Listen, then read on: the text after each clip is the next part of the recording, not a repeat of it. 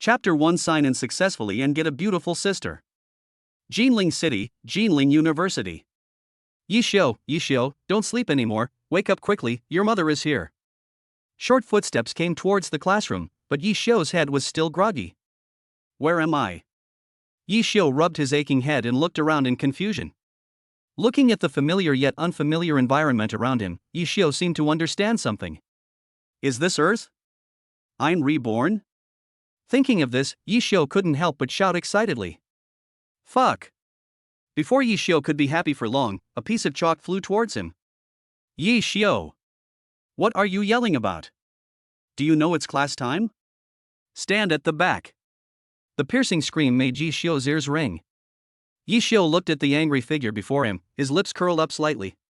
He grabbed the flying chalk with his backhand and said with a smile, "Teacher, you don't have to be so loud when calling my name." Then, Yishio casually threw the chalk he had grabbed onto the podium and walked back with the book. The chalk flew right back into the chalk box. Yishio leaned against the wall, trying to sort out all this sudden happening. Brother Yi, you are so handsome. The chalk hit the bullseye. Yishio looked in the direction of the voice and saw Bai Hao raise an eyebrow at him and give him a thumbs up. Yishio looked at him and they smiled at each other. Bai Hao, Yishio's good brother and best friend, was the one who woke Yishio up just now. Bai Hao is handsome and a fitness enthusiast. His muscular body suggests he has endless energy. With his handsome face and massive muscles, he's a popular crush for many girls on campus. Of course, most importantly, Bai Hao's family has a bit of money. Ding! Suitable host detected, system binding started. Suddenly, a cold electronic mechanical sound rang out in Yishio's mind. Ding! System binding successful. Before Yishio could react, the system had already been bound. This system is a daily sign-in system. You can sign in once a day, and you can get valuable sign-in rewards after each sign-in. It is detected that the host has not signed in today. Would you like to sign in? Sign in. Yishio answered subconsciously. Successful sign-in, got a beautiful sister. Luoshi, the eldest daughter of the Luo family, one of the 4 major families in Beijing, and also the campus beauty of Jinling University. Host, Yishio. Cultivation, martial honor 9th level. The host is actually at the peak of martial arts, but due to the thin spiritual energy on earth, his cultivation is suppressed. Occupation, none. Skill, none. Martial arts, none. Backpack, none.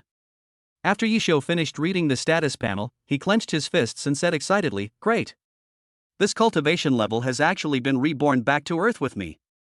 It seems that Earth is very similar to the alien world I lived in before.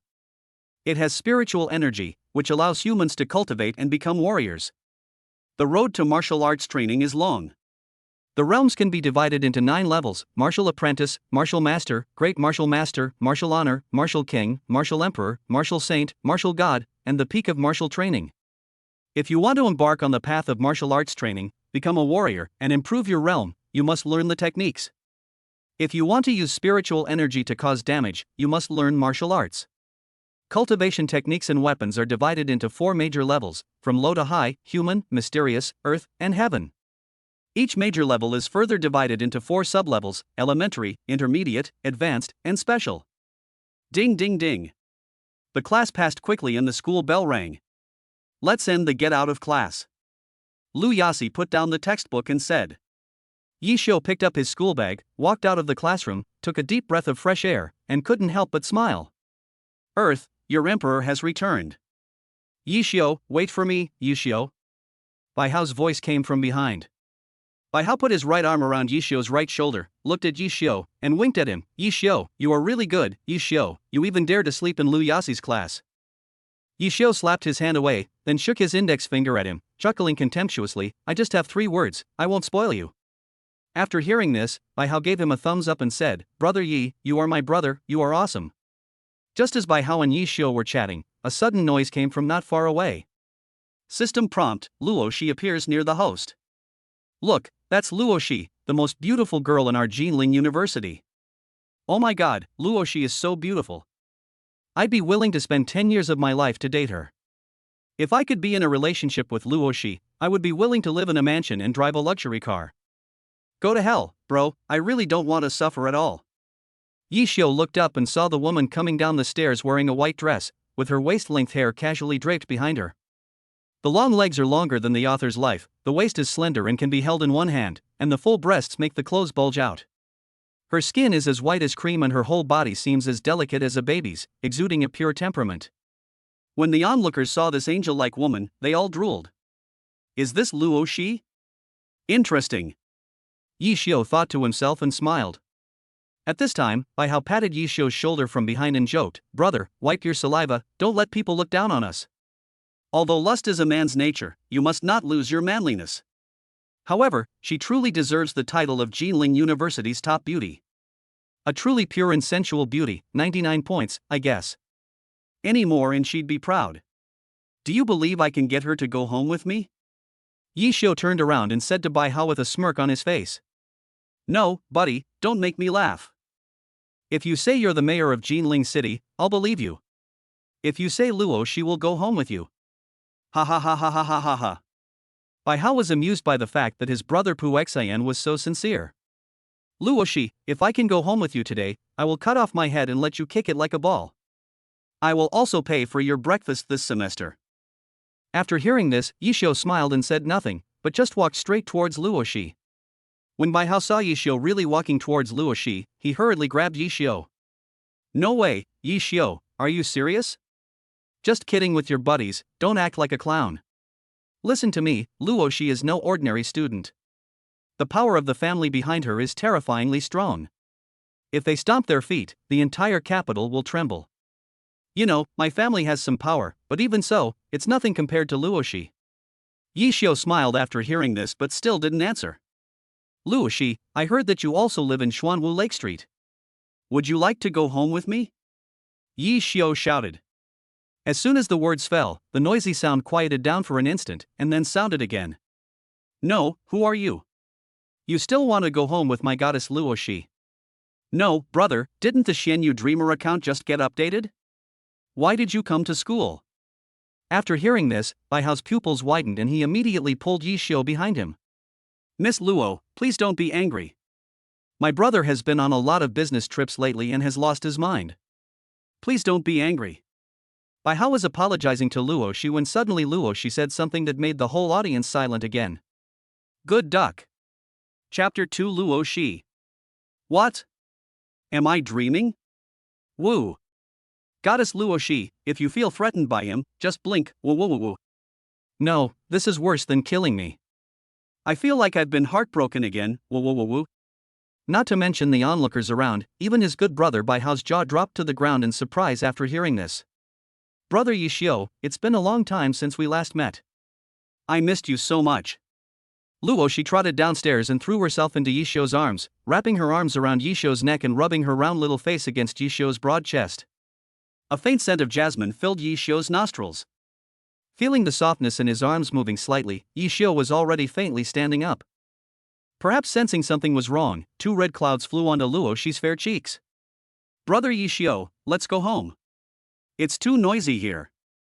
Luo Shi took Yi Xiu's hand and followed him home. The sun in Jinling in June was scorching. The branches of the sycamore trees on both sides of the road grew rapidly, their leaves were shiny and lush, and the cicadas were chirping one after another. Outside the campus, a Maybach was parked quietly under the shade of a tree. A burly middle-aged man was waiting patiently by the car door, as if waiting for the arrival of Her Royal Highness the Princess. "Brother Yi Xiu, where have you been these past few years? I miss you so much. I called you but you didn't answer, and I sent you messages but you didn't reply. We've been in the same school for so long, why are you only contacting me today?" Needless to say, this Maybach is of course Luo Shi's family car. In the car, Luo Shi, who was holding Yi Xiu's arm, was reluctant to let go. She pouted her rosy lips and asked Yi Xiu. Looking at the 2 rosy pieces, Yi Xiu was screaming madly in his heart, "Damn it, I really want to suck it." "Well, keep it a secret for now." Yi Xiu absent-mindedly evaded the question. He couldn't possibly say that he just found out today that the campus beauty of Jinling University was having an affair with him. Brother Yi Xiu has a secret with me. But I respect Brother Yi Xiu. Luo Shi stuck out her tongue at Yi Xiu. This adorable look made Yi Xiu unable to help but pinch Luo Shi's fair little face.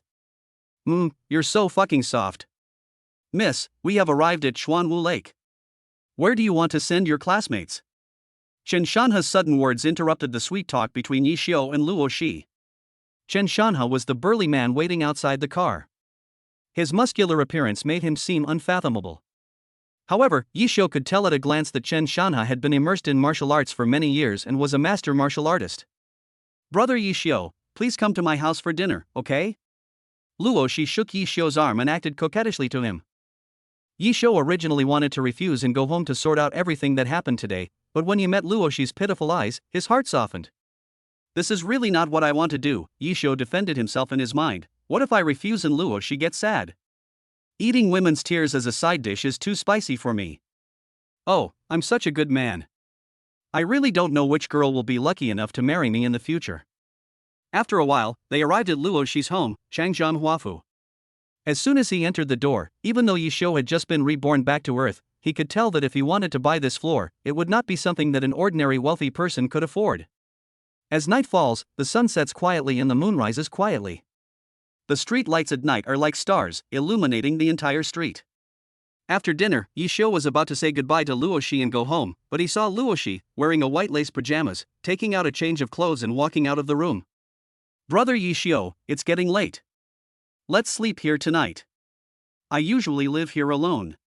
Can you stay and talk to me for a while? Ding. The task system has been successfully bound. After completing the task, you can get a valuable reward. Ding. Mission triggered. Codename, only love and food cannot be let down. Mission, as a man, I cannot do anything to hurt a woman. Agree to Luo Shi's request and stay overnight at her house. Reward, unknown. Time, 10 hours. Progress, 0%. It's not that I want to stay, I really need to complete the system task. Yi Xiu shouted in his heart. In the middle of the night, Yi Xiu was lying on the bed. No, to be more precise, he was lying on Luo Shi's bed. Luo Shi's white and slender legs were wrapped around Yi Xiu, her forehead resting against Yi Xiu's profile, with a faint smile on her face, and she soon fell asleep. The young and energetic Yi Xiu quickly calmed down and thought about everything that happened today. Everything seemed so unreal, returning to Earth, the sign and system, the beauty beside him, everything caught Yi Xiu off guard. A lot of things happened today, and even Yi Xiu, who has superb cultivation, felt very tired. Yi Xiu turned sideways, intending to find a comfortable position to fall asleep soundly. When he moved his arm, he accidentally rubbed Luo Shi's milky white snow, and she jumped like a little white rabbit in front of Yi Xiu's eyes. This is the absolute truth. Yi Xiu couldn't help but sigh as his blood boiled. Ding! Congratulations to the host, the mission progress has reached 80%.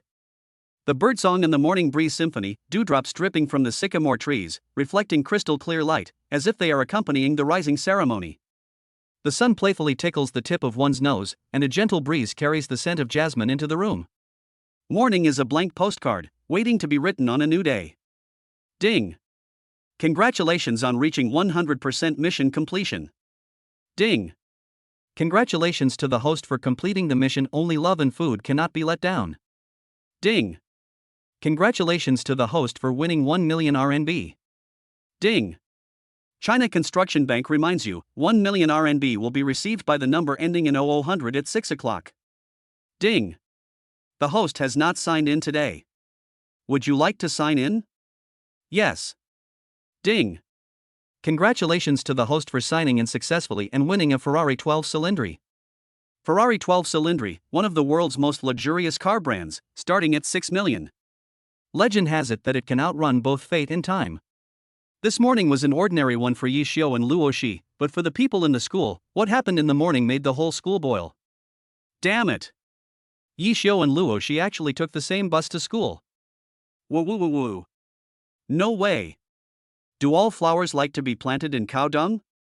Do all cabbages like to be eaten by pigs? Woo woo woo woo. Yi Xiu and Luo Shi are in love.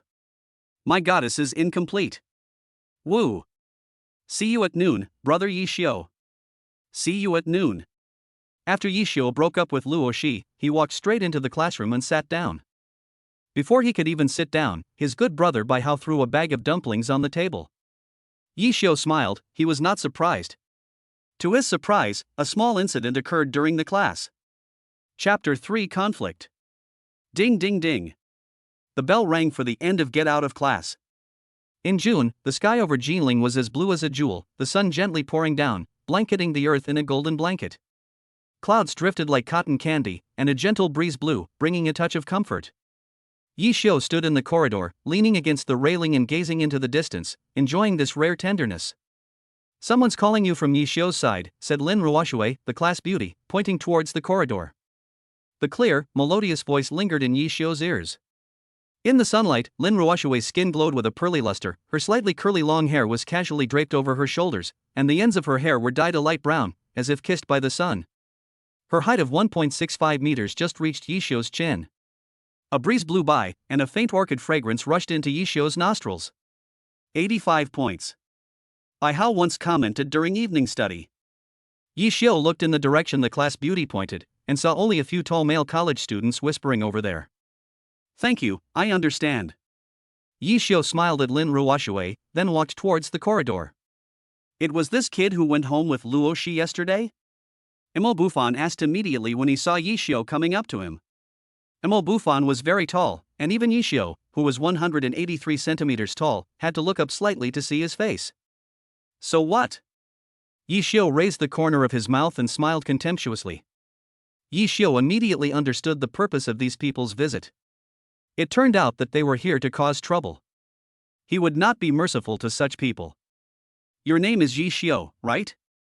Don't think that just because you drugged Luo Shi with some dirty tricks and asked her to go home with you, you can start a relationship with her. With Master Mo around, that's absolutely impossible. The lackey Chen Yi also started barking as soon as Mo Bufan finished speaking. Oh my! Why is there a dog barking in such a nice school? Who the hell are you calling a dog? When the lackey Chen Yi heard this, he immediately became anxious and rolled up his sleeves, ready to teach Yi Xiu a lesson. Yi Xiu sneered at this, clenched his fists, and prepared to fight back. That's enough, Chen Yi. Mo Bufan's voice sounded. Yi Xiu, we're not here to cause trouble. But as a classmate, I want to give you a piece of advice. A woman like Luo Shi is not someone you can control. Break up with her as soon as possible. Only I, Mo Bufan, can give him happiness. That's right. Yi Xiu, did you hear me? If I see you and Luo Shi getting close again, I'll break your legs. Chen Yi then barked like a dog. Yi Xiu didn't get angry but laughed instead. After hearing this, he took a step forward and met Mo Bufan's gaze, looking into his eyes. As a classmate, I'd like to give you a piece of advice. If you want to pursue Luo Shi, forget it. I've already got Luo Shi.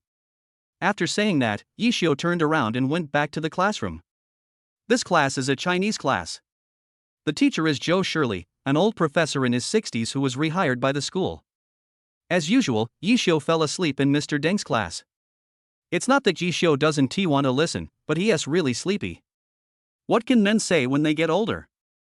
Either they look back on their glorious past and brag about their amazing achievements, or they analyze the international situation and angrily criticize the shameless hegemony of the United States. In a word, this teacher is no longer teaching in class, but educating people. Time is like a gust of wind, gone once it blows. In the blink of an eye, most of it slips through my fingers. The sun has reached its zenith, and it is noon. Wow! Look, there's a beautiful woman outside the door. Who is she waiting for? Oh my god, there really is a beauty. Wait, isn't this Luo Shi? NMLGBD, aren't you waiting for Yi Xiu? No. Yi Xiu, you can't have the house. Woo woo woo woo. Yi Xiu, is Luo Shi waiting for you outside?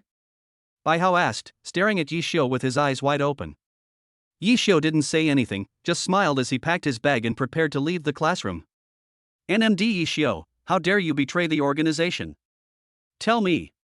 When did you get involved with Luo Shi? Yi Xiu found Bai Hao's gnashing teeth a bit funny. He patted his shoulder and said narcissistically, you'll understand when you reach my age. Today, Luo Shi wore a crisp white shirt and a high-waisted skirt. Her long hair, usually loose, was tied into a high ponytail. The hair fell naturally around her delicate oval face. She looked poetic and picturesque, like a fairy from heaven, untouched by the mundane world. Yi Xiu suddenly thought of a sentence once said by an ancient sage. Her outfits are like beautiful poems, with every detail showcasing her unique charm. Seeing Yishio coming out, Luoshi's iceberg melted immediately. She walked up to him with a smile and took Yishio's arm. Brother Yishio, Uncle Chen has something going on at home today and can't come to pick me up. How about you take me home? When Luoshi smiled, she had two cute dimples on her face. Even though there was no alcohol in her dimples, it made Yishio's mouth dry. Luo University Beauty, let Mr. Mo take you home. Mr. Mo bought a new SU-7 Ultra yesterday.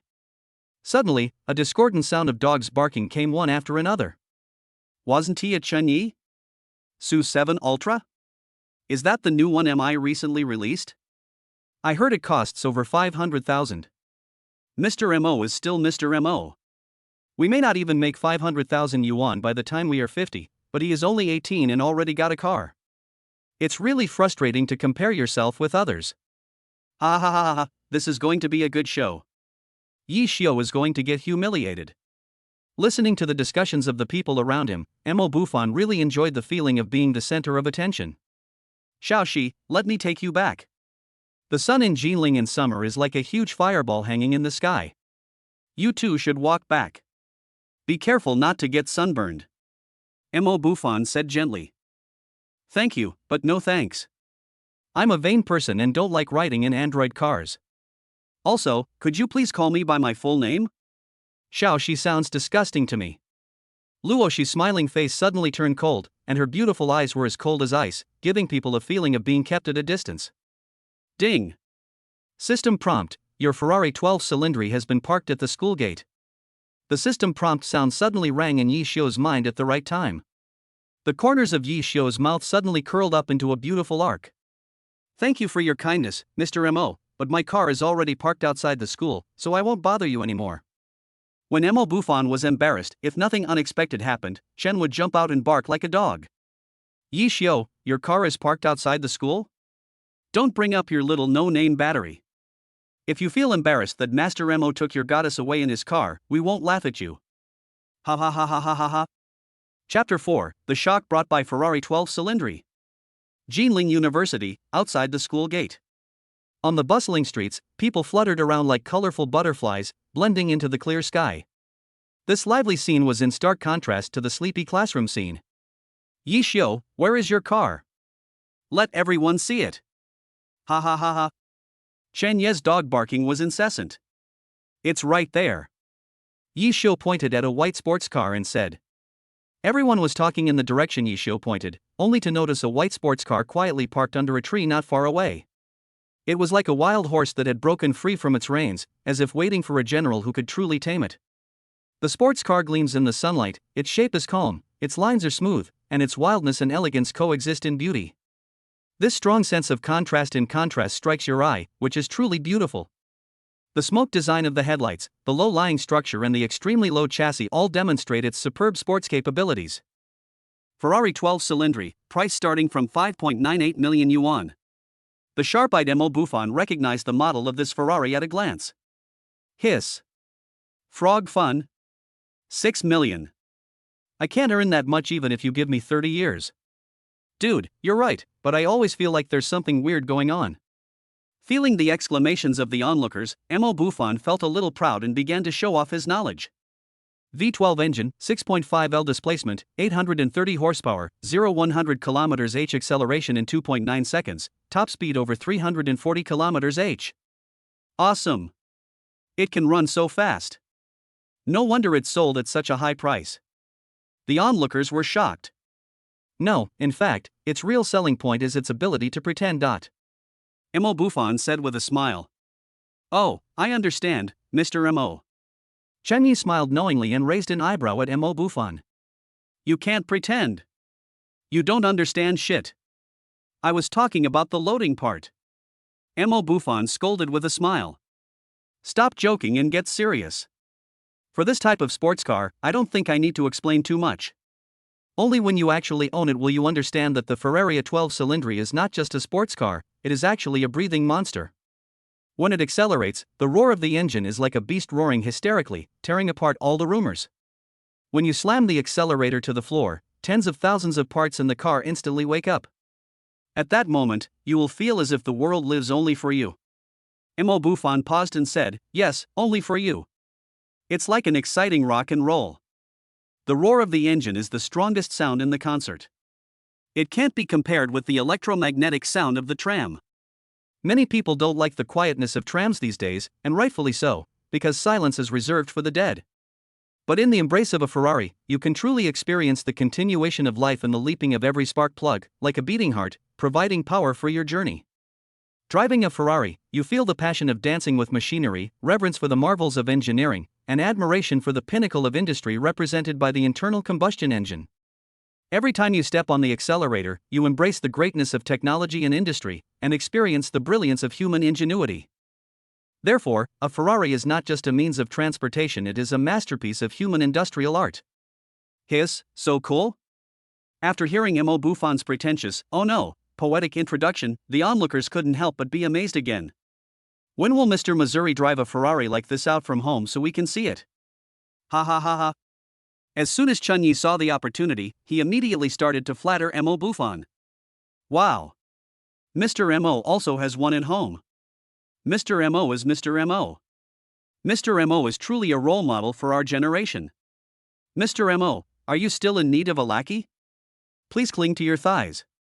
Mr. M.O., are you still in need of a girlfriend? She's 36D. M.O. Buffon was secretly pleased after hearing this, but he still pretended to be humble and said, all right, I won't joke with you guys anymore. Not to mention me, even my dad can't afford a car like this. It's okay, Mr. M.O., I've also seen this car on TikTok, and it can't outrun your SU-7 Ultra. The lackey Chun-Yi hurriedly jumped out to smooth things over. Ha, that's not bad, MI is indeed a good company. But I can drive out my father's Maybach S480 and take everyone out for a ride around Jinling City. M.O. Buffon smiled slowly. Mr. M.O. is mighty. Did you hear that, Yishio? That's a 600W Ferrari. You said it's your car? Ha ha ha ha ha. Chun-Yi started screaming again. Don't be afraid of your tongue when you boast. If this car really belongs to you, I'll cut off my head and let you kick it like a ball. Ha ha ha ha ha ha. Beep. Soon, Chen could no longer laugh. His mouth froze in the air and his pupils widened. This. While Chun-Yi was incoherently speaking in shock, Yishio took out the car keys, turned on the switch, took Luoshi's hand, and got into the Ferrari. Before leaving, Yishio did not forget to roll down the car window and stretched out his hand to wave to M.O. Buffon. Thank you, Mr. M.O., for your poetic explanation of my beloved car. You really should become a Ferrari salesperson. Without you, the sales world would be at a huge loss. Then Mr. M.O., see you tomorrow. Bye-bye. Yishio casually started up the Ferrari a 12-cylindry and sped away, leaving Chun-Yi, M.O. Buffon, and the crowd of onlookers looking incredulous in the wind. Wow! Brother Yishio, you look so handsome driving the Ferrari with one hand. Luoshi clasped her hands together, her big, bright eyes full of love. Brother Yishio, where is the seat adjustment button for this car? The front is too narrow and my legs are not comfortable sitting there. Luoshi asked in confusion. Here, under the seat. Never mind, let me help you. After saying that, Yishio reached out to help Luoshi adjust the chair. Oof, brother Yishio, you are so bad. Why is your hand under my seat? A blush quietly crept up Luoshi's fair cheeks. Her rosy face was delicate and tempting, like a ripe red apple tempting to be picked. Yishio was roaring in his heart at this moment, MLGBD, I really want to take a bite. No, the adjustment button is right under the seat. There's nothing I can do about it. Yishio lied without blushing or beating his heart. Damn, the designer of Ferrari a 12-cylindry is such a talent. This design is so user-friendly. The designer really thought it through. Yishio silently gave the designer a thumbs up in his heart. It seems that the Ferrari a 12-cylindry has no other disadvantages except its high price. Of course, the high price is my disadvantage, not its disadvantage. Chapter 5, First Encounter with a Warrior. Brother Yishio, look. There are so many people in the newly built Johua Mountain Park. Luoshi said in surprise, pointing at the crowded Johua Mountain Park. It's so beautiful. Let's go see it. Luoshi is in a good mood today. After all, she can be with the person she loves. Even if it rains, she will be happy to hide from the rain under the eaves with you. However, the weather in Jinling today cleared up in sync with Luoshi's mood, and even the dry wind had a hint of sweetness. Luoshi took Yishio for a stroll on the plank road, holding Yishio's arm and swinging back and forth, walking and stopping. Yishio felt the soft waves surging on his arm from time to time, and the friction brought him a big elasticity. Yishio no longer had time to appreciate the beauty of Johua Mountain. He began to talk nonsense in his mind. This mountain is so huge. No, it's this mountain that's so soft. That's not right. Mount Johua is not high. Luoshi and Yishio reached the top of the mountain in less than half an hour, with only a few beads of sweat appearing on their foreheads. After reaching the top, Yishio saw an exquisite pavilion. When he got closer, he found that there was a plaque under the pavilion with the words Red Leaf Pavilion written on it. There weren't many people in the Red Leaf Pavilion. There was only an old man and two young people, a man and a woman. They must have just reached the top and were resting there. Let's go in and sit down too. Entering the Red Leaf Pavilion, Yishio looked at the three of them. He guessed that the old man might have lived for 60 years, yet he was still energetic and full of passion. Yishio knew that this old man in his 60s was no ordinary person, but he remained calm. After all, with him around, no problems would ever arise. The woman had icy skin, almond-shaped eyebrows and a beautiful nose, and her long black hair casually scattered over her shoulders. She was wearing a turquoise cheongsam with a slit that reached all the way to her thighs, revealing long, slender, white legs that Yishio couldn't take his eyes off. Especially the buttocks that were tightened by the cheongsam and looked particularly round, which made Yishio fantasize about it, and his mind was full of erotic images of words starting with the word ho. The man had sharp eyebrows, bright eyes, and white teeth. His tan skin took on a beeswaxy sheen in the sunlight. His eyes were like a pool of stagnant water, devoid of any visible emotion. His spotless canvas shoes exuded an otherworldly aura. He's an expert. Yishio secretly commented in his heart. Grandpa Chin, what a coincidence. Are you guys also coming to Johua Mountain Park to climb the mountain? Suddenly, Luoshi's voice, as gentle as the spring breeze, came to my face, like the most beautiful melody in lyrical music. Oh. You are Luo Chongfeng's granddaughter, right? The old man laughed heartily. It's been more than 10 years since we last met. You've grown so much. After hearing this, Yishio nodded silently. Well, it is indeed big. By the way, Brother Yishio asked me to introduce him to you. This is Grandpa Qin Xianhe, the patriarch of the Qin family, one of the 4 great families in Beijing, and also a longtime friend of my grandfather. Grandpa Qin, this is Yishio. It's mine too. Boyfriend. After saying that, Luoshi lowered her head shyly and hid behind Yishio. 2 blushes immediately appeared on her face, spreading from her cheeks to her ears, and she held Yishio's hand even tighter. Seeing this, Qin Xianhe's hearty laughter became even louder. Hello, young friend Yishio. I'm Qin Xianhe. Before he finished speaking, he cupped his fists and bowed to Yishio, then continued his introduction. This is my granddaughter Qin Yayu and grandson Qin Yeling. You two should say hello to Mr. Yi. Greetings, Mr. Yi. Qin Yayu and Qin Yeling said to Yishio while clasping their fists. Because Arya sure speaks with spirit. What a good name. Yishio gave them a thumbs up and praised them. Just as Yishio clasped his fists and bowed to the two, Qin Xianhe suddenly launched a punch at Yishio. The speed was so fast that one could even see after images of the fist. Even the air seemed to be split by the wind from Du Gangjing's fist, and lo, explosive sounds echoed repeatedly. Everyone was shocked by the sudden punch, including Yishio.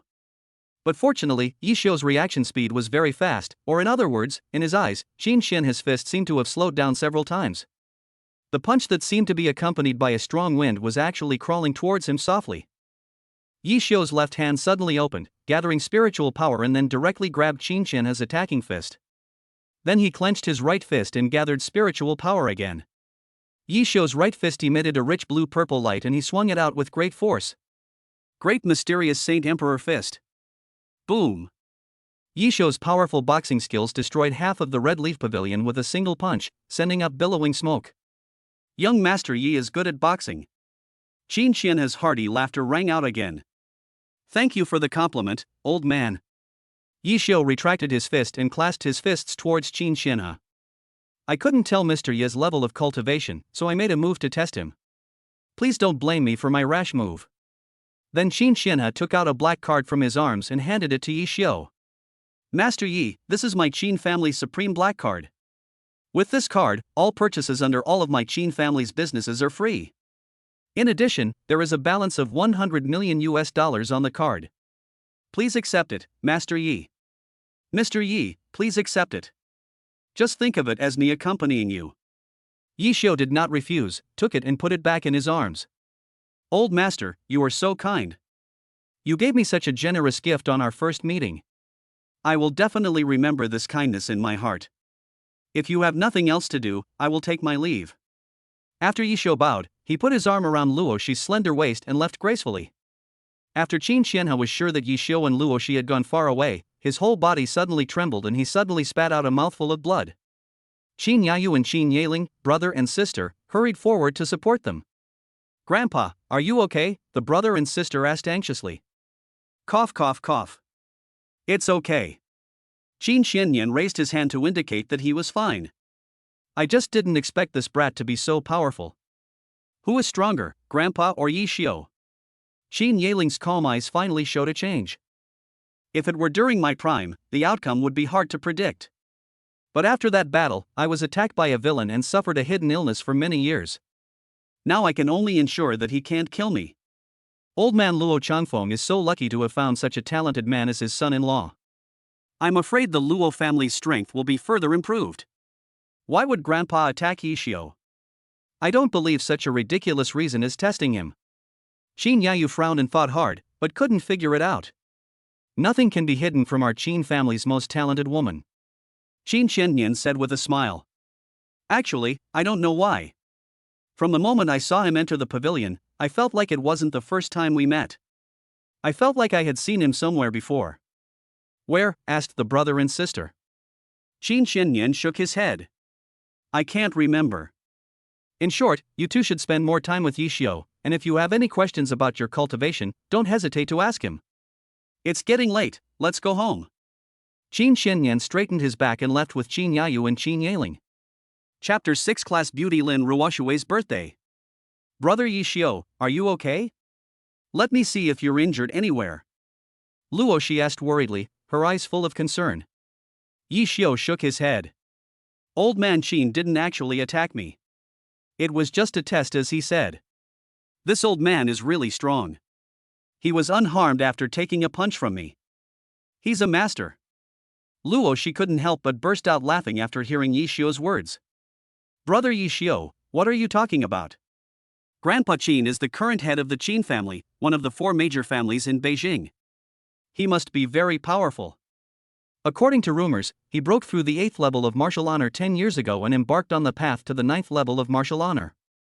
This is the limit of human martial artist cultivation and the ceiling of the contemporary ancient martial arts world. And this supreme black card Grandpa Qin gave me is extraordinary. Seeing it is like seeing the Qin family's patriarch himself. In other words, as long as you, Brother Yi Xiu, don't go around killing, looting, or robbing women on the streets, the Qin family will keep you safe.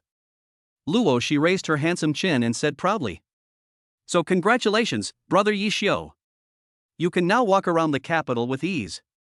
Yi Xiu smirked after hearing what Luo Shi said. Can't you rob a woman?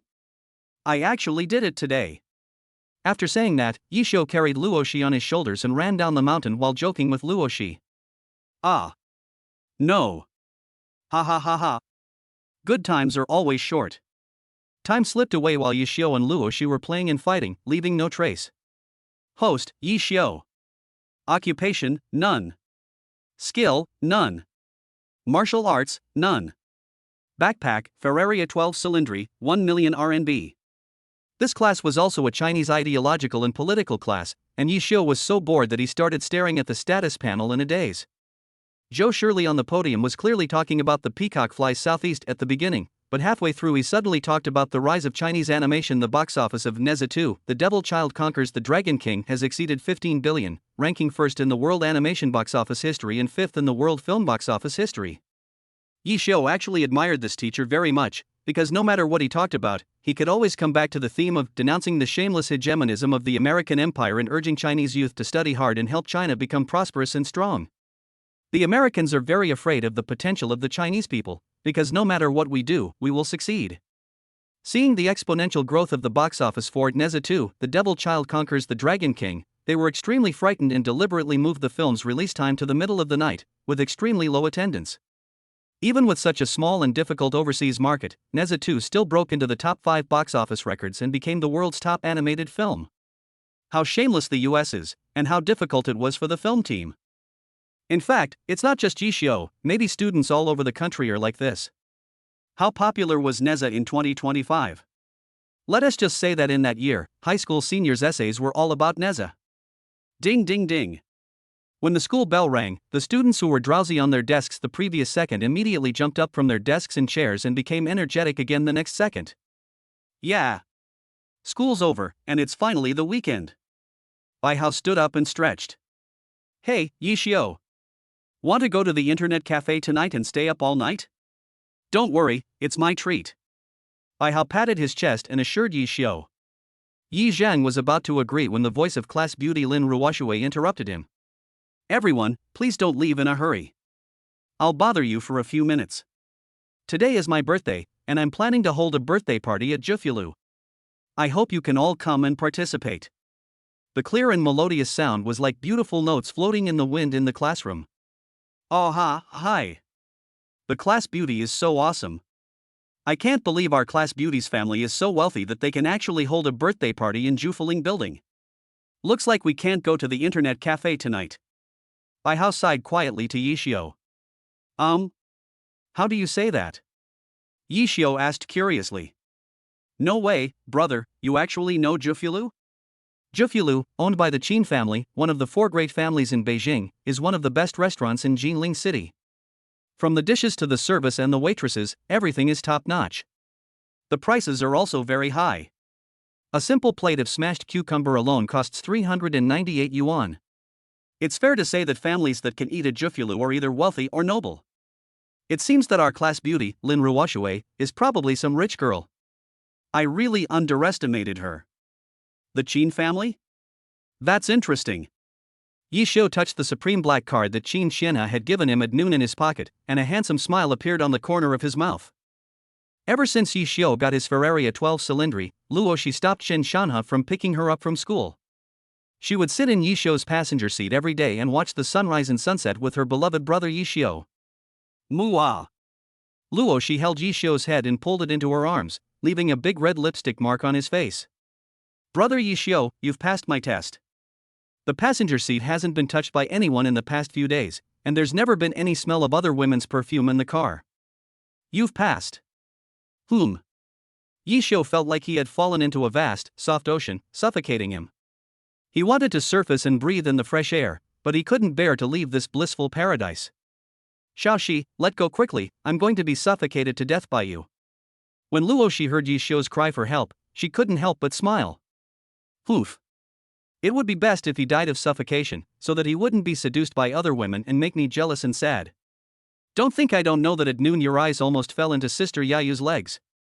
Although she said so, Luoshi immediately released her strength. If her brother Yishio was really suffocated to death, where would she go to cry?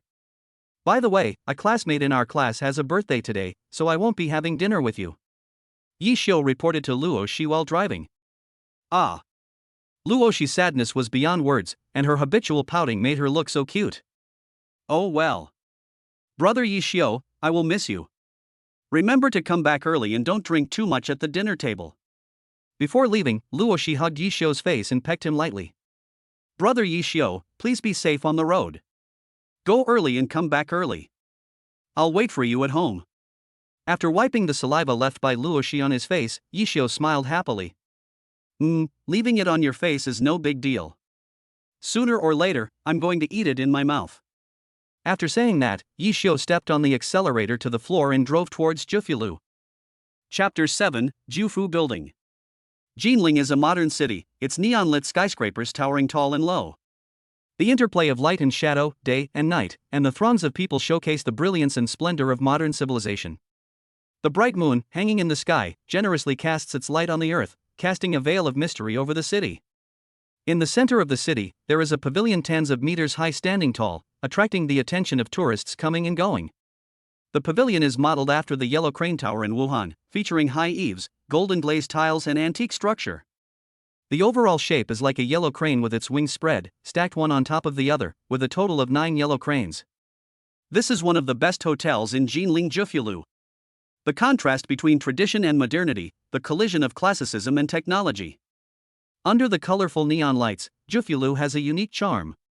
Soon Yishio arrived at the bottom of Jufu building and was stopped by the security guard when he was about to enter. If nothing unexpected happens, an accident will happen soon. Hey! Stop right there, kid. A shout suddenly came from behind Yishio. Do you know where this is? Jufyalu. One of the best restaurants in Jinling. Those who can come here to spend money must be rich or noble. Look at you, you are wearing tattered clothes, without any brand name items. You don't look like someone who can come here to eat. I'm afraid you are here to steal things. Get out of this building right now. Otherwise, don't blame me for being rude to you. Zhang Qi raised his big fist and said arrogantly. Yishio turned around. Without saying a word, he simply sneered at the contemptuous security guard. Then he took the Ferrari key from his pocket and flipped the switch. Beep. Zhang Qi was startled by the sudden noise and quickly turned around to find out what was going on, but he was blinded by the bright AFS headlights of the Ferrari. Can I come in now? Zhang Qi only now realized that he seemed to have offended a powerful and influential person. He bowed his head and hurried forward to apologize, slapping himself in the face as he spoke. Sir, I was wrong. I was too short-sighted. Please be magnanimous and treat me like a piece of shit.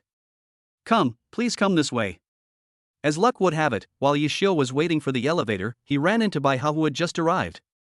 Tonight, Bai Hao wore a white suit that stood out against his 185 centimeters height. The straight lines of his clothes outlined his perfect figure, and the collar of his shirt was slightly open, giving him a casual yet elegant look. Yishio punched him on the shoulder.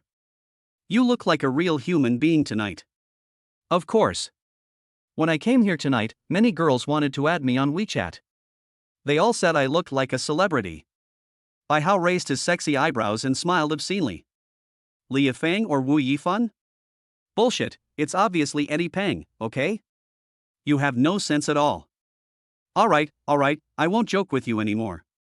Let's go upstairs and don't keep us waiting. Lin Ruoxue is a real talent. She's actually able to treat us to dinner at Jufulu. She's rich, sweet, and lively. I guess we need to communicate more in the future. What? Is our young master Bai ready to marry into the family? Yishio joked. Go! Do I look like the kind of person who's blinded by money and can't move his legs when he sees a beautiful woman? I'm talking about the pure friendship between classmates. Bai Hao said to Yishio with contempt. Only when they actually arrived upstairs did they understand what the first hotel of Jinling was. Decorated with gorgeous crystal chandeliers, mahogany finishes and brocade embroidered with gold thread, and paired with high-end luxury appliances, the entire space is filled with an atmosphere of luxury. You two handsome guys are here to attend Miss Lin's birthday party, right? Please follow me over here. As soon as they went upstairs, Yishio and Bai Hao were warmly welcomed by the waitress. You know what, the waitress has a really nice figure. I've been walking all the way here and haven't seen anyone smaller than this. Bai Hao exaggeratedly pouts his thick lips and secretly makes a C sign to Yifan. Oh my god. They're all wearing hip skirts, black stockings and high heels. No more talking, I'm going back tonight for a business trip abroad. Lin Ruoxue is very beautiful tonight. The white dress highlights her ethereal temperament. A priceless pearl necklace is worn on her slender and soft swan neck. Under the spotlight, she is the only princess tonight. Ruoxue, you are so beautiful. Class beauty, I want to be your dog. Dedicate your heart to Her Royal Highness the Princess. The classmates in the box were all sending their sincere blessings to Lin Ruoxue. Thank you all for taking time out of your busy schedule to come and attend my birthday party. I hope everyone can eat, drink and have fun today. I'll pay for everything tonight. Oh, the class beauty is so awesome. Amidst the screams and howls of ghosts and wolves, delicious dishes were served by the waitress. Holy crap, seared foie gras. Bai Hao's eyes lit up as he looked at the foie gras, and he stuffed it directly into his mouth with a fork. It's rich in fat, has a delicate texture, is crispy on the outside and tender on the inside, and melts in your mouth. Haochi. The beef Wellington is also tender and juicy, with the flavors of ham and sauce permeating the whole, creating a rich and harmonious taste. Not bad, not bad. This spaghetti with meat sauce is also good. Bai Hao ate with great pleasure, his big mouth filled with food. You guys keep eating, why are you all looking at me? By the way, Yi Xiu, you should eat more of this salmon. It's delicious too. It's worthy of being one of the best restaurants in Jinling. Every dish is so delicious. Yi Xiu really wanted to pretend that he didn't know this idiot, and act like a pig with greasy mouth. I'm not careful in choosing friends.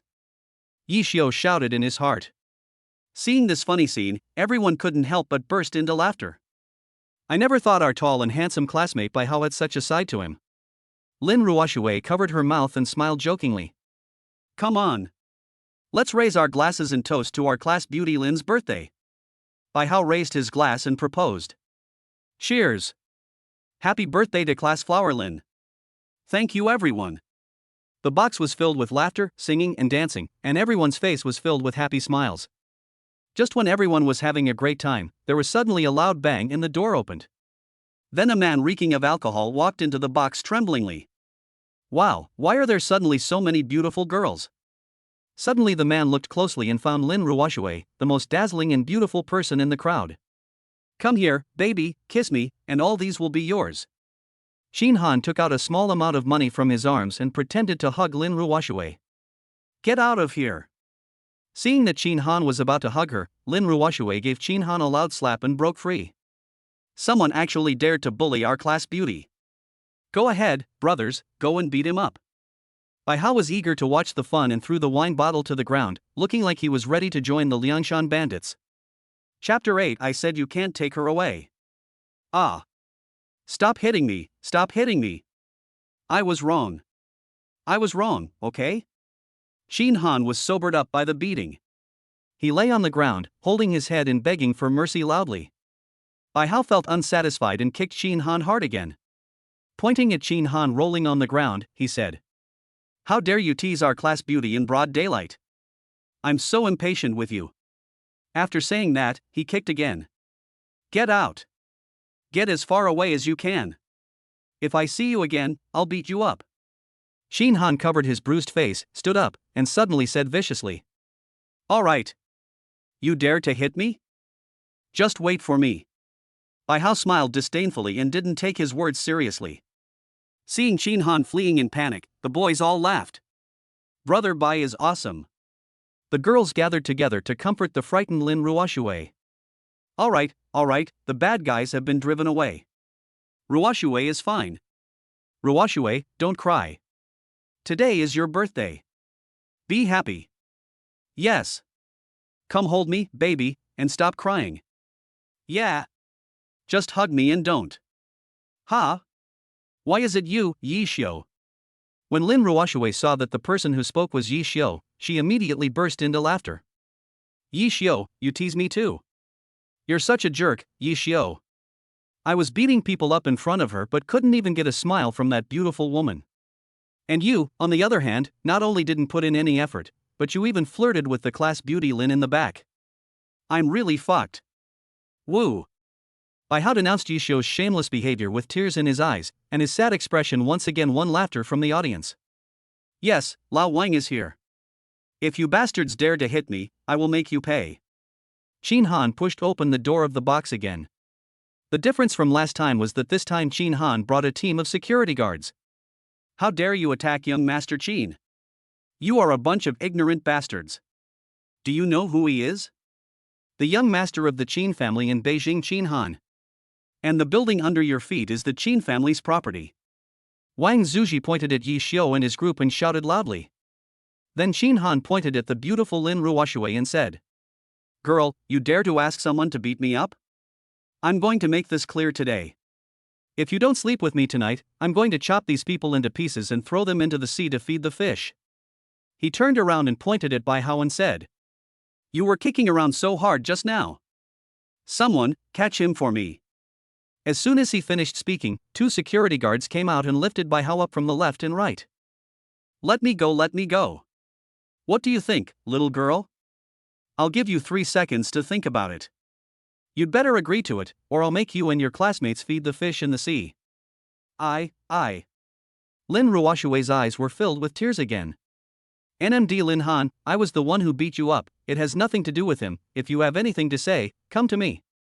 Bai Hao struggled and shouted. At this moment, Lin Rujingjing closed her eyes in despair and was about to agree to Qin Han's request. Seeing this, Qin Han burst into laughter. Ha ha ha ha, take her back to the next box and wait for me. But at this moment Yi Xiu stepped forward and walked in front of Lin Ruoshue. You can't take her away today while I'm here.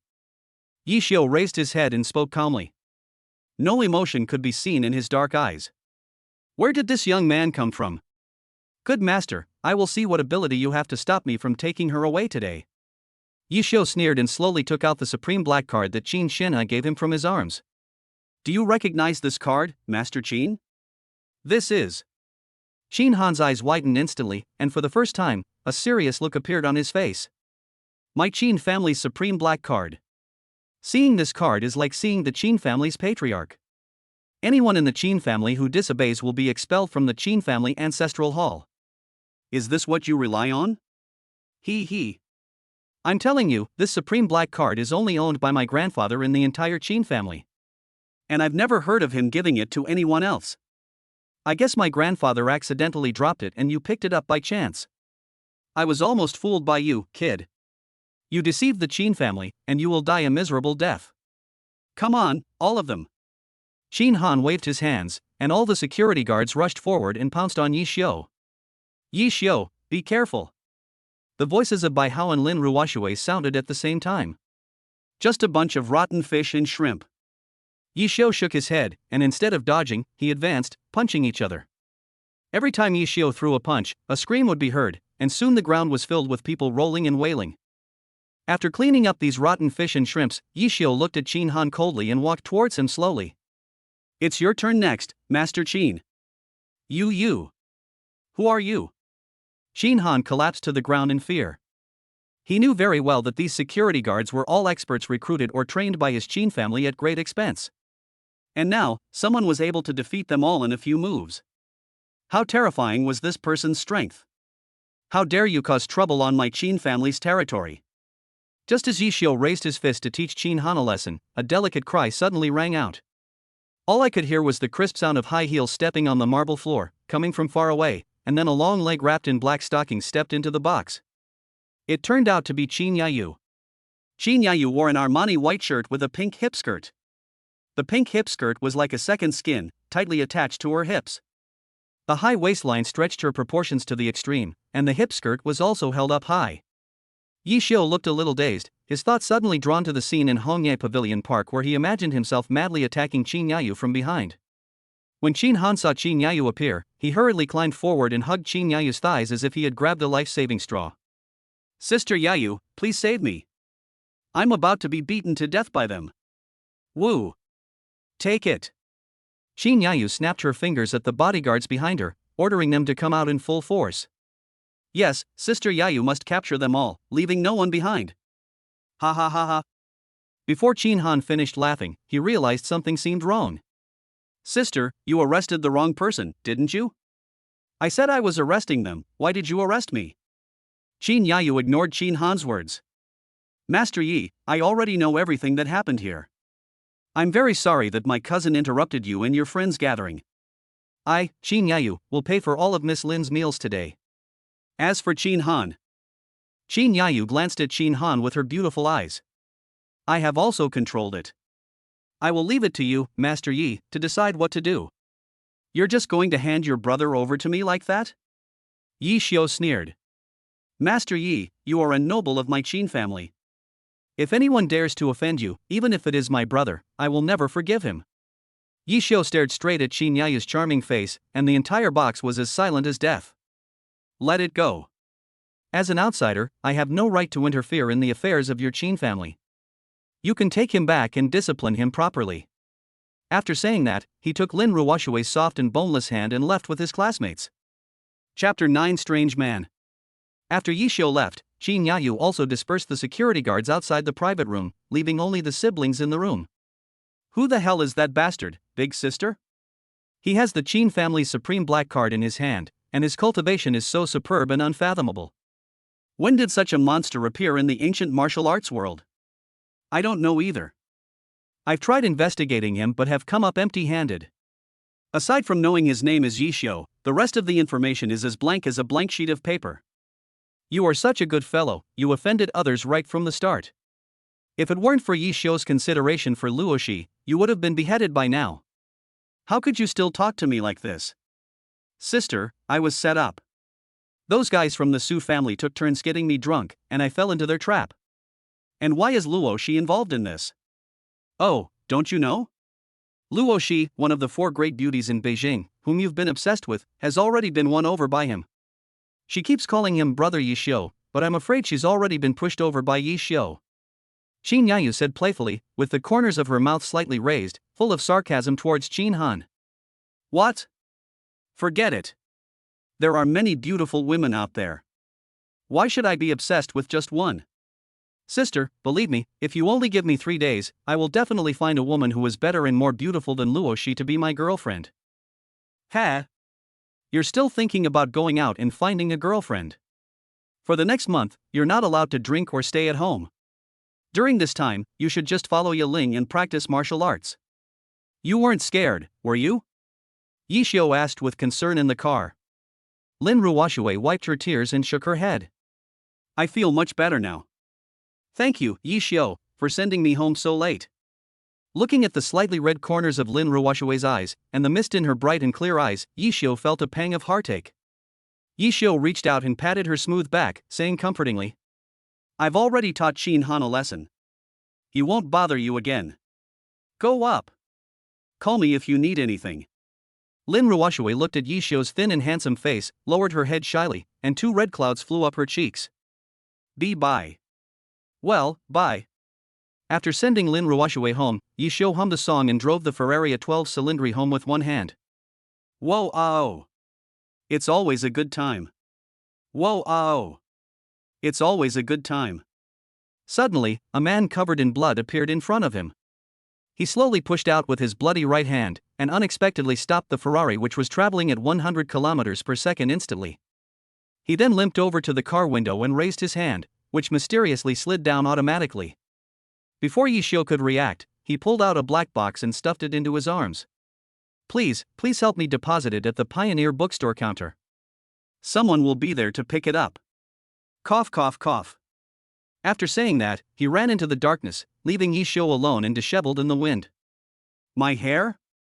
If there wasn't a black box dripping with blood in Yishio's arms, Yishio would have suspected that he had fallen asleep while driving and had a dream. Yishio looked in the direction the man had fled, but he had already disappeared. Yishio was a little amused. Anyway, take it back first. As for storage, we'll talk about it tomorrow. Whoa, oh. It's always a good time. Whoa, oh. It's always a good time. Owl City's ethereal voice once again brought the song to a climax, but Yishio was in no mood to listen to the song this time. He reached out and turned off the car stereo. Good UMLGB. Qin Han again, and this strange man, this day is really terrible. Yishio couldn't help but laugh and curse when he thought about what happened today. As soon as Yishio returned to Changjian Huafu and entered the door, he saw Luoshi already asleep on the sofa. Luoshi leaned against the soft sofa like a docile cat, her 2 jade white hands were red from being pillowed by her head, revealing only her palm-sized, stunning little face. Her plump breasts rose and fell regularly, and the corners of her mouth were slightly raised as if she had had an incredible dream. Yishio walked over, picked up Luoshi, and gently placed her on the bed. Mesmerized by her adorable sleeping form, he lowered his head and kissed her forehead before returning to the living room and sleeping on the sofa. The morning light flowed into the room like melted honey. The sycamore leaves outside the window were condensed with dewdrops like broken diamonds. The wind blew through the treetops, and the cicadas chirped. It is detected that the host has not signed in today. Would you like to sign in? Yes. Ding. Sign in successful. Congratulations to the host for learning the Great Appraisal Technique. Great Appraisal Technique can identify all things in the world, penetrating superficial appearances to the essence. This technique consumes a small amount of spiritual energy. If used on an ancient magical weapon, the origin, refining materials, and special properties of the magical weapon can be immediately revealed. If used on a living creature, its race, realm, and so on can be discovered. It can be called an information seeing eye. Host, Yi Xiao. Cultivation, martial honor 9th level. The host is actually at the peak of martial arts, but due to the thin spiritual energy on earth, his cultivation is suppressed. Occupation, none. Skill, none. Martial arts, none. Backpack, Ferraria 12 cylindry, 1 million RNB. Do you want to identify this black box? Yi Xiao stroked his chin and thought. Forget it, this is someone else's privacy after all, so it's better to avoid getting involved. Yi Xiao drove to the Pioneer bookstore early in the morning, hoping to quickly resolve this black box of unknown origin. Hello, could you please store this box for me? Yes, sir. Please wait a moment. After completing the relevant formalities, Yi Xiao was about to leave when he was stopped by the front desk staff. Someone asked me to pass this on to you. They said if someone leaves a black box there, please give this phone to them. Yi Xiao was completely confused at the moment. He felt as if he had accidentally stepped into a maze. Yi Xiao turned on his phone, and as soon as he turned it on, a text message came in. Hello stranger, when you get this phone, it means my operation has most likely failed. But until the dust settles, who can know for sure? I am Yi Tianqian, the eldest son of the Yi family, the leader of the 4 major families in Beijing. I have one more thing I want to ask of you. This matter concerns the life and death of my Yi family. Please help me. If there is no message notification after 3 days, please pretend nothing happened and destroy the phone. If there is a text message after 3 days, please help me retrieve the black box and wait for my next letter. There's a Rolls-Royce Phantom outside the gate of Tunghai University. This phone can unlock it. Inside is a check for $10 million. Consider it my thank you gift. If there's anything else you'd like in the car, please feel free to help yourself. Yours truly. Chapter 10 Auction. After reading the message, Yi Xiao let out a long breath. We've encountered 3 of the 4 major families in the capital. Is this Jinling or the capital? Never mind. Now that I'm here, I might as well make the best of it. I won't let my imagination run wild. Anyway, let's go check out that Rolls-Royce first. Yi Xiao parked the car at the entrance of Tunghai University. The moment he stepped out of the car, he was captivated by the university's simple and elegant 3-door structure. The majestic words Tunghai University on the gate seemed to speak of the school's glorious history and the lofty aspirations of its students. Dream School. Following the instructions on his phone, Yi Xiao quickly found the Rolls-Royce Phantom. Yi Xiao didn't admire the calm and sullen Rolls-Royce, and directly opened the door with his phone. As soon as he got in, Yi Xiao found a check for $10 million written on the main seat. Ding! System prompt: a large amount of spirit stones have been found piled up around the host. A cold mechanical electronic sound suddenly rang in Yi Xiao's mind. Spirit stone is not only a resource for cultivation but also a common currency in the ancient martial arts world. After a brief search of the vehicle, Yi Xiao finally found about 50 spirit stones hidden in the trunk. This is. The sharp-eyed Yi Xiao keenly noticed that there was a small booklet under the spirit stone. He picked it up and flipped through it briefly. His old face instantly turned red and he immediately let go and threw it on the ground. There are still people reading FHM. If you want to read, you should read good books. Oh, these inexperienced people. At this moment, Yi Xiao suddenly turned into a veteran driver, holding his forehead helplessly and said with regret. After checking once more that nothing was left in the car, Yi Xiao left. He did not touch the money, spirit stones, or anything else in the car. Xiao Shi, what are you doing? As soon as I opened the door, I saw Luo Shi changing between 2 beautiful evening gowns in front of the mirror. Brother Yi Xiao, you're back. Seeing that it was Yi Xiao, Luo Shi immediately went up to him and gave him a big hug. Tonight, Jinling City will be holding a massive auction at the Jinling Blue Sky International Convention and Exhibition Center. It's a martial artist-only auction. Even more interesting, there's a rumor that the final item is incredibly rare, and the final price could break 10 figures. Let's go check it out tonight. Also, this is the dress I prepared for you, Brother Yi Xiao. Try it on and see if it fits you. Clothes make the man, and saddles make the horse. After Yi Xiao put on the evening gown, he looked like an aristocratic gentleman walking out of an oil painting, showing off his maturity and handsomeness. Luo Shi was watching from the side with love in her eyes, and joked that Yi Xiao was a thief who stole her heart. After hearing this, Yi Xiao walked straight towards Luo Shi with a wicked smile, and pushed Luo Shi against the wall. Their eyes met, and Luo Shi's heart almost stopped beating with nervousness. Then Yishio gently lifted Luo Shi's chin with his thumb and index finger and kept looking at her like that. 5 minutes later, Yishio reluctantly let go of Luo Shi. Seeing Luo Shi's flushed face, Yishio smiled and said, "I'll go get the car and wait for you downstairs." Luo Shi seemed to have not yet recovered from her shock. She froze in place, her cheeks flushed red all the way to her ears, as if her entire body was on fire. It took an unknown amount of time for Luo Shi to recover. Luo Shi touched his pounding chest and let out a long breath. "Call. My heart is beating so fast." Jinling Blue Sky International Convention and Exhibition Center is the largest convention and exhibition center in Jinling. Most large-scale commercial events are held here. Even the President of China has met with the President of the United States here. As luck would have it, as soon as Yi Xiu and Luo Shi entered the venue, they ran into Qin Qianhe, Qin Yayu, and Qin Yeling, who had just arrived at the convention center.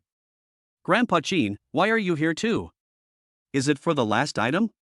The sharp-eyed Luo Shi immediately spotted Qin Qianhe and hurriedly pulled Yi Xiu over to say hello. "Yes, I also want to see what the auction items are that are estimated to sell for over 10 digits. Is it really that magical?" Qin Qianhe said with a smile. Okay, Grandpa, Xiaoxi, let's go in quickly. The auction is about to start." Qin Yayu reminded from the side. Qin Yayu's outfit today was particularly eye-catching. The slim-fitting black dress perfectly fit her body curves, outlining her figure in all its shapes and sizes. The neckline slightly revealed a charming cleavage, adding a touch of sexiness and charm. "Brother Yi Xiu, is Sister Yayu pretty?" Very pretty." The next second, Yi Xiu felt a pain in his waist. "Ah. Xiaoxi, please let go, it hurts so much." Qin Yayu blushed after hearing this. She pretended not to hear, lifted her skirt, turned around and walked into the venue. Qin Qianhe laughed out loud when he saw this scene. "Friend Yi, your straightforward nature is very much to the liking of my Qin family." Then Qin Qianhe walked into the venue with Qin Yeling, who was lowering her head and trying to suppress her laughter. "Ha, brother Yi Xiu, you are a huge pervert. Eat what's in the bowl, but keep an eye on what's in the pot." Hello everyone. Welcome to the Jinling Blue Sky International Convention and Exhibition Auction. I am the host of this auction, Chen Mingjie. Thank you all for taking the time to attend this grand event filled with treasures. Before the auction officially begins, please allow me to briefly explain the auction rules. This auction will be conducted in ascending order, with each increment not less than 10,000 yuan. Bidders are requested to bid by raising their paddles or by signaling. The hammer strikes the lot, and after the sale, please follow the payment and delivery procedures. If you have any questions, please feel free to signal the staff. Well, without further ado, let's start with our first item. As soon as the words Qingming Festival were spoken, the waitress came up in high heels and brought the items. Our first lot is a low-grade 3rd-level Peiyuan pill, made by the famous 4th-level alchemy master by Tiankuan. It can help warriors break through from the 9th level of the great martial master to the martial honored. There are 3 Peiyuan pills in total. The starting price is 100,000 yuan. Bidding will begin now. After Chen Mingjie introduced the Peiyuan Dan Sutra, there was a commotion in the audience. I never thought the first lot would be such a precious treasure as the Peiyuan Dan. I have been stuck at the 9th level of the great martial master realm for 10 years. For the sake of my martial arts training, I must obtain it at all costs. Great. It's actually the Peiyuan pill. Looks like Grandpa's martial arts journey will be able to take a step forward. I must get it. 100,000. 150,000. I'll give you 200,000.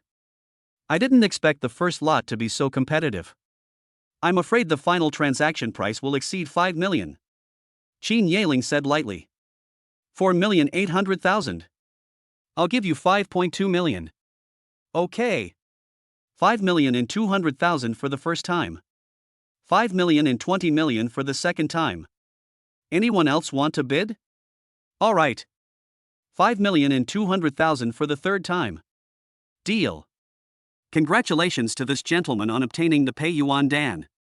I also wish him continued success in his martial arts training.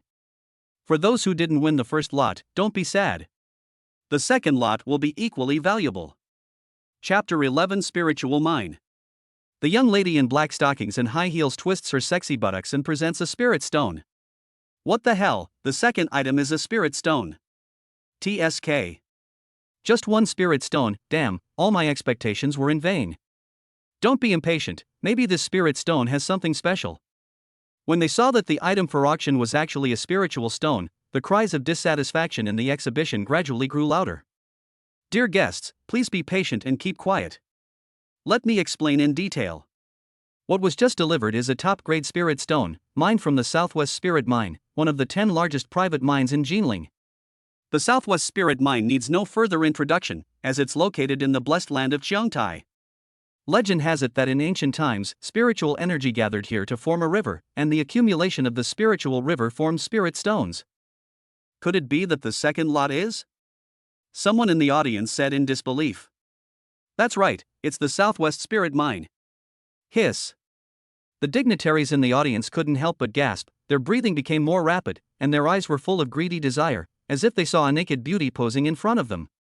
Feeling the burning gazes from the audience, Chen Mingjie couldn't help but reveal a smug smile on his face. Everyone, please wait. Before we begin bidding, I must first remind you, after thousands of years of extensive mining by ancient human warriors and extreme weather changes, most of the spiritual stones on the rock walls have become dull and their spiritual energy is gradually fading. I'm afraid that within 3 months, the Southwest Spiritual Mine will begin to weather and become a completely ordinary mine. If this were not the case, the mine owner would not be auctioning it off. So please consider carefully before bidding. Once the hammer goes under, no refunds will be given. Now we're starting the auction for the second item, the Southwest Spiritual Mine. The starting price is 100 million. Each bid must be no less than 50 million. Start. I'll offer 200 million. The old man wearing black sunglasses in the corner took the lead. 400 million. The female president, dressed in LV bags, raised the bidding card high and doubled the price in an instant. 450 million. The bidding for the Southwest Spirit Mine is still going on fiercely. The bidding is so rapid, haven't they considered the problem of spiritual mine depletion? Xin Yeling looked at the sharply soaring prices and couldn't help being a little shocked. It's actually quite normal to think about it. The Earth's spiritual energy is already depleted. If there are no other resources to support ordinary people's cultivation, it will probably be even more difficult. Money can be earned again if lost, but spiritual minerals are rare. Seizing opportunities, taking risks, and tearing open the cracks in fate are the compulsory lessons that every warrior must learn throughout their lives. Cultivation is a graveyard that devours lives, but it is also a ladder to change fate. Yeling, you still have a long way to go in your cultivation. I hope you can go further. Yes, Grandpa. Yeling understands. I'll give you 1 billion. As soon as the sky-high price of 1 billion yuan was announced, the whole audience fell silent and looked at each other in surprise. Let him have it, we won't fight for it. Although the spiritual ore is precious, we also have to consider its depletion. 1 billion is already beyond its value. Let's stop bidding. Stop, we're here for the last lot. Don't waste too much money on the previous auctions. We only have 10 billion. For this last item, we absolutely cannot spend it on anything else. Let's leave it at that. Brother Yishio, why don't they fight anymore? Luoshi lay in Yishio's arms, and the hot air she exhaled brushed against Yishio's, making Yishio feel itchy in his heart. Even for warriors, 1 billion is not a small sum. Everyone here should be here for the last piece, so they won't spend too much money up front to avoid disrupting their plans. But what exactly is this final lot? Even someone as powerful as Qin Xianhe has come out to show his support. I bet this is the purpose of his trip to Jinling. I'm really looking forward to the next lot. Yishio hugged Luoshi, his eyes narrowed slightly, and a mysterious curve appeared at the corner of his mouth. The Blue Sky International Auction Exhibition is quite interesting. This gentleman offered 1 billion. Is there a higher price? 1 billion for the first time. 1 billion for the second time. 1 billion for the third time. Deal. As the auction hammer hanging in the air slammed down, the Southwest Spirit Mine was finally sold at a high price of 1 billion yuan. Soon, precious items were brought out one by one by the waitresses, and sold one by one. Most of the guests bought the items they were interested in, and happiness and joy filled the entire convention center. The ice cubes in the wineglass had long since melted into water, the moon outside the window had climbed to the zenith at some point, and there was only one lot left at the auction. Everyone, happy times are always short-lived. The auction is gradually coming to an end. Next is our last lot, and I'm sure most of the guests here are here for this. Let's take a 10-minute break. The bidding for the final lot will begin in 10 minutes.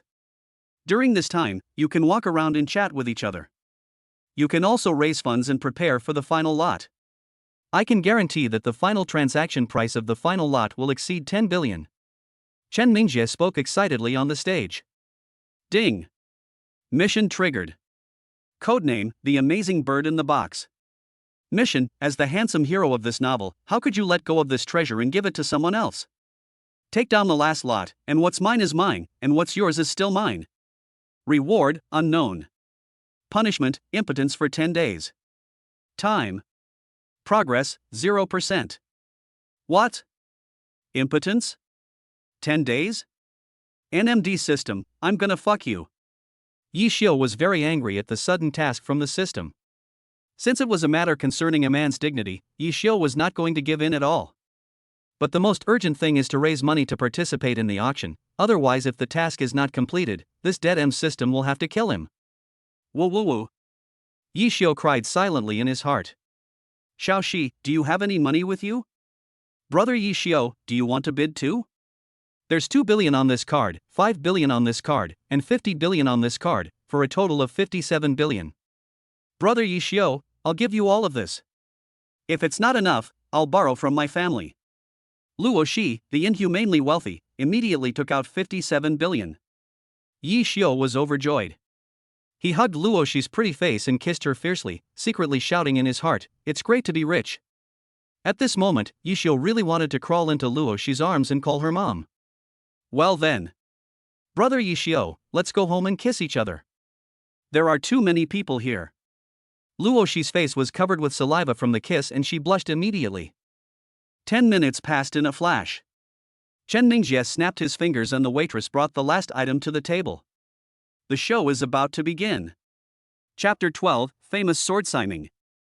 The young lady lifted the red cloth, and a dazzling blue-purple light shot out wantonly in all directions, stinging the people so much that they couldn't open their eyes, and they raised their hands to block it.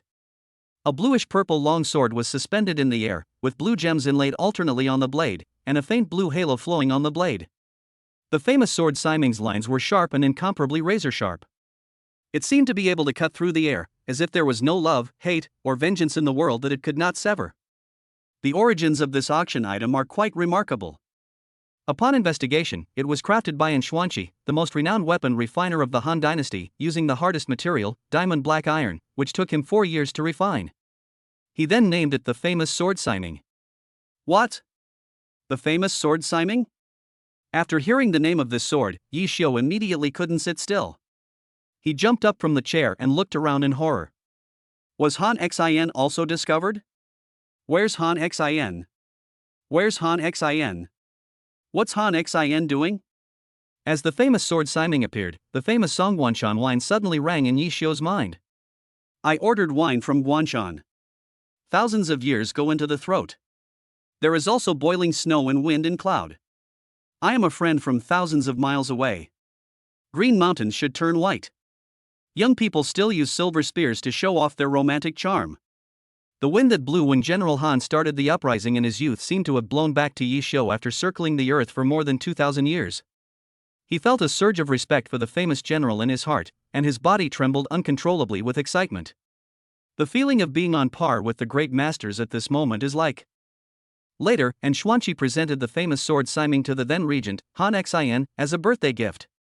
It became the regent's personal sword. The regent was delighted and gave Xuanqi 1,900 taels of gold in return. This sword accompanied the regent in battle for many years, repeatedly performing remarkable feats on the battlefield and safeguarding the country's peace and the people's happiness. Later, due to war, the northern Song dynasty fell, and the famous sword Siming gradually disappeared into the long river of history. To commemorate the regent, later generations listed his sword as one of the 8 famous swords of China. It wasn't until 2 years ago that a young Chinese archaeologist accidentally unearthed this long-lost sword in an inconspicuous tomb. Only then did the famous sword Siming come to light again, continuing its legendary story. What's special is that its use isn't just as a sharp weapon to kill enemies, it also has a mysterious power. The famous sword Siming can withstand the full force of a blow from a martial arts master below the 9th level. What does this mean? That is to say, the famous sword Siming can withstand a fatal blow from Russia's Sarmat intercontinental missile. However, it should be noted that a famous sword Siming can only be used once, after which it will be reduced to dust and dissipated from this world. Okay, enough talking, let's get back to the topic. The last lot is the famous sword Siming. The starting price is 1 billion. Each bid must be no less than 100 million. The bidding begins. 100 million US dollars.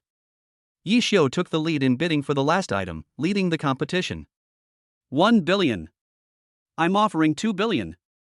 Don't you dare compete with me for it. 2.5 billion. I am Fu Wenqing, the head of the Jinling Fu family. Please give me a favor and give me the famous sword Siming. What Jinling Fu family? They're nothing in my eyes. Others might be afraid of you, but I, Hu Wei, am not. If you want the famous sword Siming, you have to pay 3 billion. 50 billion. Just as the two were arguing, Qin Qian has slowly raised the bidding card and said lightly. Within minutes, the price of the famous sword Siming had reached 5 billion. 5 billion was already prohibitive for most of the people at the exhibition, and many even lost their eligibility to compete at the outset. Then Qin Qianhe stood up and waved to everyone present. I am Qin Qianhe, the head of the Qin family in the capital. This treasure means a lot to me. I hope you can bear to part with it. I, Qin Zhanghe, would like to thank you all in advance. So it's Mr. Qin. Although I, Hu Wei, am a rough man, I also know that I can't steal someone's love. I give up the competition. Mr. Qin, you are too serious. In terms of financial resources, we are naturally no match for you. I, Fu Wenqing, also give up the competition. It's true that everyone in the world knows you. As early as 20 years ago, Grandpa Qin's reputation had spread throughout the streets and alleys of China. He is the spiritual leader in the hearts of every warrior. Luo Shi praised secretly. 5 billion at a time. 5 billion twice. 5 billion in 3. Chen Mingjia had the hammer in his hand suspended in mid-air, ready to strike down. 6 billion. Yi Xiu raised the bidding card in his hand for the second time and said lightly. Yi Xiu's sign immediately caused an uproar. Where did this young brat come from? How dare he compete with Mr. Qin? I bet you that this kid will definitely not survive tonight.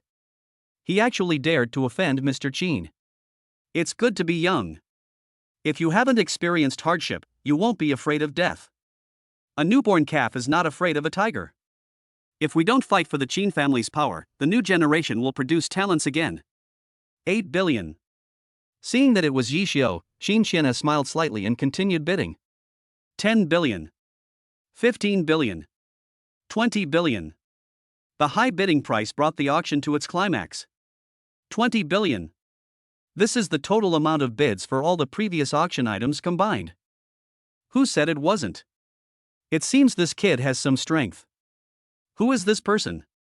Whose family is he from? I've never heard of such a person in the ancient martial arts world. A few minutes later, the price continued to rise and reached 50 billion. Friendji, do you really want to compete with me?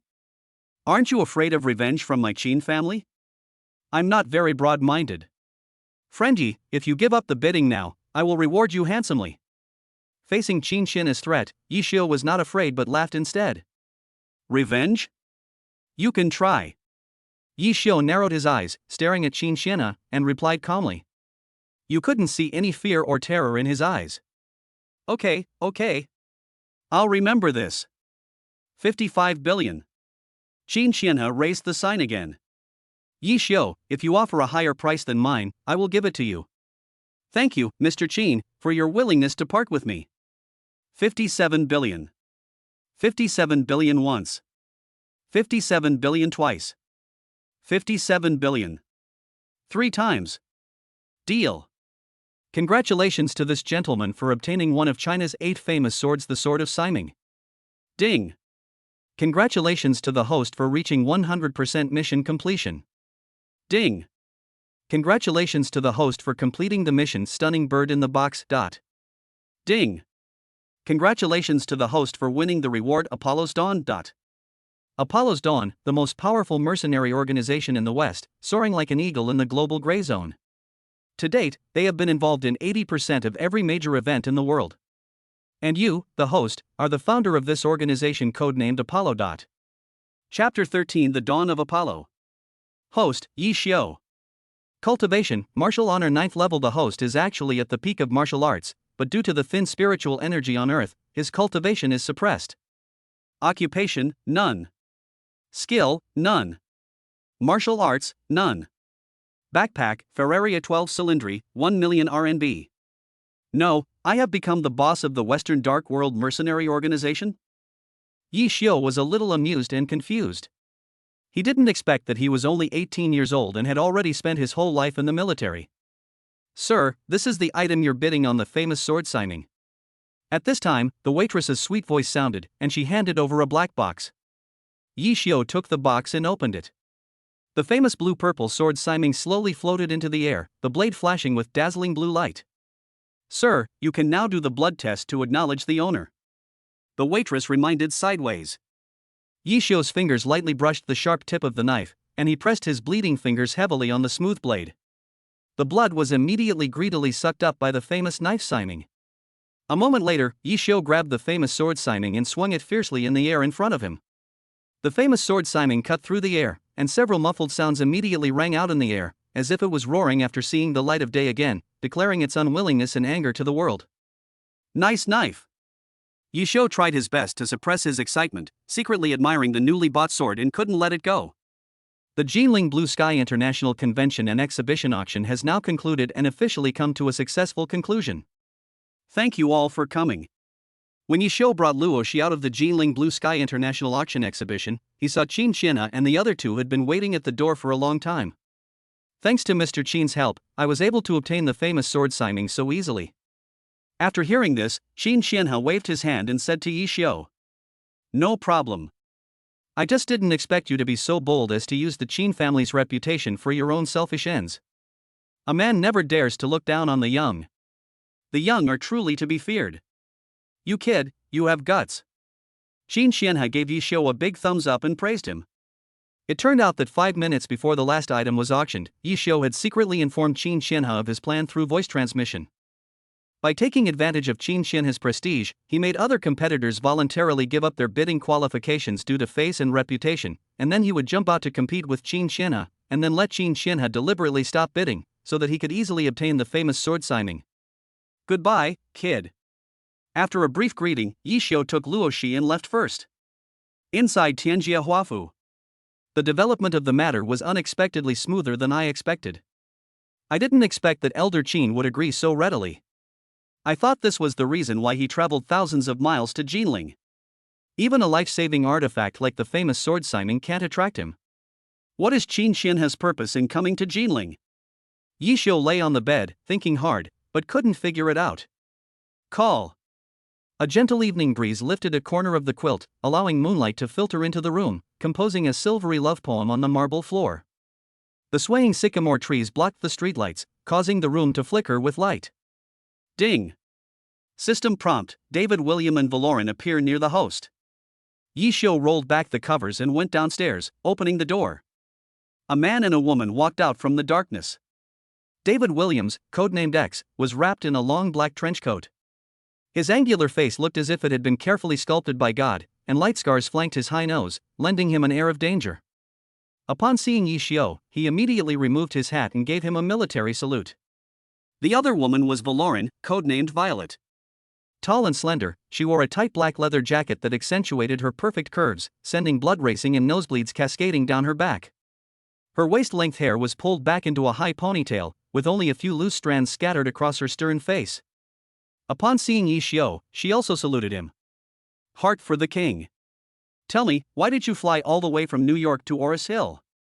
Boss, we've recently discovered a large influx of mercenaries into Jinling. Our intelligence officers discovered that even the Black Mambas have boarded a flight to Jinling. Black Mamba? These shady rats, if I see them, I'll kill them. The Black Mamba, the world's largest criminal organization, is an internationally wanted criminal.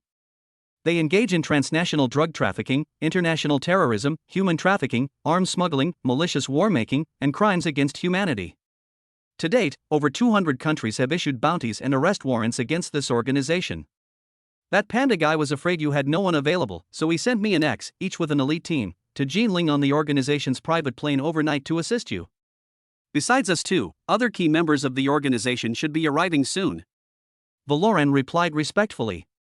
That panda guy hasn't changed at all. He's so thoughtful and calm, everything seems to be planned out, and he's always trying to control the situation. Thinking of his old friend, Yishio smiled happily.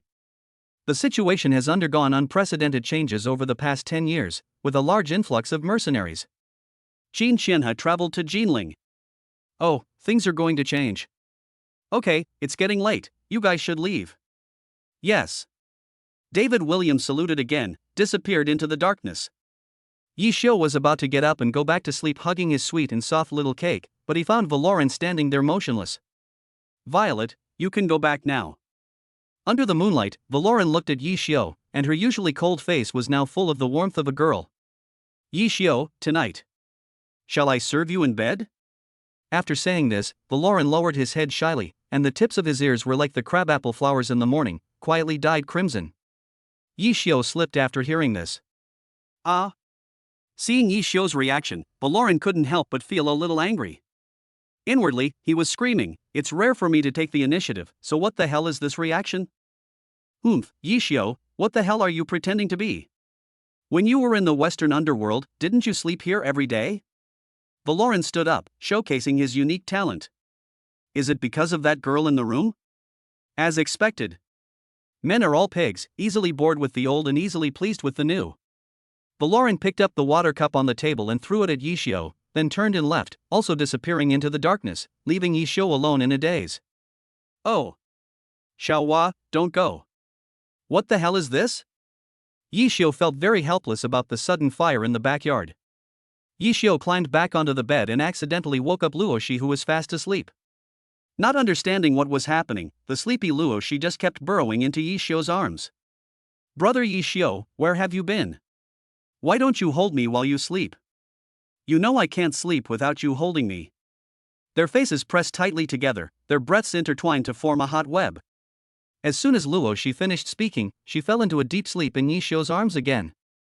Feeling the warmth of the soft jade in his arms, Yishio slipped his hands into Luoshi's lace nightgown, tightly hugged her slender waist, and fell asleep while smelling the faint jasmine scent on Luoshi's body. A beautiful day ends.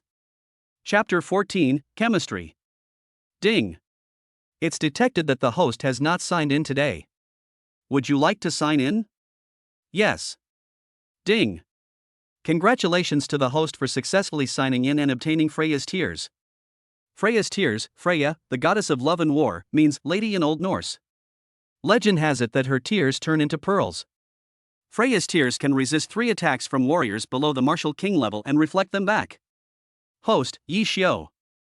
Cultivation, martial honor 9th level. The host is actually at the peak of martial arts, but due to the thin spiritual energy on earth, his cultivation is suppressed.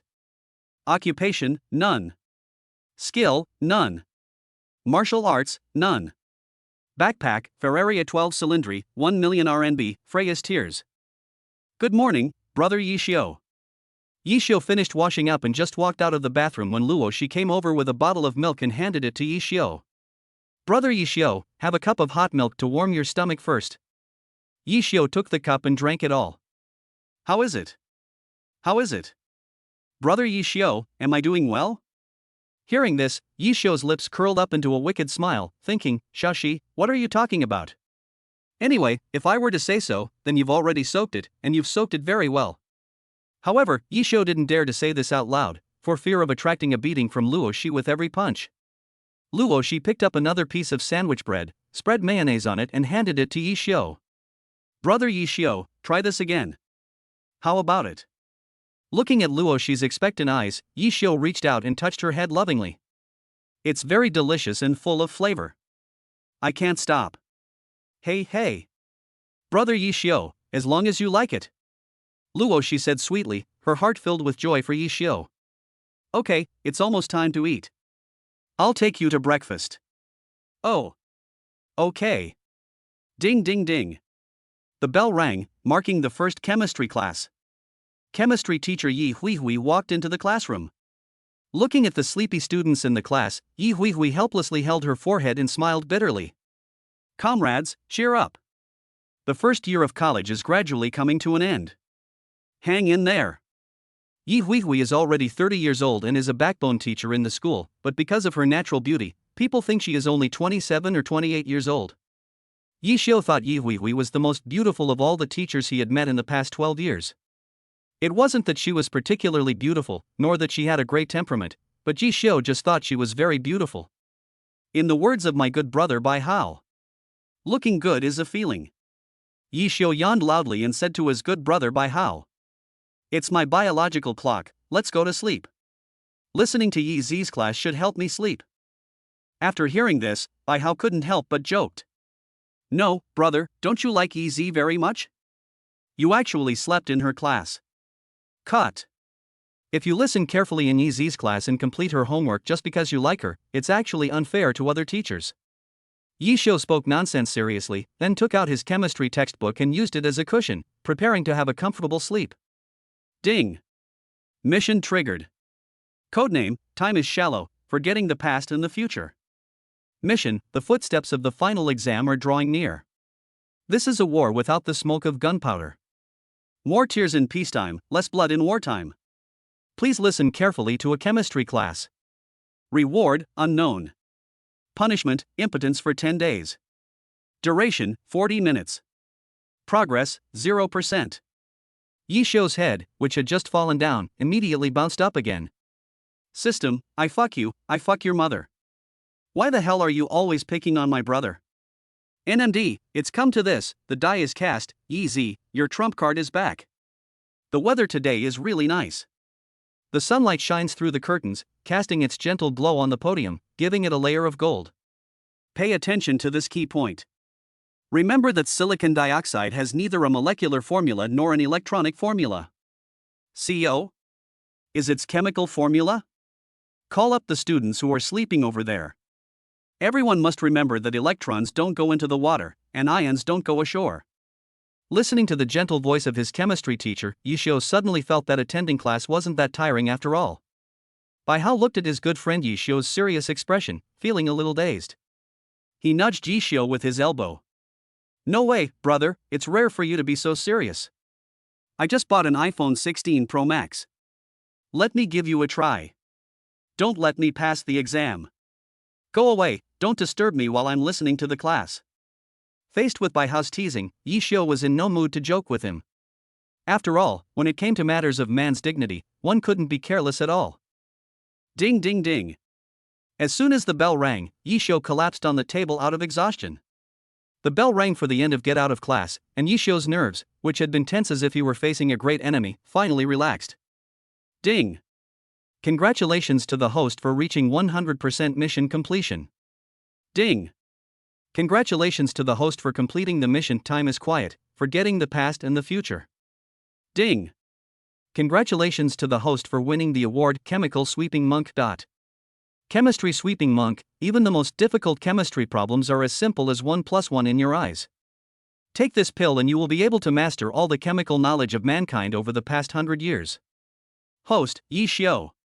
Cultivation, martial honor 9th level. The host is actually at the peak of martial arts, but due to the thin spiritual energy on earth, his cultivation is suppressed. Occupation, none. Skill, none. Martial arts, none. Backpack, Ferraria 12 Cylindri, 1 million RNB, Freya's Tears, Chemical Sweeper. Yi Xiu thought, and a conical bottle filled with black pills instantly appeared in his hand. Yi Xiu took out the pills and swallowed them in one gulp. Suddenly, as if struck by lightning, Yi Xiu's brain circuit was activated. Yi Xiu casually opened the university chemistry textbook.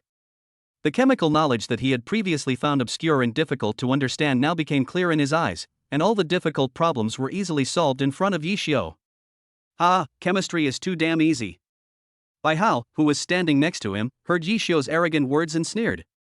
No, buddy, do you really think you become a chemistry expert after attending 2 chemistry classes? If you can solve this problem in 5 minutes, I'll call you daddy. 3 moles. It took less than 5 minutes, maybe even just 30 seconds. As soon as Yi Xiu finished reading the question, the answer immediately popped into his mind. What the hell? Looking at Bai Hao's shocked expression, Yi Xiu said indifferently in a pretentious manner. If the genius is Ku Jia, then I am AlphaGo. There are many geniuses in Jinling, but they all call me a genius. Is it open? I mean spiritual intelligence? Chapter 15. We call this lip friendship. You don't understand. Ding ding ding. Yahoo! It's finally gym class. Bai Hao, who had slept for 4 classes, stretched himself. Let's go, Yishio is going to play basketball. Bai Hao lowered his head, picked up the basketball at his feet, and raised his chin towards Yishio. At ease. Stand at attention. The burly Chen Mingwu stood in the sun, the midday sun shining on his shiny head, making it glossy. Sports Commissioner Xiao Lu, please help the teacher to take attendance and see who is absent. Lu Xingchen, the sports committee member, is 180 centimeters tall and weighs 180 kilograms. Because he is seriously overweight, Bai Hao often makes fun of him and calls him Brother Pig. Brother Pig is honest and simple, and treats people sincerely. Even though Bai Hao often jokes with him, he doesn't take it to heart and is very popular in the class. Yi Xiao. Arrive. Bai Hao. Pig brother, I'm here. Lin Ruoxue. Arrive. Okay, roll call complete. Reporting that the teacher has finished the roll call, there are 50 people in computer class 5 who should be present, and there are 50 people present. Yahoo! After the roll call, it's time to play basketball. Hurry up and grab the court. Go! Bai Hao was holding a basketball and was about to rush to the basketball court with other students in the class when he was stopped by Chen Mingwu. Hey, what are those guys doing over there? This class will not be dismissed. Physical examination. Ah. There were wails and ghost cries one after another. Damn this bald guy, I can't play basketball again. Bai Hao put down the basketball reluctantly and complained to Yi Xiao. Everyone, find a partner. Today we'll start with the sit-up test. The time limit is 1 minute. Boys must do 50 and girls must do 40. Redo the unqualified ones until they are qualified. Brother Yi Xiao, let me help you stretch your legs. At some point, Luoxi suddenly appeared, and without giving Yi Xiao a chance to refuse, she pushed Yi Xiao down onto the mat and sat sideways on Yi Xiao's thighs. Seeing this, everyone's eyes focused on Yi Xiao. If looks could kill, Yi Xiao would have been hacked to pieces by now. Is there any way to play MD that doesn't rely on modeling? Woo woo woo woo woo. Sitting so close, what if we kiss? How can I fix it? Woo. I just hate myself for not being a piece of history. Flowers can't be planted on me. Woo. The whole playground was filled with the smell of vinegar. Why is the baby here? Is your last period also physical education? Yes, I came here specifically to look for Brother Yi Xiao. I didn't expect you were taking a physical test, so I'm here to help you. Luo, she replied with a sweet smile. Although I envy Yi Xiao, he is my brother after all. Bai Hao sighed sincerely, who would have thought that when he turned around, Daniel Wu would be scared like Song Xiaobao. A little beauty who was 1.6 meters tall and weighed 180 grams pulled Bai Hao's clothes and asked shyly. Handsome guy, let me help you. Well, that. I have. Before Bai Hao could finish speaking, the little beauty threw Bai Hao to the ground and sat on him. Ah. The miserable cry caused the whole audience to laugh. Brother Bai, how could I not say you're handsome? You're a real girl killer. Brother, this is the real brother. Brother Bai, the last man in computer science class 5, and a one-day limited time trial card for Charles de Gaulle. Compared to Yi Xiao, I'm more jealous of Brother Bai. Ever since I found out she was wearing size 45 Air Jordans, I've lost interest in Luoxi.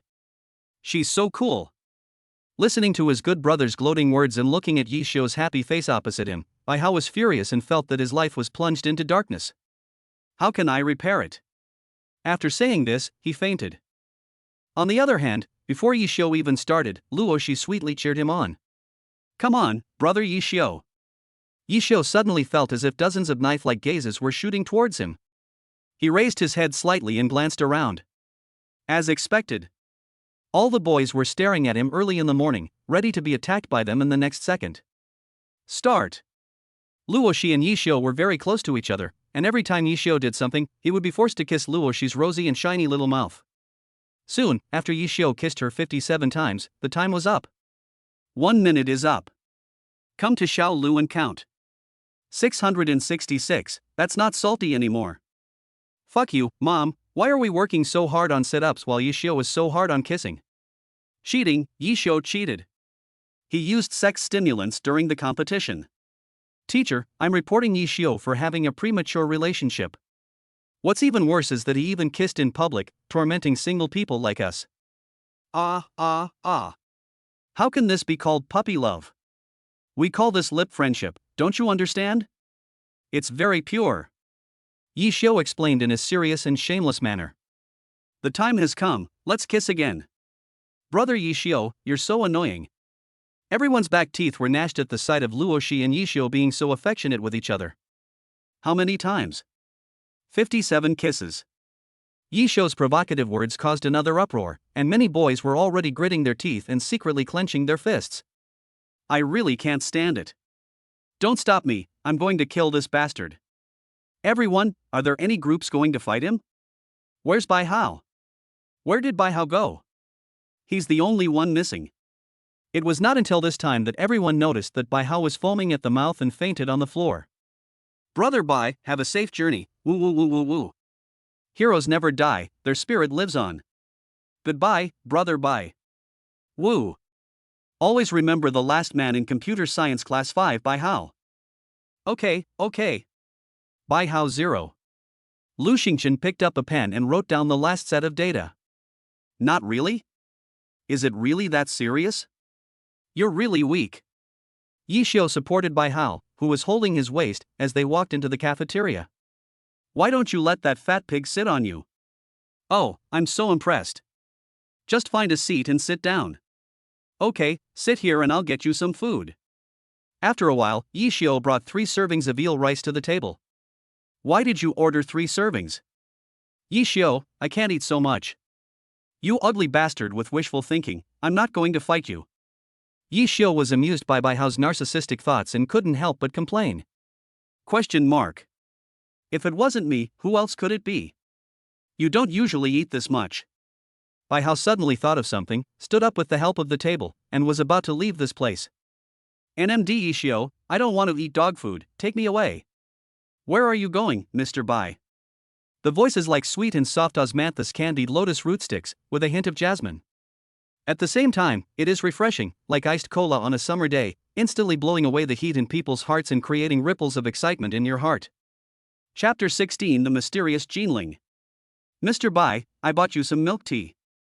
Hearing Luoshi's voice, Bai Hao froze instantly, stopped yelling to leave, and slowly sat back in his original seat. Thank you Miss Luoshi. Brother Yishio is out of money, let's have a drink together. Luoshi shook Yishio's arm and acted coquettishly and sweetly. Seeing this dog abuse scene, Bai Hao couldn't help but secretly complain in his heart. You're broke? I don't even want to point it out to you, I'll just say it if I want to. Xiaoxi, how do you know this idiot's last name is Bai? Yishio was very surprised by the name that Luoshi blurted out. He thought, Xiaoxi and Bai Hao should normally have no intersection, so how could he know that this big fool's surname is Bai? When Bai Hao heard his good brother calling him an idiot in front of a beautiful woman, he couldn't sit still anymore and slammed the table. Yishio, who the hell are you calling an idiot? It must be you. Did you hurt your brain? Aren't you the only one here with the last name Bai? Should we go to the hospital? He's already stupid, what's going to happen if he gets any more stupid? Yishio spread his hands, looking innocent. Bai Hao was immediately defeated by Yishio's honesty. Seeing the two of them bickering, Luoshi couldn't help but cover her mouth and laugh. I know brother Yishio. My good brother, your identity is not simple. Bai Hao, the young master of the Bai family, one of the 4 major families in Beijing. Speaking of which, I grew up hearing the name Bai Hao. When I was little, I lived in the capital, and every day I would see Bai Hao being stripped of his pants, hung on a tree, and whipped by Uncle Bai. Uncle Bai must have whipped me so hard. His screams were so horrific that I felt the pain for him even from several blocks away. Oh shit. When the ugly things that happened in his childhood were brought up again by others, Bai Hao was so embarrassed that he wanted to find a hole in the ground to crawl into. After understanding Bai Hao's true identity, it was Yishio's turn to be unable to sit still. NMD Bai Hao, you are actually the young master of the Bai family in Beijing, you hid it so well. Then every time you go to the internet cafe and stay up all night, you have to borrow money from me, and I even pay for the instant noodles. Hey. Increase revenue and reduce expenditure, increase revenue and reduce expenditure.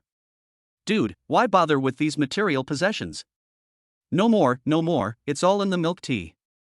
With tea instead of wine, I wish the two newlyweds a long and happy marriage and a son soon. Bai Hao raised his milk tea and took a big gulp. Did you hear that, brother Yishio? Young master Bai wishes us a son soon. You should also work hard. Bai Hao nearly spit out the milk tea in his mouth after hearing Luo Shi's words. He really wanted to kneel down before Yishio. Brother, start a class. I'll kneel down and listen. How can you get the school beauty and train her like this? You two are obviously young masters and princesses from the capital, so why did you come to Jinling to study? Yishio noticed the suspicious point and asked curiously. Well, I don't know. After the high school entrance exam, my dad bought me a house in Jinling and helped me transfer to study here. Now that I think about it, I find it strange. Why would you let me come to Jinling instead of staying in the capital? And my dad called me a few months ago and said he would come to Jinling when I take the college entrance exam. My situation is basically the same as Bai Hao's. After the high school entrance exam, my grandfather suddenly asked me to go to Jinling to study. After listening to the two people's stories, Yishio narrowed his eyes slightly. The heirs of the four great families of the capital have gathered in Jinling. Luo Shi, Bai Hao, Qin Yayu, Qin Yaling, and Yi Tianchen were likely sent to Jinling by their respective family elders. What is the purpose behind this? Bai Hao's father will fly to Jinling in person during the college entrance examination. Did the incident start on that day? I must figure out everything before the exam. It's so confusing and interesting.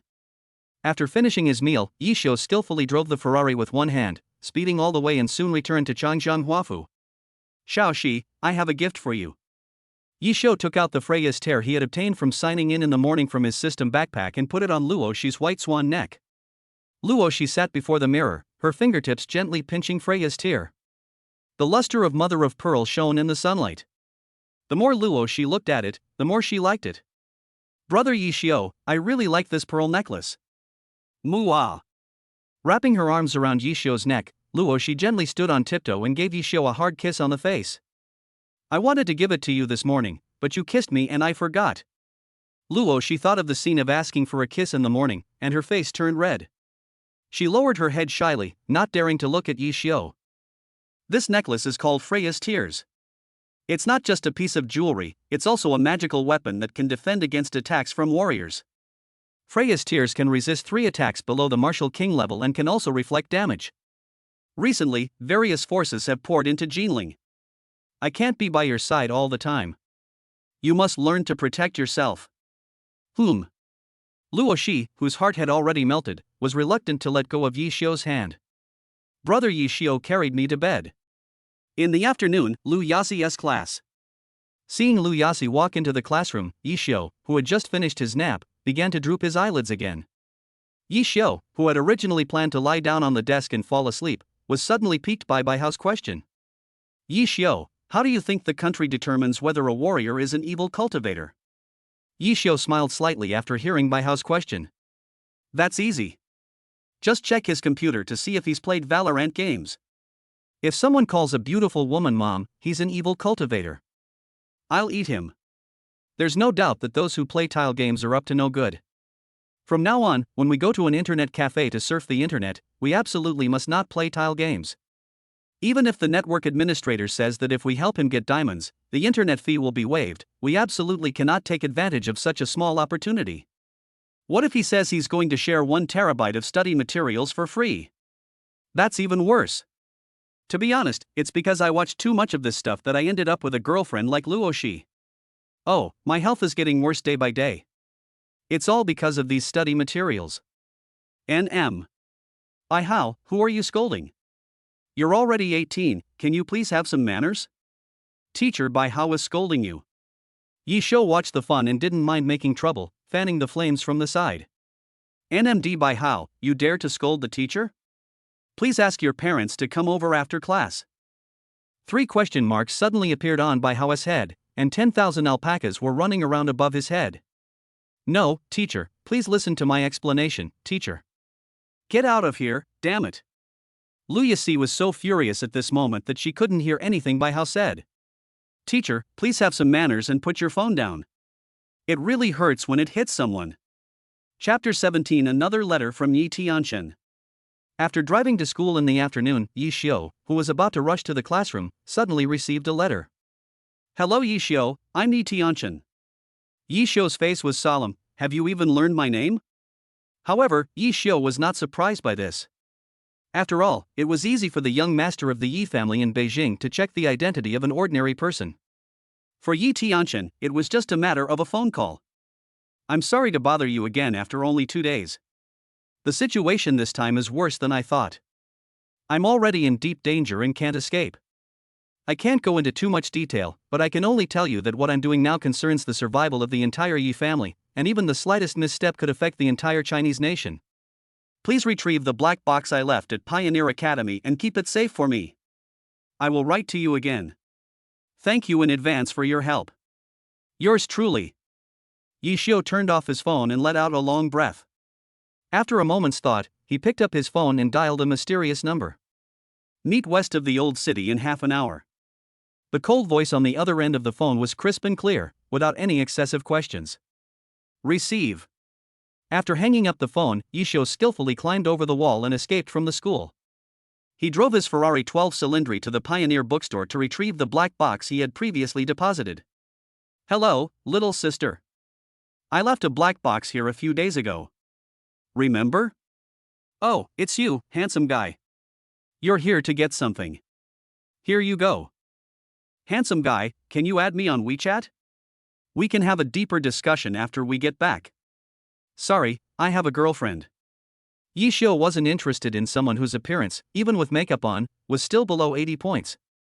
Having a luoshi at home, a beauty so stunning she could make fishes sink to the bottom of their waters, geese drop to the ground, and the moon and flowers blush, was enough. Oh, what's the big deal, little brother? Have you ever heard the saying goals are only exciting when there's a goalkeeper? Hearing her words, Yi Xiu's feet twitched. Hiss. It seems, that makes some sense. But Yi Xiu didn't have the guts to add the girl's WeChat. After all, Luo she might look sweet, but she was innocent and naive. The little princess of the Luo family in Beijing was quite clever. Luo she is also a little jealous. Last time Yi Xiu peeked at Qin Yayu's big bear, Luo she found out and pinched him without stopping. If he was not careful and Luo she caught him, Yi Xiu, secretly adding the girl's WeChat, although they wouldn't break up, it would not be so easy to kiss Luo she's little mouth or get into her bed in the future. In the car, Yi Xiu could no longer contain his curiosity and performed a major appraisal on the black box. Sword opens Heaven's Gate, a key that can open any door. Key? Does Yi Tianchen have something to open? Without thinking too long, Yi Xiu drove to the west of the old city. To the west of the old city is a villa that Valoran spent 50 million to buy in Jinling, which serves as the organization's underground secret contact point. To the west of the old city, it is nestled between mountains and water, standing in lush gardens, as exquisite as a work of art. The saying courtyard life is a poem is truly true. The courtyards west of the old city are filled with lush greenery, precious Nanjing linden trees, beautiful osmanthus flowers, and crabapple trees, brimming with vitality. As soon as I walked in and opened the door, sunlight illuminated every corner through the huge floor-to-ceiling windows. Valoran and David William had been waiting for a long time. Boss? Seeing Yi Xiu walk in, the two of them immediately stood up and stood respectfully to the side, their eyes full of awe. 23 minutes, that's pretty quick. Yi Xiu walked straight to the sofa on the moon's surface and lay down comfortably, putting his legs on the sofa. Seeing this, Valoran immediately stepped forward to massage Yi Xiu's legs and back. Okay. Let's get down to business. 10 minutes later, Yi Xiu sat up again, took out the black box he had just retrieved, and handed it to David William. The thing in the box is called Sword Opens Heaven's Gate. It's a key that can open any door. William, go investigate and see if there's anything in Jinling that requires a key to unlock it? Or is there something sealed?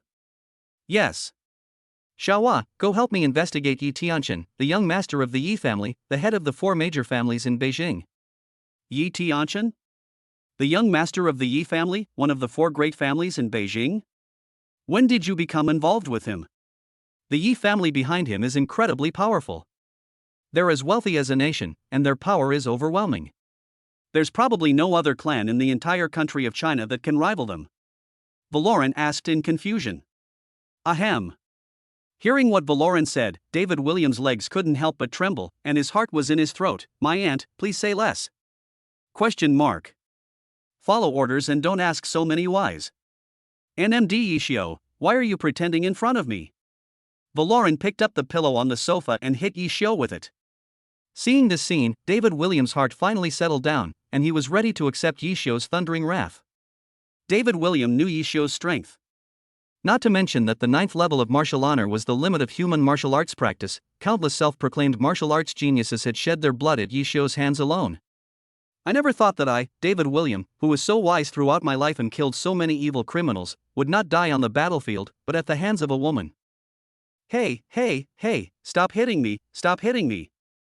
Unexpectedly, Yishio did not get furious. Instead, he was beaten and ran away in panic. When David Williams found out that Yishio didn't get angry, he felt like he was alive again. In fact, in the entire Apollo's Dawn, perhaps only Valoran dared to speak to Yishio like that. After all, any grudges between a husband and wife could always be ironed out in bed. If it were someone else, if Yishio could let him see tomorrow's sun, he would not be named Yi. Yishio then recounted the entire story of meeting Yi Tianchen that day and receiving the text message from beginning to end. You mean to say that the seriously injured Yi Tianchen accidentally handed this black box to you and asked you to keep it for him, and then you have to obey his orders? Yishio nodded and smiled. So in order to seize the initiative and understand the truth of the matter, I need to obtain all the information about Yi Tianchen, especially the period since he flew to Jinling. I'll leave Xiaohua to you. I trust you to do the work. But Xiaohua, it doesn't matter if the investigation doesn't reveal anything. After all, the 4 major families in the capital are the most powerful clans in the entire Chinese nation, and the identity of the direct heir will probably be heavily encrypted. Humph, you've already assumed I won't be able to find anything before we even start? Yishio, your business is my business. I'll definitely do my best. Valoran's light blue eyes stared at Yishio, his big eyes full of determination. Me too, boss. David Williams, who survived the disaster, echoed. After hearing the two's answers, Yishio smiled again. The protagonist's story has just begun. Chapter 18, Pretending to be a Boyfriend. After the organizational meeting, Yishio got in the car and rushed to school. Are you okay? Are you? The phone rang, and Yishio thought it was Luoshi calling. Without thinking, he said directly to the phone. Hey, baby, what's wrong? Did you miss me? Qinyayu's pretty face flushed instantly on the other side of the phone. This bastard is doing this on purpose, right? He can't get through this without teasing me a little bit every time. Master Yi, I am Qinyayu. Oh, Sister Yayu. Ha ha ha ha ha ha. Sorry, I thought it was Luoshi. Yishio then realized that he had recognized the wrong person and could only laugh to ease the embarrassment. What's wrong, Sister Yayu? Look, I have a high school reunion tonight, and a very annoying suitor will be there. I want you to pretend to be my boyfriend so he won't bother me anymore. Of course, if Xiaoxi has any objections or if Master Yi is unhappy, I won't force it. I'm happy to help you. I'll take care of Sister Yayu. Only a fool would refuse. Yishio agreed without even thinking. Then I would like to thank you, Master Yi. See you at Confucius Temple at 7 o'clock tonight. After hanging up the phone, Yishio decisively turned around and drove towards Jinling International Duty-Free City. The suitor who's pestering Qinyayu must be a young master from a big family. Go change your clothes first, and don't let that idiot laugh at you. Jinling International Duty-Free City. After Yishio glanced around the Vacheron Constantin counter, he couldn't help but gasp. Hiss. It's damn expensive. I took a quick look and there's nothing under 6 figures. The money the average person would probably earn in 10 years can only buy the lowest end stuff here. At this time, the waitress came over. Hello, sir. My name is Lu Jiating. You can just call me Xiao Lu. How can I help you? Bring out the most expensive watches in your store so I can try them on. Yishio said this with a sense of wealth. Yishio might think the things were expensive, but he really wasn't short of money. Cut. What are you pretending to be? You even need to take out the most expensive pieces. Not far away, another sales lady with heavy makeup sneered disdainfully. Xiaolu, some people come in here not to buy anything, but ask us to take out our most expensive watches and let them try them out, only to end up wearing them and posting on WeChat moments? I find these people hilarious. As soon as these words were spoken, the atmosphere in the air froze instantly. Sister Wang, don't say that. Everyone is a potential customer of ours.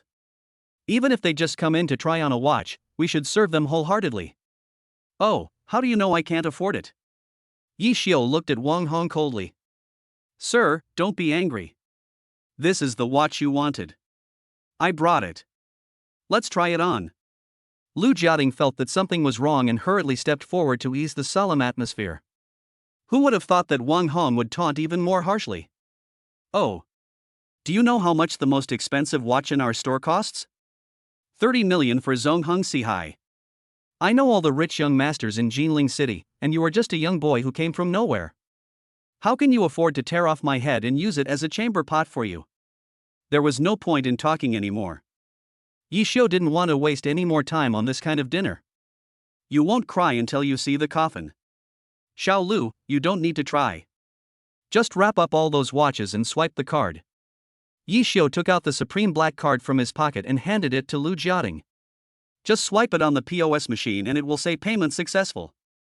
Okay, sir, your total spending is 60 million. Lu Jiating looked at the displayed balance and respectfully handed it back to Yi Xiu. Yi Xiu glanced at Lu Jiating and nodded with satisfaction. At this time, Lu Jiating was also very excited. With a sales volume of 60 million, she could at least get a commission of 1 million. What? Xiao Lu, you won't be deceived by this guy, right? Wang Hong rushed forward and grabbed the POS machine. Wang Hong was completely stunned by this sight. Her legs could no longer support her and she collapsed to the ground. The densely packed zeros on the balance were something she had only seen in Chengdu. It's over.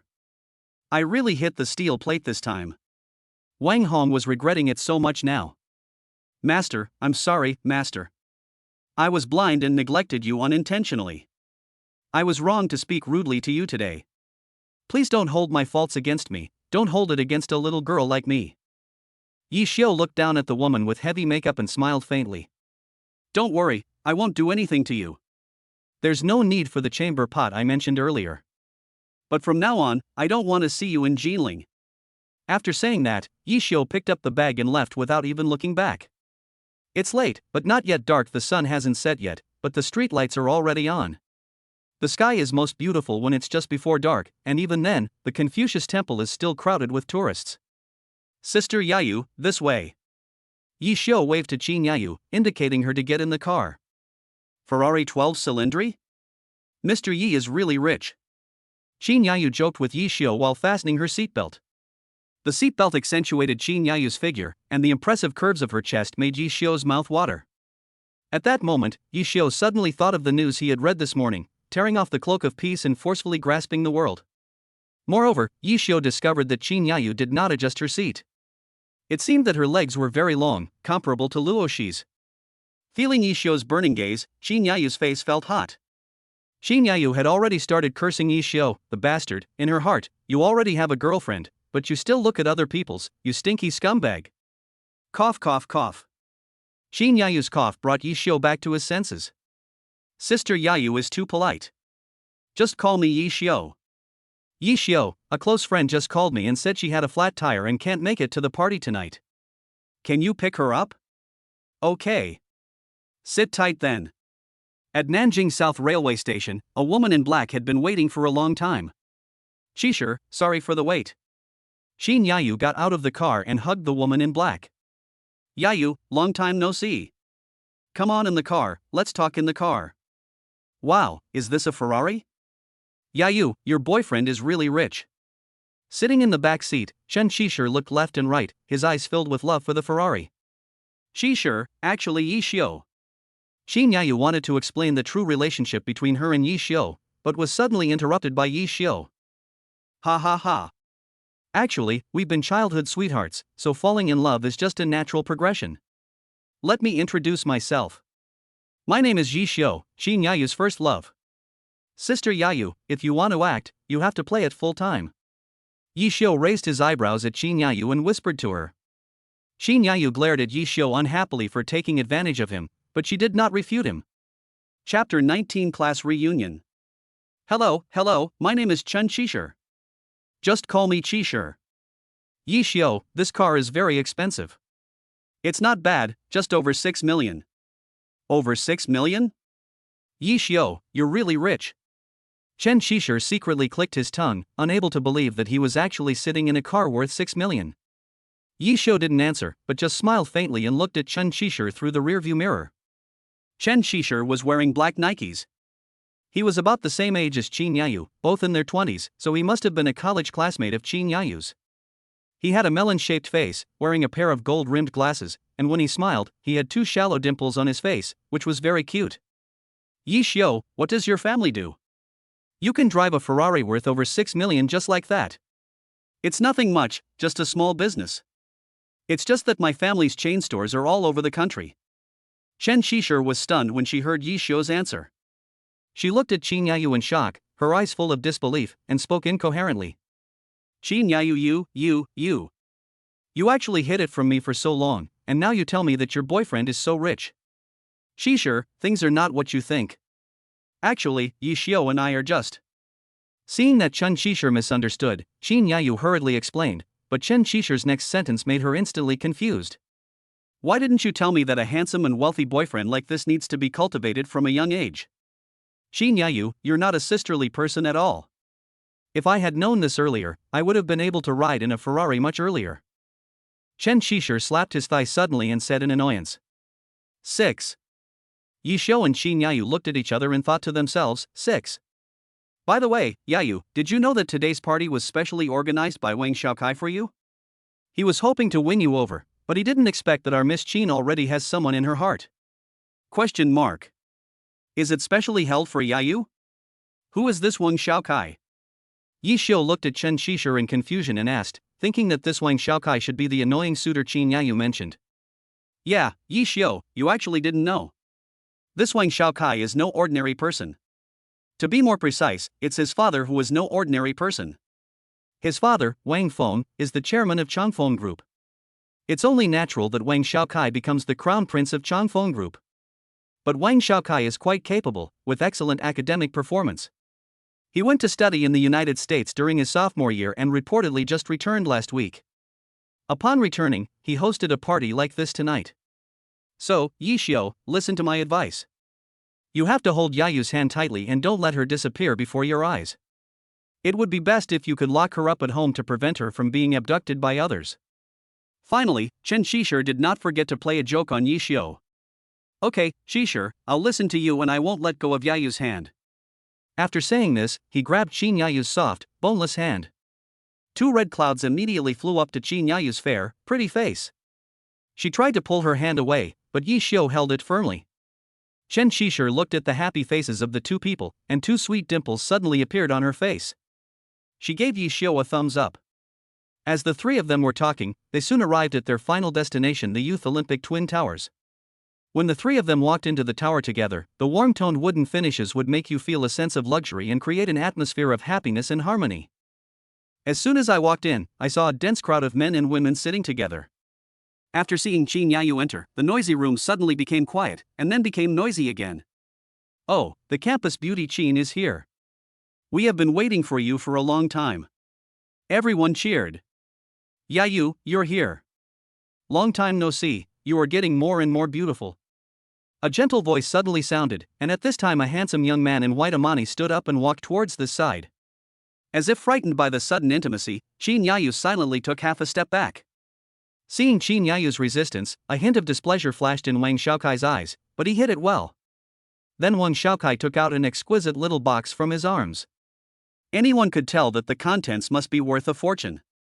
Wang Xiaokai opened the box and found a diamond ring inside. Suddenly, the whole world was dimmed, leaving only the diamond ring gleaming. This is a gift from me, I hope you like it. At this moment, someone who knows suddenly stood up and spoke. Wow! Is this Tiffany? They just launched a new diamond ring last week, priced at 3.888 million, which symbolizes eternal love and a happy marriage. I didn't expect Xiaokai to be able to get such an expensive diamond ring. Oh my god!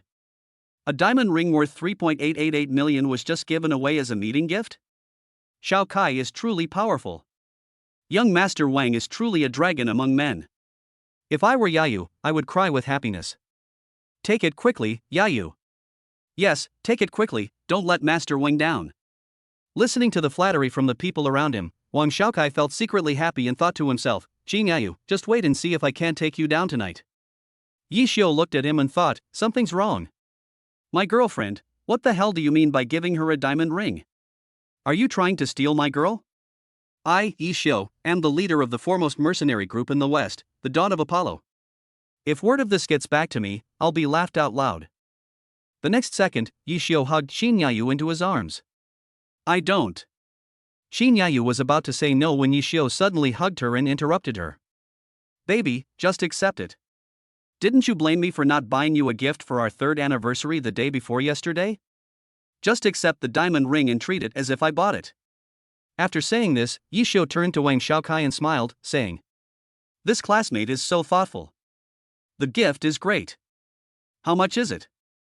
I'll transfer it to you and it will be considered as my purchase. It was not until this time that Wang Xiaokai noticed that there was such a man beside Qin Yayu. Yayu. This is. Seeing Yi Xiu hugging his beloved woman, Wang Xiaokai's eyes were filled with anger, and he wished he could cut Yi Xiu into pieces. Let me introduce him to you.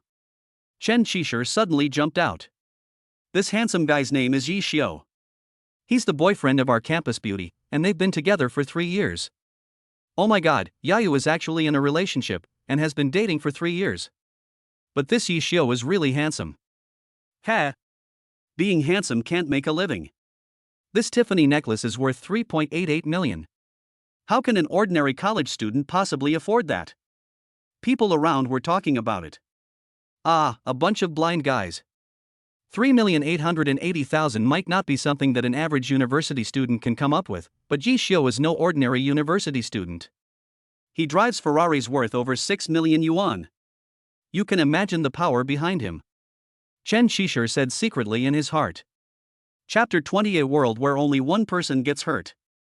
Qin Yayu, who was held in Yi Xiu's arms, had a flushed face and her brain had gone blank. As the eldest daughter of the Qin family in Beijing, Qin Yayu has been loved by her family since she was a child and has always been well protected by Qin Xian'e. Few people can get close to her, let alone be held in the arms of a man. In Yi Xiu's arms, Qin Yayu could smell the masculine aura of Yi Xiu. The thin fabric of his clothes could not resist the warmth of their skin-to-skin contact. In a daze, Qin Yayu did as Yi Xiu said and accepted the diamond ring for some unknown reason. Yi Xiu took out the ring from the box, grabbed Qin Yayu's slender and soft hand, and put it on her. Baby, promise me that we will be together forever, okay? Yi Xiu looked at Qin Yayu affectionately and spoke softly, pretending to kiss her plump and round lips. Looking up at Yi Xiu's handsome, angular face getting closer and closer, Qin Yayu felt like her heart was about to melt, and her breathing became heavy and rapid. What should I do? What should I do? I'm going to kiss you. Should I accept it, or accept it, or accept it? Woo woo woo. Xiaoxi, I'm sorry. If you want to blame someone, blame your Yi Xiu for being too charming. Although Qin Yayu knew that Yi Xiu was taking advantage of him by using the name of acting, he felt that he was really about to fall. At this moment, Qin Yayu closed her eyes in acceptance. But come to think of it, it's really not Qin Yayu's fault. What girl doesn't admire strong men? Yi Xiu is handsome, rich, and has such high martial arts skills, even comparable to Qin Xian'e. It's easy to seduce a silly girl like Qin Yayu who has never been in a relationship. Chen Qishir, watching this romantic and happy confession, was so moved she almost cried, oh my god. Yi Xiu is so good at this. He's making me almost drop pearls, woo woo woo woo. Kiss quickly. Kiss quickly. On the other side, Wang Xiaokai was very annoyed, clenching his hands so tightly that his nails were almost digging into his flesh.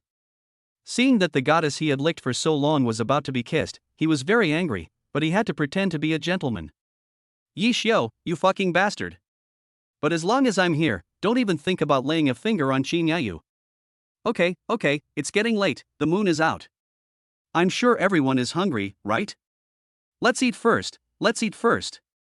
Wang Xiaokai's sudden speech interrupted Yi Xiu's shameless behavior and brought Qin Yayu back to her senses. She immediately regained her rationality, broke free from his arms and pushed Yi Xiu away. Wang Xiaokai and MLGB. Yi Xiu screamed angrily in his heart. I'm almost there. Wang Xiaokai, just wait for me. Can you see the moon? Qishir, what time is it now? Yi Xiu suddenly asked. Ah, now. Chen Qishir was completely bewildered by Yi Xiu's irrelevant question. Oh, sorry, I have some here. At this moment, Yi Xiu raised his hand and showed the Vacheron Constantin watch he had bought with a large sum of money, and said in a nonchalant and pretentious manner. Well, it's certainly not too late. The dazzling Vacheron Constantin immediately attracted exclamations from the crowd. NM, who is shining the light on me. Oh my god, it's so bright I can't even see. What the hell is this? Vacheron Constantin, also known as Vacheron Constantine.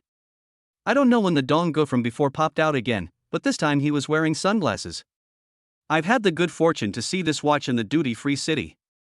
It retails for 30 million yuan and is a treasure of the Jinling International Duty-Free Town Store. I didn't expect to have the honor of meeting its owner here again today. What, 30 million? For a watch? A piece of paper that travels all over the world is enough to tell the story of the heartbreak and unwillingness along the way. It seems like this Yi Xiu is no ordinary person. Young and promising Wang Xiaokai, handsome and wealthy Yi Xiu, there's going to be something interesting to watch tonight. Come on, Yayu, eat more fish. This restaurant's signature dish is sweet and sour carp, which is crispy on the outside and tender on the inside, sweet and delicious. As he spoke, Wang Xiaokai moved the sweet and sour carp closer to Qin Yayu. Thank you, Mr. Wang. Qin Yayu responded politely. Seeing this, Yi Xiu sneered, You're hitting on my girl right in front of me, do you really think I'm easy to bully? Baby, don't eat this fish. It's all sweet because it has additives. If you get fat, how will your husband hold you at night? You should eat more shrimps to supplement protein and nourish your body. Yi Xiu picked up a shrimp from the table, skillfully removed all the shells, and fed the shrimp meat into Qin Yayu's mouth. Before Qin Yayu could react, Yi Xiu had already put the shrimp meat into her mouth. Is it delicious, baby? Before meeting Yi Xiu, Qin Yayu had never even held hands with anyone, but now Yi Xiu called her baby so intimately that her face didn't turn red the whole night. In the end, she was so nervous that she bit Yi Xiu's finger. Damn you, Yi Xiu, you're almost eating me up. What Qin Yayu didn't expect was that after Yi Xiu fed her, he actually sucked his saliva-stained fingers, which made Qin Yayu's face even redder, as if she had drunk fake wine. So sweet. Yi Xiu pretended to be nostalgic as he spoke, his face full of happiness. In contrast, Wang Xiaokai's face had turned green with anger. Chen Qishir looked at Yi Xiu, who was deliberately trying to irritate Xiaokai, and laughed secretly under the table, secretly cursing Yi Xiu for being a jealous person. At the following dinner, Yi Xiu gradually stole the limelight, telling a few dirty jokes from time to time, causing the boys to burst into laughter and the girls to blush. Qin Yayu didn't understand what Yi Xiu meant at first. After thinking about it for a while, she secretly spat at Yi Xiu in her heart, feeling both angry and amused. In shame, she raised her little pink fist and punched Yi Xiu again and again. Seeing the two flirting, Chen Qishir led the crowd in cheering. One kiss, one kiss. Unable to refuse such a kind offer and under the influence of alcohol, Yi Xiu pulled Qin Yayu over and was about to kiss her hard, but was met with strong resistance from Qin Yayu. This made Yi Xiu feel a bit embarrassed, so he pretended to be angry and slammed the table. MD Qin Yayu, you still dare to hide? I'll make you pay tonight. Ha ha ha ha ha ha ha, Brother Yi is so awesome. Is this the family throne? Brother Yi is so awesome. Brother Yi, you are truly a role model for our generation. Brother Yi is young, wealthy, and humorous. We can safely leave Yayu to you. Thank you all for your kindness, brothers and sisters. I will definitely take good care of Yayu from now on. I will definitely give you a big fat boy within 10 months to show my gratitude. Yi Xiu clasped his fists and spoke to everyone. I did it, you guys can do whatever you want. Yi Xiu opened a bottle of snowflower and drank it in one gulp. In the lively atmosphere, everyone was very happy except for one person. Wang Xiaokai watched Yi Xiu talking at the table with great enthusiasm, but he couldn't get a word in and could only drink alone. At this moment, he finally understood the sentence in the textbook Moonlight over the Lotus Pond, the excitement is all theirs, and I have nothing. The bullet fired in high school now hits me right between the eyes. A world where only one person is hurt has been achieved. Chapter 21, Stubborn Things. People cannot have both youth and feelings about youth at the same time, and we cannot have both the college entrance examination and our understanding of the college entrance examination at the same time. I used to think that the sea was wide enough for fish to leap and the sky was high enough for birds to fly. I thought the future was bright and the world was big enough for me to explore. But now I know the taste of sorrow, and I want to say something but I can't. I can only say that the cool weather makes autumn a good time. That dream about literature, about love, about poetry, about distant places, is all in this night of drinking, and the sound of dreams shattering is heard as the cups clink. After 3 rounds of drinking, the students were discussing their recent hardships and the difficulties of life. Life had worn away their former arrogance. Feeling that the atmosphere was becoming increasingly depressing, Chen Shishir, who was holding Qin Yayu's arm, suggested, "We're almost done eating, do you want to go karaoke together?" As soon as Chen Shishir finished speaking, Wang Xiaokai, who was drinking alone with a lost look on his face, suddenly had his eyes light up. "Damn, I'm nicknamed Jinling Lin JJ, and I'm finally at my home turf. Okay. It would be nice to go karaoke while there's still time." Wang Xiaokai was the first to stand up and vote in favor. Then other students began to respond. Go. Let's go. Arriving at the parking lot, Wang Xiaokai drove a black Maybach slowly to Qin Yayu and looked at Yishou provocatively. "I recently bought a new S480. Yayu and Shishir, let me take you there." "No need, my boyfriend has a car." Qin Yayu glanced at Wang Xiaokai indifferently, naturally took Yishou's arm and refused coldly. Yishou didn't tolerate this kind of behavior of hitting on his girlfriend in front of him. He picked up the key of the Ferrari 12 Cylindri and pressed it. The Ferrari's LED headlights were like bright stars in the darkness, making it impossible for Wang Xiaokai and the other classmates to open their eyes. "Brother Dong, what kind of car is this? When I was taking the college entrance exam, the principal's 911 wasn't as bright as this. Ferrari 12 Cylindri, starting price, 6 million. Brother Dong suppressed his discomfort, opened his eyes and shouted loudly. Yishou took Qin Yayu and Chen Shishir into the car, stepped on the accelerator, and the Ferrari 12 Cylindri roared away, raising clouds of dust. "Let's go down and sing. I will definitely not lose." Wang Xiaokai pounded the steering wheel angrily. Hey, with a traveler in his left hand, a Ferrari in his right hand, and a beautiful woman sitting in the passenger seat, can such a person really have any worries? Someone in the crowd asked as they watched the Ferrari drive away in a cloud of dust. "I think there must be some, just like Yishio might be worried about what positions to play with Qin Yayu tonight." Ha. Soon a group of people arrived at the largest KTV in Jinling City, Jinling K Bar. Wang Xiaokai took the microphone first and ordered a song called When You by JJ Lin. "This song is dedicated to you, Yayu, to commemorate the tender feelings between us. I think you can become Wei Shihao. When you talk about today's troubles, when you say you can't sleep late at night. I want to tell you, but I'm afraid to say it wrongly. I love you so much, do you know?" Wang Xiaokai's pitch and control of the song's rhythm are both superb, and his sincere emotional expression elevates the entire song, making people unable to help but indulge in it. Watching Wang Xiaokai performing passionately on the stage, Yishou leaned close to Qin Yayu, who was sitting next to him, and whispered in her ear. "MD sister Yayu, you're a lickspittle, are you still human? You know you're my Yishou's girlfriend, but you still want to pick you up. I'm convinced. If he wasn't so difficult, would I ask you to pretend to be my boyfriend?" Qin Yayu also felt helpless. "Hey, it's not my fault that I'm good looking. Sister Yayu, I do have a way, it just depends on whether you are willing or not," Yishio said mysteriously. "Explain. Let's have a little feast in front of him. He'll definitely run away when he sees how affectionate we are." Qin Yayu saw Yishio making fun of her again, so she raised her fist and started to attack. "Roll. Yishio, you bastard. If you dare to tease me again, I'll tell Xiao Shi." When he heard Luoshi's name, Yishio instantly gave in and raised his hands to show his surrender. Yishio was very bored the following time. He was not interested in the singing of these beautiful girls and just drank silently in the audience. Just as Yishio was about to take out his cell phone to flirt with Luoshi, the door of the box was kicked open by a group of blonde and blue-eyed burly men. "Who are you and what are you doing here? What are you doing here? Ha. The blonde man in the lead smashed the beer bottle to the ground. The scene was like a godfather leading his followers into a house robbery. Just now, a piece of shit in a white suit was molesting our eldest sister in the Maybach. My little brother saw it and walked into this box. Hand him over to me." "White suit? Maybach? Isn't that Wang Xiaokai?" The sharp-eyed younger brother recognized at a glance that the man was Wang Xiaokai, who was singing K on the stage. "Yes. This is the guy, take him away." Hey, don't touch me. Do you know who I am?" Wang Xiaokai was instantly carried out of the box by two strong men, and the roar gradually died down. His former classmates were frightened by the scene, and none of them dared to stand up and speak. The eldest brother in the lead glanced at everyone and immediately spotted Chin Yayu. "Hey, you want such a hot chick? Take her away too. Don't blame us, chick.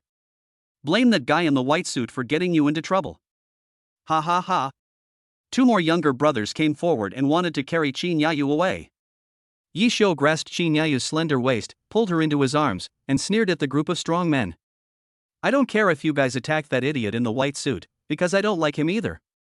But if you dare to hit on my girl, don't blame me for being cruel and ruthless. Get out of the box within 3 breaths, and I'll pretend nothing happened, otherwise hee.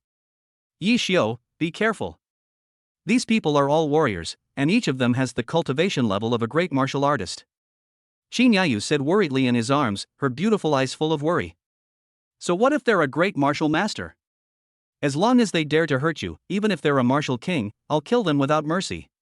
Yi Xiu said calmly. "You're such a big shot, it's a pity that you. I'm going to die. Let's go together." Watching a group of strong men rushing towards him, Yi Xiu shook his head and lifted the strands of hair that were covering his left eye. "A stubborn thing." Yi Xiu's left eye focused, and golden white light instantly emerged from his eyes. The next second, all the strong men fell to their knees, and their screams of pain rose to the sky. Then Yi Xiu hugged Chin Yayu and walked straight towards the door. "By the way, my name is Yi Xiu. I have destroyed all your cultivation. If you want revenge, I will be waiting west of the old city. Shishir, let's go." Oh. Chen Shishir watched Yi Xiu and Chin Yayu about to walk away, and hurried to catch up. The others looked at Chen Shishir's hurriedly leaving back, looked at each other, and rushed to escape from the box, leaving the strong man kneeling on the ground, groaning in pain. Chapter 22: The purpose of Qin Shenhe's visit to Jinling. Frog Fun. Yi Xiu. How did you do that just now? You knocked those big guys to the ground in one go. That was so cool. Humph, if you didn't have Yayu, I would have chased you. Chen Shishir, who was sitting in the back seat, came forward, his eyes full of admiration for Yi Xiu. Yi Xiu looked at the girl's infatuated look and just smiled without answering. "Shishir, where is your home? It's getting late, let me take you home first." "Oh, okay. There's a student apartment building on the right ahead. Just go there." After seeing Chen Shishir off, Yi Xiu opened the Heineken he had brought from the KTV and started drinking it by himself. "Yi Xiu, you really destroyed the cultivation of that group of people just now." Chin Yayu couldn't help but ask after seeing Chen Shishir had walked away. Yi Xiu glanced at Chin Yayu, raised an eyebrow at the beautiful woman, and showed a playful smile on his face. "Why, Sister Yayu, don't you believe in my ability?" Yi Xiu, you are too strong. You shattered the Dantian Chi Hai of a group of great martial artists with just one glance." Although Chin Yayu knew that Yi Xiu was very powerful, she couldn't help but swear when she saw him admit it himself. "A reminder, Sister Yayu, please be careful when you go out recently. Those people just now are not simple. They are mercenaries from the Western world." "Western mercenaries? How do you know?" Chin Yayu frowned slightly. "Intuition. I can smell the smoke and blood between their fingers." "Then what are these mercenaries doing in Jinling?" "I don't know, maybe it's the same reason your grandfather came to Jinling." Yi Xiu looked at Chin Yayu's big eyes that were as pink and charming as peach blossoms, but this time there was no expression on his face. Seeing Yi Xiu's sudden seriousness, Chin Yayu felt a chill that didn't belong to summer, and her back went cold. "If I say I don't know the purpose of Grandpa's trip to Jinling, would you believe me?" Seeing that Yi Xiu still had no expression on his face, Chin Yayu began to get anxious, and a few beads of sweat appeared on her forehead. Real. Yi Xiu had never seen Chin Yayu so flustered before, and he couldn't help but laugh, thinking that she was extremely cute. Yi Xiu pulled Chin Yayu over and made her press on him, hugging her tightly, and doing a woman on top, man on bottom position. Yi Xiu leaned over her ear and blew warm air. "Chin Yayu, why don't you be my wife? I like beautiful and well-built little ladies like you. Don't worry, you will be the first wife and Luo she will be the second wife." Chin Yayu's face turned red after being teased by Yi Xiu, and she struggled to break free from Yi Xiu's arms. "Roll. Send me back quickly." When they were dropped off at the gate of the Qin family compound, Chin Yayu hurriedly pushed the door open and got out of the car, fearing that if she stayed any longer she would be eaten to pieces by this boy who was 2 years younger than her.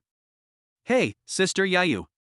Before parting, Yi Xiu called Qin Yayu, remember to tell old Master Qin about the Western mercenaries appearing in Jinling. As the head of the Qin family, one of the four great families in Beijing, Qin Xianhe will not sit idly by when Western mercenaries appear in Jinling. After saying that, Yi Xiu activated the Ferraria 12 cylindri and was about to leave the Qin family. But from afar, he saw Qin Xianhe, a man in a white robe with an immortal look, raising his right hand.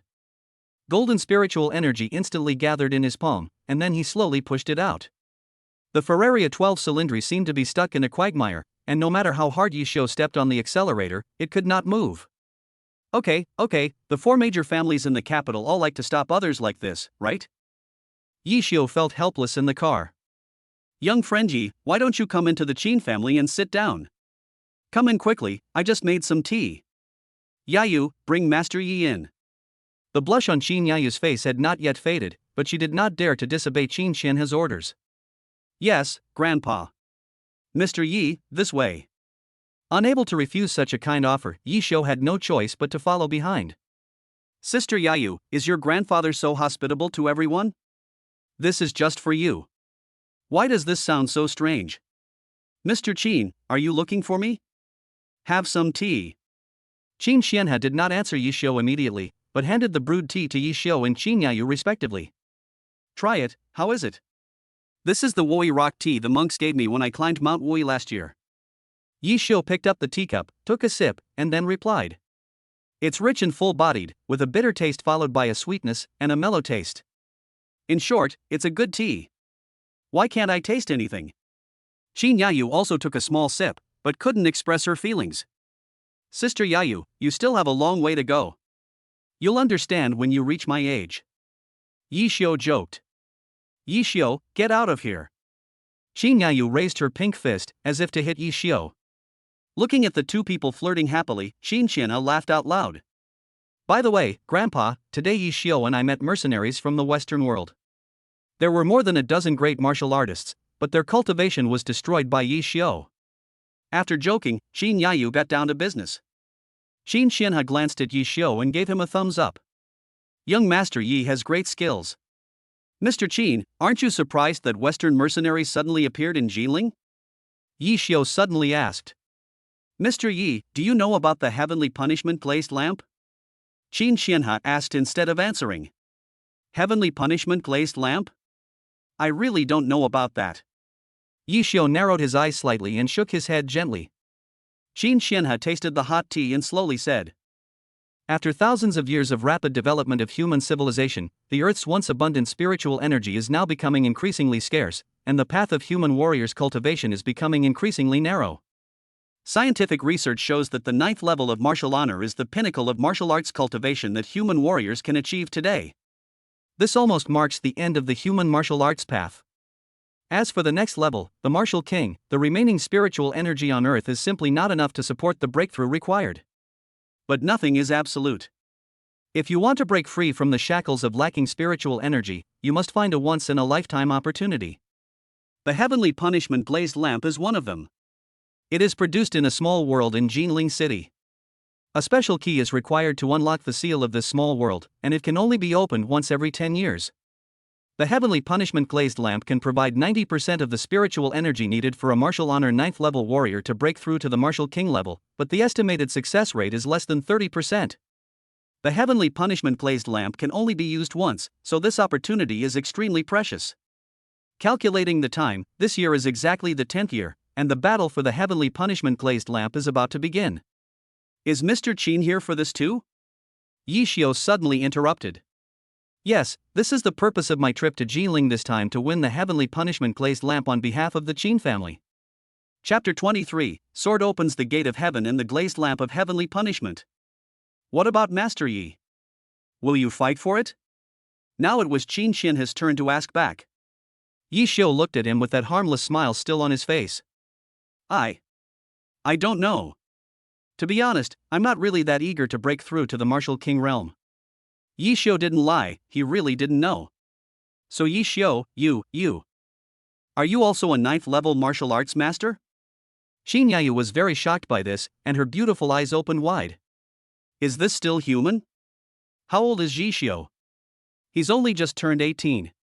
Even if he's been practicing since the womb, to reach martial master status in just 18 years is no longer a demon, this is a fucking Superman. But thinking about what Yi Xiu had done, it seemed quite reasonable. He could injure Grandpa with a single punch, and shatter the Qi Haidan Tian of a group of great martial artists with a single glance. How could he have done that if he wasn't a 9th-level martial arts master? Ha ha ha. If that's the case, Master Ye's expectations will be dashed. Just now, I said that if you want to obtain the sky punishment glazed lamp, you must first open the barrier that seals the small world. This requires a special key. This key is called the Sword Opens the Heavenly Gate, and it has been passed down through generations of the Yi family. Sword Opens the Sky Gate? What a childish name. Qin Yayu secretly complained in her heart. However, Yi Xiu's focus was not on interrupting Qin Qianha's speech and asking questions. The Yi family? Is it the Yi family in Beijing? Qin Qianha nodded. Yes, it is the Yi family, the leader of the 4 major families in the capital, the largest clan in China, and the one that silently guards the border. The young master of the Yi family arrived in Jinling a few days ago with the sword Keishanman, preparing for the day when the seal will be lifted soon. Unfortunately, he was attacked by an unknown force right after getting off the plane. According to reliable sources, the Yi family's young master is now seriously injured and his whereabouts are unknown. The sword-opening heaven gate is also missing. Perhaps the path to the heavenly punishment glazed lamp will also disappear. The hope of us ancient warriors breaking free from our shackles and reaching the realm of martial honor has become even slimmer. Speaking of this, even Qin Qianha shook his head repeatedly to express regret. After hearing this, Yi Xiu thought to himself, so that's how it is. The mystery that has been bothering me for many days seems to have been solved. On the night of Lin Ruoshui's birthday, I happened to run into Yi Tianchen, who had been robbed and murdered, while driving to Changjiang Huafu. Yi Tianchen was already seriously injured, and I think he must have been unable to protect the special key that opened the seal of the small world. In order to prevent the sword-opening heaven gate from being lost, he entrusted it to me who happened to be passing by. This way, even if someone else coveted the sword-opening heaven gate and came to find it again, they would return empty-handed. It's connected. It's connected all at once. What about the Yi family? How will the Yi family react? They will definitely not turn a blind eye when their young master is attacked. Qin Yayu asked. Of course. Attacking the young master of the Yi family is a provocation to the Yi family. If we ignore this, I'm afraid anyone will dare to bully the Yi family in the future. As soon as they heard the news, the Yi family hired China's top detective, Charlotte, to conduct an investigation. Their goal was to both locate young master Yi Tianchen and eliminate the unknown forces that attacked him. Subsequently, all of Jinling's top families and powerful forces were secretly questioned and investigated. Unfortunately, there has been no progress so far. Perhaps I can provide some clues. After careful consideration, Yi Xiu decided to tell Qin Qianha about his encounter with Yi Tianchen that night. After hearing this, Qin Qianha did not show any particular excitement, but was surprisingly calm instead. So what is Mr. Ye's plan? If the heavenly punishment glazed lamp is so important to the ancient Chinese warriors, I think we should return the sword that opens the heavenly gate to the Yi family so that the ancient Chinese warriors can make further progress in their martial arts training. Yi Xiu's answer was flawless because it was the most sincere feeling in his heart. Mr. Ye's vision and generosity are truly admirable to me. If young people like me were like this, why would we worry about not realizing our Chinese dream? Okay, Master Yi, I will go and inform the Yi family and Detective Charlotte that Jian Keishanman and young Master Yi have found their whereabouts. The kid will take his leave first. I will go get the sword to open the Tianmen gate. See you in an hour west of the old city. Yi Xiu clasped his fists to Qin Qianha, and then left the Qin family compound. In the car, Yi Xiu took out his phone and dialed a number. William, take your sword and open the heavenly gate. Wait for me west of the old city. I'll be there now. Oh, and there will be guests coming over soon. Be well informed about the hospitality. Got it, boss. The call was short, just 2 sentences. David William didn't ask why, because every member of Apollo's Dawn believed that Yi Xiu would always make the right decision. Of course, there is another reason: they are not afraid of Yi Xiu's Valoran. By the time we reached the west of the old city, it was already quite late. Darkness, like ink splashed across the rice paper of the human world, had engulfed it, and only the jade-like moon, with its bright moonlight, could barely illuminate the sky. Boss. David William handed over a cup of freshly brewed Italian coffee and stood aside respectfully. Yi Xiu picked it up and drank it all in one gulp. I just drank oolong tea and then coffee. It feels really weird. It looks like tonight is destined to be a sleepless night. William, buy a case of beer next time. Beer is still a good drink. Boss, would you like another French 75 and a Godfather? Ha! Yi Xiu thought of something and found it very funny. William is being dishonest again. Tell me, how many days have you been to nightclubs since you came to Jiling? They are all from old university. Ha ha ha ha ha ha. The two looked at each other and laughed. How is it? Do you still like this peaceful life? Do you still miss the days of fighting and killing, and licking blood on the edge of a knife? Yi Xiu suddenly asked. To be honest, I'm really not used to it. The peaceful days I looked forward to for so long actually seem quite boring now. I think I still belong to the Western underworld because I carry the blood of that world. Bullets, blood, violence, money. I'm used to that kind of life of constant fear, not knowing when I might die in the line of duty on the battlefield. I think I understand a little bit what you Chinese people said, why sleep for a long time when you are alive? You will definitely sleep for a long time after you die. David William looked at the hazy night outside the window, gently embracing the whole world, and felt quite emotional. Yi Xiu was also in a trance as he stared at the beautiful night view outside the window. Don't worry, William. I seem to have smelled the smoke of future war. This kind of life is inescapable. The mark of battle has been engraved in our bones. Okay, let's get down to business. How's the investigation going on? Chapter 24 Visitors. The boss has done the investigation. David William pulled out his MacBook from his backpack and was about to show Yi Xiu his findings when, as he turned on the computer, a series of lewd moans erupted. On the screen, a blonde girl with big breasts is having naked sex with a burly European and American man. Sometimes the man is on top, sometimes the woman is on the bottom. It's so exciting. Cough cough cough. It's a mistake, a mistake. David William was studying so hard that he forgot to turn off the video and hurried to exit. Yi Xiu's face turned red when he saw this, and he slapped David William on the head helplessly. Can you please pay more attention when you're working and focus on the right things? Also, ahem. Send me one when you get back. Learning is a lifelong process, so you can't be short of study materials. David William was ready to be criticized, but Yi Xiu said this instead. Boss, you changed your mind so quickly. Yes, leave it to me. And hey, boss, I just found a top-notch item in the free zone recently. David William raised his eyebrows and said proudly. Send it to me now so I can take a look. After hearing this, Yi Xiu's eyes lit up and widened. Okay. Just as the two of them were traveling together in the ocean of knowledge, a voice as cold as the Arctic glaciers rang out. Apollo, X, what are you two doing? You're as disgusting as those bastards, Black Mamba. As soon as he got closer, Baloran saw the two of them exploring the secret of the origin of human civilization, with two blushes on their fair faces. Oh no. They felt a chill on their backs, like a thorn in their backs. Turning back in horror, they were met with a huge fist. Then the two of them flew 3 meters away, spitting blood, like kites with broken strings. Yi Xiu spat out a mouthful of old blood and stood up tremblingly. Shawa, you misunderstood. I don't watch such vulgar things. This has nothing to do with me. And do you think I look like that kind of person? You don't look like him, you are the fucking one. Bullshit. There's no way William can even look at me. David William, who was lying on the ground, had just wiped the blood from the corner of his mouth. When he heard Yi Xiu's words, he spat out a mouthful of blood in frustration. Boss. Don't be so deceiving. William cried out with tears in his eyes. Boss, this is what you asked me to investigate, and I found it. I found a total of 23 sealing points in Jiling, and through subsequent screening, I finally identified 5. Finally, I contacted Panda again. He told me that the tuberculosis needed the key to open the heavenly gate with the sword. In the end, only one was left.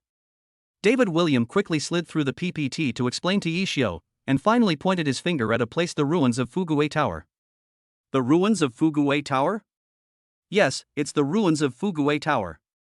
According to my research, every 10 years, all the major forces in China gather here and perform a certain ceremony presided over by the Yi family. I think this ritual is to remove the seal, open up a small world, or undo some kind of barrier. Yi Xiu nodded thoughtfully. Here you go. Yes. David William was flattered. Few people in the organization could be praised by Apollo. He remembered that the last time Yi Xiucheng praised him was when he led a team alone to destroy an arsenal in the United States. David William didn't dare to recall it. It was a life or death experience. He almost died in California, a country full of freedom. Xiaohua, what about you? Yi Xiu turned to Valoran and asked. I'm sorry, Yi Xiu, I really haven't found out anything about Yi Tianchen. His information is completely blank. Valoran lowered his head in embarrassment. Yi Xiu pulled Valoran to sit beside him, gently touched her head, and comforted her. It's okay, it's okay. Xiaohua, you're already amazing. The identity of the Yi family's young master is kept secret at a level no less confidential. The mission assigned to you this time is indeed too difficult. It's my fault. David William, who was standing aside, almost cried when he saw this heartwarming scene, and secretly shouted in his heart. Boss, when can you treat me like this? The man who was as brave as an eagle has shed tears. But I didn't gain nothing. Through the account that Yi Tianchen sent messages to, I traced back to the IP address where he last sent messages. I think as long as X and I lead our respective teams and explore layer by layer within a radius of 30 miles, we can find Yi Tianchen and understand the whole story. Yi Xiu was particularly shocked by Valoran's answer, and he sincerely admired Valoran in his heart. Fuck. Xiaohua is quite capable. Even Charlotte, the top detective in China, has no idea about Yi Tianchen's whereabouts, but Valoran can still find clues. You're worthy of being my baby. Yi Xiu was secretly happy. Xiaohua, William, you two have done a great job. It seems that the comfortable life has not made you forget your abilities. As the leader of the organization, I am very pleased. At this time, the bell rang, accompanied by a loud voice. Qin Xianha of the Qin family and his granddaughter Qin Yayu are seeking an audience. Hearing Qin Xianha's request for a meeting, Yi Xiu curled his lips slightly. Xiaohua, William, open the door and welcome the guests. Yes. Mr. Qin, please have some tea. This Biluakan tea, originally from Suzhou, has a rich floral and fruity aroma. Please enjoy it. Sister Yayu, this is a freshly made whiskey sour, a famous whiskey. It has a perfect balance of sourness and sweetness. It starts with a light sour taste, then slowly becomes sweet, with a rich and layered taste. David William brought 2 drinks. An old man, let me introduce you to 2 of my capable men. Valoran, martial honor level 3, mastering the art of assassination to perfection, killing people without leaving their mark. David William is also at the 3rd level of martial honor. He is very powerful and is known as a martial arts master. After hearing this, Qin Xianha bowed to the 2 of them and praised them. He looks like he's only in his early 20s, but he's already reached the realm of martial honor. How terrifying. Master Yi, your men have truly impressed me. It's true that a strong general has no weak soldiers. He. Thank you for your compliment, old man. After the pleasantries, Yi Xiu got straight to the point and said slowly. Senior Qin, how is the communication with the Yi family going? Qin Xianha raised his teacup and took a sip of the strong tea, then replied. Everything is going well. Detective Charlotte will be arriving soon, and the Yi family will also send an officer to personally supervise the investigation. And the Yi family promised that if the news is true, the Yi family will reward you handsomely. Chapter 25 Detective Charlotte. Question mark. I'm curious about what good things the Yi family, the #1 clan in China, can come up with? Yi Xiu picked up the sandalwood teapot and poured a half-full cup of tea for Qin Xianha, asking with a smile. Mr. Yi, have you ever heard of the Yi family's sacred Lingquan land? Yes, this is the Yi family's blessed land, the holy land of Lingquan. It evolved from the spiritual spring of ancient times through the tempering of time. It is also supplemented by the 5th grade Great Transformation Spirit Gathering formation cast by Yi Chenfeng, the 2nd elder of the Yi family. The spiritual energy can reach 60%. In other words, the speed of cultivation here is 3 times that of the outside world. In principle, except for members of the Yi family and those with special permission, no one else is allowed to enter. Violators will be killed without mercy. If the clues provided by Mr. Yi are true, they will be of great help in finding the young master of the Yi family. The head of the Yi family has promised to grant Mr. Yi special permission to enter the Holy Land of Spiritual Spring to practice for 12 hours. Is this the Yi family's generous reward? They really spend a lot of money. The playful look on Yi Xiu's face became more and more prominent. Of course. As the #1 clan in China, we cannot be selfish in expressing gratitude. This is not only a matter of human relations, but also a matter of the reputation of the Yi family. Qin Xianhe said slowly. Suddenly, footsteps were heard outside the door. The next second, Qin Xianhe seemed to sense something, put down the teacup, stood up, looked out the door, and raised the corners of his mouth slightly. Here I come. Outside the door, the crisp footsteps came closer and closer, becoming clearer and clearer. A tall man in black raised his right hand and slowly placed it on the door. A force-aid gale suddenly blew up the door. Xia has come uninvited, please don't be offended, sir. Charlotte walked straight over. He was 1.95 meters tall and looked down at everyone with his head slightly lowered. I received a notification from Senior Qin that someone here knows about young Master Yi, so I came here on orders. Jianyu Xingmei, handsome and extraordinary, hello Mr. Yi, I am Charlotte. Charlotte nodded slightly to Yi Xiu. Charlotte, China's #1 detective, I've heard of him for a long time. Seeing him today, I can see he's truly extraordinary. It's just an empty reputation, don't worry about it. Time is urgent, let's get down to business. Yi Xiu invited everyone to sit down and told Charlotte about the night he encountered Yi Tianqian being chased and the mobile phone information he obtained later. After listening to Yi Xiu's story, Charlotte was thoughtful. Young Master Yi is being hunted by an unknown force, and Xia has been ordered to investigate. Logically speaking, if it's a family powering Jinling, Xia's team can at least find some clues if we can't get to the bottom of it. And currently, I, Xia, have no clues about young Master Yi's whereabouts. Based on this, I speculate that it is very likely that overseas forces have invaded Jinling. How is it, Mr. Yi? Charlotte turned to look at Yi Xiu, her handsome face full of smiles. Yi Xiu remained calm and gave Charlotte a thumbs up. Rigorous logic and reasonable speculation, a master. So, Mr. Yi, do you also agree that young Master Yi was injured by foreign forces? Charlotte stood up suddenly, grabbed 3 documents out of thin air and they suddenly appeared in her hands, and were smashed on the table. David William, codenamed X, is a member of Dawn of Apollo, the premier mercenary group in the Western underworld. He once led a team to destroy a California arsenal and bomb a major drug lord in an African drug manufacturing cartel. Valoran, codenamed Violet, is also a member of Apollo's Dawn, the premier mercenary group in the Western underground world. He excels at assassination and is one of the 10 most outstanding assassins in the Western underground world. He once successfully assassinated a high-ranking official of the Sakura Kingdom and escaped unscathed. Mr. Yi, am I right? Oh. What does Detective Xia want to say by holding the information about my 2 subordinates? He. Since it has been confirmed that young Master Yi was injured by overseas forces, and the timeline of your men coming to Jiling and Yi Tianqian flying to Jiling also coincides. And the most important point is that the sword that young Master Yi guards, Keishinman, is also in your hands. All of this is too coincidental. I have every reason to doubt. Yi Xiu, you might be the mastermind behind the hunt for Yi Tianqian and the attempt to seize the sword of Open Heaven Gate. I have the right to arrest you. The next moment, dozens of red dots shone densely on Yi Xiu. At the same time, Charlotte Wuzun's 8th level cultivation burst out, and a faint golden white flame emerged behind him. The domineering aura he released made everyone breathless. Valoran and David William reacted immediately and stepped forward to protect Yi Xiu, and the pressure of the martial master realm was also released. Yi Xiu, can you protect you with just these 2 martial honor level 3 guys? There's no need to resist in vain. Just surrender. If you resist with force, I will kill you on the spot. Charlotte shouted. Ha ha ha. Killed on the spot? You can try. Yi Xiu walked forward slowly and protected David William and Valoran behind him. A terrifying murderous intent burst out from his body, and the pressure of the 9th level of martial arts master suddenly broke out and spread in all directions. Suddenly, a strong wind blew up, which made people shudder.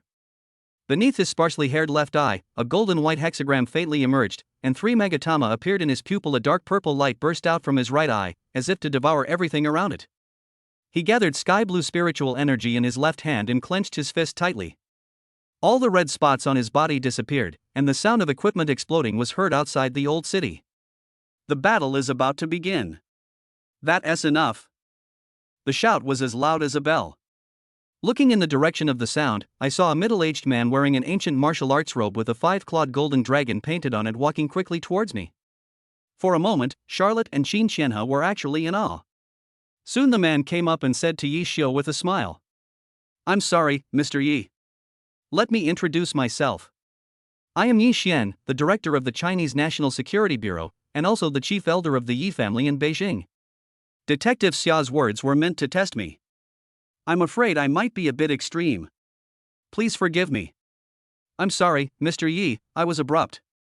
Unexpectedly, Charlotte actually apologized to Yi Xiu with a smile on her face, showing no resentment at all. After hearing this, Yi Xiu put on a faint smile again, raised his hand and waved it to express his forgiveness. What's the purpose of Director Yi coming here? Yi Xian took out a golden scroll with a golden dragon embroidered on it from his bosom, handed it to Yi Xiu, and said with a smile, "Mr. Yi, accept the order." Yi Xiu unfolded the scroll and examined it carefully. Notice regarding Yi Tianxin's disappearance Beijing 0000096. Recently, the Yi family's young master was attacked by overseas forces and severely injured in a surprise attack. This case has a significant impact. Yi Xiu has been specially assigned to assist our country's superb detective Charlotte in solving this case. Accept the order. Announcement from the Chinese National Security Bureau. After reading, Yi Xiu solemnly rolled up the scroll, put it back in his arms, and said solemnly, "Yi Xiu accepted the order." Seeing Yi Xiu accept the order, Yi Xian and Charlotte smiled at each other in tacit understanding. Then Charlotte stretched out her right hand. "Mr. Yi, it's a pleasure to work with you." Yi Xiu also stretched out his right hand and shook hands tightly with Charlotte. "It's a pleasure to work with you." Chapter 26, Manly Character. It's a great combination, and everyone is happy. Qin Qian has stood up, his gentle tone still making people feel so amiable. Thanks to the efforts of Mr. Yi and Detective Xia, I believe we will be able to find young Master Yi's whereabouts in no time. It's getting late. I'll take my leave first. Senior Qin, see you someday. Yi Xiu clasped his fists towards Qin Qianhe. Seeing Grandpa Qin Qianhe leave, Qin Yayu also stood up and left the west of the old city. Sister Yayu, goodbye. I'm happy to be your boyfriend today. Yi Xiu looked at Qin Yayu, his face full of unconcealable happiness, and waved to her frantically. Thinking back to how Yi Xiu had assaulted her today, her pretty face flushed. She turned away and quickly ran away from Yi Xiu. Asshole. Yi Zhang was watching Qin Yayu leave when Charlotte's tall figure suddenly appeared in front of Yi Xiu, blocking his view of the beautiful scenery. If Mr. Yi goes forward and asks her to stay, in my opinion, the probability of me and Miss Qin spending the night together is at least 80%. Mr. Yi is truly destined to be a romantic lover. I envy you so much. Seeing Yi Xiu looking like a pig, Charlotte couldn't help but make a joke. Yi Xiu turned around and smiled at Charlotte. What? Is what Xia said wrong? No. Yi Xiu smiled and shook his head.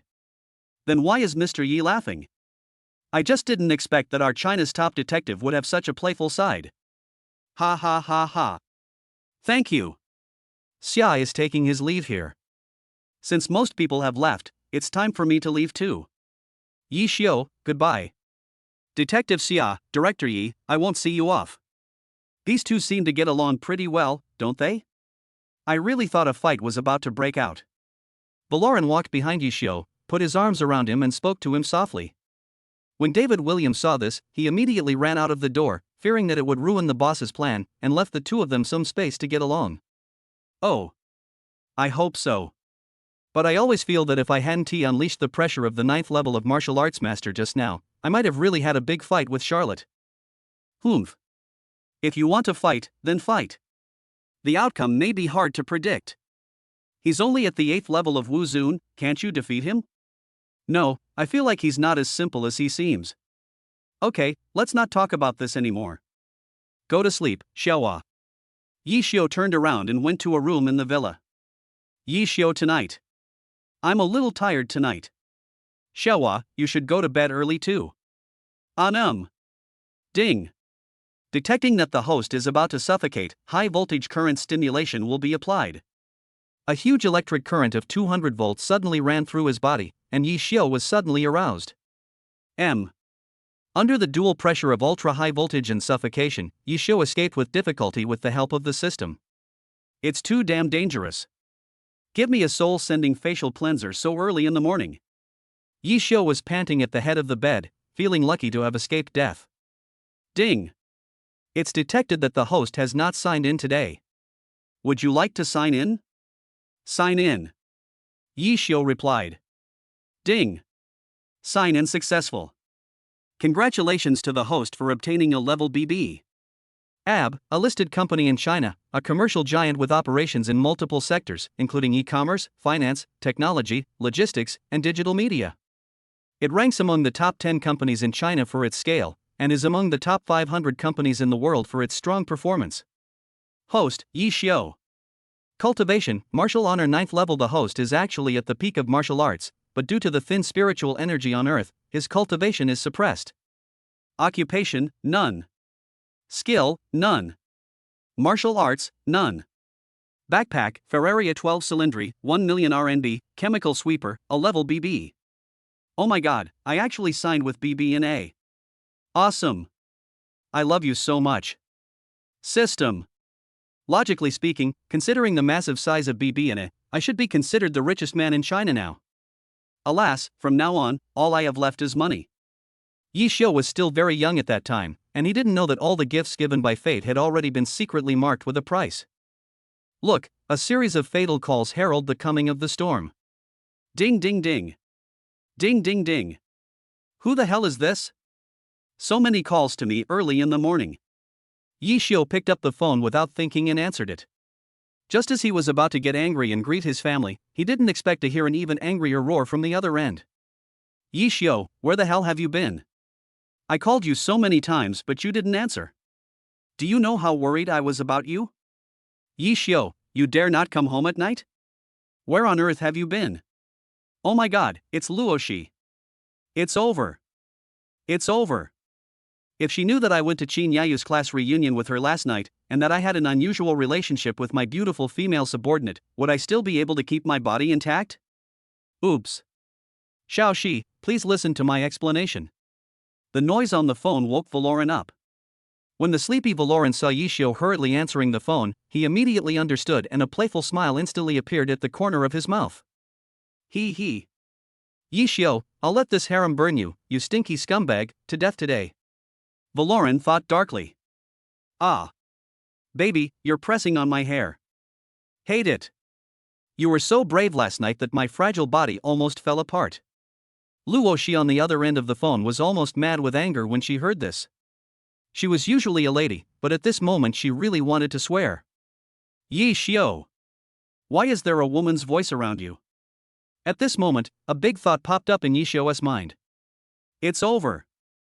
I'm going to die. MD. Dead brain. Come up with a solution. Ah. Hello? Xiaoxi, why aren't you talking? Is the signal bad? Hello? The next second, Yi Xiu hung up the phone. Oh my god, Xiaohua, are you crazy? What good will a fire in my backyard do you? Poof. Yi Xiu, you stinking scumbag, I can't burn you to death. You already have me, yet you're still being affectionate with your childhood sweetheart. That's fine, after all, we were childhood playmates. He was flirting with the eldest daughter of the Qin family yesterday. What a pervert. Valoran spat inwardly. Yi Xiu's face flushed, but he remained calm and said. Xiaohua, you don't understand this. Male nature is ingrained in our genes and is the driving force behind human development. Forget it. I won't talk to you anymore. I'm leaving. Looking at Yi Xiu's hurriedly departing back, a bright smile appeared on Valoran's fair face, like the warm sun in winter, as warm as spring. Chapter 27. Is this a punishment for me or for you? Yi Xiu skillfully opened the door of the Ferraria 12 Cylindri and stepped on the accelerator to the floor. With fire and lightning all the way, he soon arrived at Jinling University. Luoshi had been waiting at the school gate, looking forward to seeing her lover whom she had not seen all night. Yi Xiu saw the otherworldly fairy Luoshi from afar and hurried over to her at a trot. Xiao Shi. When she saw Yi Xiu, Luoshi's eyes were full of joy and love, but when she thought of Yi Xiu not coming home last night, Luoshi turned her head away angrily. Snort! Looking down at Luoshi who was mumbling, Yi Xiu couldn't help but pinch her rosy little face. Baby, please don't be angry, I know I was wrong. Snort! Brother Yi Xiu, you actually dared to stay out all night. As a punishment, you are not allowed to kiss me for 3 days. Yi Xiu couldn't help but laugh after hearing this, and couldn't help but tease this innocent little sister. He. Baby, are you punishing me or yourself? Luoxi's pretty face turned red after hearing this, and she quickly covered her cheeks with her hands. Her mental defenses were instantly broken, and she could no longer pretend to be angry. She threw herself directly into Yi Xiu's arms, burying her pretty face deeply in Yi Xiu's strong and broad chest. Oof. Brother Yi Xiu, you are so bad, teasing me again. I just want you to comfort me.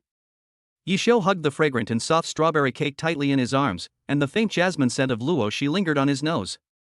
Xiaoxi, I was wrong. I had a reason for not going home last night. Why is it that all the beauties are around you? Luoxi raised her head and looked at Yi Xiu resentfully. "And here comes the fatal question." Yi Xiu was shocked and his mind raced as he thought of a countermeasure. No, it's all a misunderstanding.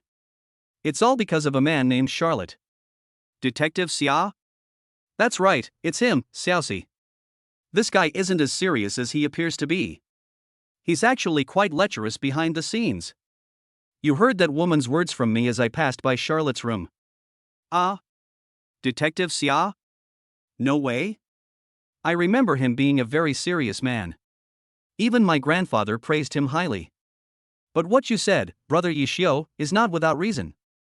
Detective Xiao's behavior and conduct are sometimes beyond the imagination of ordinary people. He is hard to understand.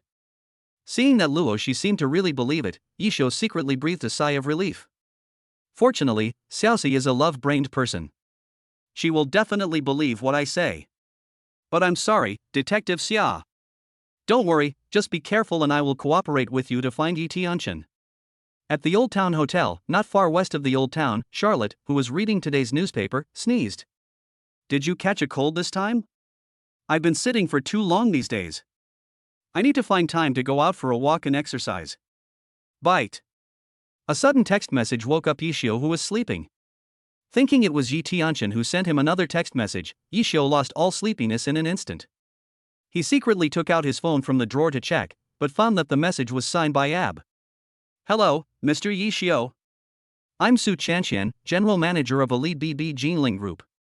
The Board of Directors has decided to assist you with the transition of CEO and Chairman of the Board. If you have time, I'll be waiting for you at the group. A letter from Su Chanxian. After reading the message, Yi Xiu elbowed Bai Hao, who was listening attentively in class. What class is coming up? Chemistry of leaves. I'm running away, cover me. Bai Hao gave Yi Xiu a thumbs up. 666, that's nothing. Yi Xiu, you're really like that.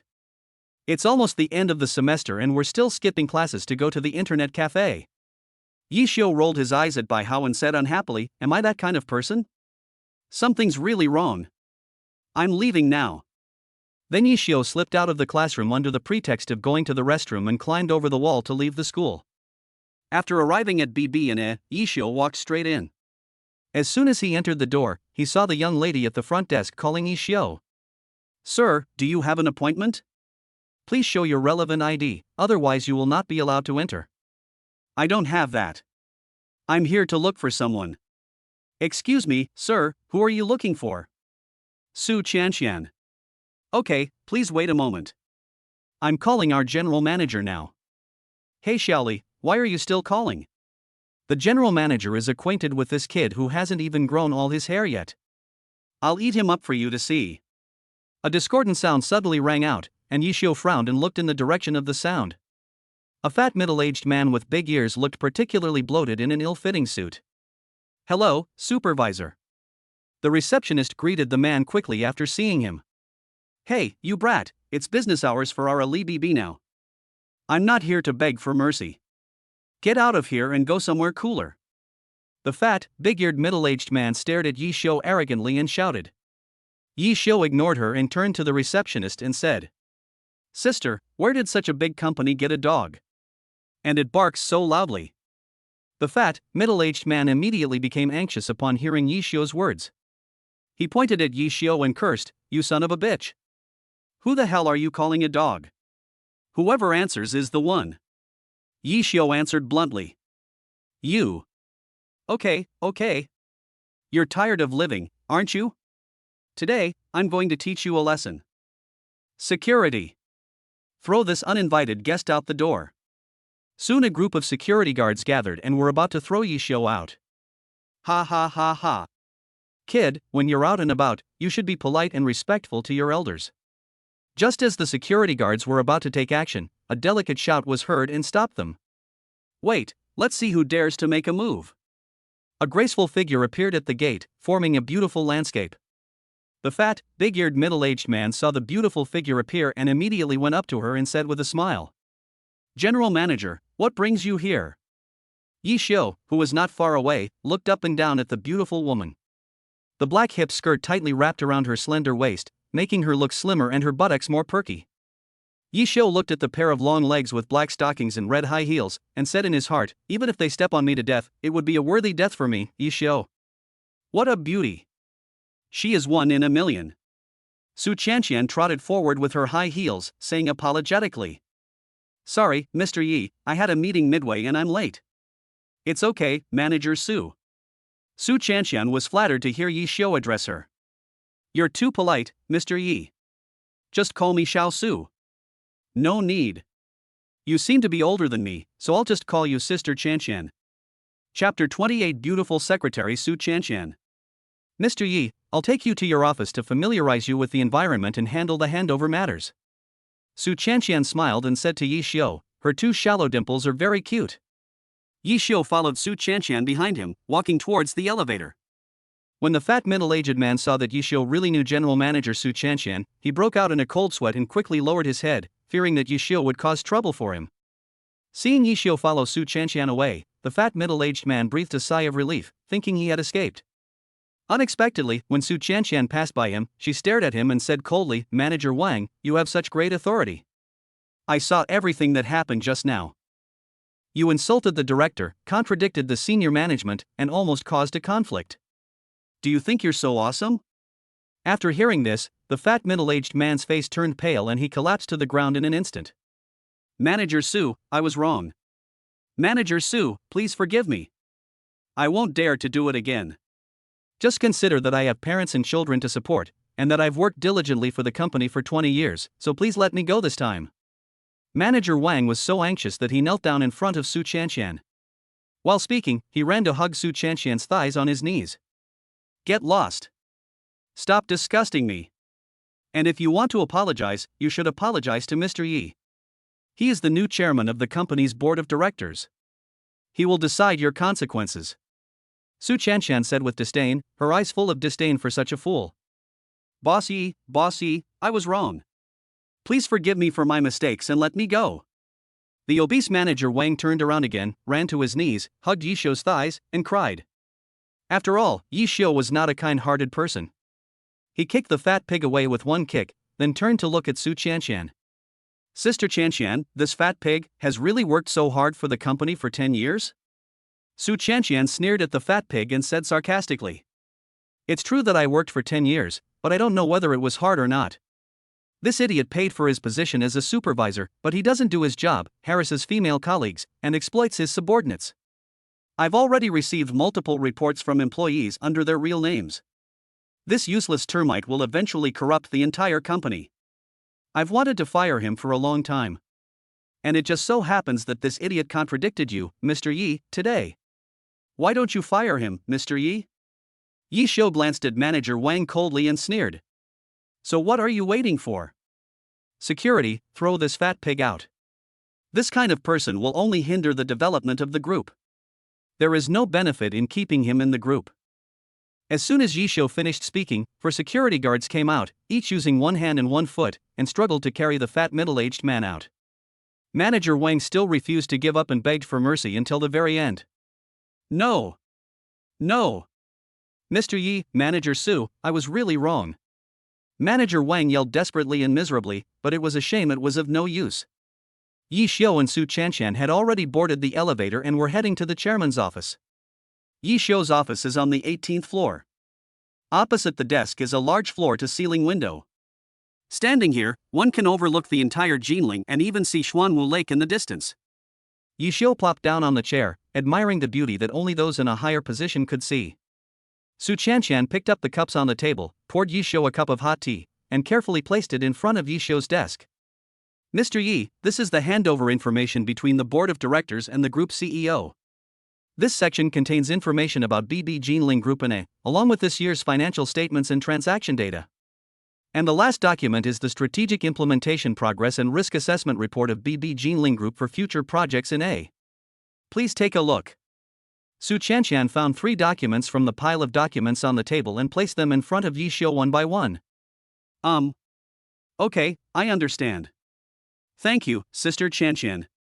Yishio pretended to flip through the documents that Su Chanshan had sorted out for him. He looked calm on the surface, but he was actually very nervous inside. MD, I don't know how to read any documents. Well, Sister Chanshan, I already have a general understanding of the company's recent situation. Yishio put down the documents and sipped the hot tea.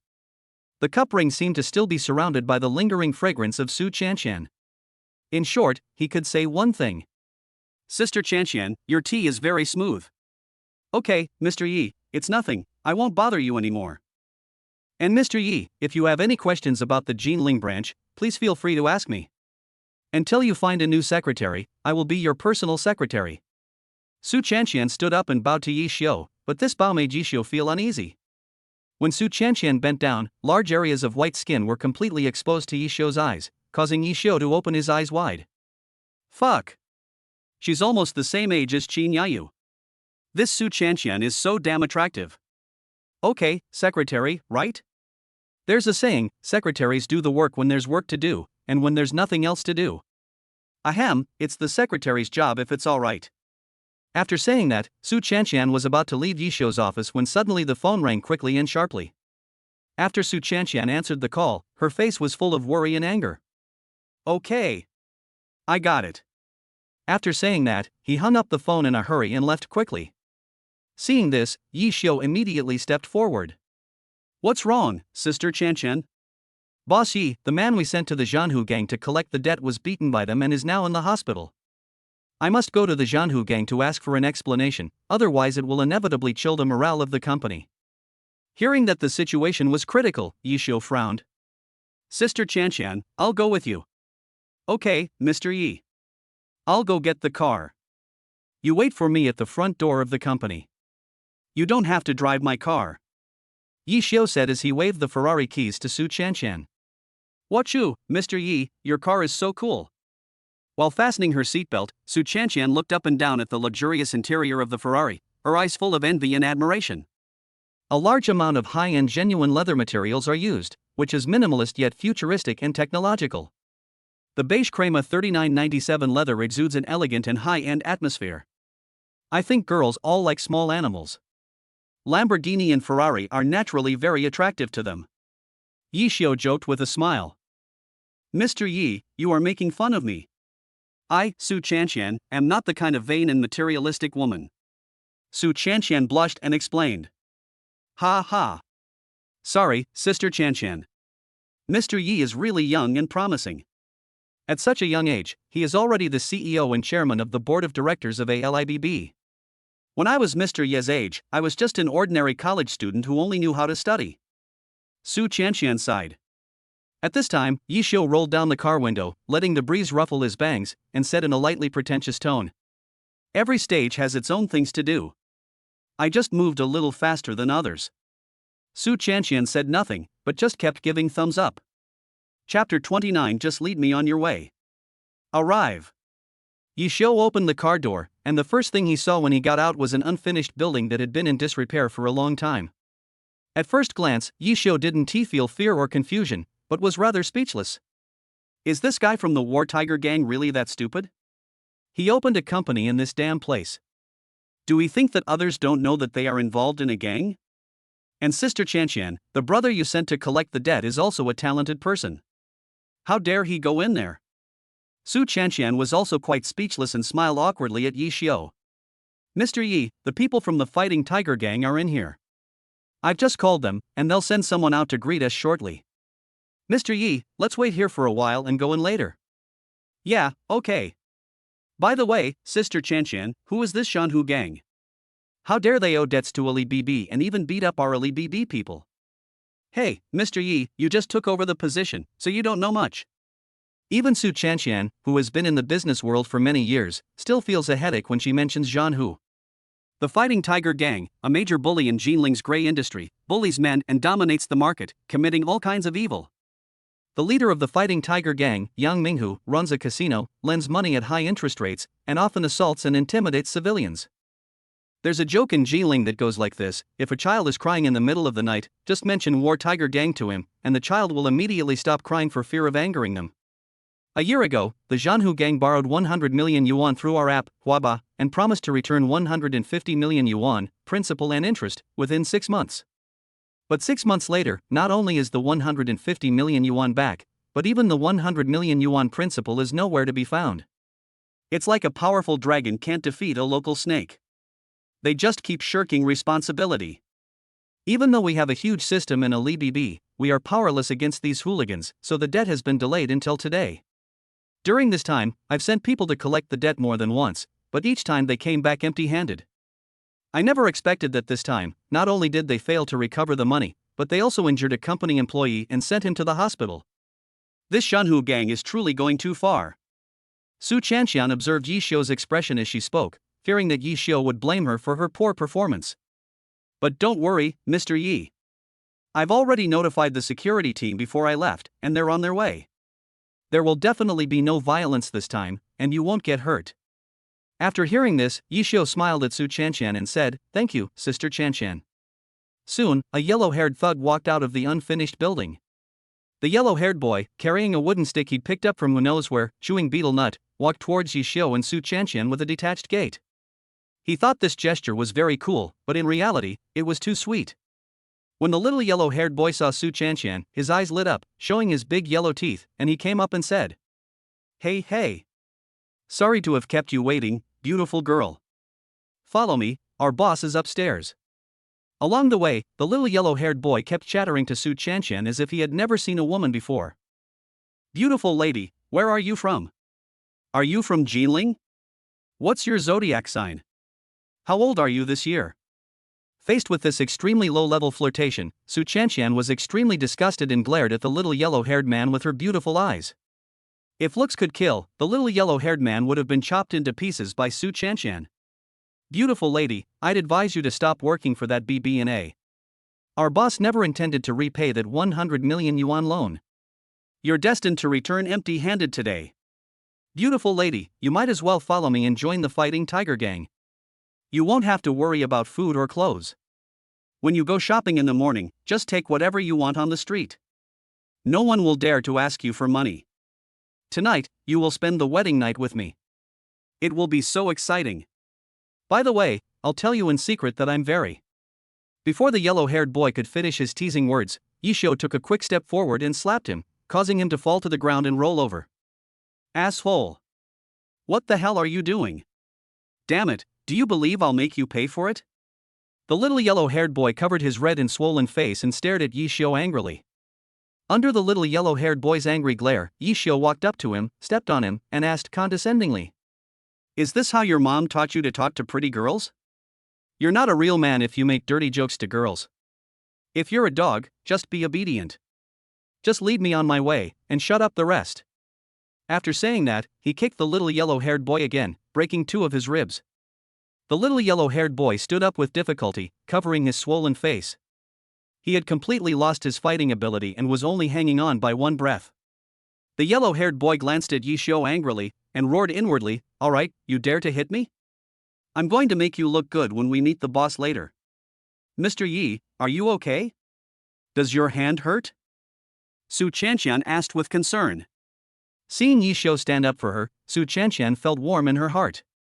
Hearing this, the little yellow-haired boy leading the way in front wanted to spit out blood. "MD, what the hell is this? He slapped me, beautiful girl, shouldn't you be concerned about my face? Why are you concerned about his hand? Ha ha. I finally see clearly, these are just a pair of bastards." Seeing Su Chanxian's concern for him, Yi Xiu joked. "Good. It does hurt a bit though. I didn't expect this little yellow-haired kid to be so thick-skinned. I should probably just apply some fairy saliva on it." Su Chanshan knew that Yi Xiu was teasing her, and she lowered her head with a blush, but she did not feel unhappy at all in her heart, and even felt a little happy. Mr. Yi, I always feel like you are teasing me. Ron, take out the feeling. Looking at Su Chanshan's increasingly red face, Yi Xiu laughed out loud. Seeing the two of them talking to each other and showing their affection, the little yellow-haired boy who was leading the way in front couldn't help it and spat out a mouthful of blood. What the hell is going on? What a bunch of bastards! Bastards! Soon, under the guidance of the little yellow-haired boy, the two were brought into a small compartment. The compartment was luxuriously decorated. The crystal chandelier on the wall illuminated the dragon and phoenix silk painting above, making it even more vivid. The floor was covered in a Persian carpet, and Yi Xiu and Shanshan stepped on it without making any sound. A group of burly men sat around a man in black. Even though he was wearing sunglasses, Yi Xiu could still see a scarlet scar on his face. When the man in black saw the two people coming, he took off his sunglasses, and the scarlet scar became more conspicuous. He. Hello, both of you. Let me introduce myself. My name is Yang Minghu. Chapter 30, Waste is Waste. Yang Minghu? Are you the idiot who owes me 100 million? Faced with such a scoundrel, Yi Xiu would not be polite to him. He walked up to him, stepped on the table, pointed at Yang Minghu's nose and cursed. Yi Xiu's action startled Su Chanshan. Her pretty face turned pale and she quickly grabbed Yi Xiu. Boss Yi, calm down. Yang Minghu was also frightened. It had been a long time since anyone dared to speak to him in such an impolite manner. At this moment, Yang Minghu's face had turned dark. When the younger brothers around Yang Minghu saw their big brother being treated like this by Yi Xiu, they immediately became restless. Hey, kid, watch your attitude, or don't blame us for being blind. I advise you to kneel down and apologize immediately, otherwise I'm not sure if you will see the sun tomorrow. Why the hell are you wasting so much time talking to this guy? Just go up and beat him up. The younger brothers beside Yang Minghu were flexing their muscles aggressively, making creaking sounds as if they were about to go up and beat Yi Xiu up. Seeing this, Su Chanshan rushed forward, spread her arms and used her petite body to protect Yi Xiu. Don't come over here. If you bastards dare take another step forward, I'll call the police. Ha ha ha ha. Call the police?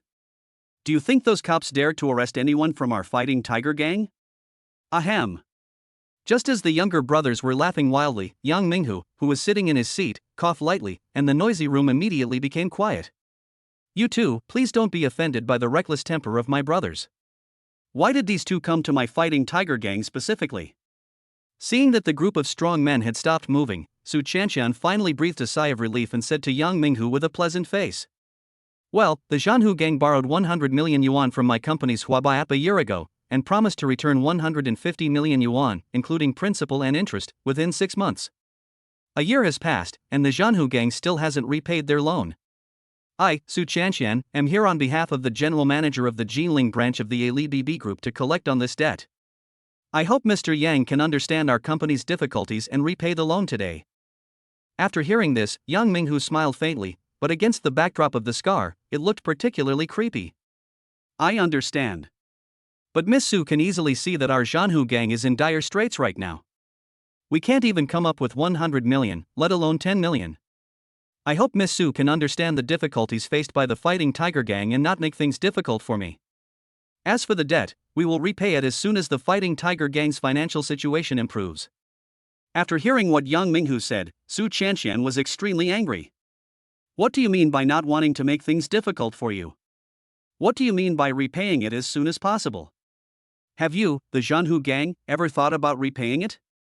Su Chanshan had already greeted Yang Minghu's relatives 180 times in her heart. Oh? Will it be repaid only when the economic situation is good? Ha, your fighting tiger gang is a tyrannical gang, with no regard for the law and bullying men to dominate the market. You're a typical disaster. You, a bunch of useless people from the fighting tiger gang, want to turn over 100 million. It's simply laughable. I think this war tiger gang should just change its name to Kitten Gang. It's just a bunch of hooligans and thugs, and it's bound to disband sooner or later. Yi Xiu sneered. You little bastard, try to curse me again? The Zhanhu gang won't tolerate slander. When the younger brothers heard Yi Xiu's ridicule, they rubbed their hands and slowly walked towards Yi Xiu. Yes, kill him. The little yellow-haired guy with half of his face swollen and red suddenly jumped out and said viciously to Yi Xiu. A 2-meter-tall muscular man took the first step, raising his right foot and doing a roundhouse kick, intending to kill Yi Xiu with one strike. Yang Minghu lit a high-end cigar and watched the scene jokingly. He seemed to have seen Yi Xiu vomiting blood and falling to the ground. But the next second, his cigarette butt fell to the ground. He took off his sunglasses and widened his eyes in disbelief. Yi Xiu was quick-eyed and quick-handed. He grabbed the muscular man's flying leg and threw it casually. The muscular man lost his balance instantly. Yi Xiu turned around on the spot and did a roundhouse kick, knocking the muscular man to the ground with one kick. His face was ferocious, and he spat out a mouthful of blood in pain, and then he passed out. At this moment, Yi Xiu had stunned everyone present. Is this guy a human? Man, I underestimated you by your looks. Defeat the enemy with one move. At this time, the little yellow-haired boy came back to his senses from the shock and shouted to the remaining brothers. Brothers, keep going. 2 fists can't beat 4 hands. With so many of us attacking together, are you still worried that we can't defeat him? That's right. Little yellow hair is right. With so many of us attacking together, are we still worried that we can't kill him? Right. Let's go together, brothers. Even if we don't die, we'll at least make this brat lose some skin. In an instant, all the younger brothers in the room rushed over and pounced on him together. Seeing this, Yi Xiu shook his head, his expression indifferent, not taking these useless people seriously at all. Waste is waste, and waste together is still waste. Yi Xiu instantly accelerated, leaving a trail of afterimages behind. He punched or kicked every person who rushed towards him, without any unnecessary movement. Then, Yang Minghu's minions flew backwards one by one, clutching their chests and lying on the ground, unable to move, wailing in pain. After a while, all of Yang Minghu's men were knocked to the ground by Yi Xiu, leaving only Yi Xiu standing in the middle of the crowd. Yi Xiu looked down at Yang Minghu's wailing minions, shook off the dust from the corners of his clothes, and said calmly, "It's okay, the corner of the clothes is slightly dirty." Su Qianqian, who was standing behind him, looked at Yi Xiu's pretentious appearance, like a crazy girl who had seen a Korean idol, with love in her beautiful eyes. Frog fun. Not only is this new chairman handsome, but he's also such a good fighter. He's definitely a little wolf dog. Under Su Qianqian's admiring gaze, Yi Xiu walked straight towards Yang Minghu, pulled out a chair, and sat down. Treating Yang Minghu's office like his own home, he picked up a teacup from the coffee table and poured it into it. Yi Xiu blew away the steam on the tea and drank it all in one gulp. He then crushed the teacup with his fist. Strangely, the glass shards couldn't pierce Yi Xiu's palm. How is Mr. Yang now? Is the War Tiger Gang's economy functioning normally now? Yang Minghu stared at Yi Xiu intently, cold sweat soaking his back, his eyes filled with uncontrollable panic and fear. If Kaiying from Jinling saw the scene, she would be shocked. Yang Minghu, the usually arrogant leader of the Fighting Tiger Gang, who only bullies others but doesn't allow others to bully him, now bows and scrapes in front of Yi Xiu like a grandson. Yes. Don't be angry, sir. I will repay you the money you owe me with interest. The check is in the drawer, I'm paying it back now. Chapter 31. You die for me. Yang Minghu opened the drawer and fumbled around for a while. Yi Xiu poured himself another cup of tea and savored it carefully. It's true that although Yang Minghu is illiterate and his mind is full of violence, he has quite a taste for tea. Sweet and refreshing, it soaks into the heart. A good life is a reward. Just as Yi Xiu was enjoying the spiritual pleasure brought to him by drinking tea. Suddenly, Su Qianqian exclaimed, "Mr. Yi, be careful." Yi Xiu was confused, and before he could react, he felt a cold touch on his forehead, as if it was being pressed by a controlled object. When he looked up, he saw Yang Minghu holding a gun against his forehead. Seeing Yi Xiu's stunned expression, Yang Minghu felt very proud. He couldn't help but grip the gun tighter, pressing it against Yi Xiu's head, sneering. "You're really good at fighting, brat. You think you're invincible, right? No matter how good your kung fu is, you're still afraid of a kitchen knife. No matter how good your kung fu is, you can still be shot down with one gun. This is the age of firearms, kid. Don't just think about using your savage body. I admit you're fast, but can you be faster than a bullet? Ha ha ha ha ha." Please refer to Sasuke's ultimate picture for his expression. Seeing Yang Minghu holding a gun against Yi Xiu, Su Qianqian broke out in a cold sweat, her heart skipped a beat, and she suddenly yelled at Yang Minghu. "Yang Minghu, what the hell are you doing? Put the gun down right now. Do you know who you're pointing the gun at? The chairman and CEO of the ABB Group headquarters, Yi Xiao. I'm telling you, owing 100 million is a small matter. If anything happens to our chairman, even if you, Yang Minghu, flee to the ends of the earth, we at ABB will not let you go. After hearing this, Yang Minghu looked down at Yi Xiao and said with a playful smile. Oh? I didn't expect you to have such an extraordinary identity. You're actually the chairman of the board of directors of BB&A. Yi Xiao, who was being pointed at by Yang Minghu, smiled without fear. He calmly poured himself another cup of tea and said provocatively to Yang Minghu. How? Are you scared? Hearing Yi Xiao's provocation, Su Chanxian was so frightened that she almost collapsed on the verge of kneeling down to Yi Xiao. Mr. Yi, please stop talking. If you really anger Yang Minghu, I'll shoot you dead, and those bastards in the A-level BB executives will also shoot me dead. I've never been in love, never felt the sweetness of love, I don't want to die. Woo woo. Seeing Yi Xiao provoking him, Yang Minghu did not feel angry, but instead burst into laughter. Ha ha ha ha ha ha. Boy, you're about to become my dead soul, yet you still have the guts to challenge me? You're quite brave. But do you think I wouldn't dare shoot you because I'm afraid of your position as chairman of the board of directors of BB Group NA? Oh, kid, if you really think so, then you're totally wrong. I, Yang Minghu, dropped out of school at the age of 16 and entered the world of society. 20 years have passed already. What kind of storms and waves haven't I seen in these 20 years? Do you think I was brought up by fear? Once I kill you, I'll disguise myself and fly to the United States. No matter how powerful you are, you can't reach overseas, right? Yang Minghu laughed arrogantly, as if he had breathed the free air of the United States. Looking at Yang Minghu's smug look, Yi Xiao shook his head helplessly. Ignorant fool. Under the gunpoint, Yi Xiao was still calmly drinking tea without any fear, which made Yang Minghu, who felt ignored, completely enraged. Good. Good. Good. Since you want to die so badly, I'll send you to hell. In your next life, remember to bow your head and be a good person. The next second, Yang Minghu pulled the trigger without hesitation. Bang. In this situation, Su Chanxian, who was watching from the sidelines, felt disheartened and closed her eyes in despair, unable to bear to see this tragic scene. At this moment, Su Chanxian's face was extremely pale, her lips had been bitten, and blood was gushing out. But the gunshots did not ring out, and Su Chanxian did not smell the smell of gunpowder in the air. When Su Chanxian opened her eyes again, she was shocked by the scene before her. Yi Xiao was still sitting on the table intact, drinking tea by himself. He looked at the stunned Yang Minghu with a playful expression and said sarcastically, Boss Yang, is your gun okay? Do you want to exchange it for another one? Yang Minghu was equally shocked. This was simply unbelievable. But as a veteran with 20 years of experience in the black market, he managed to remain calm despite being extremely flustered. This kid is lucky. The gun must have jammed by chance. He won't be so lucky next time. Thinking of this, Yang Minghu's heart calmed down again, and he said to Yi Xiao fiercely, You're lucky, kid. You got a gun jam. You won't be so lucky this time. Go to hell. Your death at the hands of Yang Minghu is a worthy one. Goodbye Yi Xiao. Yang Minghu pulled the trigger again, but the result was as expected, no bullet was fired.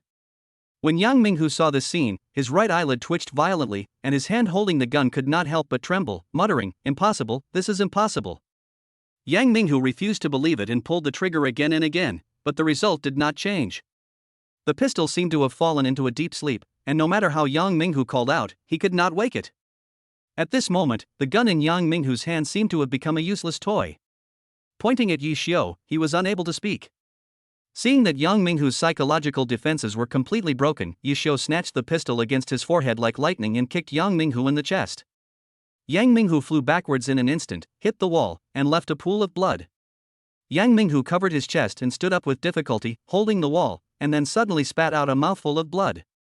Seeing that Yang Minghu was still able to stand up, Yi Xiao sneered. Wow! Mr. Yang is great. He was able to stand up after being kicked by me. It seems that Mr. Yang has been exercising regularly and hasn't been drained of his body by alcohol and sex. But I want to see how long you can hold on. Yi Xiao raised his pistol and shot Yang Minghu in the leg. Bang! The bullet blasted out, piercing Yang Minghu's right leg.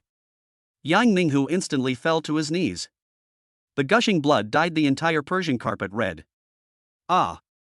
Why? Why? Asshole!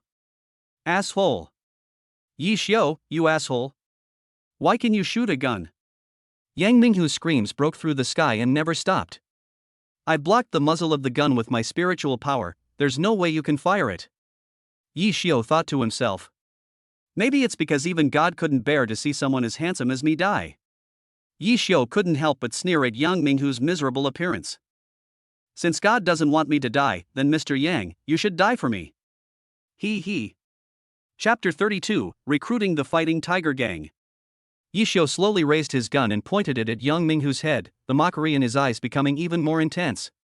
Looking at the pitch-black muzzle of the gun, Yang Minghu felt a surge of fear of death in his heart. A long enough period of comfort has wiped out the bloodiness in the bones of the leader of the War Tiger Gang. Yang Minghu is really scared. Perhaps we cannot blame Yang Minghu for being afraid of death. After all, under the threat of death, everyone is weak. Yang Minghu endured the severe pain from the gunshot wound on his foot and kowtowed 3 times to Yi Xiu, begging for mercy. Mr. Yi, I was wrong.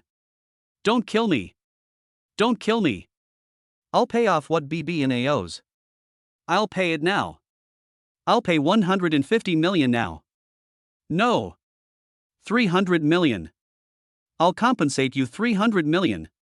Yi Xiu looked at Yang Minghu, who was afraid of death and kowtowing to beg for life, and his eyes were full of disdain and contempt for him. Boss Yang, your cowardly look is really unfamiliar to me. I still prefer your rebellious look just now. At this moment, Yang Minghu could no longer hold back. The fear of death had swallowed up his last bit of sanity. It was like the last straw that broke the camel's back, and he burst into tears. Boss Yi, I was wrong. Please forgive me. I don't want to die. I don't want to die. Yi Xiu remained unmoved, holding the pistol steadily and ready to pull the trigger to end the life of the scumbag Yang Minghu. At this moment, Su Chanshan suddenly rushed over and hugged Yi Xiu's arm, stopping him and said anxiously. No. Mr. Yi, don't. This kind of scum is not worth dirtying your hands with and making you bear the responsibility of a life. It's better to call the police and let them handle it. Seeing Su Chanshan pleading for him, Yang Minghu quickly seized the opportunity and cried bitterly to Yi Xiu. That's right, Manager Su is right. Mr. Yi, calm down. Don't kill me. Don't kill me. We can talk it out. I, Yang Minghu, am willing to serve a Li BB like a slave for the rest of my life. I only ask Mr. Yi to spare my life. From now on, our Zhanhu gang will be Mr. Yi's most loyal dog. If you tell us to go east, we will never go west. Yi Xiu looked down at Su Chanshan's pale face. After thinking for a moment, he felt that what Su Chanshan said made sense. He nodded and retracted the gun. All right, Yang Minghu, I'll reluctantly spare your life. Reform yourself well in the police station and atone for the sins you have committed. Seeing Yi Xiu put down the gun, Su Chanshan breathed a sigh of relief, and a hint of color finally appeared on her face, which was pale due to excessive fright. Yi Xiu then rummaged through the drawer and soon found a check. He wrote 150 million on it with a pen and stamped it with the official seal of the Zhanhu gang.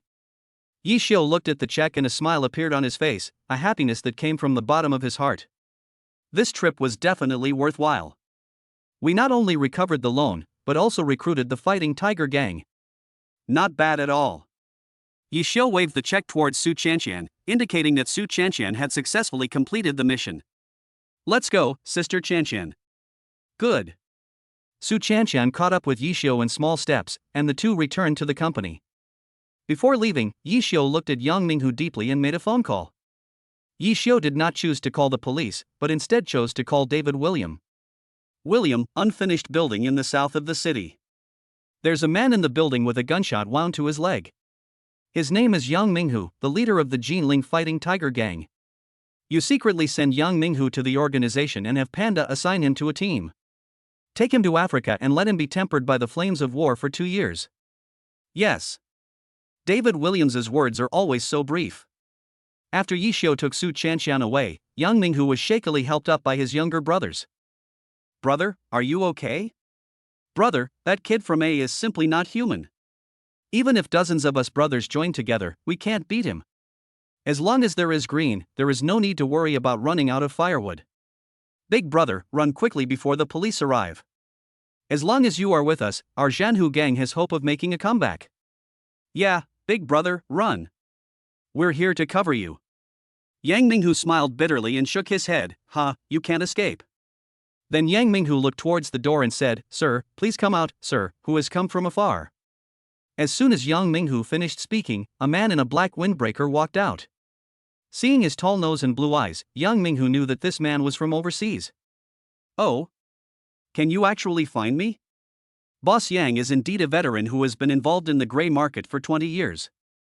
I admire his keen observation skills. The man was obviously a foreigner, but he spoke fluent Chinese and walked towards Yang Minghu. This person is David William. Let me introduce myself. My name is David William. You Chinese people often call me David William. But it doesn't matter what you call me. It's not important. The important thing is you, Mr. Yang. I'm here on the orders of President Yi. Please come with me. Seeing that David William was about to take his boss away, the little yellow-haired boy stepped forward, pointed at David William's nose and cursed. Where the hell are you from, foreigner? Who the hell do you think you are? Do you understand the rules of our fighting tiger gang? Foreigners and dogs are not allowed to enter. You're the only one who wants to take our boss away? Do you really think you're Yi Xiu? Without Yi Xiu here, no one can take our boss away. The little yellow-haired boy stepped forward to argue, but as soon as he got close, David William raised his leg and kicked him. The little yellow-haired boy flew out and hit the wall in an instant, spitting out a mouthful of blood and covering his chest in pain. Ah! Broken! Broken! All my ribs are broken. Seeing the little yellow-haired boy's painful look, David William showed a smile on his face. My kung fu isn't as good as Mr. Ye's, but it's more than enough to deal with rubbish like you. David William glanced at the crowd with cold eyes and said with a faint smile. How? Don't you believe in my ability? David William then extended his right hand to signal Yang Minghu's followers and continued. In that case, let's go together. I'm in a hurry. David William's provocation was very effective, and many people had silently tightened their grip on the iron rods in their hands. Seeing this, David William shook his head slightly and sighed, knowing they can't win, yet still fighting to the death? This is the foolishness called passion, isn't it? Even if they win, it's just the favor of the goddess of fate. Only this time fate has made her choice. I can finally stretch my muscles. David William clenched his fists, ready for fighting. At this moment, Yang Minghu raised his hand and stopped his younger brothers. Stop it all. Then Yang Minghu looked at David William and said softly, just follow Mr. Ye's instructions. I'll go with you, sir. Hearing this, David William withdrew his hand with a particularly bright smile on his face. A smart choice. As the two were about to leave, David William turned around and said to his brothers, the rest of you will be incorporated into the ARI BB security team and will obey Boss Ye's orders. Chapter 33 This is the consequence. Su Chanshan sat in the sports car, playing with the check in her hand, unable to believe that she had actually completed the task. Over the past year, no matter how much manpower and material resources the company spent on collecting debts from the Zhanhu gang, it was all in vain and had little effect. But today, Yi Xiu only made a slight move and defeated Yang Minghu, forcing him to hand over 150 million. Su Chanshan sat sideways in the passenger seat, gave Yi Xiu a thumbs up, and a sweet smile spread across her pretty face. Boss Yi, you look so handsome today. We defeated those scumbags from the War Tiger gang in no time.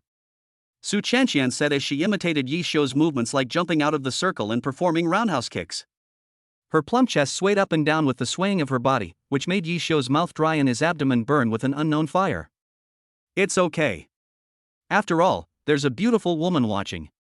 I can't lose this fight. Looking at Su Chanshan's cute appearance, Yi Xiu couldn't help but tease her. Su Chanshan was so excited that her chest rose and fell even more.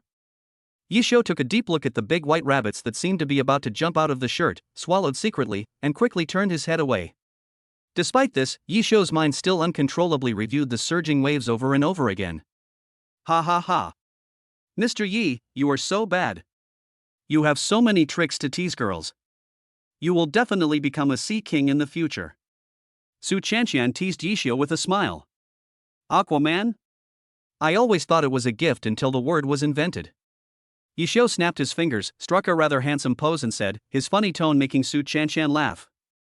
Mr. Yi, you are so funny.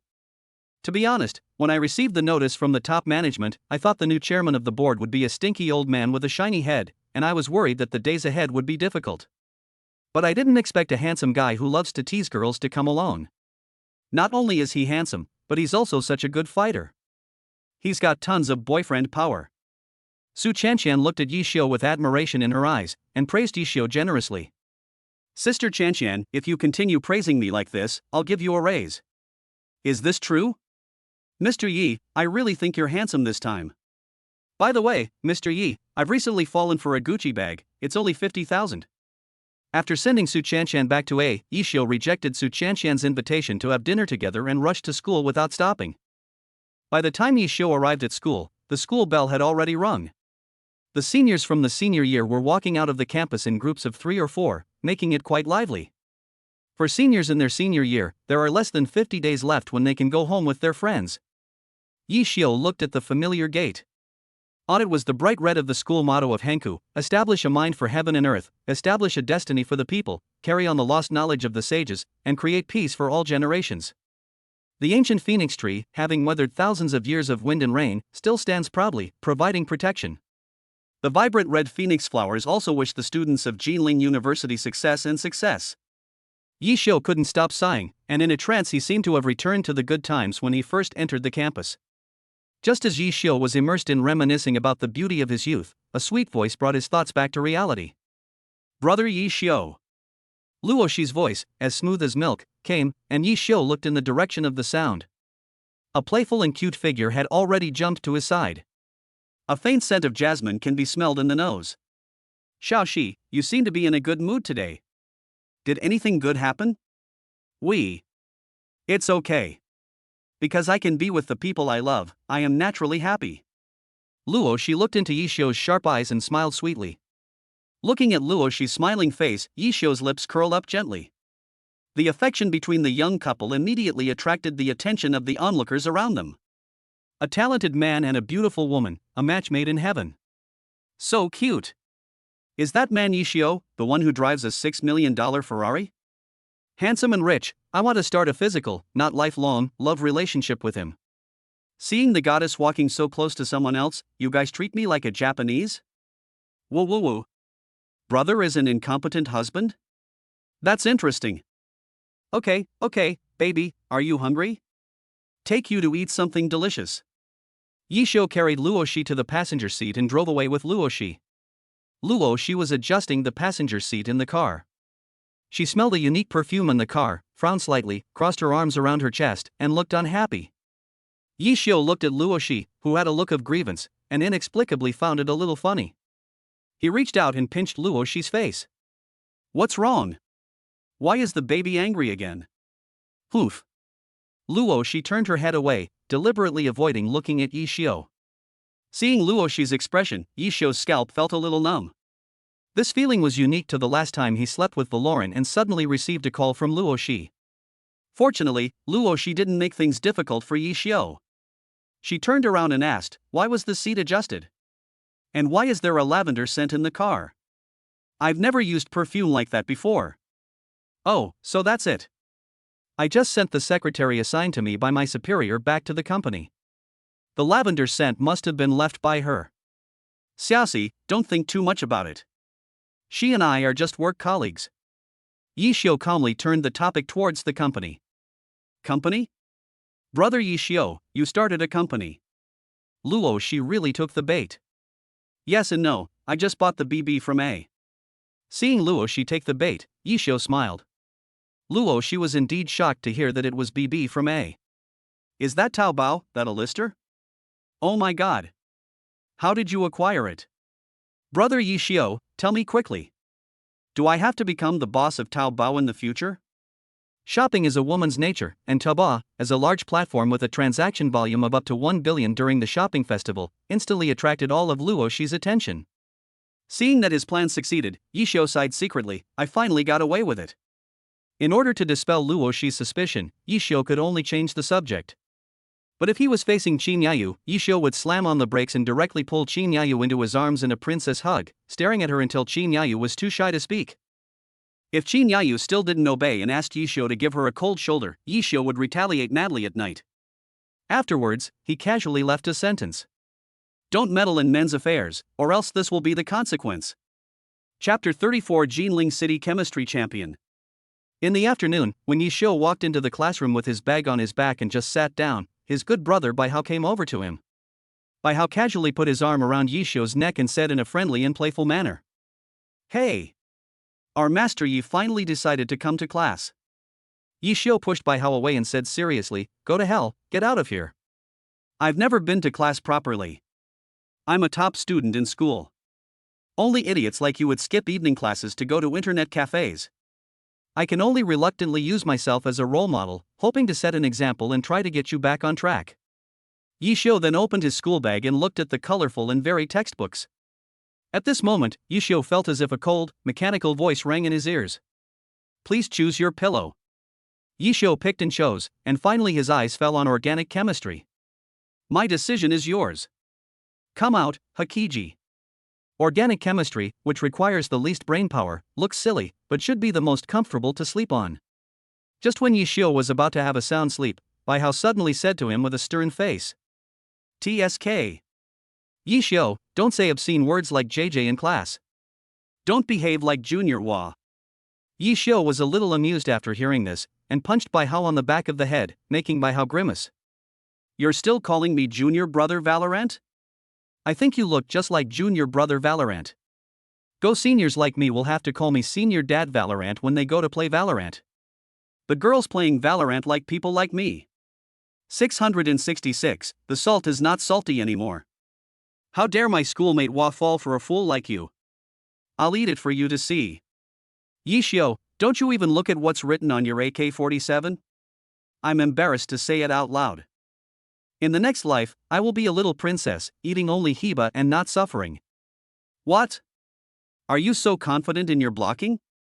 Seeing his gunshot signature being spoken out by Bai Hao in front of everyone, even Yishio couldn't help but blush. How much better can you be, Bai Hao? Who wrote "You are not dead branches and fallen leaves, you are my spring" on the gun? The pure person is not good at guns and horses, but he is addicted to them.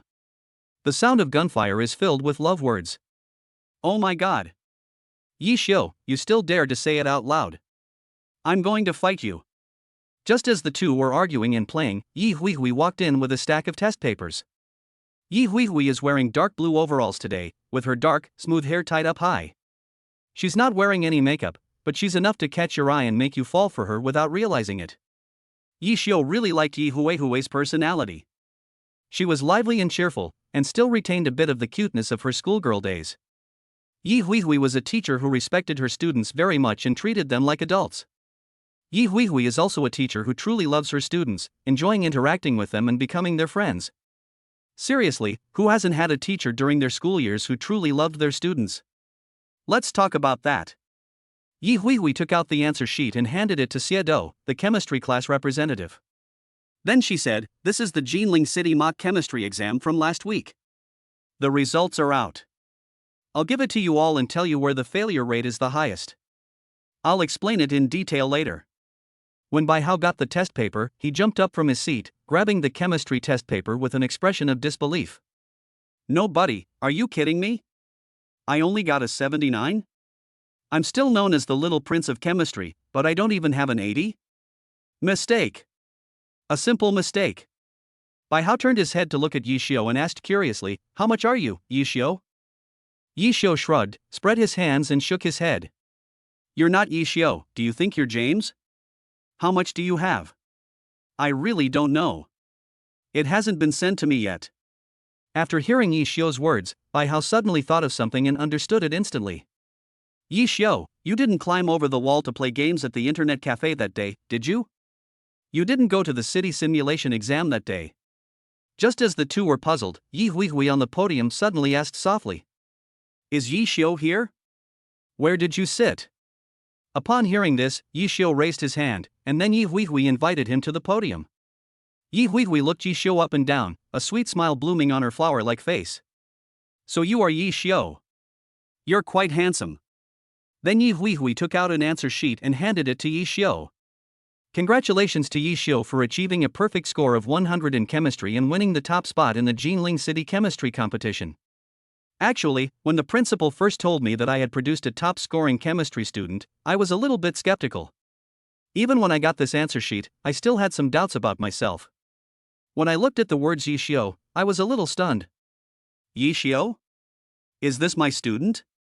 I've never seen him in class, so why would he be taking an exam? And the key is that he did pretty well. The top student in Jinling City. Our class is really going to produce a dragon. Seeing Yi Xiu on the podium being praised by Yi Huihui, Bai Hao in the audience was so shocked that his jaw dropped. I'm worried about my brother's hard life, and I'm also worried about him driving a Land Rover. How did these few people get the top score in chemistry in Jinling City? Woo woo. Yi Xiu, can you tell us how you usually study chemistry? Ahem. Yi Xiu cleared his throat, realizing that his chance to show off had come. I can't really talk about methods, but I can tell you how I usually study chemistry. You must lay a solid foundation and take steady steps. Don't aim too high or dwell on difficult questions. Not only will you miss points on the easy questions, but you'll also be unable to solve the difficult ones. If you keep doing this, you'll enter a vicious cycle and lose your patience with chemistry. Only then will you find that chemistry becomes very simple. Bai Hao and the audience listened very carefully and even started taking notes. After listening carefully, it seems to make some sense. No wonder Yi Xiu did so well in this Chemistry City mock exam. Yi Xiu continued to speak at the podium, spouting a torrent of formalities. As for the remaining 90 points, it depends on one's individual talent. I'm not a genius in chemistry. Genius is just the threshold I need. The more Bai Hao listened, the more he felt something was wrong. When he heard the words "genius is just the threshold to meeting Yi Xiu," Bai Hao decisively put away his pen and paper. He already understood that Yi Xiu was just here to show off. I've been failing the pretentious course. Woo woo. Bai Hao was so exhausted at this moment that he could not even cry. Chapter 35 I will never let my concubine get harmed. Apollo. Detective Xia's meeting. 7 p.m., west of the old city. Violet. After receiving Violet's message, Yi Xiu immediately drove the Ferrari 12 Cylindri to the west of the old city. As soon as Yi Xiu arrived, he found that Charlotte, Valoran and others had been waiting for a long time. Seeing Yi Xiu, Valoran immediately handed him a cup of screwdrivers. Yi Xiu took the screwdriver and took a big gulp. What's wrong, Detective Xia? Yi Xiu wiped the juice dripping from the corner of his mouth and asked Charlotte. Charlotte poured some vodka into Yi Xiu's screwdriver and replied. That's right, Mr. Yi. After we met and collaborated, Miss Hua told me she had found the IP address from which Mr. Yi last messaged you. In order to find young Master Yi as quickly as possible, I took the liberty of asking Miss Hua to lead the way for me. What happened next? What was the outcome? Did you find any clues about Yi Tianxin's whereabouts? How can I put it? Yes and no. Question mark. What does this mean? Yi Xiu became interested in Charlotte's ambiguous answer. When we got there, we discovered that a group of people from Sakura country had already arrived there first. They seemed to be looking for something there as well.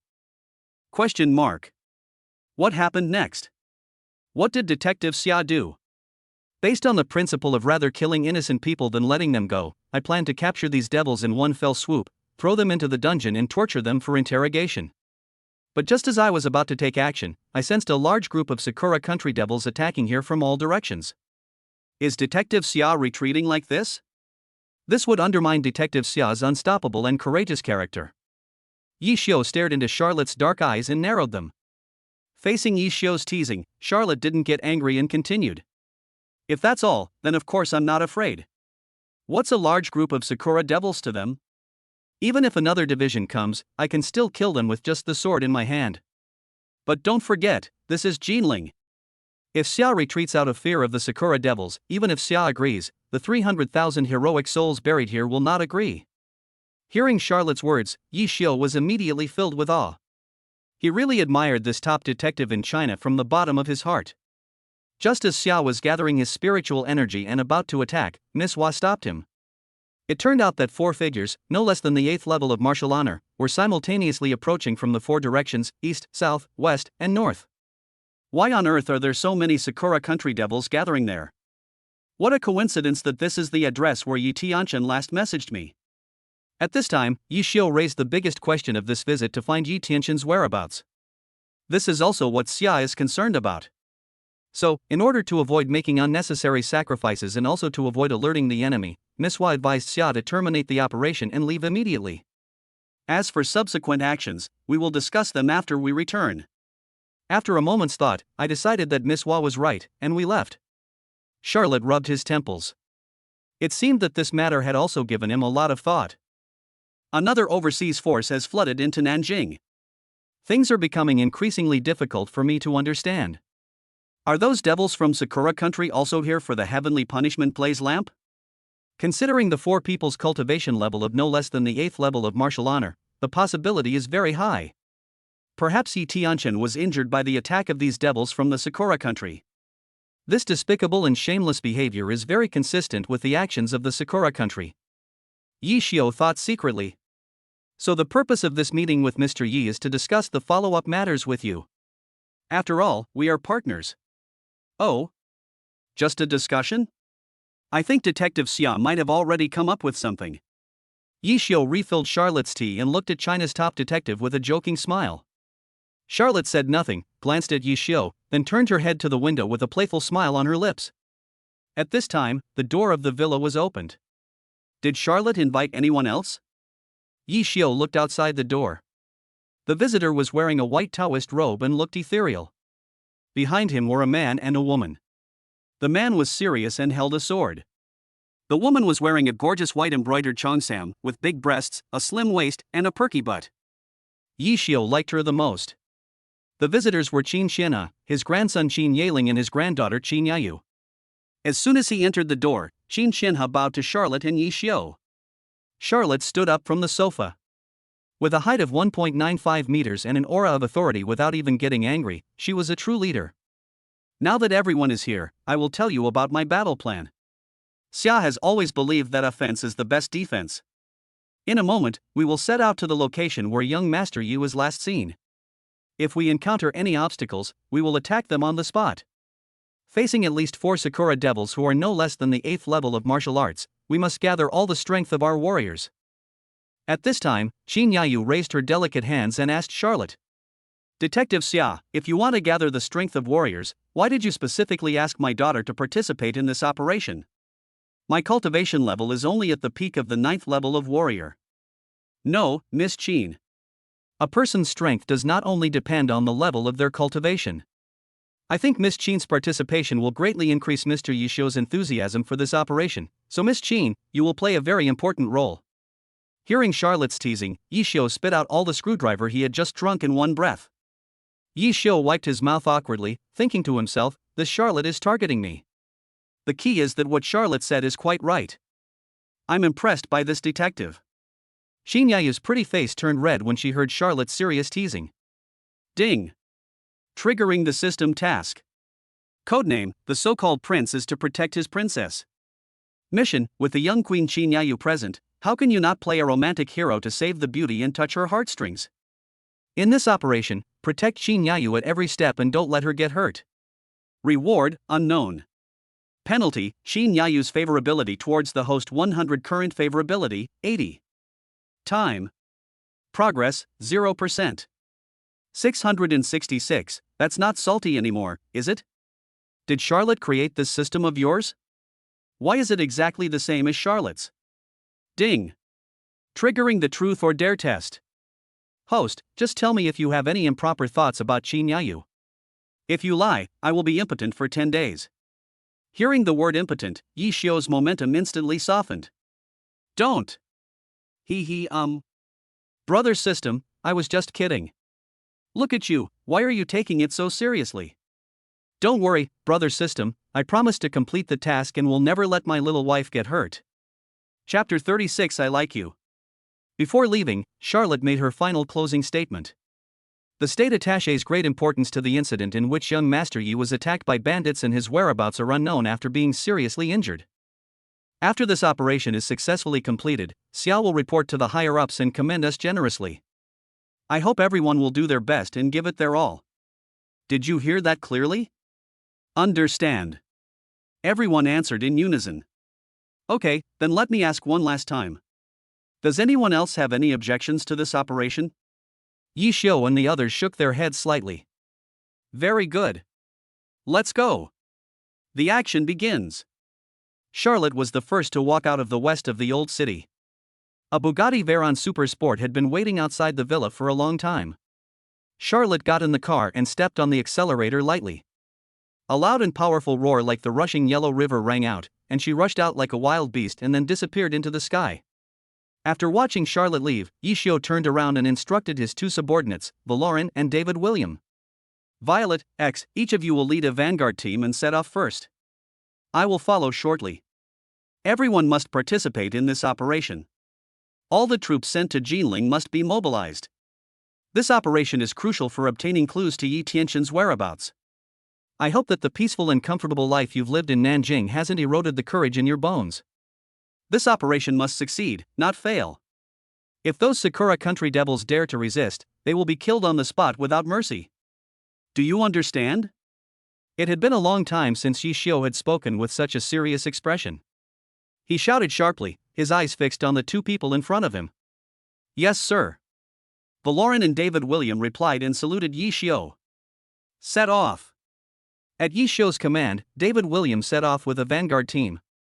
Valoran did not leave in a hurry, but stepped forward and handed Yi Xiu a bunch of car keys with both hands. Yi Xiu, the keys to the Koenigsegg Jesko Absolute are already parked in front of the villa. I've had X install a machine gun and small military missiles on the front of the car. There's also an AK-47 fully automatic rifle in the trunk, 2 Desert Eagles hidden in the cup holders, and a few high-explosive grenades. Yi Xiu took the car keys, gently pinched Valoran's slender little finger, and smiled gently. What's up, Xiaohua? Are you so worried about me? Why are you preparing so many hot weapons for me? Next time, a small military dagger will suffice. Why use a butcher knife to kill chickens when dealing with these little bastards? Oof. I'm afraid you, a stinking scumbag, are going to get killed accidentally. Those devils from Sakura country have never had a good reputation internationally. They are shameless and despicable, like rats crossing the street, and everyone has the right to kill them. Seeing that Valoran cared about him so much, Yi Xiu felt warm in his heart. Okay, I'm leaving now. Yi Xiu waved to Valoran and walked out the door. Yi Xiu sat in the Koenigsegg Jesko Absolute, and the diamond-encrusted steering wheel felt a little uncomfortable to hold. Even if he just stepped on the accelerator lightly, the Koenigsegg Jesko Absolute with a 1,600 horsepower V8 engine and a 0-100 km acceleration time of only 2.79 seconds made Yi Xiu feel an extremely strong push on his back. Yi Xiu didn't rush to set off. Instead, he slowly drove to the side of a beautiful figure, whistled at her, raised an eyebrow and said, "Who are you waiting for, beauty? It's so late and you haven't gone home yet. Otherwise, let your brother take you home." Xin Yayu looked at Yi Xiu with a gangster-like look on her face, rolled her beautiful eyes at him, and turned her head away to ignore him. Seeing this, Yi Xiu was not angry. He smiled slightly, got out of the car and picked up Xin Yayu. This scared Xin Yayu, her pretty face flushed, and she unconsciously wrapped her arms around Yi Xiu's neck. Yi Xiu, what are you doing? Send me down here, you bastard. Yi Xiu remained unmoved after hearing this, instead teasingly saying, Sister Yayu, are you angry or are you being coquettish? Why are you speaking so gently? Yi Xiu carried Xin Yayu into the Koenigsegg Jesko Absolute and helped her fasten her seatbelt. I locked you up because I was afraid you would run away and be kidnapped by someone. Faced with Yi Xiu's rude behavior, Xin Yayu was completely helpless. If anyone dared to treat her so frivolously, Xin Yayu would have ordered her two younger brothers to break his third leg. But if the other party was Yi Xiu, Xin Yayu would not be able to get angry at all. I can't be really in love with Yi Xiu, right? Xin Yayu suddenly thought of a strange possibility. She stole a glance at Yi Xiu, who was driving. His face was angular and sharp, as if carved by God. His occasional serious expression gave people a sense of reliability and solidity. He is young and promising, handsome, rich, and powerful. He also loves to tease beautiful women and stir your heart. Xin Yayu, if you keep looking, I'll eat you right here. Xin Yayu's face flushed red when she saw that she was caught peeking at Yi Xiu. When Yi Xiu saw Xin Yayu's feminine look, he secretly laughed in his heart. Why? I took another one, and I have nowhere to put my damn charm again. Thinking of this, Yishio couldn't help but tease Qin Yayu. Sister Yayu, why don't you be my girlfriend? Question mark. Faced with Yishio's sudden confession, Qin Yayu was stunned for a moment, and her brain started to crash. Ah. Qin Yayu had been confessed to many times in the past 20 years, but this was the first time she had been confessed to by someone as handsome and skilled in martial arts as Yishio. Qin Yayu, I like you. You're so beautiful and have such a great figure. I really can't bear to let a top beauty like you be thrown into the market and let other chunju take away such a good cabbage. Poof. Yishio, you're teasing me again. You're already dating someone, and you still dare to make fun of me. Although she said so, Qin Yayu's face was already flushed. Then we'll split up. I just like a little queen like you who has a good figure and is gentle and virtuous. Yishio turned his head and stared straight at Qin Yayu's beautiful peach blossom eyes, his eyes full of teasing. Even though she knew Yishio was joking, Qin Yayu couldn't help but shyly walk down. Seeing Qin Yayu, who was both pure and lustful, Yishio felt an unknown fire rising in his abdomen, and his little tent was lifted high. If I hadn't gone to complete the mission, I would have made you see how powerful I am. The more he thought about it, the angrier he became. He reached out and grabbed a handful of soft and elastic buns. Only then did Yishio come back to his senses and ride the Koenigsegg Jesko Absolute towards his destination. Chapter 37. You have to be responsible for me. Through Valoran's unremitting efforts, it was finally determined that the IP address where Yi Tianchen last sent a message to Yishio was a large shopping mall called Sifong Watangli. 4 roads connect the area centered on Sifong Watangli. They are called East Road, West Road, South Road, and North Road according to their directions. According to Charlotte's plan, he divided everyone into 4 groups and set out from 4 different routes. Charlotte took the east route. Qin Xianhe headed from the west route. The south route was handed over to Valoran and David William, and Yishio was assigned to the north route. Because the Koenigsegg Jesko Absolute encountered a strong vibration on the road and was delayed for some time, Yishio hurriedly stepped on the accelerator and rushed to Sifong Watangli, but fortunately he did not waste time. Before getting off the car, Yishio touched Qin Yayu's face again, kissed her rosy lips, and said to her softly, Sister Yayu, you are only a 9th level warrior, so don't go over there. I'm afraid those devils might hurt you. Just stay in the car. There are machine guns and small military missiles installed on the front of the vehicle. When you encounter danger, don't be stingy and fire as many as you can. I also have an AK-47 fully automatic rifle in the trunk, 2 Desert Eagles hidden in the cup holder, and high explosive grenades and other things in there too. If those devils from Sakura country dare to have bad intentions towards you, let them eat a bullet with their dinner tonight. I'm going to complete the mission. Just wait for me in the car, okay? Qin Yayu looked at Yishio tenderly, then immediately dived into Yishio's arms and hugged him tightly. Not good. Yishio, you bastard, don't even think about abandoning me and leaving me alone in the car. You kissed me, so you have to be responsible for me. Qin Yayu's firm refusal made Yishio hold his forehead in embarrassment, thinking to himself, so all my words were in vain. However, Yishio still doted on Qin Yayu. He gently touched Qin Yayu's head and said lovingly, Okay, then you just follow behind me and don't run around. Yeah. I'll just stay with you and not go anywhere. As soon as Qin Yayu got out of the car, she took Yishio's arm and tucked his arm into her soft chest. Feeling the soft touch on his arm, Yishio secretly felt happy. MD Qin Yayu, you're even more stylish than that guy from Northeast China. Woo woo. This kind of woman is perfect to be a wife. She's gentle and virtuous. How could I, Yishio, possibly get her? And I even had to chase her when I already had a girlfriend. Along the way, Yishio chattered non-stop, occasionally inserting a few dirty jokes, which made Qin Yayu so embarrassed that she wanted to hit Yishio. This doesn't look like they're here to carry out a mission, they look like they're here for a honeymoon. Even God couldn't stand their sweet and abusive behavior, so he immediately sent the devils from the Sakura country to stop them. Hello, who's up ahead?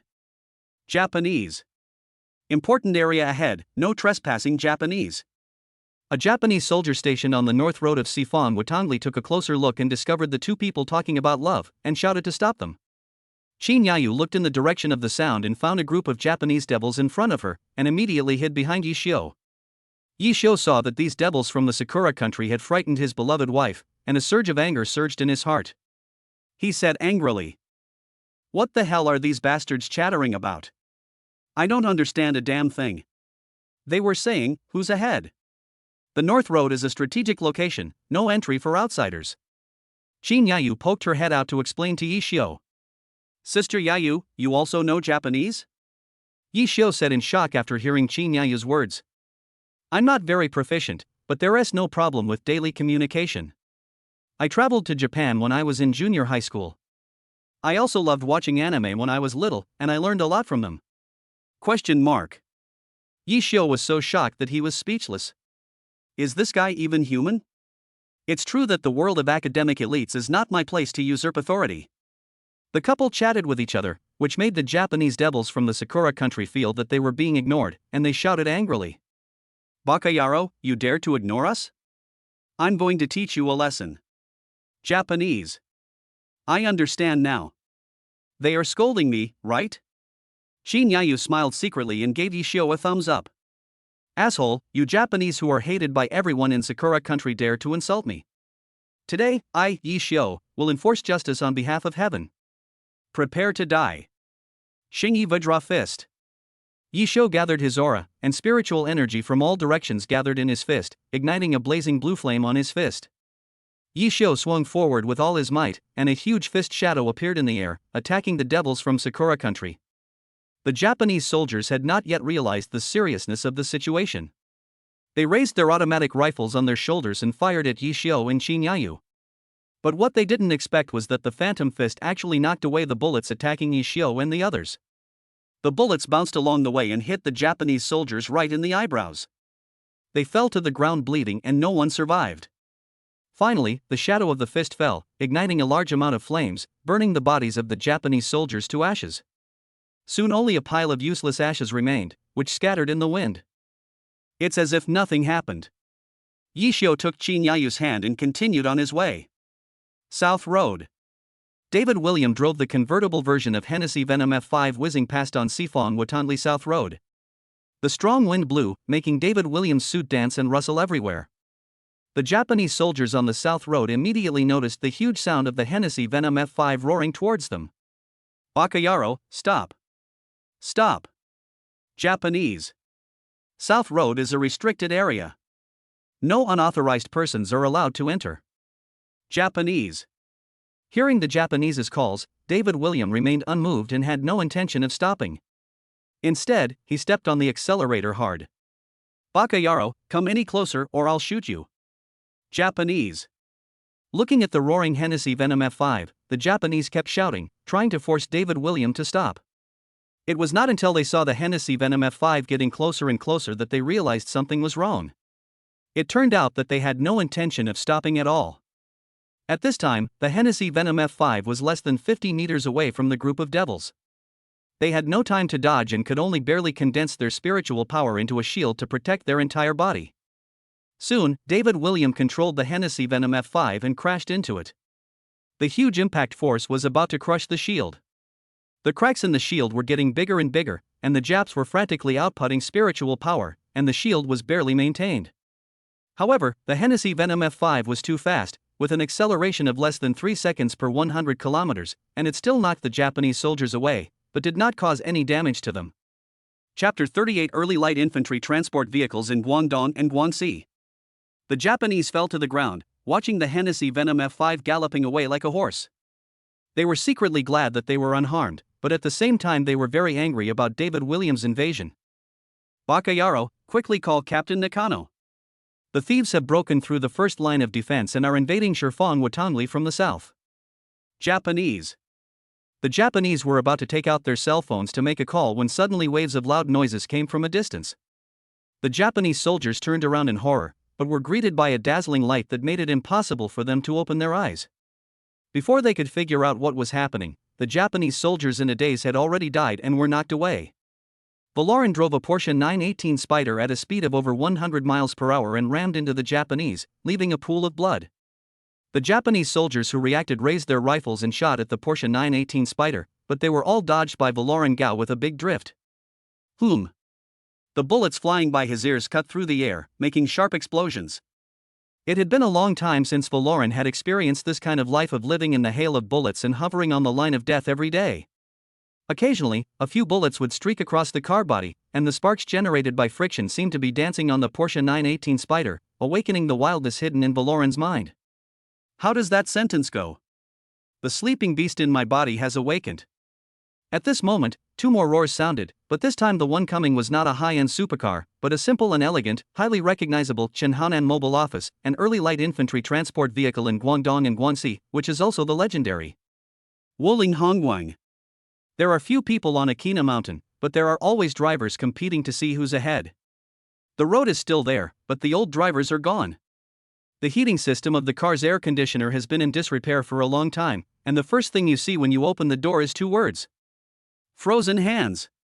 It's still the familiar smell. The door opens before the car stops, and the bullet is fired before the person arrives. The two vanguard teams led by Valoran and David William finally arrived. They opened the newspapers and started shooting at the Japanese devils from the Sakura country. Tat-tat. Bullets poured out like a waterfall, and the Japanese soldiers fell to the ground before they could react. The bullets pierced their heads, and they fell in a pool of blood, dying with their eyes open. Please don't believe that the spirit of the old driver is fading, and always remember the legend of Wuling Hongguang. The whole process took less than 5 minutes, and all the Japanese soldiers guarding the South Road were wiped out. The two Wuling Hongguangs ran over the bodies of the Japanese soldiers without hesitation and continued to head towards their destination. West Road. Charlotte drove the Bugatti Veyron Super Sport at high speed towards Sifong Watanli.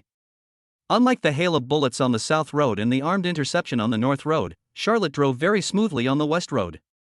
Not to mention the Japanese devils from the Sakura country stationed on the West Road, even the chirping of cicadas that were often heard in Nanjing at night could not be heard. The eerie silence made Charlotte frown, and she felt an inexplicable uneasiness in her heart. Everything around her seemed like the calm before the storm, and she couldn't help but hold the steering wheel a little harder. But Charlotte was not afraid in his heart. He was the #1 detective in China and at the peak of the 8th level of martial honor. He was only one step away from the 9th level of martial honor, the ultimate limit of human martial arts practice. Charlotte has this confidence, nothing can make him feel afraid, he keeps moving forward. Soon, Charlotte arrived at her final destination, Sifong Watanli. Looking at the luxurious high-rise building in front of him, Charlotte felt a little excited and clenched his fists tightly. We are finally going to find clues about Yi Tianxin's whereabouts. Charlotte let out a long breath, calmed herself down a little, and was about to open the car door, get out, and go into Sifong Wutong to look for clues. Just then, something strange happened. No matter how hard Charlotte tried, she couldn't open the car door. Charlotte narrowed his eyes slightly, his face full of seriousness. He stared at the door handle intently, and suddenly laughed softly. It's just a boring trick. Charlotte concentrated her energy into her dantian, activated her skills with all her strength, gathered her spiritual power into her right hand, and gently placed it on the door handle of the Bugatti Veyron Super Sport. In an instant, the car door that was originally unable to open suddenly opened automatically. Charlotte slowly got out of the car and carefully glanced around, but found nothing. Charlotte continued to walk towards the Sifong Wutong tree, but before he could take a step, a huge silver-white sword energy suddenly appeared from the sky and flew towards him at a rapid speed. Charlotte reacted quickly, stomping her right foot on the ground and pushing backwards, sending her flying backwards. Then she turned around and stood up, landing steadily on the ground. Bang! The huge sword energy hit the ground, and the place where Charlotte was standing was completely unrecognizable. A big crack appeared, and gravel and sand surged out, raising clouds of dust. Soon the dust cleared, and a Japanese swordsman stepped out from the dust. He slowly began to speak. You were able to dodge my sword energy. I believe you are a well-known warrior in the ancient martial arts world of China. Japanese. My name is Jun Ito, from Sakura country. I'm the third captain of the Sakura Sword Mercenary Group. Please don't be offended by my coming from such a distance. Japanese. Ito Junmita, one of Japan's 5 most famous swordsmen, once possessed the kendo prowess of a grand master, capable of crossing borders and slaying a martial lord with a single, cherry blossom peachwood sword. Seeing him today, I can see he truly lives up to his reputation. Japanese. Charlotte also responded in Japanese. Thank you. Japanese Jun Ito clasped his fists in respect to Charlotte from a distance. Since you recognize me, please give me a favor and return the same way you came. I would be very grateful. Japanese. Jun Ito pulled out a talisman from his pocket, covered in flowing Japanese characters. Jun Ito raised his 2 fingers, and the talisman flew towards Charlotte. This is just a small token of my gratitude. I'm sorry you've made such a wasted trip. Japanese. Charlotte took the talisman and examined it carefully in her palm. Is this the burning fire talisman? Japanese Charlotte was knowledgeable and recognized the talisman immediately. Your Excellency has good eyesight. This is a 5th grade burning fire talisman crafted by our country's 5th grade formation master, Yamamoto Ryutahiro. Once spiritual energy is injected into it, the formation will manifest. Anyone caught in the center of the formation will be attacked by flames, and the fire will not be extinguished until the person dies. Japanese. Mr. Ito, you're so thoughtful. This burning fire talisman sounds like a really good item. I'll take it. Japanese. Ito Junmita smiled slightly and spoke again. Then let's say goodbye. This is a restricted area in Shifang Watangli, and no one else is allowed inside. I apologize once again. Japanese. No. Japanese. Mr. Ito, you misunderstood me. I didn't say I was planning to leave. Japanese. Charlotte smiled at Ito Junmita. Chapter 39, Nightmare of Sakura Country. Looking at Charlotte's playful smile, Ito Junmita's face darkened. Ito Junmita stared at Charlotte and said coldly. What do you mean, sir? Japanese. Are you fucking kidding me? Japanese. Charlotte looked at Ito Junmita, who was about to explode in anger, with an even more playful look on her face. Ha. Yeah. I'm just teasing you. Japanese. But are you all idiots from Sakura Country? You can't even see it's so obvious, and you still have the nerve to ask. Japanese. Bakayaro, how dare you play tricks on me? Japanese. I want you to die. Japanese. Ito Junmita was completely furious, and he drew out his cherry blossom peachwood sword and rushed towards Charlotte. Ito Junmita was very fast, and when he ran, he was like a flash of lightning, leaving a series of afterimages.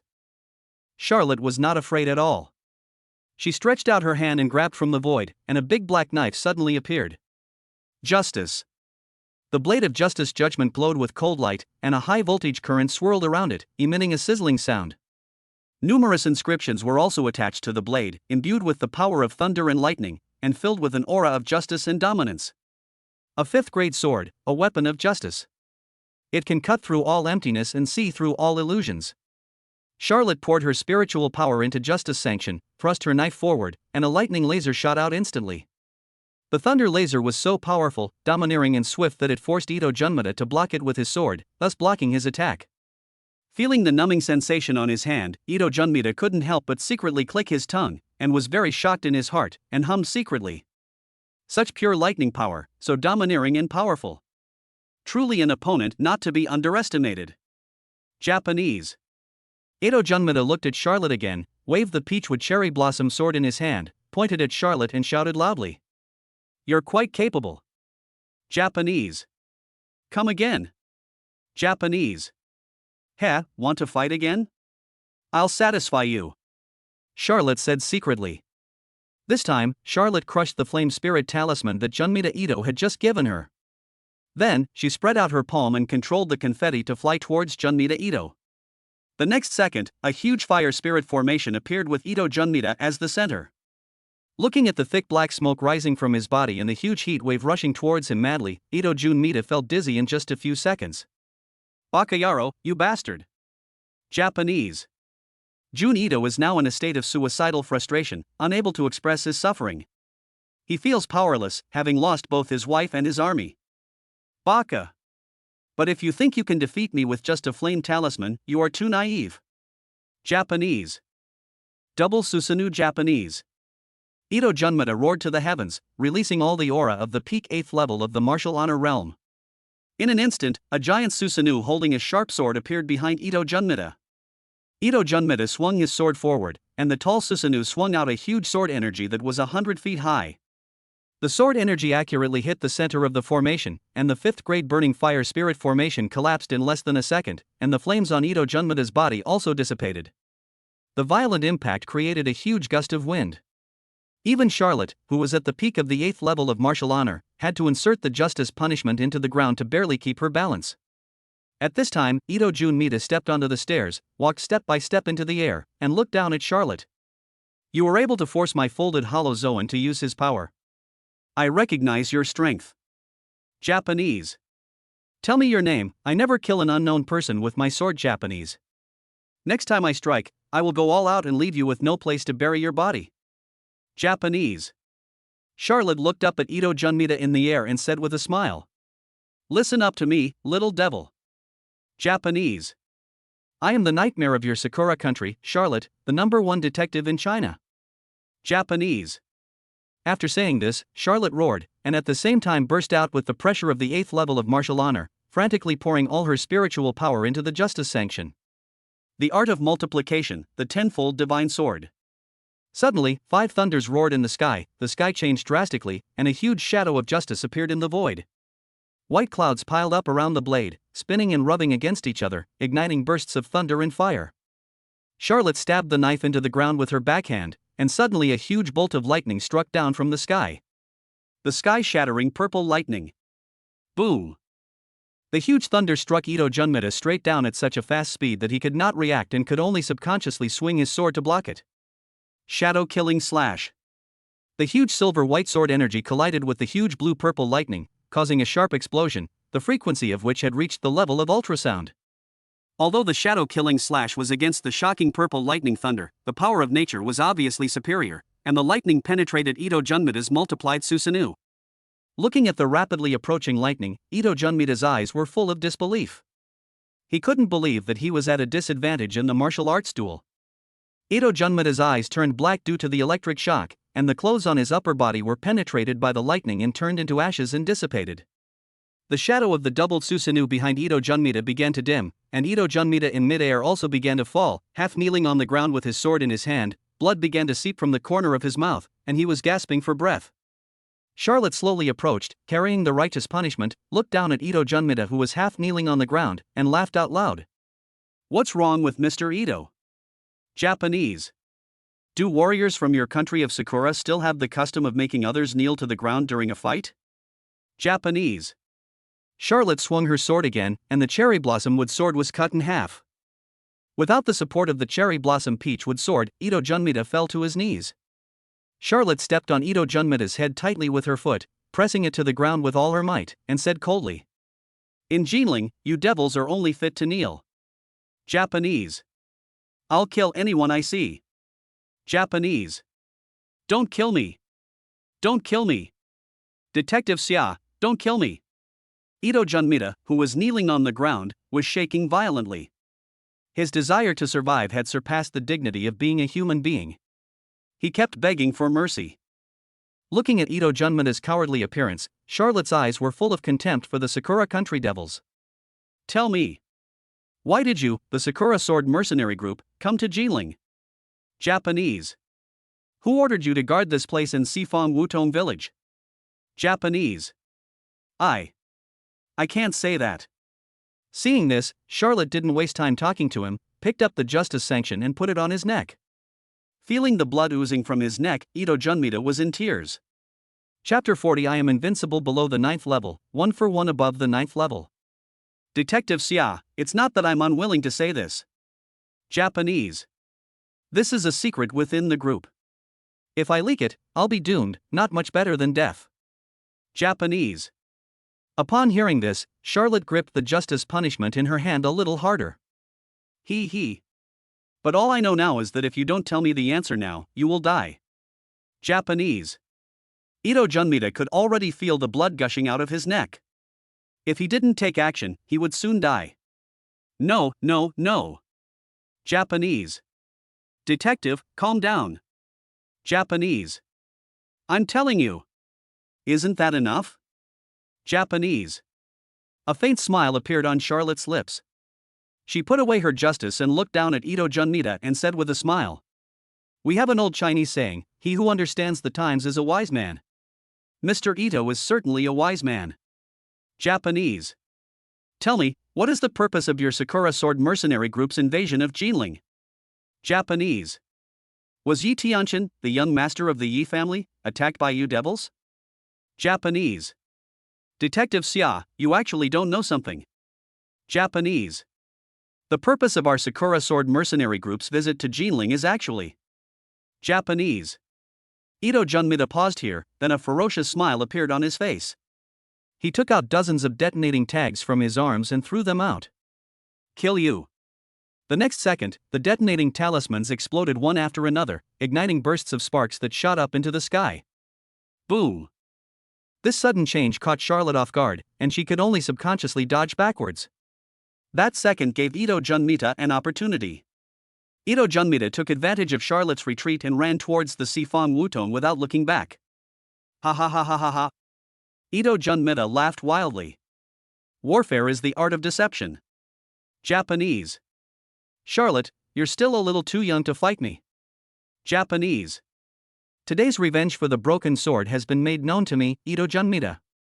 If I do not avenge this, I would be an ungentleman. Japanese. Charlotte, just wait for me. I, Junmida Ito, will kill you within a year and use your head as a sacrifice.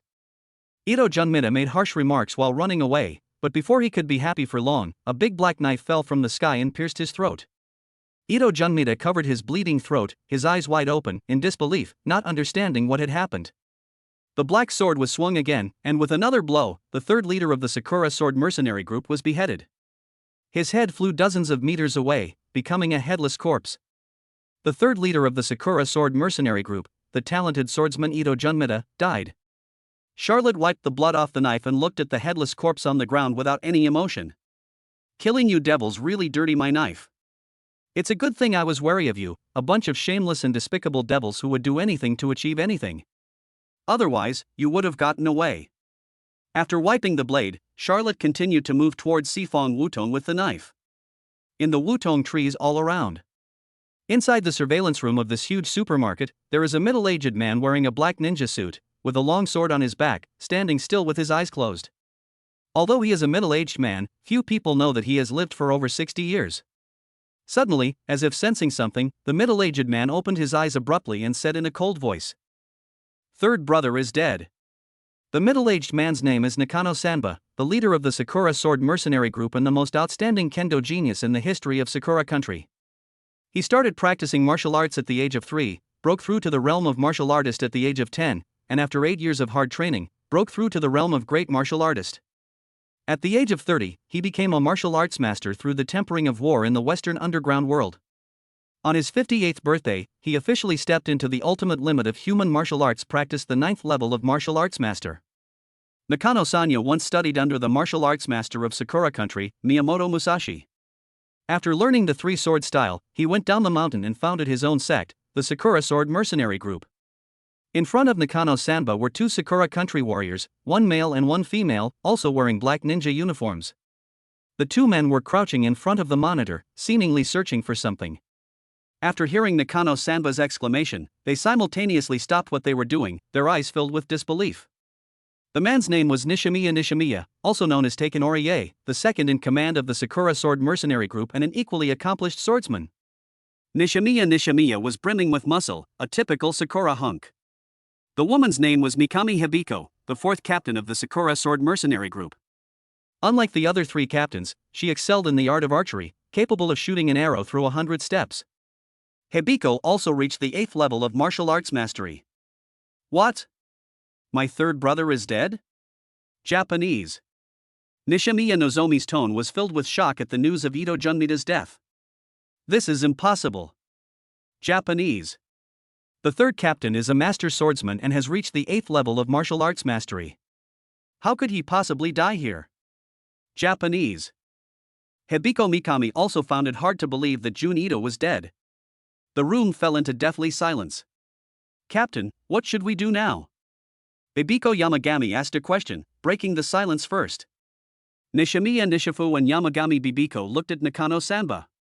Their leader always stepped up at critical moments, leading the Sakura Sword Mercenary Group to make the right decision.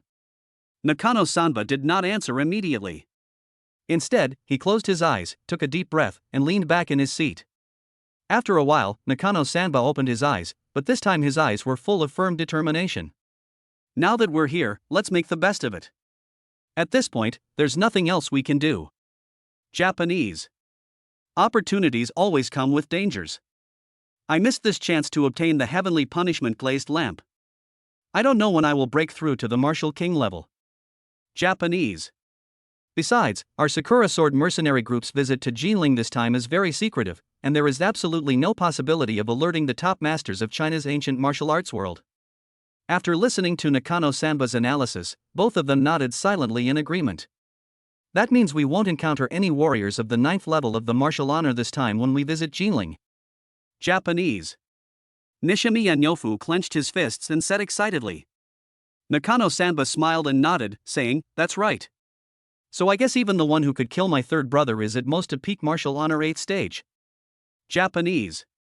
But Captain, I'm still a little worried. It's better to be safe than sorry. Japanese.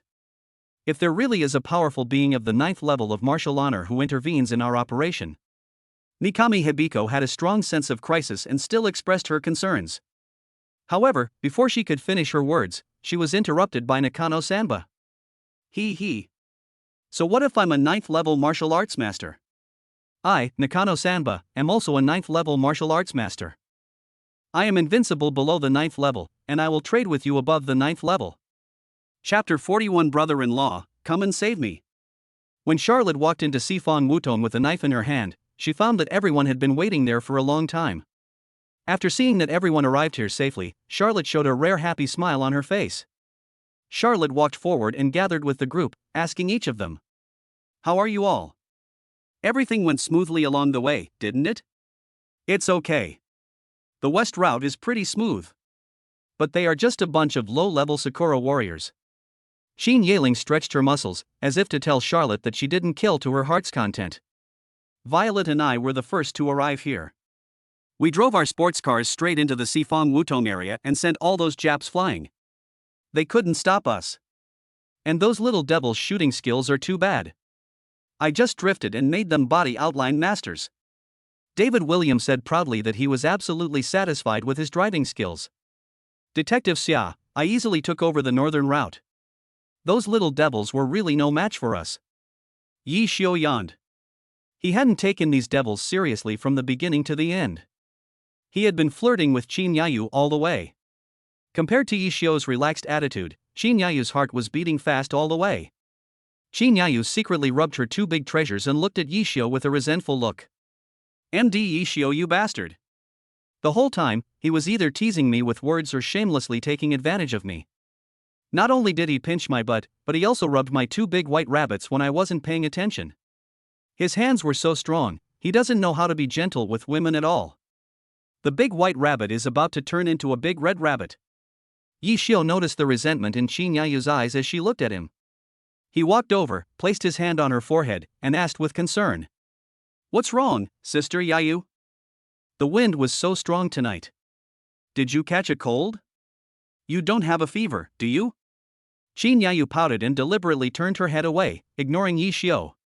Yi Xiu couldn't help but find it a little funny when he saw Qin Yayu's cute luok. He remembered that when Luoshi was angry and looked like this last time when she didn't come home at night and slept with Valoran. Is this girl's anger uniform across the country? Yi Xiu was about to hug Qin Yayu to comfort her, but this frightened Qin Yayu. She quickly pushed Yi Xiu away and whispered to him, "Yi Xiu, what are you doing? So many people are here, and my grandpa is still here." The noisy flirting between the two accidentally startled Qin Yaling. Qin Yaling looked at Yi Xiu and Qin Yayu, feeling as if something had happened between them, that their relationship had become closer. Furthermore, there was something more in the way her sister looked at Yi Xiu, but she couldn't put her finger on it. Is it love? Or shyness? Qin Yaling doesn't know. Qin Yayu suddenly noticed Qin Yaling looking at her, and she felt a little curious, so she asked her brother. "What's wrong, Yaling? Why are you looking at me? Is there something on my face?" Qin Yaling shook her head, looked at Yi Xiu, and asked Qin Yayu seriously. "No. I was just wondering, should I change my address to brother-in-law? Or should I continue to call him Mr. Yi?" After hearing these words, Qin Yayu blushed with embarrassment and kicked Qin Yaling. "Good for you, Qin Yaling. I really can't control you anymore.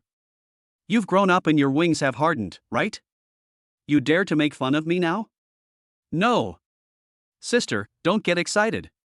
Impulse is the devil. Impulse is the devil. Where's my brother-in-law? Brother-in-law, come and save me." Finally, Jin Yaling looked at Yi Xiu helplessly, but it was a pity that Yi Xiu was talking to everyone at the moment and didn't notice what was happening here. After being kicked, Jin Yaling quickly ran away. I'm starting from the East Road. The situation on the East Road is different from that you encountered, Senior Qin. At the end of the East Road, there is a man named Ito Jungmida stationed in Shifang Wutongli. Charlotte explained to everyone what she had experienced on the East Road. This Ito Jun Santian has the cultivation level of the 8th level of Takenori, and is the 3rd captain of the Sakura Sword Mercenary Group. Qin Xianhe was a little surprised when he heard about the Sakura Sword Mercenary Group. He explained to everyone. The Sakura Sword Mercenary Group? I heard about this mercenary group when I traveled east to Sakura a few years ago. This is one of the strongest mercenary groups in Sakura country and is also well known internationally.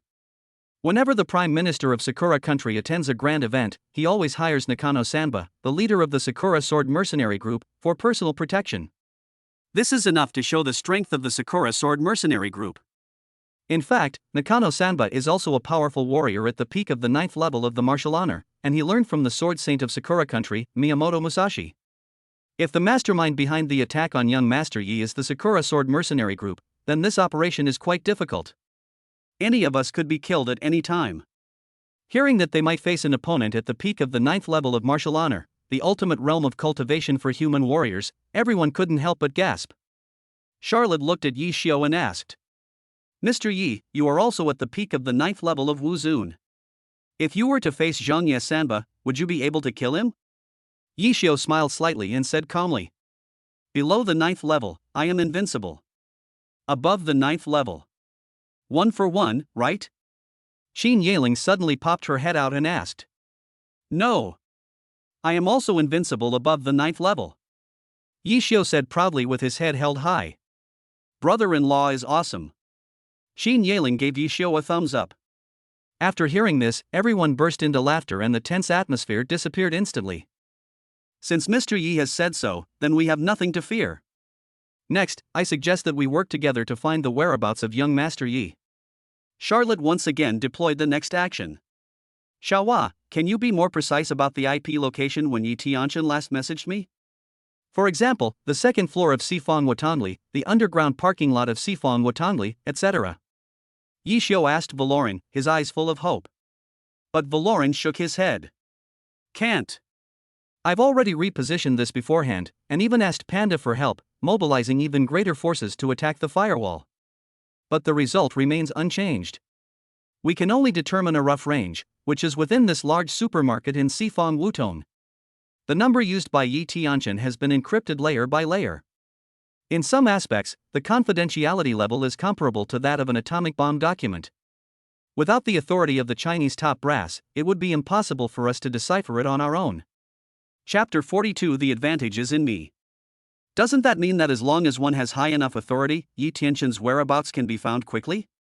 That being said, it's not that easy. Valoran rolled her eyes at Yi Xiu, but she was also full of charm. On the one hand, there's no way the Chinese leadership would give such high authority to a group of us mercenaries on the brink of death. This is the highest executive power in a country, and there's no room for negligence. On the other hand, even if the Chinese leadership relents and grants us access to Apollo's dawn, we cannot cooperate with them. Why? Yi Xiu looked at Valoran's pretty face and asked curiously. To protect you, idiot. Valoran looked at the man in front of him and said unhappily. Think about it. If the Chinese leadership wanted to give us authority, they would definitely conduct a detailed and thorough large-scale investigation of our entire organization to eliminate the possibility of us abusing it. That way, your identity as Apollo, the leader of our Apollo's dawn, might be exposed. If you ever return to China, your actions will undoubtedly be monitored. Yi Tianchen's identity is heavily encrypted, and isn't your identity, Yi Xiu, also our dawn of Apollo's top secret? Anyway, we will never allow the identity of our mercenary group's boss to be leaked. You must be absolutely safe. Is this what Panda Guy meant? Or is it what you, Xiaohua, meant? Yi Xiu looked into Valoran's light blue eyes and joked with a smile. Question mark. What? This is what everyone in our organization wants. Seeing Yi Xiu's horrible look, Valoran was so angry that he wanted to hit Yi Xiu.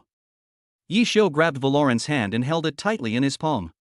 Yi Xiu is not good at saying thank you and doesn't know how to express his gratitude. He can only express his inner gratitude in this way. Of course, Valoran understood what Yishio meant, and she also held Yishio's powerful hand tightly, interlocking their fingers. Ding ding ding. The phone rang quickly in Charlotte's hand, and she picked it up and answered it without hesitation. Hello, I'm Charlotte. Director Yi, please go ahead. Okay, I understand. The call was short and the chat history was concise, the whole process lasting about 2.5 minutes. Charlotte quickly hung up the phone. He looked at everyone and said calmly, Everyone, I just received a call from Director Yi. Director Yi brought 20 elite Chinese Army Special Forces teams into Jinling an hour ago. They are centered in Sifong Watangli and are conducting a search and investigation into young Master Yi's whereabouts within a 30-mile radius. So far, the operation has gone smoothly. We have arrested and eliminated more than 500 Sakura country devils. Through investigation, we have now completely confirmed that when young Master Yi last sent a message, he was in this huge supermarket in Sifong Wutong. Everyone, we're ready to go. Next, we have to look for clues about young Master Yi's whereabouts. Yes, everyone answered in unison. Finally, Rong Xia will mention it again. There's a high probability that there are 3 martial arts masters at or above the 8th level of martial honor hidden within Sifong Wutong. There's even a 9th level peak martial honor leader, Mikano Sanba, who leads the Sakura Sword Mercenary Group. Everyone must proceed with caution. In short, be careful. Inside the monitoring room of Sifong Wutangli, Nikami Bibiko stared at Charlotte and her group on the monitor and quickly reported to Nakano Sanba. Captain, they've arrived. Japanese. I understand. Japanese. Looking at the monitor, Nakano Sanba nodded slightly. This is Japanese. Shin Qianha? Japanese. Nishimiya Nyofu saw a familiar figure on the monitor and spoke in a voice full of shock. Nishimiya Nozomu said to Nakano Sanba, Captain, this old man is no ordinary man. He is the head of the Qin family in the capital of China, and he himself possesses the terrifying strength of the 9th level of martial arts master. Japanese. And the man in black standing next to Qin Qianha, his strength should not be underestimated either. His name is Charlotte, China's top detective. Japanese. Although I don't know his level of cultivation, I suspect it's no less than the 8th level of Wuzun. It's very likely that my third brother died at his hands. Japanese. What should we do? I didn't expect the opponent to be so strong. Japanese. Captain, should we retreat now? Japanese. Mikami Hibiko looked at Captain Nakano Senhachi and said in panic. Unlike the other two who were panicked, Nakano Senhachi remained calm and composed from beginning to end. Escape? Japanese. We have no chance now. Japanese. Nakano Senhachi shook his head and looked at Mikami Hibiko. The determination in his eyes never changed.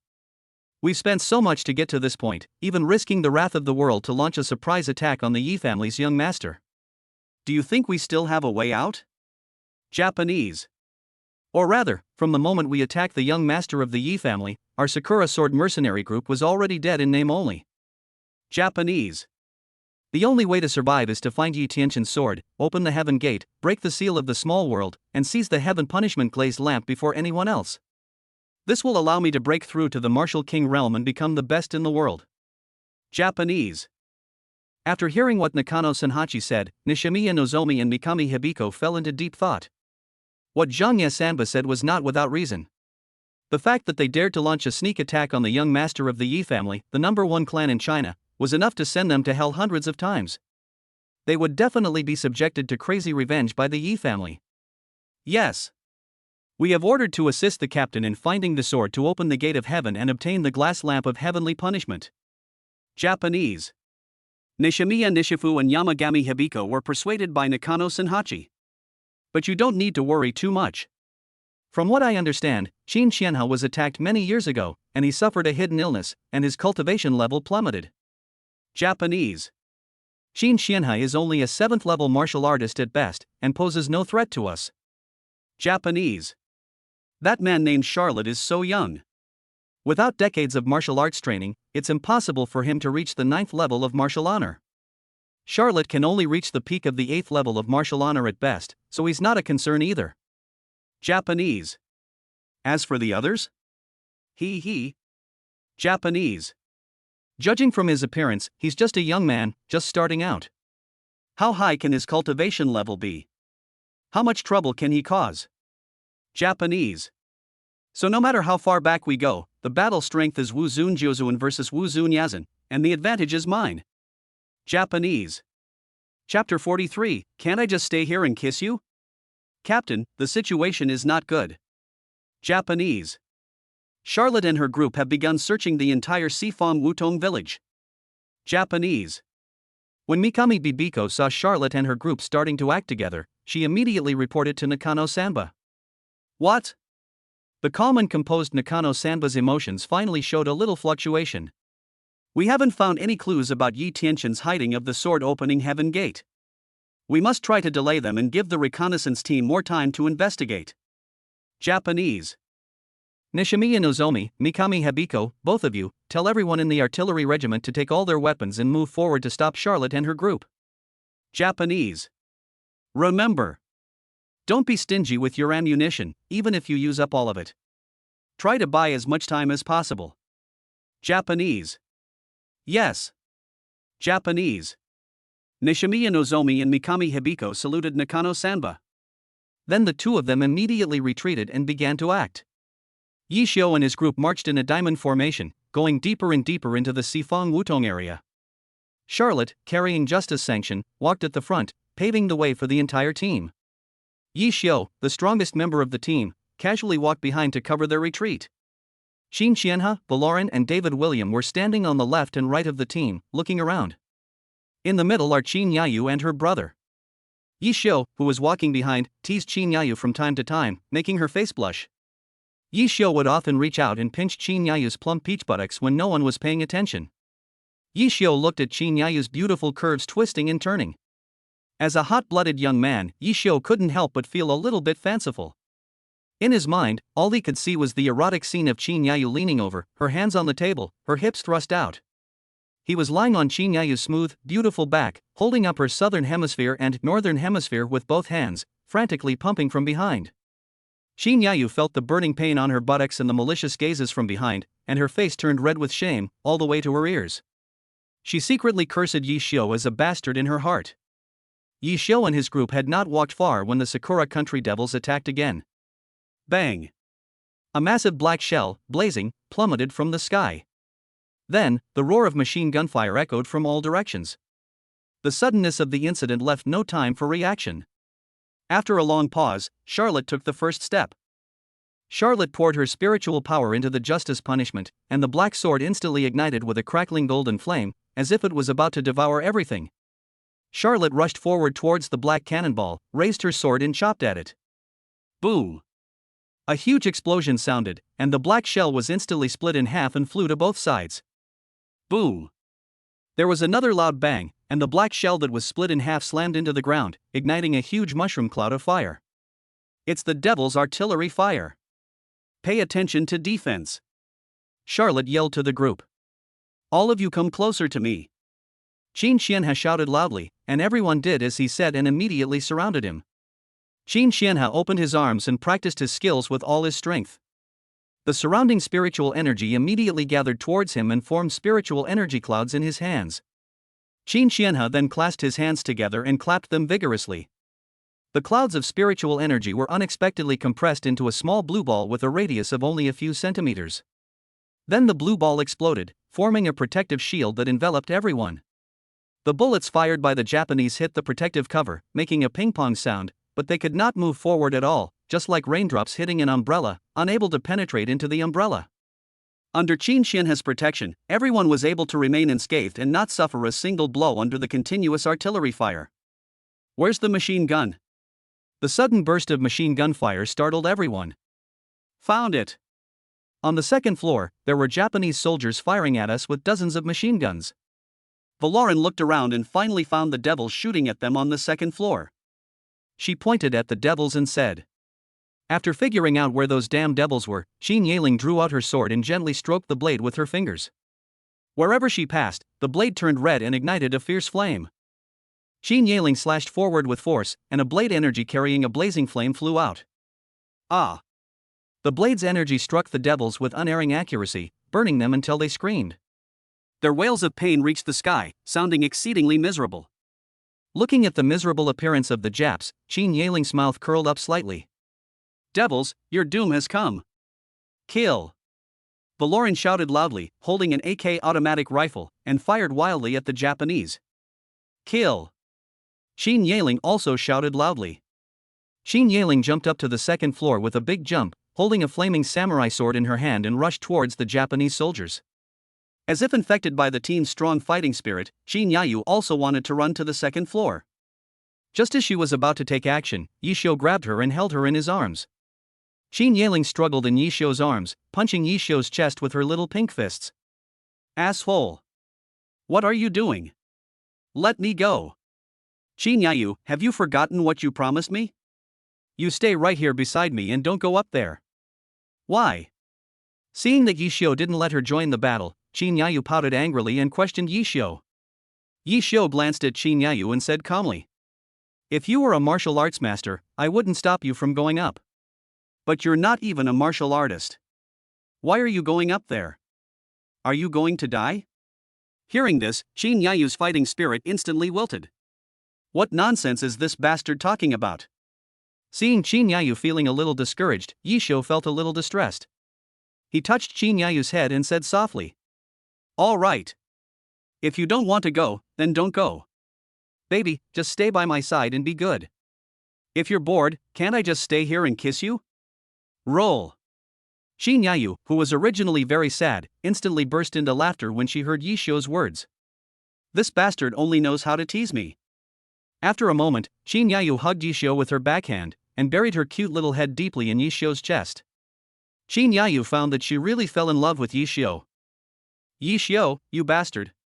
Why do you always tease me?" Yishio did not answer immediately, but raised his hand and hugged Qin Yayu. Sniffing the fragrance of Qin Yayu's hair, Yishio said gently, "If I don't tease you, why would you talk to me?" Qin Yayu's pretty face flushed. There was nothing she could do, this man was too good. Oof. Bad guy. After a while, Qin Yayu raised her head and looked at Yishio and asked, "Yishio, is it okay if you don't go up? Can Grandpa and the others defeat them?" Yishio brushed Qin Yayu's messy hair to the sides and whispered in her ear, "They are just a bunch of low-level Sakura country warriors. It doesn't matter whether I am there or not. If they can't even defeat this group of devils, all their years of martial arts training will be in vain." Chapter 44 Call Me Husband.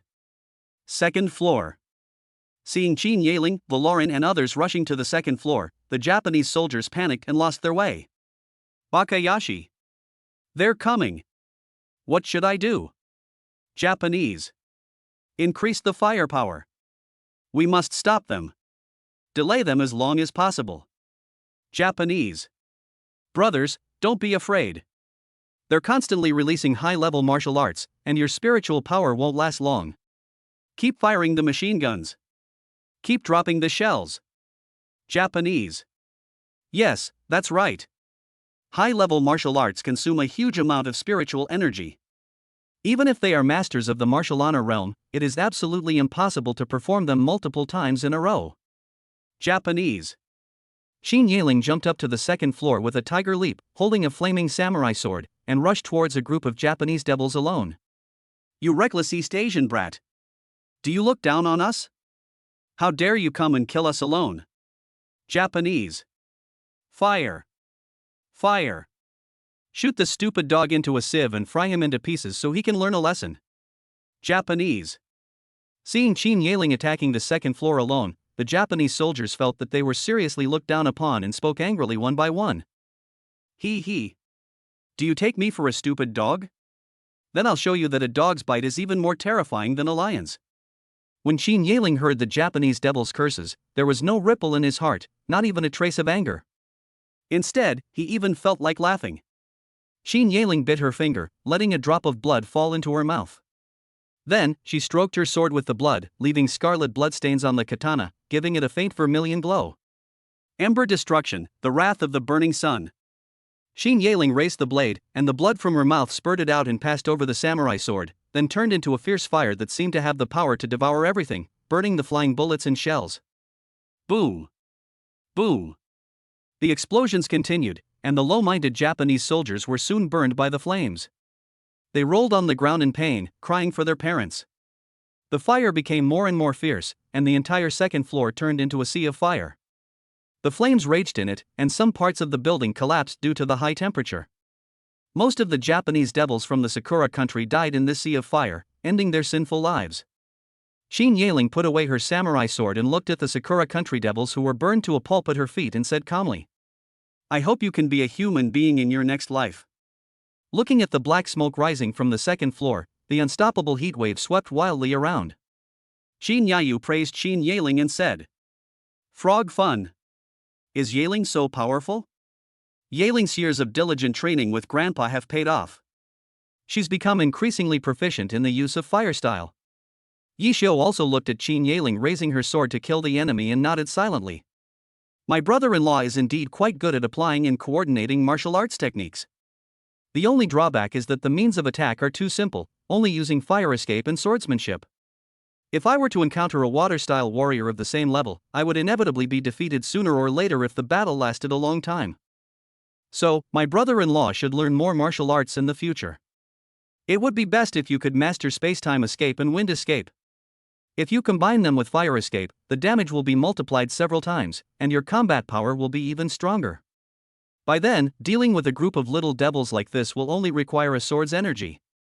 Yi Zhang was analyzing seriously when he was suddenly grabbed by the ear by Qin Yayu in his arms. "Sister Yayu, what are you doing? It hurts." Yi Xiu was pulled in pain and said with a grimace, "Who are you calling brother-in-law, you bastard? I haven't agreed to be your wife yet." Qin Yayu grabbed Yi Xiu's ear even harder, looked at Yi Xiu's shameless look, and said viciously, "Okay. It's okay even if we're not virgin boyfriends or girlfriends. Just let me exercise my boyfriend's rights, and it's okay if you don't assume any obligations. I didn't expect that, Sister Yayu. You like the kind of relationship where it's just about the body, not the life." Qin Yayu was at a loss for words after hearing what Yi Xiu said. "Look. Is this even human language? What does only entering the body, not life mean? I recognize every word, but I don't understand how they are put together." Taking advantage of Qin Yayu's relaxation, Yi Xiu quickly broke free from Qin Yayu's hands. Then, Yi Xiu grabbed Qin Yayu's hands in turn, pressed her against the wall and pressed on her. "MD Qin Yayu dared to pull my ears, right? Be careful, I'll make sure you can't get out of bed when we get home tonight." After saying that, Yi Xiu pushed Qin Yayu hard. Poof. Qin Yayu certainly understood what was holding her back. She let out a soft gasp and her face turned red again in an instant. "You bastard, hurry up. Let me go." Qin Yayu struggled frantically. He. Let you go? I won't. Yi Xiu said with a heart of stone. It seems that the hard approach doesn't work, so Qin Yayu can only try the soft approach. "Brother Yi Xiu, you hit me. Can you please let me go? Please." Qin Yayu had tears in her eyes and looked aggrieved, and she acted pitifully and coquettishly towards Yi Xiu. Yi Xiu felt strange seeing Qin Yayu acting like a spoiled child, but on second thought he thought it was normal. Qin Yayu was the gentle and considerate type of neighbor. Otherwise, if Yi Xiu had secretly taken advantage of her so many times, she would have been furious and chopped him into pieces to feed the dog. Yi Xiu has always been soft-hearted and not tough, and the one he is facing is Qin Yayu, a young lady with an amazing figure and face. "Alright then, I'll let you go reluctantly." Seeing Yi Xiu give in, Qin Yayu was overjoyed. But she was still too naive. Of course, things weren't that simple. "But first, you have to call me husband. Qin Yayu's call of brother Yi Xiu just now really made Yi Xiu happy. Yi Xiu thought to himself, "You have to make me feel even better." What? As soon as this shameless request was uttered, Qin Yayu was instantly furious. Her fair face turned red, making people want to bite it hard. "Yi Xiu, you fucking bastard. Hurry up. I won't let go until you scream." Yi Xiu's face darkened and he threatened Qin Yayu viciously. "Husband," Qin Yayu said in a low voice. Qin Yayu finally agreed. On one hand, she was afraid of Yi Xiu, having been bullied by him for so long. On the other hand, it was because the pressure was too much. Baby, what are you saying? I didn't hear it." "Husband, wife, I know I was wrong. Just let me go, okay? Jin Yayu raised her voice, but it was still very quiet. Yi Xiu looked at his wife so shy and smiled happily. Yi Xiu lowered his head and took a bite of Jin Yayu's pretty face, but finally let her go. Chapter 45. Are you picking up girls down there? Inside the monitoring room of Sifong Wutongli. Captain, something bad has happened. Something bad has happened. Japanese. Mikami Hibiko rushed into the monitoring room with a pale face and spoke anxiously to the leader Nakano-sanba. What's up? Japanese. Nakano Senhachi played with the shuriken in his hand and looked at Mikami Hibiko with a puzzled look. We underestimated the strength of Charlotte and her group. Japanese. The artillery regiment has been completely routed, with casualties exceeding 70%. Japanese. What? It's only been half an hour, how could it go so fast? Japanese. Nakano Sanya crushed the shuriken in his hand with a palm, frowned, and said in shock. Captain, I think we don't have time to grieve over our fallen brothers now. Japanese. The next people coming towards us are Qin Shenhe, Charlotte, and others. We must make important decisions to recover the losses. Japanese Nishimiya Nifu reminded from the side. Nakano-sanba took a deep breath and forced himself to calm down. He closed his eyes again, thought for a while, and then said lightly. It seems the only way to break the situation now is for the strategist to personally enter the game. Japanese. Nishimiya Naofu and Mikami Hibiko, prepare yourselves. I will personally lead the charge and personally end the lives of these bandits. Japanese. Yes. Japanese. Nakano-sanba waved his hand to signal the two to leave. After watching Nishimiya Nozomi and Mikami Hibiko leave, Nakano Senhachi snapped his fingers, and a gorgeous Kusanagi sword suddenly appeared, floating in the air.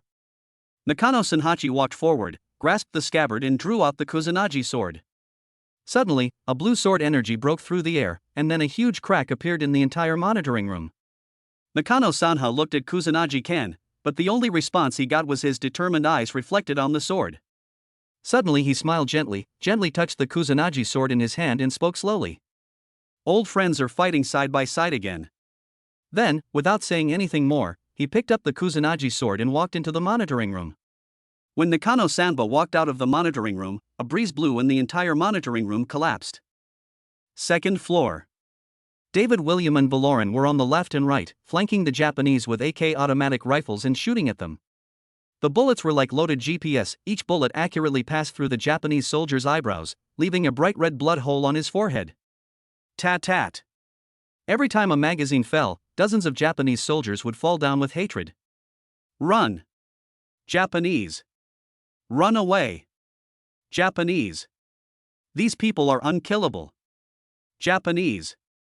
Someone in the crowd shouted this, and the fear of war completely broke out among the Japanese devils from the Sakura country. The Japanese soldiers threw away their guns and armor and fled in panic. The sudden and massive collapse of the target caught David William and Valoran off guard. Damn it! If this happens, dozens of devils will inevitably escape. David William frowned at the situation and couldn't help cursing inwardly. He. They can't escape. Justice will never be absent or late for me. His voice was not loud, but his words were full of personal charm. David William looked in the direction of the sound. Charlotte took up the responsibility of justice and smiled coldly at the devils. Charlotte leaped up to a height of 10 meters. When I saw Charlotte again, I saw a huge shadow of justice appearing behind him. The art of multiplication, 10 times the divine sword. The blade of justice judgment was filled with purple lightning. Lightning burst out one after another, erupting with a sharp thunderous sound. As spiritual power continued to pour in, a dark purple dragon finally hovered above the justice sanction, roaring out a high-pitched dragon roar. Charlotte raised her sword high with both hands and slashed at the devils. Boom! The huge sword shadow chopped down, and the entire second floor instantly turned into nothingness. The entire square Wuton was completely pierced by Charlotte, splitting it into two. David Williams swallowed hard when he saw this, his small eyes filled with shock. No. This. Awesome. David William was already incoherent. He had only seen such destructive power in one man before Apollo Yishio. And now there was Charlotte. He looked at Valoran in amazement, and the latter's expression was not much better than his. What the hell? After seeing this terrifying destructive power, even this beautiful woman with a highly educated education couldn't help but swear. Is this person a human being? Can I play without cutting? They chased the Sakura country devils for half an hour and killed about 70% of them. Just that one swing of the sword in the past 5 seconds wiped out the remaining 30%. David William and Valoran's admiration for Charlotte reached a new level. They looked at China's #1 detective again with awe in their eyes. After that earth-shattering blow, Charlotte landed steadily. He brushed off the dust that had accidentally stained the corner of his clothes, his face calm, as if nothing had happened. Detective Xia, are you okay? David William sends his regards to Charlotte. Charlotte glanced at David William and shook her head, indicating that she was fine, and said to him lightly, "The corner of the clothes is slightly dirty." David William didn't say anything but gave a thumbs up, which was the highest praise he could think of for Charlotte. David William turned his head again and looked in Yi Xiu's direction. If Charlotte's strength is so terrifying, then Yi Xiu's strength is even more unfathomable. But it turned out that Yi Zhan was hugging Qin Yayu and flirting with her, and he didn't care about what was happening here at all. David William smiled and thought to himself, "Boss, this guy is really popular with women." This time he has won the eldest daughter of the Qin family, one of the 4 major families in Beijing. From now on, we, the Dawn of Apollo, can walk around Kyoto with our heads held high.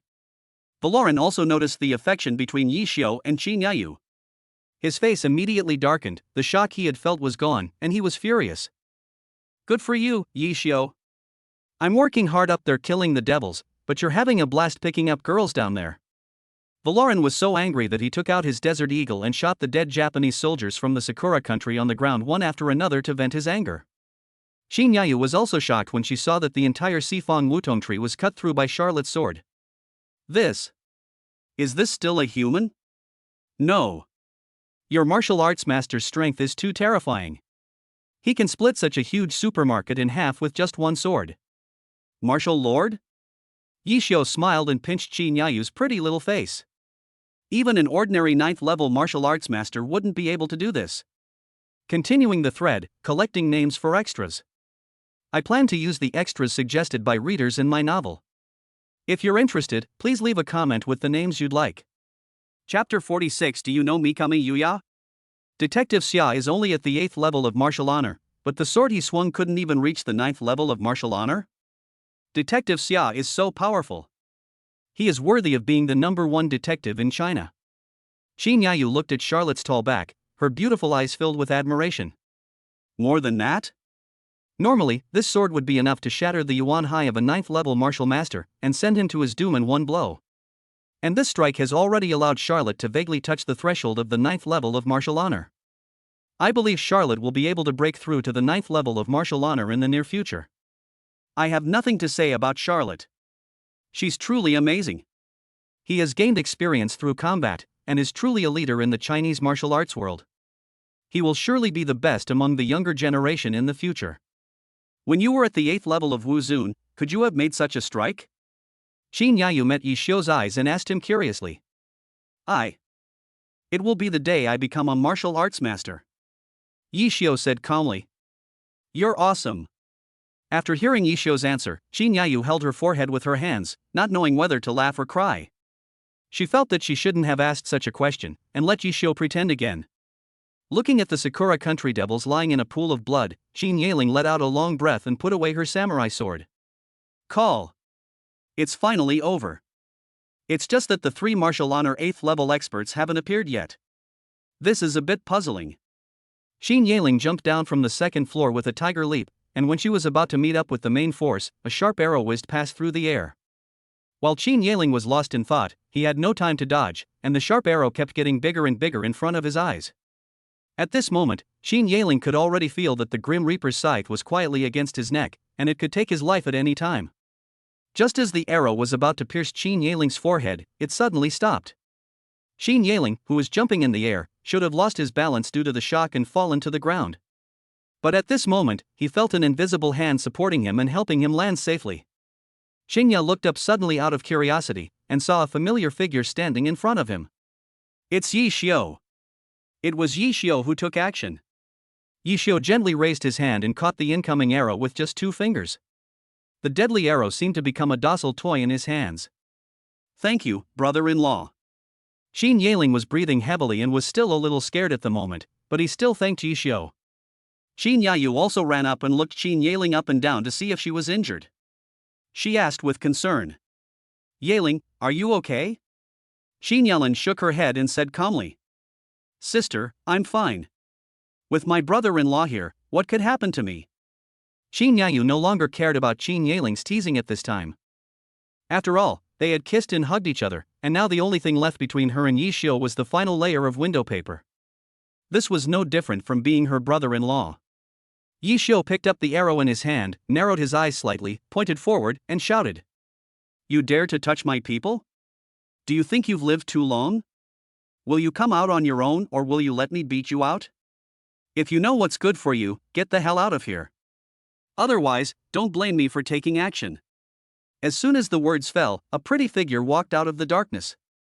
The woman was obviously older, with crow's feet visible at the corners of her eyes, but it still couldn't hide her elegant temperament, which gave her the charm of a middle-aged woman. Mikami Bibiko looked at Yishio with a smile on her face. Such a young handsome man, can you actually find out who I am? Japanese. Let me introduce myself. My name is Mikami Hibiko, and I'm the 4th captain of the Sakura Sword Mercenary Group. Japanese. I have appeared here today to kill you and take your heads as a libation to the deceased 3rd captain of my mercenary group. Japanese. As soon as the words fell, Mikami Bibiko raised her arm, slowly pulled the bowstring, and soon pulled the bow and arrow to the full moon. Call out. The arrow shot out of the bow like a streak of white lightning, coming towards Yishio with unstoppable force and a sharp whistling sound. This time, Yishio did not reach out to defend himself, allowing the white lightning to strike him. Bang! A heavy gunshot suddenly rang out, and a bullet broke the sharp arrow. Mikami Bibiko instantly raised her head and looked around, then shouted loudly. Who? Japanese. Who dares to act so presumptuously here? Japanese. Beautiful girl, are you looking for me? Japanese. A steady voice with a hint of frivolity sounded. Mikami Bibiko looked in the direction of the voice and saw a European and American man in black holding a pistol with thick black smoke emitting from the muzzle. David William raised the Desert Eagle in his hand, blew away the flying smoke, and said jokingly to Mikami Bibiko with a smile. A lady from the Mikami family? She's an old friend of mine. Japanese. Do you know Mikami Yuya? I have a special relationship with your sister Yuya, Miss Mikami Hibiko. Japanese. How about this, for the sake of your elegant sister, we both take a step back. Japanese. You've reached the limit. Leave now. We promise not to kill you, nor to make you accompany your 3rd Regiment commander, who is already halfway to the underworld. Japanese. How about this? Think about it carefully, Miss Mikami Hibiko. Japanese. Of course, Mikami Bibiko understood what he was talking about, and she was immediately furious and couldn't vent her anger. Looking for death. Japanese. I have nothing to do with that lowly geisha. Japanese. Mikami Bibizi turned the arrowhead, knocked 3 arrows at once, and drew the bowstring again. However, this time the arrows were shot differently from the last time at Qin Yeling. This time, when the moon was full, the white arrow actually ignited bright red flames. Chasing wind in continuous fire. Japanese. Call out. Call out. Call out. 3 arrows were fired at the same time, all heading towards David William. Seeing the 3 flaming arrows coming towards him, David William hurriedly dodged and cursed. Mikami Bibiko, I'm gonna fuck you. Every time a flaming arrow lands, it will ignite huge sparks and spew out a large amount of lava. The powerful high temperature can melt everything. With his agility, David William dodged the 3 flaming arrows one by one. David William, who survived the disaster, patted his chest and breathed in deep gulps of fresh air. Damn it! That was a close call. I almost died here. Mikami Bibiko looked at David William in such an awkward state and could not help but laugh. The way you try to dodge in such a panic is really embarrassing. Man, is this your true strength? Bibiko Mikami gave David William a thumbs up and then turned 180 degrees to the ground. Chapter 47. I really need to control you. This was the first time in his life that he was looked down upon by a woman, and David William couldn't help but lose his temper. You stinky bitch from Sakura country, I really have to control you. Wind Hunter Missile. David William raised the Desert Eagle in his hand again, aimed at Mikami Bibiko's head, and shot. Bang! Facing the bullets, Mikami Hibiko was not afraid, but instead showed a mocking look on her face. In the face of absolute strength, firearms are but children's toys. Japanese. Mikami Hibiko once again pulled the bowstring and shot out another flaming arrow. At this moment, Yishio beside him moved. Yishio grabbed the bow and arrow in his hand and threw it out at such a speed that no one noticed, as if nothing had happened. The bow and arrow were as powerful as a bamboo breaking through a bamboo pole, both spinning at high speed and moving forward at a rapid speed. The high-speed rotating bow and arrow created a small airflow in the surrounding air, which actually produced a huge attraction. The flaming arrow shot by Mikami Bibiko and the high-speed bullet shot by David William were unexpectedly swept in. Then, they strangely merged into one, turning into a huge blue arrow. Whisper of the Wind. Sprint Yishio whispered as he activated his martial arts. The green arrow suddenly flew towards Mikami Hibiko. At this moment, Mikami Hibiko felt an unprecedented sense of crisis, which made her sweat profusely. Hibiko Mikami has always firmly believed that women's sixth sense is very accurate, and this sixth sense has indeed helped her escape death in many battles. She looked at the arrow flying towards her at high speed, and only one word remained in her mind. Escape! Mikami Hibiko took a step to escape, but was surprised to find that no matter how hard she tried, she could not move. She could only stand there and watch the arrows fly towards her. Mikami Hibiko looked at the blue arrow that was getting closer and closer, and subconsciously closed her eyes in despair. Are you going to die? Japanese. I really can't accept this. Japanese. I haven't avenged the third captain yet, I haven't slept with Xiao Chunan, and I haven't even touched Xiao Chuanan's hand. Japanese. Hey! See you in the next life. Japanese. At this moment, Mikami Hibiko had already calmly accepted her impending death. But to her surprise, nothing happened. Mikami Hibiko opened her eyes, only to find that Nishimiya Nozomi had stood in front of her at some point. Nishimiya Xiaofu held the samurai sword tightly in both hands, stubbornly resisting the rapidly shooting green arrows. Ah! Damn it, die! Japanese. Empty blade suijetsu / Japanese. Shigon Shofu chopped down fiercely, cutting the blue arrow into two halves. Seeing the arrow being cut off by Shigon Shofu, Yishio showed a look of slight surprise. Since you can cut off my arrow, you are quite capable. It seems that these two should be the powerful men of the 8th level of unfilial martial honor that Charlotte mentioned. But what about the other one? Unable to figure out where another martial arts master of the 8th level was hiding, Yishio turned to Qin Yeling and Qin Yayu and said, "You two hide behind me." These two should be the Sakura country warriors who are no less than the 8th level of martial arts that Charlotte mentioned. But there's another one somewhere you don't know where you must be extra careful. At this time, Charlotte, Qin Xianhe, David William and Valoran all surrounded Mikami Bibiko and Nishimiya Nifu in 4 directions, east, south, west and north. Yishio was outside protecting Qin Yeling and Qin Yayu, brother and sister. Qin Yayu tugged at Yishio's clothes and asked, "Can Yishio and the others defeat these two martial honor 8th level cultivators?" Yishio touched Qin Yayu's head and answered softly, "Don't worry. Not counting your grandfather, Charlotte alone is at the 8th level of martial arts master. He can beat 2 of them alone. That earth-shattering, soul-stirring blow just now is far from Charlotte's limit." Charlotte, carrying the righteous punishment, looked down upon the 2 Sakura people, Mikami Bibiko and Nishimiya Nofu, and said in a cold voice, "You two should be the 2nd captain of the Sakura Sword Mercenaries, Nishimiya Nozomi, and the 4th captain, Mikami Hibiko, right?" Japanese. Surrender now and confess whether young Master Yi Tianqian is being hunted by you and tell the truth about young Master Yi's whereabouts. I will consider letting you live for the rest of your life. Japanese. Otherwise, I will send you to meet your 3rd captain, Ito Junmita. I will make you, the 3 captains of the Sakura Sword Mercenaries, die together and become the souls of my sword. Japanese. He. So our 3rd captain was really killed by you, Charlotte. Japanese. You killed our 3rd commander, and you still expect us to surrender? Japanese. I tell you it's impossible. We in the Sakura Sword Mercenary Group are absolutely not cowards. Japanese. Today I will fight to the bitter end and bring your head, China's top detective, to our 3rd Regiment commander as a toast. Japanese. Nishimiya Nifu brandished his samurai sword and spoke viciously to Charlotte. Charlotte looked at Nishimiya Xiaofu, shook her head, and said helplessly, "You bunch of Sakura country devils really won't cry until you see the coffin, and won't turn back until you reach the south wall. Should I praise your tenacity? Or should I point out your foolishness in believing you are passionate? Forget it, I'll let you ponder this question on the Yellow Springs Road." Charlotte raised her sword and chopped at Nishimiya Nofu and Mikami Hibiko. David William and Valoran also raised their AK automatic rifles and fired at the two men at the same time. Nishimiya and Mikami Hibiko no longer held back and completely released the pressure of the 8th level of the martial lord.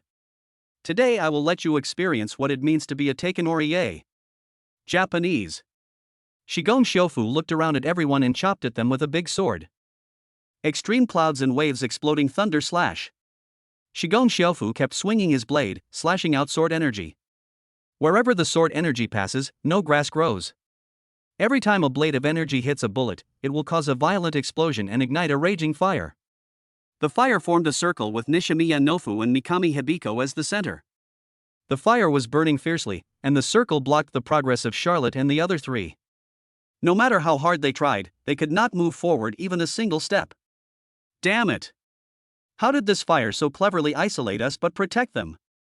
David William cursed bitterly.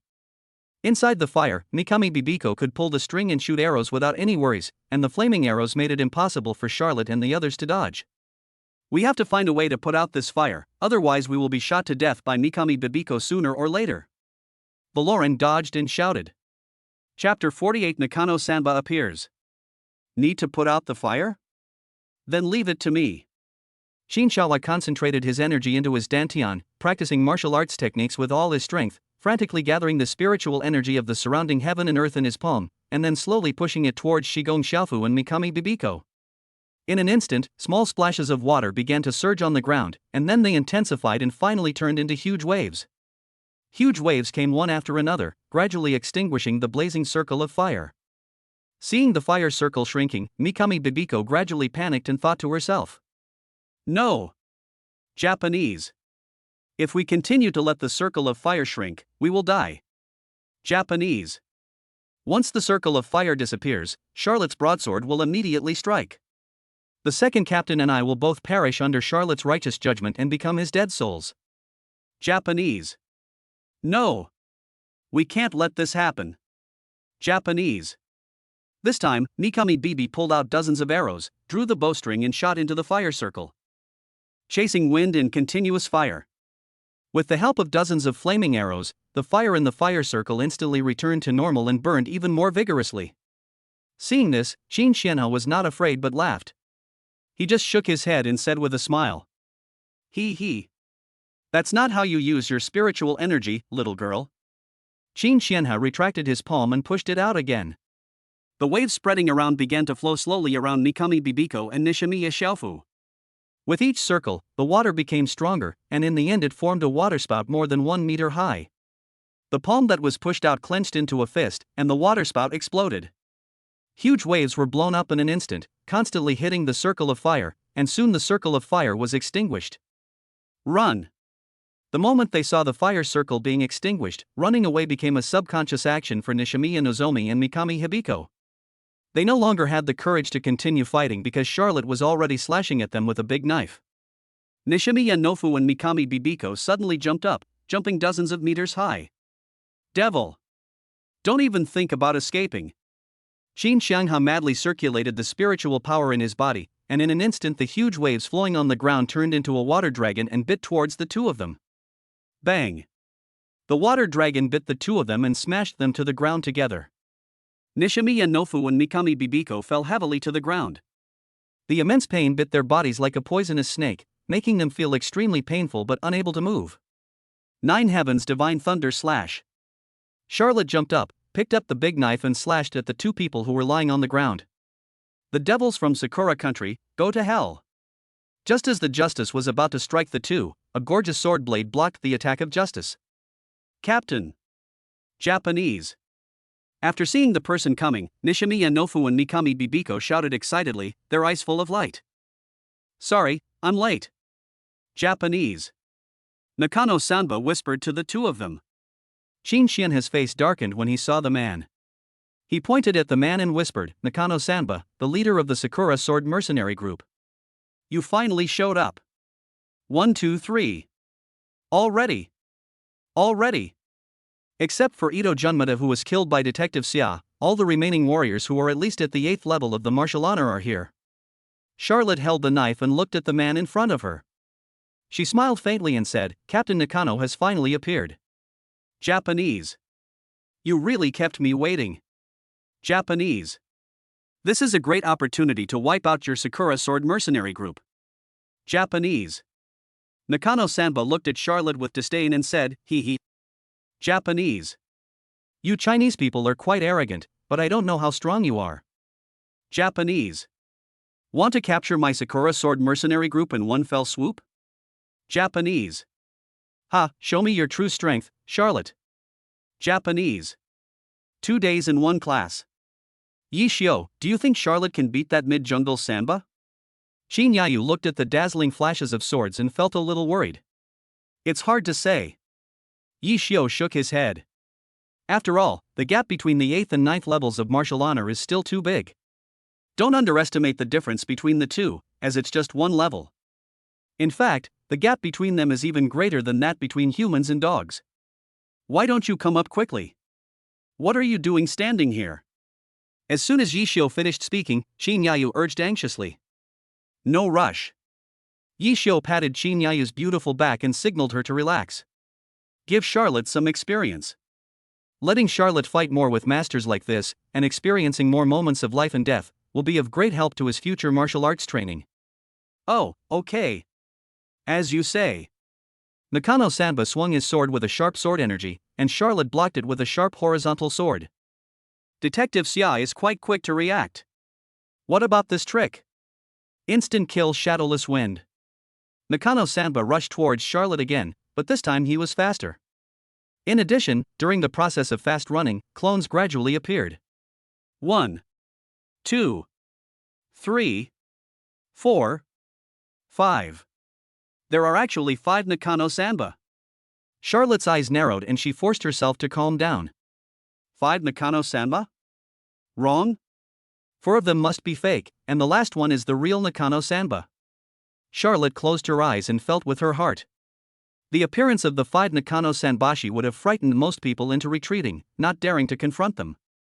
But Charlotte was different. He was an excellent detective. Seeing through illusions and discerning the truth is what he is truly good at. A moment later, Charlotte opened her eyes again and slashed down fiercely at the middlemost Nakano-sanba with her just as punishment. Boom! A huge sound of metal friction was heard, and Charlotte and Nakano-sanba retreated rapidly. Guessed it right. Charlotte guessed right. Except for the real Nakano-sanba in the middle, the other 4 all disappeared under the impact of the aftermath of the sword. Charlotte had a ghostly smile on her face. Captain Nakano, your hide and seek tricks are too clumsy. Japanese. Looking at the mocking smile on Charlotte's face, Nakano-sanba's expression turned completely gloomy. Hee hee. It's been a long time since anyone has made me this angry. Japanese. Charlotte, you are the first one after I became a master. Japanese. Nakano-sanhachi raised his Kusanagi sword again. Under the infusion of spiritual power, the silver-white blade began to turn red, with dots of blood-red light appearing, emitting a terrifying aura of death. Oh my god! How many damn people did he have to kill to have such a strong aura of death condensed on the sword? Valoran stared at Nakano-sanba. The bloody smell made her cover her mouth and nose tightly with her hands to prevent herself from vomiting. Chapter 49, the final stage of the operation. How's it going, Charlotte? Japanese. My blood-stained Kusanagi sword is pretty good, right? Japanese. Nakano-sanba looked at Charlotte with a ferocious expression and said fiercely. Charlotte didn't answer, but just stared at Kusanagi sword. Charlotte knew that Nakano-sanba's next sword attack was not simple. Nakano-sanba is moving. He rushed towards Charlotte again, raised the scarlet Kusanagi sword in both hands, and slashed at Charlotte fiercely. This sword of mine can kill all living things and slay ghosts and gods. Japanese. Charlotte, can I kill you with this sword? Japanese. Go to hell. Japanese. The nauseating smell of blood grew stronger and stronger, and Charlotte desperately poured all her spiritual power into the just punishment. At this moment, Charlotte had some cold sweat on his forehead. He knew better than anyone that if he could not withstand this sword, death would be waiting for him. Charlotte held a knife to meet Nakano-san's Kusanagi sword, and tried her best to withstand the slashing of the Kusanagi sword. Looking at Charlotte gritting her teeth secretly, Nakano-sanba laughed wildly. Ha ha ha ha. Charlotte, give up resistance. Japanese. The Kusanagi sword was already faintly touching Charlotte's crown, and it was possible that it would chop off Charlotte's head at any time. Detective Xia. Seeing Charlotte in such danger, Qin Xianhe wanted to go forward to help. Call out. A flaming arrow flew by, blocking Qin Xianhe's way forward. As long as I'm alive, don't even think of ruining our leader's good deeds, old man. Japanese. Mikami Hibiko held a bow and arrow, aimed at Qin Xianhe and said to him lightly. Charlotte, goodbye. Japanese. Remember not to go against this leader in your next life. Japanese. Nakano Senhachi suddenly pressed down on the Kusanagi sword. Bang. The next second, the justice was shattered in the eyes of everyone's disbelief. Of course, this is not the worst. The worst thing was that Charlotte would be hit by the Kusanagi sword in the next second and die on the spot. Thinking of this, Qin Xianhe and his group secretly clenched their fists. A second passes in a flash. But to no one's surprise, Charlotte was still alive, while Nakano Senhachi's Kusanagi sword was shattered. Looking at the Kusanagi sword shattered into small pieces, Nakano-sanba's heart was filled with nameless anger. This Kusanagi sword has been with him for decades. To him, it is no longer just a weapon, but an old friend with whom he can talk about everything and drink happily. Now this Kusanagi sword has been smashed into pieces. How can he not be angry? Nakano-sanba looked at the tall and burly man in front of him and asked angrily, Who? Japanese. Who the hell are you, kid? How dare you break my Kusanagi sword? The man turned around, revealing a deadly handsome face, and said nonchalantly. Are you calling me Chinese? Japanese. It's Chinese again. Japanese. How dare you break my Kusanagi sword? I'll kill you. Japanese. Nakano-sanba said angrily, wishing he could cut Yishio into pieces. Nakano-sanba desperately used his martial arts skills and suddenly swung his right fist towards Yishio's head. Yishio looked at the fist that Zhang Ye-sanba was swinging at him, and dodged it with his head tilted nonchalantly, making Zhang Ye-sanba miss. Seeing that his fist had missed, Nakano-sanba became even more furious. Give me your life. Japanese. Nakano-sanba suddenly threw another punch, but as expected, Yishio easily dodged it. After two consecutive missed swings, Nakano-sanba completely lost his mind and punched Yishio recklessly. Ah! Zhang Ye-sanba attacked Yishio again. This time, Yishio was in no mood to play with him. He raised his leg and kicked Zhang Ye-sanba 3 meters away. Nakano-sanba fell heavily to the ground, spitting out a mouthful of blood, and completely lost the ability to move. Seeing their leader fall to the ground, Nishimiya Nishifu and Mikami Hibiko hurried over to support him. The leader of the Sakura Sword Mercenary Group? The chief disciple of the Sword Master of Sakura Country? I'm sorry, you really are the weakest 9th-level martial saint I've ever seen. Yishio walked towards the 3 people step by step with a sarcastic look on his face. Looking for death. Japanese. How dare you attack our Sakura Sword Mercenary leader? This is unforgivable. Japanese. Mikami Bibiko said angrily, raised her hand, drew her bow and arrow and shot at Yishio. But Yishio just waved his hand casually, and Mikami Bibiko's bow and arrow broke into 2 pieces. Mystique. Japanese. I won't be intimidated by you. Prepare to die. Japanese. Nishimiya Shofu picked up the samurai sword in his hand and was about to kill Yishio. Why are so many people in such a hurry to die? Oh, I really don't understand. Yishio punched the air in the direction where Shigong Shofu was rushing towards. The next second, Shigong Shofu flew backwards and got stuck in the wall, completely unable to move. Seeing this, cold sweat immediately broke out on the foreheads of Nakano-sanba and Mikami Bibiko. At this moment, the 3 captains of the Sakurali Sword Mercenary Group finally realized how powerful Yishio was. It turns out that the strongest among Charlotte and his group is not Charlotte, who is known as the #1 detective in China, nor is it Qin Xianhe, who has already reached the 9th level of martial honor, but the young man in front of him who was just starting out. Can Nishimiya Nifu, who was at the 8th level of martial arts, be knocked away with just one punch? Is this guy still a human being? Even Nakano Sanba and Shin Shinha, who were at the 9th level of martial arts, knew they couldn't do it. This version of Yishio is still too much. I give you two choices. The first one was to surrender and be sent to prison by me. The second one is die. Yishio looked down at Nakano Sanba and Mikami Bibiko and said. After a long time, the two still did not reply, but just looked at Yishio with fear on their faces. Question mark. Yishio felt his scalp tingling from being stared at by the two men, so he kicked Zhangye Sanba, breaking all 24 of his ribs. Choose or not? You don't understand what I'm saying, do you? At this moment, Shin Yayu suddenly stepped forward to stop Yishio and said, Yishio, stop kicking. These people in Sakura Valley can't understand the Chinese you speak. Even if you kick them to death, they won't understand what you are saying. When Shigong Xiaofu was dug out from the wall, the operation soon came to an end. The entire Sakura Sword mercenary group was captured by Charlotte and interrogated severely, so that these Sakura people could have a good meal of China's national food. Overall, this operation was quite tortuous, but overall it went smoothly. But the only drawback was that Yi Tianqian was not hiding in the Sifong Wutong tree, and they still did not find Yi Tianqian's final whereabouts. The revolution has not yet succeeded, comrades still need to work hard. Chapter 50. I didn't think about you. Mr. Yi. After the operation was over, Yishio was about to leave, but suddenly a voice came and called him. Yishio turned around and saw that it was Charlotte. What's wrong, Detective Yi? It's nothing, actually. I just want to say thank you to you, Mr. Yi. Question mark. Charlotte's words completely stupefied Yishio. Yishio thought to himself, no, Charlotte's brain wasn't damaged by the midfield and jungle stunners, right? Thank you, Mr. Yi, for saving my life. If it weren't for Mr. Yi's intervention just now, Xia's head would have been split in half. Oh, this one. Yishio waved his hand, indicating to Charlotte that he didn't take it to heart. Detective Xia is nothing to worry about. This is just what I, Yishio, should do. Having said that, I still want to thank Mr. Yi again. Well, now that I've expressed my gratitude, I'll go back and interrogate those devils from the Sakura Sword mercenary group. Leave first, so as not to disturb Mr. Yi's good things later. Question mark.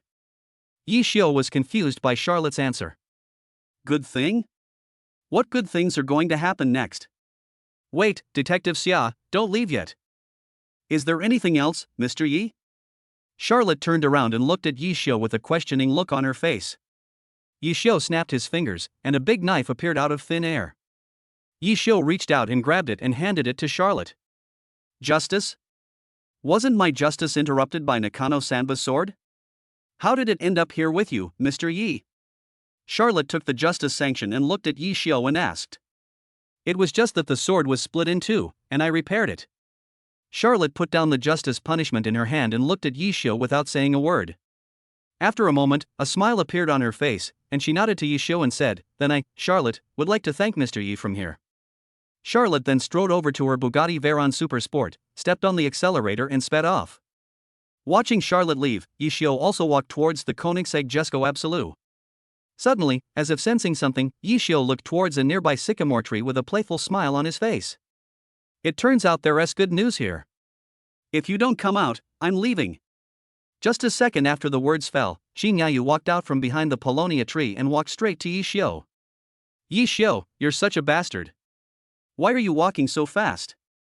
You ran off without even telling me. You men are all bastards who eat and run away. Yishio looked at the pretty lady in front of him and explained softly. I don't have any. Didn't I see you taking that guy Qin Yaling with you and following old Master Qin? Shin Yayu, you're the bastard who ran away without wiping his mouth after eating. Poof. I can't argue with you. Shin Yayu raised her little pink fist and punched Yishio hard. After a moment, Yishio grabbed Shin Yayu's flying pink fists and looked deeply into her beautiful eyes. Shin Yayu felt a little shy when Yishio looked at her like that. Her heart was beating like a deer and she quickly turned her head away. But Yishio disagreed. He grabbed Shin Yayu's chin domineeringly and made her stare at him. The two people looked at each other and the air heated up rapidly. The Polonia flowers are in full bloom under the moon, and my heart is rippling at this moment. After a series of smooth operations, Yishio finally let Shin Yayu go and let her take a breath. Yi Xiu stared at Qin Yayu's flushed face and said jokingly. Qin Yayu, your kissing skills are not good either. How many times did you kiss? Still so unskilled. Oof. Qin Yayu pushed Yi Xiu away and ignored his teasing. It's obviously me who's not ready yet. Seeing Qin Yayu's stubborn look, Yi Xiu kissed her gently on the face again. Why don't you just not go back tonight? I'll take you out for some fun. Looking at Yi Xiu's evil smile, Qin Yayu knew exactly what kind of evil was hidden in Yi Xiu's mind. Qin Yayu rejected Yi Xiu's words without hesitation. Roll. Your abacus beads are about to hit me in the face. Qin Yayu glanced at Yi Xiu again and said. I'm leaving. Don't keep Grandpa and Yeling waiting for too long. After saying that, Qin Yayu turned around and was about to leave, but Yi Xiu hugged her waist, picked her up and carried her on his shoulders. I'll take you home. In the car. Yi Xiu held the steering wheel of the Koenigsegg Jesko Absolute with one hand, and placed his other hand on Qin Yayu's thigh, stroking it back and forth. Qin Yayu shyly turned her head away and looked out the window, which was considered as tacit approval of Yi Xiu's shameless behavior. That's not right. This isn't the direction to go home. Yi Xiu, you bastard. Where are you taking me? Looking at the increasingly unfamiliar scene outside the window, Qin Yayu suddenly came to her senses. He picked up the bottle of mineral water from the car and started beating Yi Xiu. Hey. Sister Yayu, please stop doing this. You really misunderstood. I didn't think about what to do with you today. Today? Yi Xiu's explanation only deepened the misunderstanding. Qin Yayu couldn't help but increase the strength of her grip on Yi Xiu. Oops. Sister Yayu, please listen to my explanation. Okay. I want to see what ivory your dog can spit out of his mouth. Tell me, if you didn't bring me here to get a room, what else could you do? At this time, Qin Yayu was tired from fighting, so she reluctantly gave Yi Xiu a chance to explain. It's getting late, and I guess you haven't had dinner yet, so I thought of taking you to eat something. Yi Xiu looked at Qin Yayu's eyes that were like autumn waves and said sincerely. Just in time. Stay in the car, I'll get off and buy you something delicious. Before getting off the car, Yi Xiu did not forget to pinch Qin Yayu's cute little face. Looking at Yi Xiu's departing back, Qin Yayu's face turned slightly red. Qin Yayu lowered her head and touched her flat, fat-free stomach, realizing she hadn't eaten yet. Adding to the fear she'd felt all night, she realized how hungry she was. Soon Yi Xiu came back carrying a lot of bags. Eat it while it's hot. Yi Xiu handed the snacks he had just bought to the starving Qin Yayu. Qin Yayu blushed, picked up a beef pot sticker with chopsticks, brought it to her mouth, and began to eat it in small bites. The next moment, Qin Yayu's eyes lit up. What is this? It's delicious. Yi Xiu, where did you buy this? Looking at Qin Yayu's happy face, Yi Xiu smiled happily from the bottom of his heart. This is a snack unique to Jinling beef pot stickers. You, the eldest daughter of the Qin family in Beijing, have definitely never eaten at this roadside shop. Chapter 51 Jinling is a romantic city. Actually, it's because I didn't have the chance to eat. Because she is the eldest daughter of the Qin family, she has always had someone to accompany her to and from school since she was a child. I can't possibly bother them to take me to eat these. Yi Xiu reached out to help Qin Yayu tidy up the hair scattered on her forehead and tucked it behind her ears. Try this again. This is also a specialty snack in Jinling duck blood vermicelli. Qin Yayu took the duck blood vermicelli, took a small sip, and praised it in the same way. The soup is delicious, the vermicelli is smooth, and the taste is very layered. Tasty. Qin Yayu gave Yi Xiu a thumbs up and kept praising him. Yi Xiu, aren't you hungry? Why don't you eat what you bought? Qin Yayu, who was immersed in the delicious duck blood vermicelli, came to her senses and noticed that Yi Xiu was just looking at her and not eating. I'm not hungry, you eat it. Yi Xiu smiled and shook his head. That won't do. Yi Xiu, you should eat something too. That's fine. If you really want me to eat, just give me some milk. Unable to resist Qin Yayu's enthusiasm, Yi Xiu stared at the two huge things hanging in front of Qin Yayu with a sly smile on his face. Qin Yayu certainly knew what Yi Xiu was talking about. She looked at Yi Xiu's malicious smile and rolled her eyes at him. But this time Qin Yayu was not angry. Instead, she picked up a beef pot sticker and fed it to Yi Xiu's mouth. Hey you! Open your mouth quickly and eat it. Yi Xiu didn't expect Qin Yayu to take the initiative to make such intimate gestures towards him, like a virtuous daughter-in-law. Yi Xiu opened his mouth and bit it without thinking. This was not the end yet. Qin Yayu took out a tissue and helped Yi Xiu wipe the oil stains from the corner of his mouth. Then Qin Yayu continued to eat her duck blood vermicelli as if nothing had happened. There was a long silence in the car. Yi Xiu kept recalling the scene of Qin Yayu wiping the oil stains from the corner of his mouth with paper. An evil idea suddenly came to Yi Xiu's mind. You wipe your boyfriend's mouth after feeding him? What kind of girlfriend is this? I'm going to die. I'm going to die. I'm going to die. I'm going to die. But if she's so virtuous, will she help me clean it up after the workout? What if I use my mouth? Yi Xiu was thinking randomly in his mind filled with images that were too painful to look at. On the other side, Qin Yayu was also thinking randomly in her mind. Question mark. What did I just do? Even though I've kissed and hugged Yi Xiu, there's not a single place left where I should touch him. But we were so intimate just now, wasn't it progressing too fast? No, something seems to be wrong again. Hey, Qin Yayu, what on earth are you talking about? Forget it, Qin Yayu, just don't give yourself away so soon. But what if Yi Xiu suddenly gets horny and wants to take me to a hotel again? Shouldn't I agree? Or shouldn't I refuse? Thinking of this, Qin Yayu's heart started pounding like a deer. Sister Yayu, have you finished eating? Sister Yayu? Seeing that Qin Yayu ignored him for a long time, Yi Xiu thought that he had done something wrong to Qin Yayu again and made her angry. Sister Yayu, That's enough. Open it. Question mark. Qin Yayu not only confused Yi Xiu, but also confused herself. Forehead. Sister Yayu, are you okay? Qin Yayu was so embarrassed that she couldn't speak at the moment. She wished that a crack would appear on the Koenigsegg Jesko Absolu so that she could crawl into it. Fine. Seeing Qin Yayu like this, Yi Xiu couldn't help but laugh. Okay, Sister Yayu, I'll take you back. Otherwise, if I stay out all night with you, Senior Qin and my brother-in-law won't let me go. Aha! Yi Xiu stepped on the accelerator, and the Koenigsegg Jesko Absolu let out a deep roar as it raced off into the distance. The whistling wind roars in my ears, just like the fearlessness of youth. Yi Xiu, look at Xuanwu Lake. So beautiful.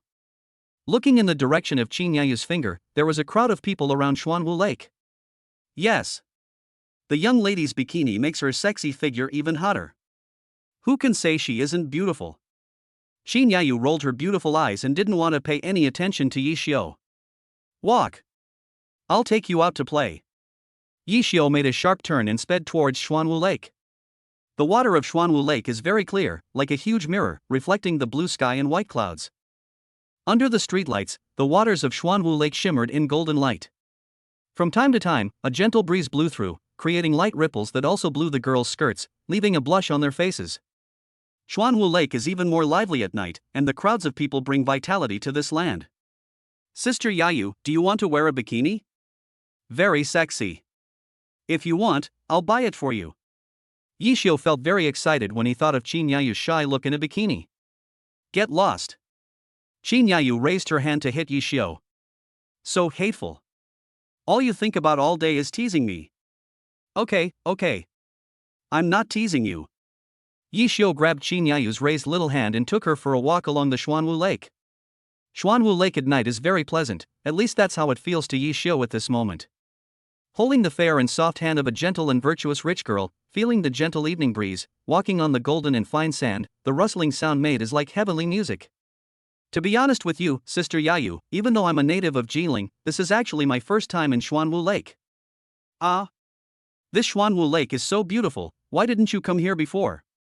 Qin Yayu stopped and looked at Yi Xiu and asked. Because I always feel that Xuanwu Lake is only interesting if there are two people. Yi Xiu smiled and looked at Qin Yayu's beautiful eyes before speaking. Qin Yayu looked at Yi Xiu's handsome face and her pretty face turned slightly red.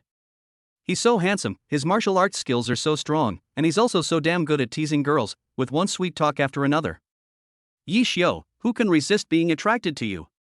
Qin Yayu shouted in her heart. After saying the sweet words, Yi Xiu took Qin Yayu's hand and continued walking forward.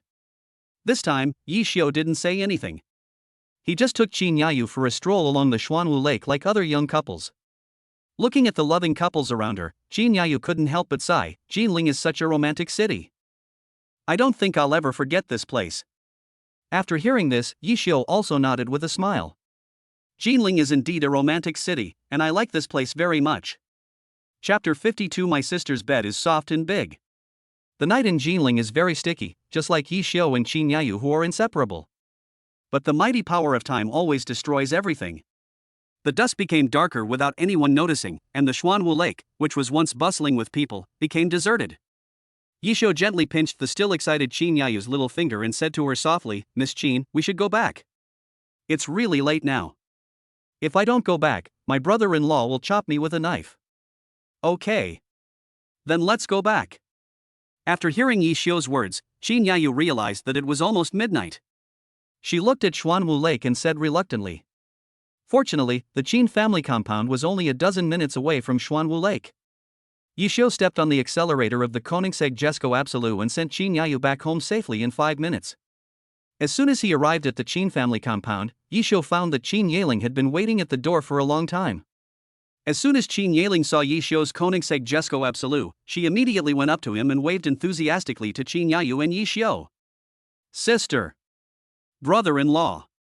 You are finally back. Sorry to have kept me waiting." Seeing his brother-in-law's enthusiasm, Yishio couldn't help but smile and said, "Sorry, brother-in-law, for waiting for us at the door for so long. But this is all my brother-in-law's fault. He took her out to play halfway. Don't blame your sister." "Hi. Brother-in-law, look at what you said. Don't take it seriously, I was just joking. We're all family, so there's no need to talk about whether it's a hassle or not." "Ha ha ha ha." Qin Yaling touched the back of her head and laughed. Qin Yayu looked at the two of them grinning, helplessly holding her forehead, and secretly said in her heart, "When did these two become so familiar with each other? Now that I've sent your sister home, I'm leaving too." Yishio got back into the Koenigsegg Jesko Absolute and waved goodbye to Qin Yaling and Qin Yayu. "Has my brother-in-law left? It's getting late, so why not stay here for a night and rest before leaving tomorrow?" That's not good. This time it was Yishio's turn to touch the back of his head, looking embarrassed. "What's wrong with this, brother-in-law?" "Oh. Just don't worry. My sister's bed is big and soft, enough for you two to sleep comfortably." Before Qin Yaling could finish her words, Qin Yayu grabbed Qin Yaling's ears and pulled them hard. "Qin Yaling, what are you talking about? Do you really want to push your own sister out?"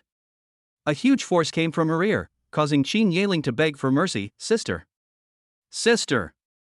Sister. Pain. Let go, my ears are going to fall off." Seeing Qin Yaling begging for mercy in such pain, Qin Yayu finally let go of her hand. As soon as she let go of her hand, Qin Yaling quickly ran into the Qin family compound. "Why are you bullying my brother-in-law like this? What they said is not wrong." Yishio looked at Qin Yayu with a smile and joked with a wicked grin. "Roll." Qinya replied angrily. "Okay, I'm home now." "Yishio, you should hurry back too." "Well, if you won't let me sleep with you, then I'm leaving." Hearing Yishio's words, Qin Yayu's pretty face turned red with embarrassment, and she was so angry that she wanted to send Yishio away quickly. "Go! I don't want to see you anymore." Yishio waved to Qin Yayu again, stepped on the Koenigsegg Jesko Absolute, sped away, and disappeared into the night. Watching Yishio's Koenigsegg Jesko Absolute depart, Qin Yayu thought to herself. "Snort! If you really want to sleep with me, then you have to marry me. It's a pity that you already have Luoshi." A deep sadness flashed quietly in Qin Yayu's eyes, and she stared at the direction where the Koenigsegg Jesko Absolute disappeared for a long time. Ding! Congratulations to the host for reaching 100% mission completion. Ding! Congratulations to the host for completing the mission A Prince Must Protect His Princess. Ding! Congratulations to the host for receiving the mission reward The 13 Needles of Healing the World. The 13 Needles to Heal the World. Legend has it that this was created by Zhang Zhongjing, a physician in the late Eastern Han Dynasty who later became known as the medical sage, drawing on his lifelong experience. It can heal the dead, save the dying, and even kill someone invisibly with a single needle. Host, Yi Xiao. Cultivation, martial honor 9th level. The host is actually at the peak of martial arts, but due to the thin spiritual energy on earth, his cultivation is suppressed. Occupation, none. Skill, none. Martial arts, 13 needles to save the world. Backpack, Ferraria 12 cylindry, 1 million RNB, chemical sweeper, a level BB. The system's cold prompt sounded, and Yi Xiu's mind instantly had a new memory about the 13 needles of Heinhu to save the world, and a bit of the altruistic sentiment of practicing medicine to save lives was also added in his bones. Oh. This 13 needles of Xuanhu is quite interesting. It can be used to save lives, but it can also be used to kill people. It combines both offense and defense into one, truly worthy of being a martial art invented by our Chinese ancestors. The wisdom of the ancients truly amazes me. Just as Yi Xiu was marveling at the infinite wisdom of his ancestors, the Koenigsegg Jesko Absolu had already brought Yi Xiu back to Changjiang Huafu. After Yi Xiu opened the door, he saw darkness in front of him. Yi Xiu tiptoed to turn on the light, pushed open the bedroom door, and found that Luo Shi had already gone to bed early and fallen asleep. Looking at Luo Shi's sweet sleeping appearance, Yi Xiu couldn't help but give her a gentle kiss on her fair face. Then he covered Luo Shi with the quilt, quietly walked out of the guest bedroom and went into the bathroom. Turn on the faucet and let the cold water flow over your scalding skin. Yi Xiu was thinking about tonight's actions. Although tonight's operation was not smooth, it was ultimately a successful mission, capturing the Sakura Sword mercenary group. Where on earth did Yi Tianchen go? Charlotte led his men to search the entire Sifan Watanli, and Yi Xian also led his troops to search the area within a radius of 30 miles. Even if Yi Tianchen has 3 heads and 6 arms and can fly into the sky and hide underground, he should still be found. I hope Charlotte can help pry open the mouths of those devils from the Sakura Sword mercenary group. After a simple wash, Yi Xiu lay on the large leather sofa in the living room, playing with his phone out of boredom. If it were any other time, Yi Xiu would have crawled into bed and cuddled up to sleep with the sweet and soft baby Luo Shi. But today, I was so affectionate with Qin Yayu that I had no sexual interest at all. Woman. It's horrible. I haven't even gone to sleep yet and I feel like I'm about to be sucked dry. Yi Xiu was bored and fiddling with his phone, his mind wandering to random things. Chapter 53, Brother Yi Xiu, what do you want to do? Why? What can be so soft? Yi Xiu opened his eyes dazedly, looking confused, not understanding what was going on. When Yi Xiu came to his senses, he found that Luo Shi had run on top of him without him knowing when, and was hugging him tightly like a 4-clawed fish, strangling him so hard that he could not breathe. She completely pressed on him with the 2 southern hemispheres and northern hemispheres as the center of gravity, and she didn't know when her hands had moved to the girl's round buttocks. After thinking for a while, Yi Xiu finally realized that he might have been playing with his phone on the sofa last night and fell asleep while playing. Ding! It's detected that the host has not signed in today. Would you like to sign in? Yes. Yi Xiu said in his heart. Ding! Sign in successful. Congratulations to the host for obtaining the SSS level invincible singing voice. SSS level invincible vocals, the real-world equivalent of I am the god of song. With rich bass and sharp high notes, the singer is like a top graduate of Berklee College of Music, a walking karaoke station. Host, Yi Xiu. Cultivation, martial honor 9th level. The host is actually at the peak of martial arts, but due to the thin spiritual energy on earth, his cultivation is suppressed.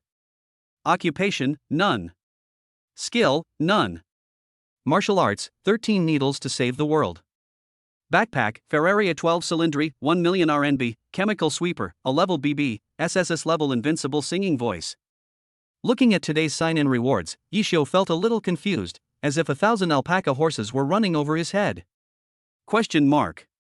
No way? System, you are not kidding me, right? What the hell did you sign me for? An SSS level invincible singing voice? I'm a warrior, not a singer. What use does it have for me? Yi Xiu couldn't help but curse at the system's stupidity in his heart, and was furious. Bite. The host's emotions are fluctuating significantly. Please be patient and allow this system to explain. All the rewards you receive from daily sign-ins and mission completion will be of great help in your future life. Please use them flexibly.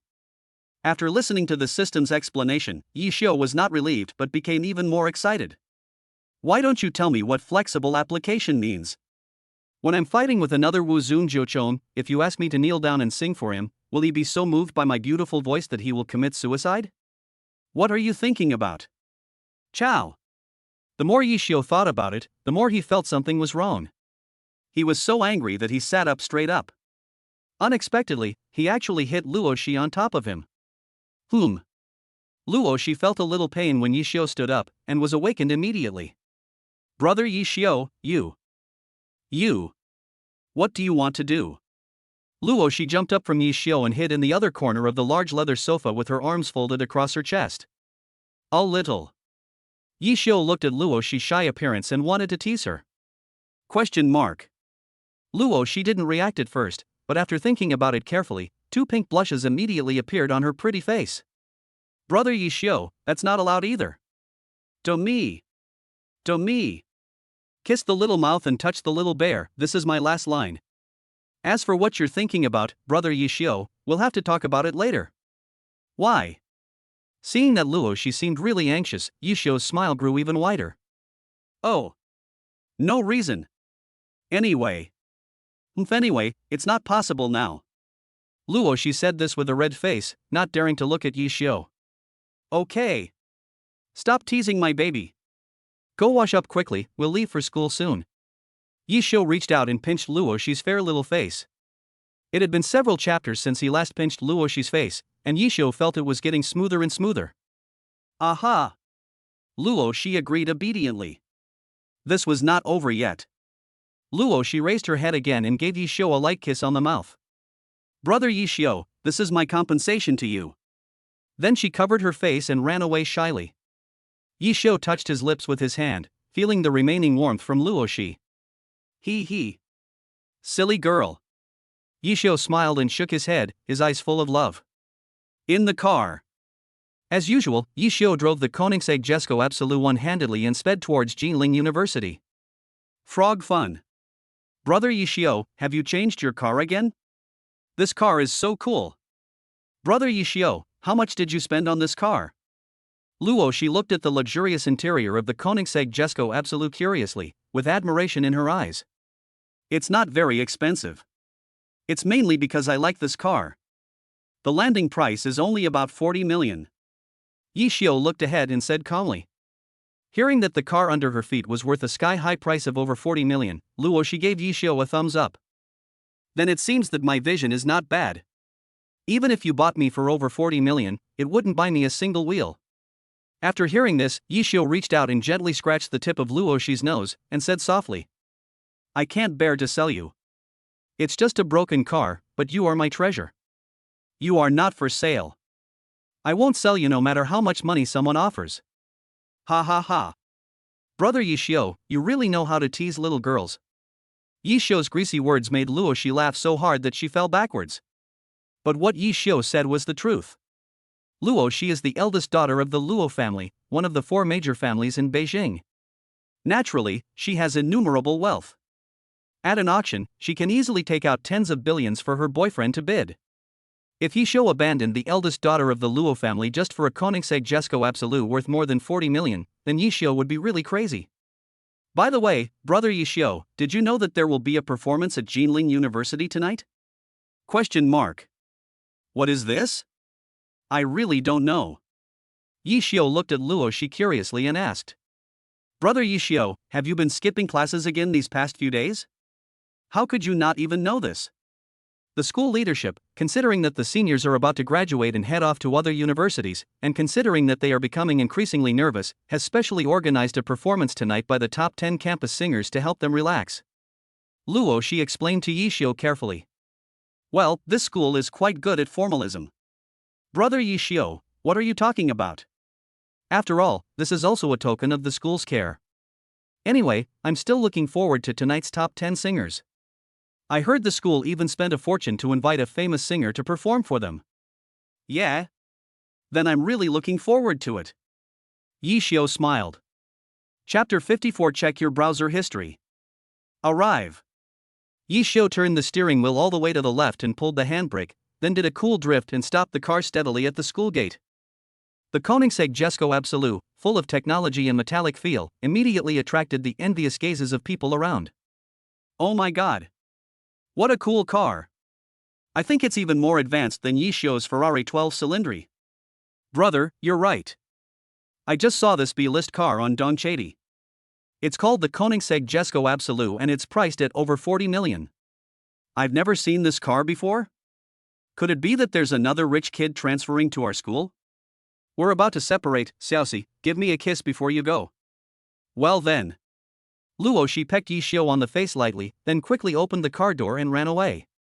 Seeing Luo Shi shyly running away, Yi Xiu smiled inwardly. You're already an old married couple, why are you still shy? This won't do. I have to find opportunities to kiss you more often in the future. Then Yi Xiu opened the car door and walked out, heading towards the classroom amid the surprised looks of the people around him. Oh my god, oh my god, oh my god. What? It's Yi Xiu? Why is he here? Doesn't that mean this car worth over 40 million yuan belongs to Yi Xiu? This is outrageous. First a Ferrari 12 Cylindri and then an even more pretentious Koenigsegg Jesko Absolute. Comparison is the culprit. Yi Xiu, you're here. Question mark. As soon as I stepped into the classroom, Bai Hao came over. What's wrong? Did you forget to take your medicine when you went out today?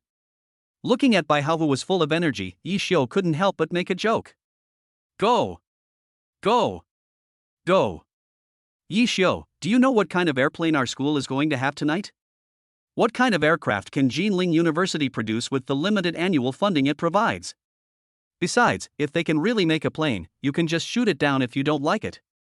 Yi Xiu didn't want to pay any attention to Bai Hao and gave his good brother a cold look. NMD Yi Xiu. I feel like you're framing me. I don't masturbate.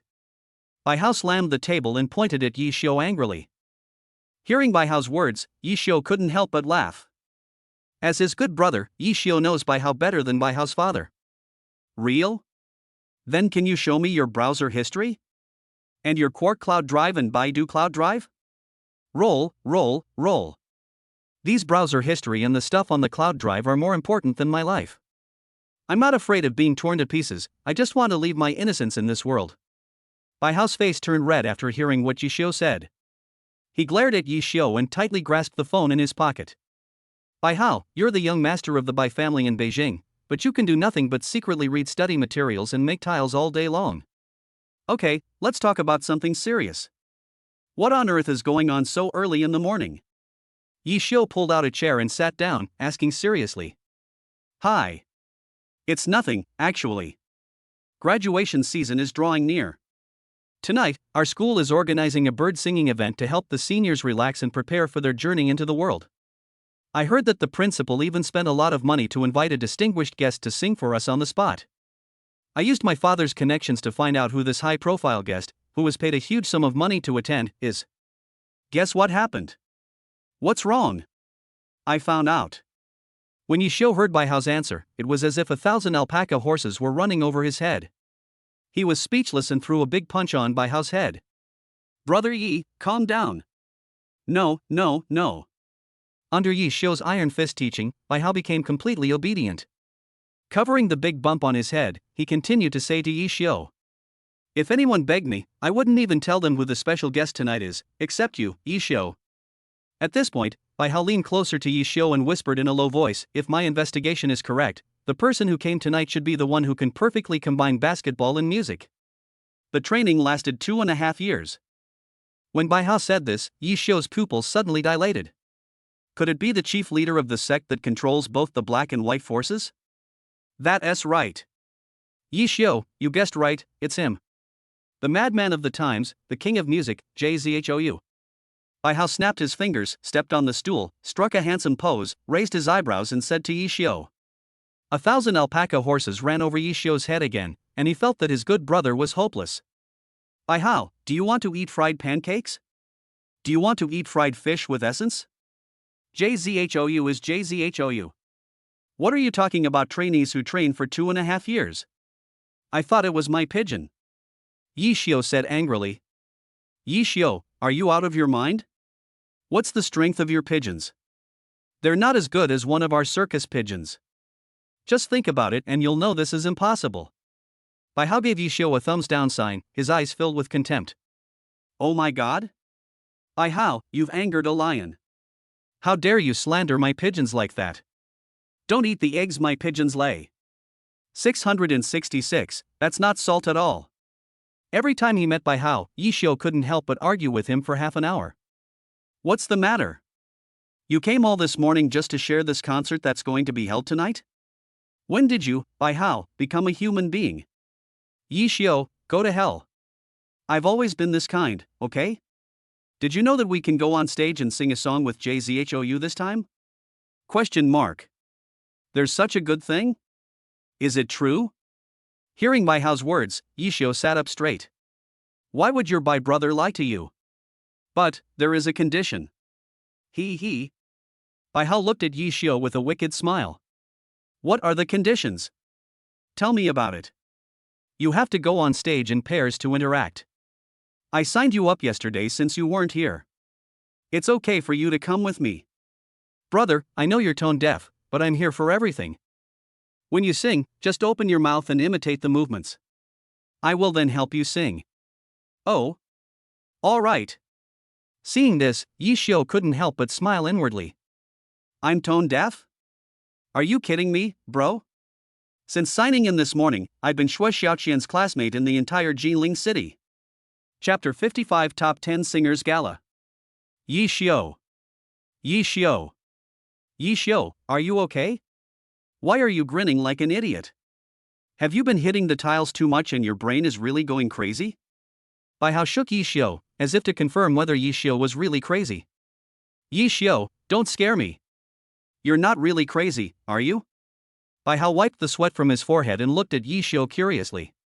Oh. I'm fine. Just thinking that I can sing a duet with JZHOU tonight makes me excited. Yi Xiao came back to his senses and answered Bai Hao awkwardly. I didn't expect someone like you would be so excited about singing with a big star. I thought you'd be mad at me for signing you up for a show. After all, your singing is out of tune and tone deaf. No, I just suddenly realized that a real man must dare to step into the unknown and challenge himself. Yi Xiao said calmly, but in reality, he was thinking, hee. Just wait till tonight when I'll show off my skills and stun everyone with a giant vagina. I just signed in this morning and got the SSS level Invincible Singing Voice Award. Tonight I'm going to sing my heart out and make everyone in the school my little fanboys. It is true that after searching high and low for something, it is finally found without any effort. If you don't live your life to show off, it's against the will of heaven. Hearing you say that, I feel relieved. But don't try to be too brave. If you really can't do it, just pretend to lip sync and I'll come and take over immediately. Just leave it to me. Okay. I know all that. Good brother, in my heart. Yi Xiao pounded his chest to show that he understood. The boring and dull day passed quickly as Yi Xiao bickered with Bai Hao and enjoyed the sweet love with Luo Shi. Night quietly fell over the entire Jinling. The colorful neon lights of Jinling University quietly lit up in the twilight. Students who have worked hard all day should be exhausted physically and mentally and feel sleepy at this moment due to the complexity of their studies. But today is different. Every student at Jinling University is excited, even passionate. Because tonight Jinling University has specially organized a performance by the top 10 campus singers for the senior graduates who are about to go to the mountains and seas. Jinling University even went so far as to spend a huge amount of money to invite a mysterious heavyweight master of the Chinese music scene, which further increased the students' anticipation for the performance of the top 10 campus singers tonight. The lecture hall of Jinling University has become a sea of neon lights, with colorful lights illuminating the entire venue. The entire venue was packed with people, and no matter how hard you tried, you couldn't find a place to stay. At the same time, everyone couldn't contain their inner excitement, and it was very noisy with everyone talking at the same time. Inside the studio. Yi Xiao hasn't been this lively for a long time. From across this huge studio, I can hear every Jinling student cheering and shouting. If they knew that the Chinese music heavyweight the school had spent so much money to invite tonight was Jie Zhou. TSK. I can't even imagine how devastating that would be. Bai Hao looked in the mirror, combed his greasy slicked back hair, and spoke to Yi Xiao indifferently. You idiot, look how dare I think about it. Yi Xiao seized the opportunity and acted rudely in front of Bai Hao without hesitation. There's no way around it, this is the special bond between good brothers. Hey! Fuck you, Yi Xiao. Say another word. Bai Hao was also amused by Yi Xiao, so he rolled up his sleeves and went to find Yi Xiao to argue. Seeing that Bai Hao had specially put on a white suit for tonight's duet with JZHOU, Yi Xiao had to admit that his brother did look somewhat respectable after dressing up a little. The usually vulgar and dissolute Bai Hao has at this moment turned into a super handsome guy who is not inferior to Panan and is only slightly inferior to all of you who are reading this book. Have you finished your makeup, Yishio? Do you want to ask Luo Shi to help you? Bai Hao walked towards Yishio with a smirk on his face and joked. You'd better have the courage to say the same thing when Xiaoxi is around. No. I was joking. I still don't dare to mess with the eldest lady of the Luo family. Yishio glanced at Bai Hao, shook his head and smiled. Yo! Brother Yi is so handsome today. Bai Hao walked closer and found that Yishio looked much more refined than usual, and he praised him generously. No wonder he was able to pursue the eldest daughter of the Luo family, one of the 4 great families in the capital. After hearing this, Yishio smiled and did not answer. If I told you that I also seduced Qin Yayu, the eldest daughter of the Qin family, who is also one of the 4 major families in Beijing, would you be even more shocked? However, Yishio didn't dare to say this. He was afraid that there would be a fire in the harem and the 2 women would team up to castrate him chemically. Okay, let's go up and watch the game. Tonight's top 10 singers competition is the final dance for the seniors. It's quite interesting and worth looking forward to for us freshmen. Besides, going up there to secretly take a few glances at the senior students' long legs and listen to their graceful singing is a good way to feast your eyes and kill time. Bai Hao stretched and said to Yishio comfortably, feeling very happy and relaxed. Sure, Bai Hao. You're the scumbag. Yishio gave Bai Hao a thumbs up and joked again. Question mark. Damn it, Yishio, teasing me again. It depends on whether I teach you a lesson or not. Don't run. Dear school leaders, dear seniors, and lovely classmates, Good evening. Tonight the wind is clear, the moon is bright, and the sky is full of stars. Accompanied by the beautiful moonlight, with a feeling of reluctance to part with our seniors, let us walk together into the gala of the top 10 singers. The class beauty Lin Ruoshui stood in the center of the dazzling stage, with a sweet smile on her face, and gave an elegant speech to her classmates. Lin Ruoshui was wearing a white fishtail evening gown with diamond earrings on her ears. She sparkled under the colorful spotlight. In the audience, Bai Hao looked at Lin Ruoshui's dazzling appearance on the stage and nodded, whispering to Yishio. I hadn't noticed before that the host of tonight's top 10 singers gala was actually our class beauty. I have to say, Lin Ruoshui looks really good in her formal attire tonight. This time, Yishio did not refute Bai Hao and nodded as well. By the way, Yishio, where is your little wife? Why don't you see her? Shouldn't you two be spending time together normally, showing off your affection in front of a single person like me? Bai Hao saw the empty chair next to Yishio and asked curiously. Chapter 56. You can look back, but don't go back. Oh, that's right. Where's my wife? After Bai Hao said this, Yishio realized that the yang energy around him was a bit strong today. Today, he was so busy playing with his good brother Bai Hao that he completely forgot about his big baby.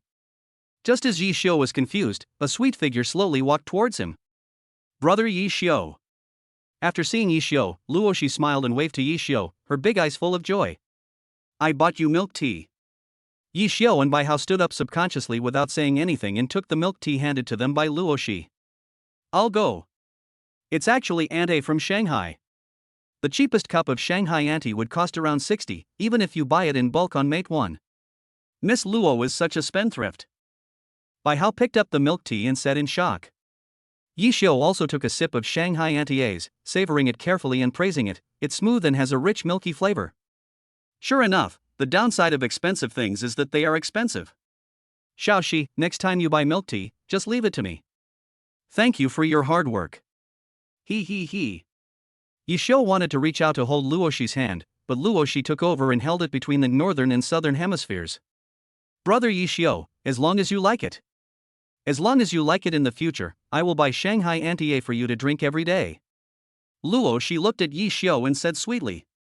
Seeing Luoshi acting coquettishly towards Yishio, Bai Hao was moved to tears. Damn it! You two bastards! Can't you just go to the woods outside the campus to date? There's even a nationally protected animal here, the single dog. I want to call the police. Police officer, I want to report someone abusing a dog here. Whoa. The eagle-like man shed helpless tears. Miss Luo, I also like ante in Shanghai. Can you buy it for me too? Bai Hao blinked his eyes with a look of anticipation. He. Does young Master Bai also need this little money? Short. This is really missing. Hearing Luo Shi's words, Bai Hao nodded vigorously. Miss Luo, you don't know something. Our Bai family's family education is different from your Luo family's. My father firmly believed in the feudal education of raising sons in poverty and daughters in wealth. I had just started college when they cut off my living expenses and blocked my bank account. They said they wanted me to understand the dangers of society and told me to work on my own. I'm really hungry 3 times a day, 9 times out of 3 days. If I don't eat the last meal, I'll be hungry for the next one. I won't say any more. I'm going to cry. After saying that, Bai Hao covered his face and sobbed. After witnessing Bai Hao's awkward performance, Yi Xiu and Luo Shi were both stunned and speechless. Xiao Shi, leave him alone. Let's sit down and listen to music. I heard that the singing abilities of the contestants participating in this year's Campus Top 10 Singers Gala are quite good. Yi Xiu took Luo Shi's hand and sat down, looking towards the podium expectantly. Without further ado, let's welcome the first contestant of this year's Top 10 Singers Gala. He's incredibly popular among his classmates and has loved singing, dancing, rapping, and playing basketball since he was little. I'm sure you've all guessed who this student is. Yes, he's Lu Xingchen from the Department of Computer Science and Technology. The song he's going to perform today is Rashomon. Let's welcome him out with warm cheers. Lin Ruoxue was on stage, doing her routine work, introducing the audience. Oh my god. Who's the first one to perform? My pig brother? When Bai Hao heard Lu Xingchen's name, he was so scared that he jumped up from his chair. His eyes were so shocked that they almost popped out of their sockets, and his face was full of disbelief. When Yi Xiu saw Lu Xingchen coming on stage, he was also a little surprised, but he didn't act as exaggerated as that idiot Bai Hao. At this time, Luo Shi, who was standing next to him, pulled at the corner of Yi Xiu's clothes, looked at the nervous Bai Hao, and said in a low voice, "Brother Yi Xiu, what's wrong with Bai Hao?" Yi Xiu smiled bitterly and said helplessly, "It's okay, this idiot is just like that." Oh. I see. Luo Shi nodded obediently, with shock filling her pretty eyes. Luo Shi complained in his heart, "I didn't expect the rumors in the capital to be true." The young master of the Bai family seemed to have a slightly abnormal mind. No wonder Uncle Bai often hung Bai Hao on a tree and whipped him when he was a child. "Brother Yi Xiu, I remember he is the sports committee member of your class, right?" "Yes, the fat guy on the stage is our class's physical education committee member, Lu Xingchen." "I didn't realize he could sing." "Amazing." Seeing Luo Shi's reaction, Yi Xiu was a little amused. "Baby, I didn't notice it either." "Hello? Dear audience friends, how are you? I'm Lu Xingchen from the Department of Computer Science. Please let me hear your cheers and applause. Call. Music. I didn't turn around. Keep walking and keep dreaming. I have been crazy and have never stopped." As soon as Lu Xingchen opened his mouth, people were drawn into it unconsciously. "I'll go." Is this still Brother Pig? How the hell did this voice become so gentle? When Bai Hao heard this, the shock in his eyes became even more intense. Frog fun. "Brother Yi Xiu, your class's sports committee member is pretty good. If I hadn't opened my eyes, I would have thought it was the original singer." Luo Shi in the audience was generous with her praise and gave a thumbs up. "Those beautiful. The closer you get, the more addicted you become. I don't want to let go anymore. Wherever you go. Wherever you go." The 2 sentences "wherever you go" completely ignited the passion of the whole audience. Everyone in the audience picked up their phones, turned on the flashlights, or waved glow sticks, immersed in the fun. This is because the song Rashomon was well chosen, and also because Lu Xingchen's unique voice evoked everyone's memories. I'm not actually interested in the weather. I wonder if you're too cold. Soon, Lu Xingchen finished singing the song, as fast as the seamless transition after she fell out. Wherever you go. Wherever you go. When Lu Xingchen finished singing this sad song, many students in the audience had already shed tears silently, recalling the unbearable memories of the past. A song of Rashomon is dedicated to the seniors and classmates present here. You can look back, but don't go back. Let's not be each other's lapdogs. Thank you all again. Lu Xingchen bowed and apologized, and the host Lin Ruoxue next to him also gave Lu Xingchen a thumbs up. Call. Lu Xingchen's thank you speech once again aroused thunderous applause from the audience. Chapter 57 Hakabayu Guy. Awesome. Brother Pig is awesome. Looking at Lu Xingchen shining on the stage, Bai Hao also danced excitedly. If you didn't know, you would think that a patient had escaped from a mental hospital. Seeing Bai Hao going crazy again, Yishio couldn't help but smile bitterly. Bai Hao, are you out of your mind? Why are you so excited?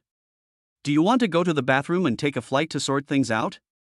Lu Xingchen is singing, and you are singing and dancing here. No. Yishio, you don't understand this. I feel like Bai Hao, am going to become famous in school. Question mark. Bai Hao's words left Yishio completely confused. What do you mean? Yishio, are you stupid? Even Pig Brother can make the girls in the audience scream continuously.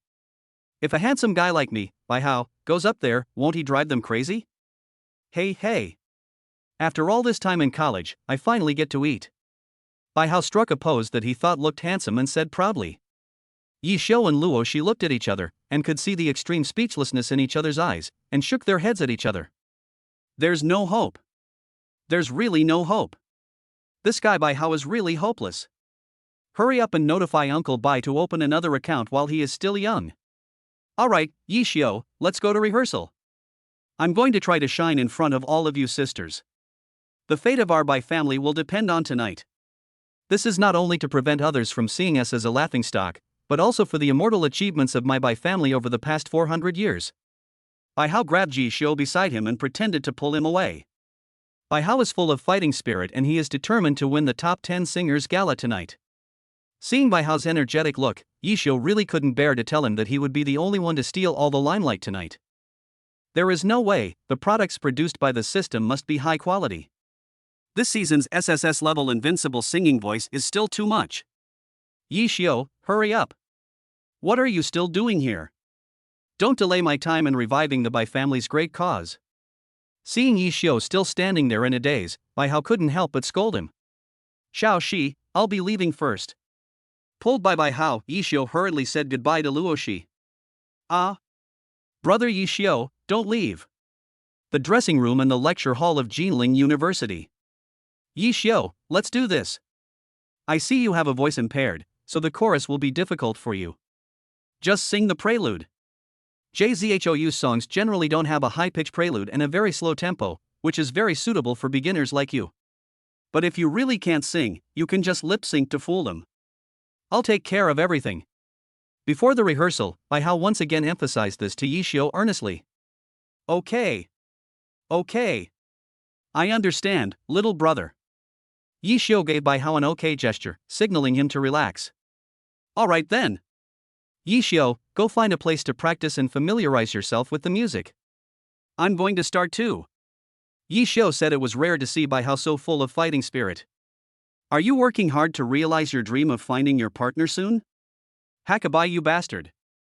It's really shameless. After saying that, Yishio turned around and left the dressing room to watch the young ladies sing. Anyway, with the SSS level invincible singing voice, there won't be any problems. Yishio walked through the huge crowd and found the sweet and lovely Luo Shi among the crowd. Brother Yishio, you're back.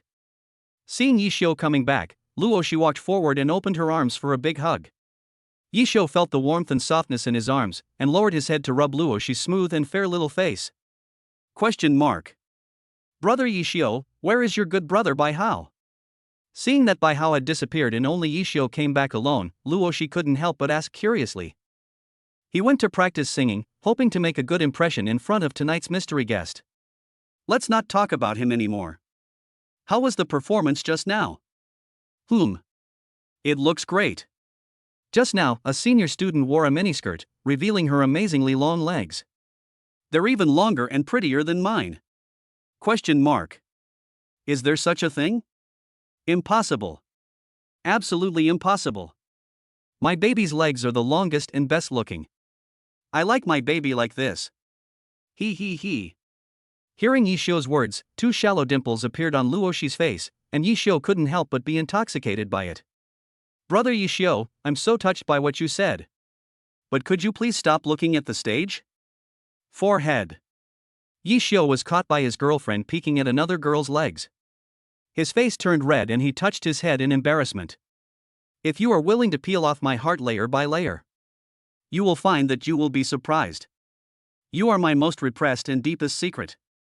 Thank you, everyone. I wish all the seniors in their senior year will go through many hardships and still be young again after returning. As each song was sung, time gradually passed by and disappeared, never to return. Okay, thank you Wang Zihao for your soulful singing. This old song Onion pays tribute to our youth that we once loved, hated, and regretted. Let's applaud Wang Zihao again. The next person to appear is no ordinary person. He is a mysterious figure that our school has specially invited to Jinling University to send blessings to our graduating class. Many people are speculating online about the identity of this celebrity. Are you all excited? Let's take a 10-minute break so everyone can go to the restroom and relax. Because the rest of the time will be full of boring moments. Yi Xiao. Yi Xiao, why are you here? Have you finished practicing your song? At this time, Bai Hao ran up to Yi Xiao, panting and asking. Forehead. Bai Hao, I. Okay, no time to explain. We're going on stage in 10 minutes. Let's go to the dressing room and wait. Bai Hao pulled Yi Xiao up and said anxiously. Dressing room in the lecture hall of Jinling University. Yi Xiao, look at how pale you are. Did Luo Shi drain you dry last night? Put on some lipstick and bring out the bright colors. I'm going to the bathroom first. I'm afraid I'll pee when I see Jay Zhou. After saying that, Bai Hao hurriedly turned around and left, leaving Yi Xiao alone in the dressing room. Yi Zhang was putting on makeup in front of the mirror when Luo Shi suddenly appeared. What is brother Yi Xiao doing? Put on some lipstick. Bai Hao said my face is too pale and needs a brighter color. Yi Xiao wasn't surprised by Luo Shi's sudden appearance. Luo Shi always liked to stick to him. Then I'll help you with it. It's just a bright spot, leave it to me. Chapter 58 Flower Sea. Oh. Good. Yi Xiao subconsciously accepted Luo Shi's help. Luo Shi took out a Chanel lipstick from her Hermes bag and gently applied it on her rosy lips. Then, Luo Shi stood on tiptoe, put her arms around Yi Xiao, and kissed him on the lips. Yi Xiao was startled by Luo Shi's sudden kiss and it took him a while to come back to his senses. Just as Yi Xiao was about to feel the girl's warmth, Luo Shi had already escaped from Yi Xiao's arms. Question mark. Xiao Shi, what are you doing? It hasn't been spread evenly yet. Yi Xiao looked at the blushing Luo Shi, with a smirk on his face, and joked in a playful manner. Brother Yi Xiao. You're bad. If it's not spread evenly, just smear it yourself. Luo Shi looked shy and didn't dare to look at Yi Xiao. Looking at the delicate Luo Shi, Yi Xiao couldn't help but pinch her fair little face. Yi Xiao. Yi Xiao. Have you finished your makeup? It's time for us to go on stage. This time I have to make a lasting impression on my idol, JZHOU, and act like a big shot in front of the whole school. Bai Hao hurriedly ran into the studio's dressing room. Unexpectedly, as soon as I entered the door, I saw Yi Xiao being affectionate with his girlfriend. Bai Hao suddenly felt extremely embarrassed and didn't know where to put his hands. Well. Ha. Miss Luo is here too. Did we just mention Jay Zhou? Could this be the Chinese entertainment industry celebrity that the school spent a huge amount of money to specially invite tonight? Luo Shi looked at Yi Xiao and asked curiously. Yi Xiao nodded and replied softly. Bai Hao found out through his father's connections. Ha. Does the young master of the Bai family, one of the 4 major families in Beijing, have to rely on his family's connections to investigate such a trivial matter? Uncle Bai's tutoring is really strict. Hearing this, Luo Shi couldn't help laughing. Hearing Luo Shi's words, Bai Hao felt even more embarrassed. There's nothing we can do about it. Miss Luo, you know my father's temper. This is too futile. He's unwilling to give power to his only son. His son must start from scratch and go out on his own to make his own way. At this point, Bai Hao was in tears. Looking at Bai Hao's helpless look, Luo Shi couldn't help but cover her mouth and laugh. But our Jinling University is really willing to spend so much money for this graduate. JZHOU is undoubtedly the recognized king of the Chinese pop music scene. Inviting him here is not just a matter of money. Bai Hao said lightly. Luo Shi also nodded, indicating that she agreed with Bai Hao's opinion. Really? JZHOU was ranked second on the Forbes Chinese celebrity list as early as 2011, and each of his albums has been streamed over 1 million times. JZHOU, who achieved financial freedom early on, definitely didn't come to Jinling University for money or anything like that. I think it's more about the idol's feelings for his fans. Listening to Luo Shi's words, Bai Hao gave a thumbs up and said, "This is what we at JZHOU are like. This is the nation's idol. It's much better than those concerts where they don't even show their faces and can't even tell whether they're singing or lip syncing. Alright. Yi Xiu, let's go quickly. Jay Zhou will be here soon. Welcome all leaders, seniors and dear classmates to return to our top 10 singers. I believe everyone is very much looking forward to our school's special invitation to this mysterious Chinese music star. Then I won't keep you in suspense. Let's welcome him out now with warm cheers and applause. Call. How are you, students?" The voice comes out before the person appears. Bai Maoluan wore sunglasses and walked out from behind the curtain with a microphone in his hand. JZHOU with white hair caused a huge cheer from the classmates as soon as he appeared on the stage. I'm going to go. That's awesome. My brother, you can even invite the superstar JZHOU over. Woo. Idol. This is my idol. Good evening, leaders and students. I'm Jay Zhou. Oh. Jay Zhou. JZHOU caused a huge response as soon as he opened his mouth. There is no way JZHOU's influence in China and even the world is just that great. You may not have heard of JJ, and you may not have heard of Eason, but it is impossible that you have not heard of JZHOU's Rice Fragrance in Sunny Day. Especially for the students born in 2000, there are many who only have JZHOU in their playlist. Yi Xiu, hurry up. JZHOU is on the court. Today, he is still Bai Maoluan, Jay Zhou's strongest form. Oh, the pressure is overwhelming.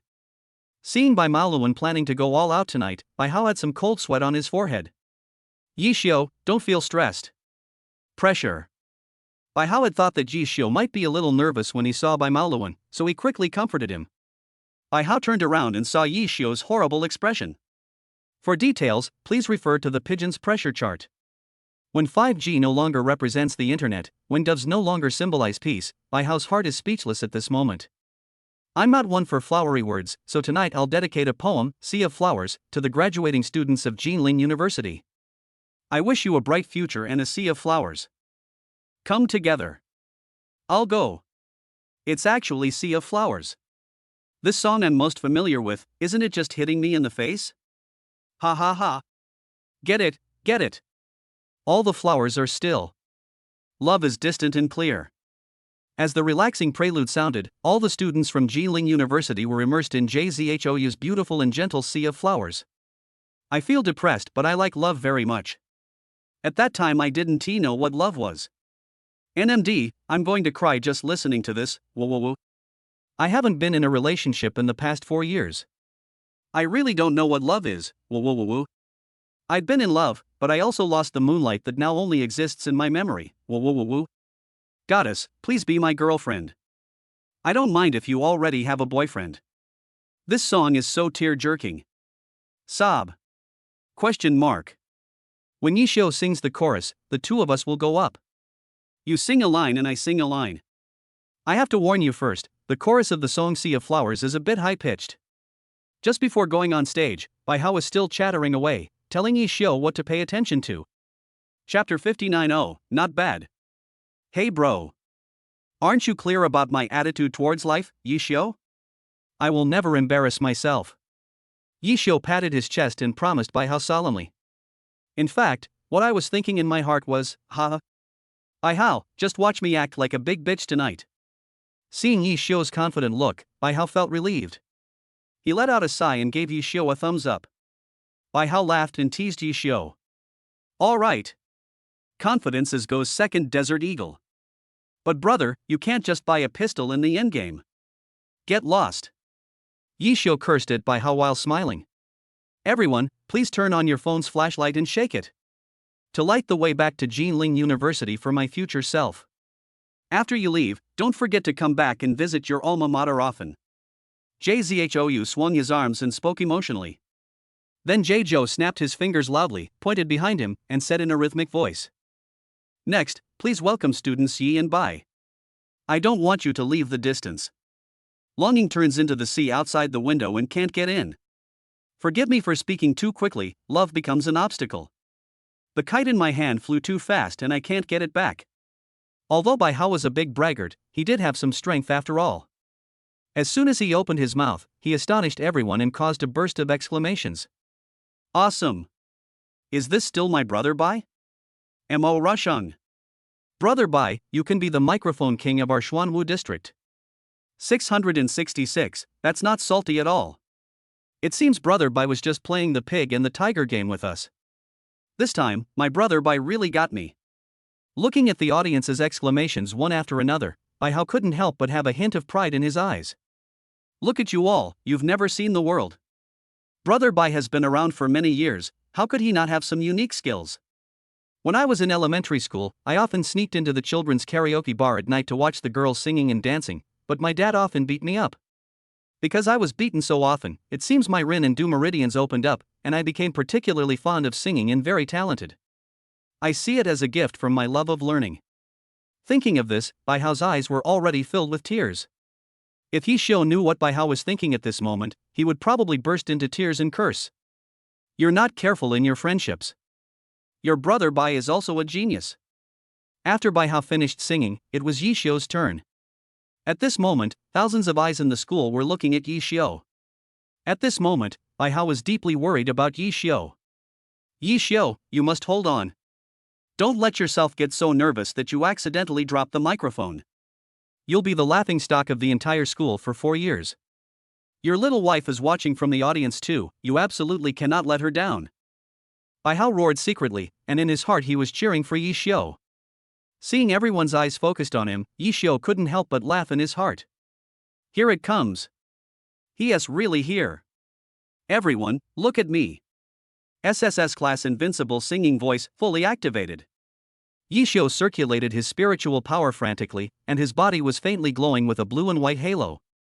I don't want you to leave, the memories are inseparable.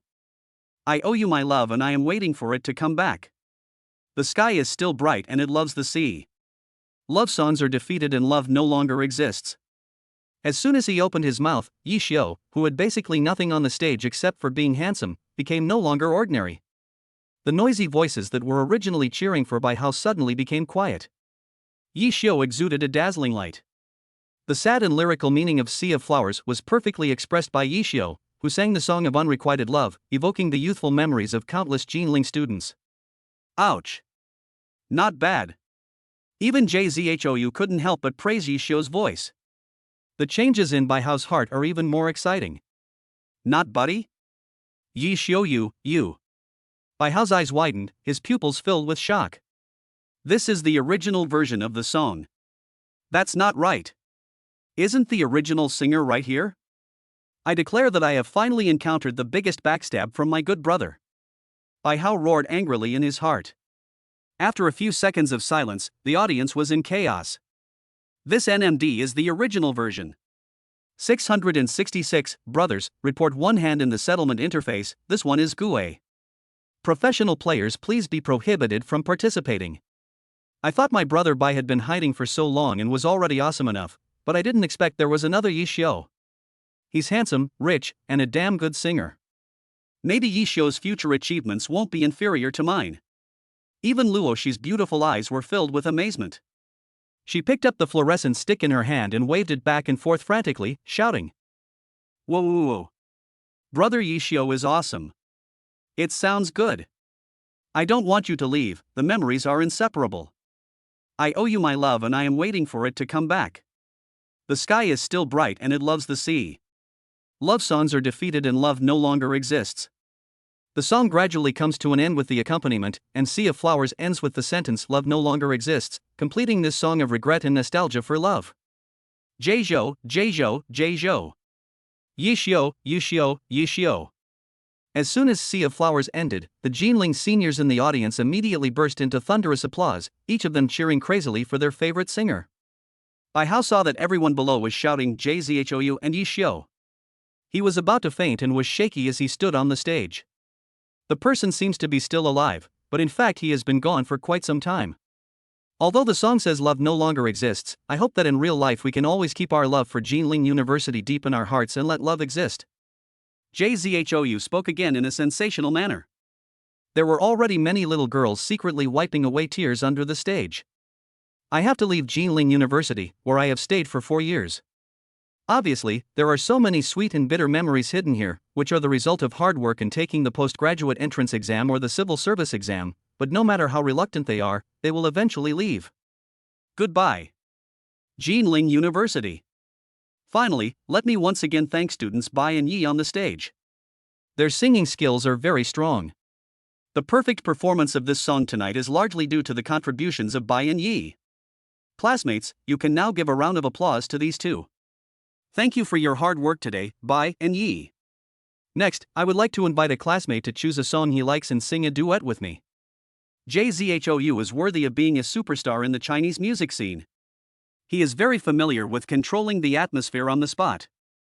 Chapter 60 JHOS Special Invitation. Then it's you, classmate Yi Xiao. JZHOU smiled gently and said lightly. Question mark. Zhou Don, are you sure? When you knew what you were going to say next, did you feel like laughing a little bit? Not only Yi Xiao was stunned, everyone present was stunned by JZHIU's outrageous move. This is the true meaning of being manipulated by capital, or I hate rich people. After hearing this, Yi Xiao was stunned for a moment, and then he felt that Jay Chao's move was too cool. Yi Xiao nodded and said calmly, since I'm so lucky tonight, I can only accept it. Question mark. Yi Xiao, can you be a little thicker skinned? At this moment, a big question mark popped up in everyone's head.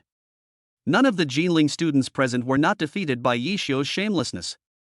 Of course, except for one person. Luo. She sat quietly in her seat, holding the milk tea in both hands, looking at Yi Xiao with a smile on her face, her eyes full of love. Mr. Yi, what kind of songs do you usually like to listen to? The lyrics of this song are all about rainy days, but the title is Sunny Day. Ouch. Not bad. Everyone loves a sunny day, and you are one of them. JZHOU jokingly teased Yi Xiao. Yi Xiao smiled slightly after hearing this, shook his head, looked straight at the audience, and said, in fact, whether it's Jay Chao's sunny day or Karen Mok's cloudy day, neither can compare to the fact that I love you every day. Call. Yi Xiao's cheesy love words drew boos from the audience. Everyone present smiled meaningfully, and each one was looking for Luo Shi. Where is Luo Shi? Luo Shi's eyes were already filled with tears. Feeling everyone's attention focused on her, tears welled up in Luo Shi's eyes. Fool! Who would say such sentimental things at a concert? The little yellow flower of the story has been floating since the year I was born. Yi Xiao's soulful singing has moved countless innocent boys to tears, reminding them of their passionate and golden youth. The green and immature love at that time will always be engraved in my heart. The charm of Bai Yue Guan lies in the fact that what I like is the you in my imagination, even if you were standing in front of me now. That's true music. I miss it so much. I was still young then. When the goddess changed her WeChat signature to Can Fly Nationwide, I had already made up my mind to give my younger self a big treat. Swinging on the swing in my childhood has been swinging with my memory until now. Re so si do si la. So la si la so. This time, Yi Xiao and JZHOU on the stage did not actively control the situation, but simply sang a duet. Unexpectedly, because the song was too familiar, everyone present at Jinling University spontaneously sang this campus song commemorating Bai Yue Guang. JZHOU's best songs may sound different to different people, but no one can refute the fact that Sunny Day is his most popular song. The unique guitar melody at the beginning of Sunny Day makes it one of the best prelude songs in the Chinese music scene. If you are well, it will be a sunny day. It's so hard to love you for one more day. But at the end of the story, you still seem to say goodbye. The sound of cicadas in the song gradually disappeared, and the chords of guitar and bass gradually weakened, indicating the end of Yi Xiao and JZHOU's singing. As soon as the music stopped, the audience burst into warm applause and screams. Wow, wow, wow, wow. It sounds so good. My ears are getting pregnant. Forgive the host for being uneducated. He's just awesome. There's nothing else to say other than awesome, awesome. Yi Xiao, don't go down the wrong path of studying. Just debut right here. The seniors are willing to accompany you and go crazy again in the last moments of your youth. Ouch. Not bad. Jay Zhou once again praised Yi Xiaodao on the podium. This is the nth time that he has praised Yi Xiao. There was no way around it, this version of Yi Xiao was still too extreme. Or rather, his SSS-level invincible singing voice was too extreme. Products produced by the system must be high quality. Yi Xiao laughed secretly in his heart more than once tonight. If Yi Xiao had already gained fame throughout Jinling University because of the Ferrari 12 Cylindri, then tonight's performances of Sea of Flowers and Sunny Day had already made him a household name in the school. Even through the school's live broadcast, Yi Xiao has gained some fame nationwide. At this moment, Yi Xiao didn't know that after tonight, countless scouts and studio agents would fly to Jinling specifically to invite Yi Xiao to join their team. Classmate, I think your voice is quite unique. Do you often practice singing at home? Well, I do like singing on weekdays. Yi Xiao said this calmly on the surface, but in reality, he was thinking. Sing? He. If it weren't for the SSS-level invincible singing voice that I signed in this morning, I would be tone-deaf and singing out of tune just like Bai Hao said, and I might be laughed at. Are you interested in pursuing a career in acting? I'll go. I'm going to go. JZHOU's shocking words once again stunned everyone present. Exclusive invitation from the Chinese pop king Jay Chou? Not buddy? With such a bright future ahead of us, can you sleep at night? At this moment, everyone present was so envious that they gritted their teeth, clenched their fists, and wished they could cut Yi Xiao into pieces. Even Bai Hao was no exception. He was worried that his brother would suffer, and he was also worried that his brother would drive a Land Rover. Are you interested in joining my team? I'm confident I can make you a superstar. It's really rare to see rising stars as outstanding as you in the Chinese music scene nowadays. JZHOU looked at Yi Xiao sincerely, his eyes full of sincerity, as if he was going to open up a new world for swordsmen like us. Forehead. Yi Xiao said hesitantly. Seeing Yi Xiao's hesitation, Bai Hao felt incredibly anxious. He wished he were Yi Xiao and could agree to it for him. Yi Xiao, what are you still hesitating about? Hurry up and agree to Jay Chou. This is a golden opportunity. How many lifetimes of detours can it save you? Chapter 61 Rejection of Jay Zhou. Under the fiery gazes of Bai Hao, JZHOU, and all the teachers and students in the school, Yi Xiao made a surprising move. Forehead. Thank you, Jay Chou, for your special invitation. But forget about entering the entertainment industry. I have a very bad impression of someone in your circle who recently held a concert without showing his face and charged exorbitant ticket prices. I don't want to be a shameless person who makes money without any bottom line and lets down the fans who are truly kind to me. Yi Xiao readily rejected JZHOU's invitation and criticized him lightly. Rejected? Yi Xiao, UF King refused? God damn it.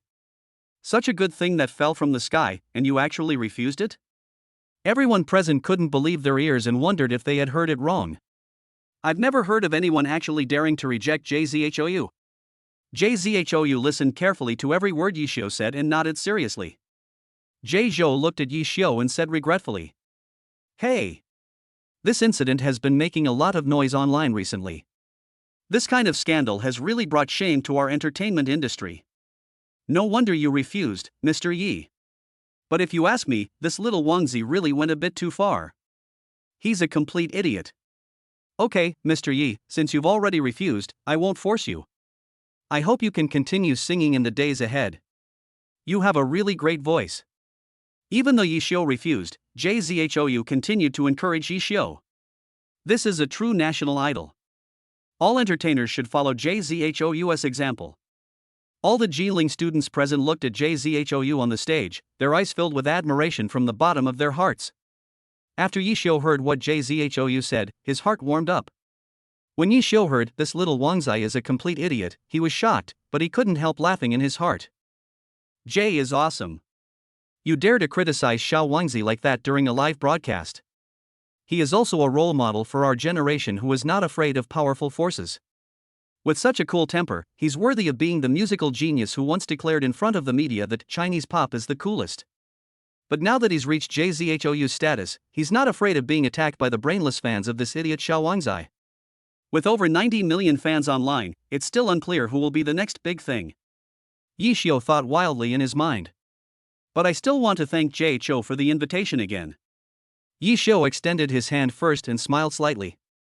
JZHOU also reached out and shook his hand, joking with a playful smile. Hey! Not bad, young man. You know how to respect an old man like me. JZHOU's funny words caused the whole audience to burst into laughter. I was worried that such an outstanding person might backstab me. But now it seems I was worrying too much. It seems that you, Mr. Yi, are a pretty good person. Girls at Jinling University who haven't found a love relationship yet can try dating Mr. Yi. He's a reliable man. Question mark. Jay helps me find a girlfriend? Yi Xiu, just tell me, did you give it to Jay Cho? JZHOU's words made everyone in the audience stunned again. Isn't this king of Chinese pop music too good to Yi Xiu? He. Sorry, Jay, I have a girlfriend. After hearing what JZHOU said, Yi Xiu was a little amused and helpless, and quickly expressed his opinion. After all, the wife was watching him from the audience, so Yi Xiu didn't dare to act rashly under her nose. Ouch. That's not bad. Sure enough, the outstanding people have already been taken advantage of. But I still want to say sorry, I was abrupt. JZHOU jokingly apologized, and the show was very effective. Suddenly, the sound of cicadas was heard, and there was a burst of exclamations from the audience. It's getting late, let's say goodbye to our youthful memories with a song called 7 Miles of Fragrance. JZHOU's concerts always end with the song Kalexiang. This also means that the Jinling University Top 10 Singers Gala is about to come to an end. The sparrows outside the window are chattering on the telephone poles. You said this sentence has a very summery feeling. The flashes of the mobile phones below the stage were like stars in the sky, and the dark night instantly turned into a neon ocean. The pencil in my hand moves back and forth on the paper. I use a few lines to describe who you are to me. Goodbye. My university. Goodbye. My passionate youth. Many Jinling students in the audience were already in tears, including some with a firm faith in Taoism. When the last sentence, "You are the only one I want to understand," was sung, the accompaniment stopped abruptly, but the aftertaste lingered in the air, making people unable to calm down for a long time. The song is over, classmates, see you in the arena. JZHOU said loudly, saying goodbye to his seniors from Jinling University. The crowd retreated in waves, creating a huge noise. Yi Xiu, are you crazy? How the hell could you refuse such an invitation? And it was Jay Cho himself who invited me. Could it be that Xiao Wangzai's behavior has really made you disappointed in the entertainment industry? Even after the Top 10 Singers Gala ended, Bai Hao still refused to accept the offer. He couldn't figure out why Yi Xiu would refuse Zhongtian's great opportunity. He. That's not what you're interested in, is it? I really don't like the entertainment industry. The learning style is too impetuous and the lip-syncing phenomenon is too serious. 6. Bai Hao didn't say anything after hearing this reason. This free-spirited personality was indeed like his brother Yi Xiu. Oh my. What a pity. I almost had a big star husband. Luo she took Yi Xiu's arm and spoke in a delicate voice. I heard big stars make a lot of money. A concert, a movie, or a TV series can cost tens of millions. Brother Yi Xiu, if you join Jeizhou's team, I won't have to work anymore and can just stay at home and be a rich wife. Yi Xiu smiled, reached out to scratch Luoshi's nose, and said with a gentle smile.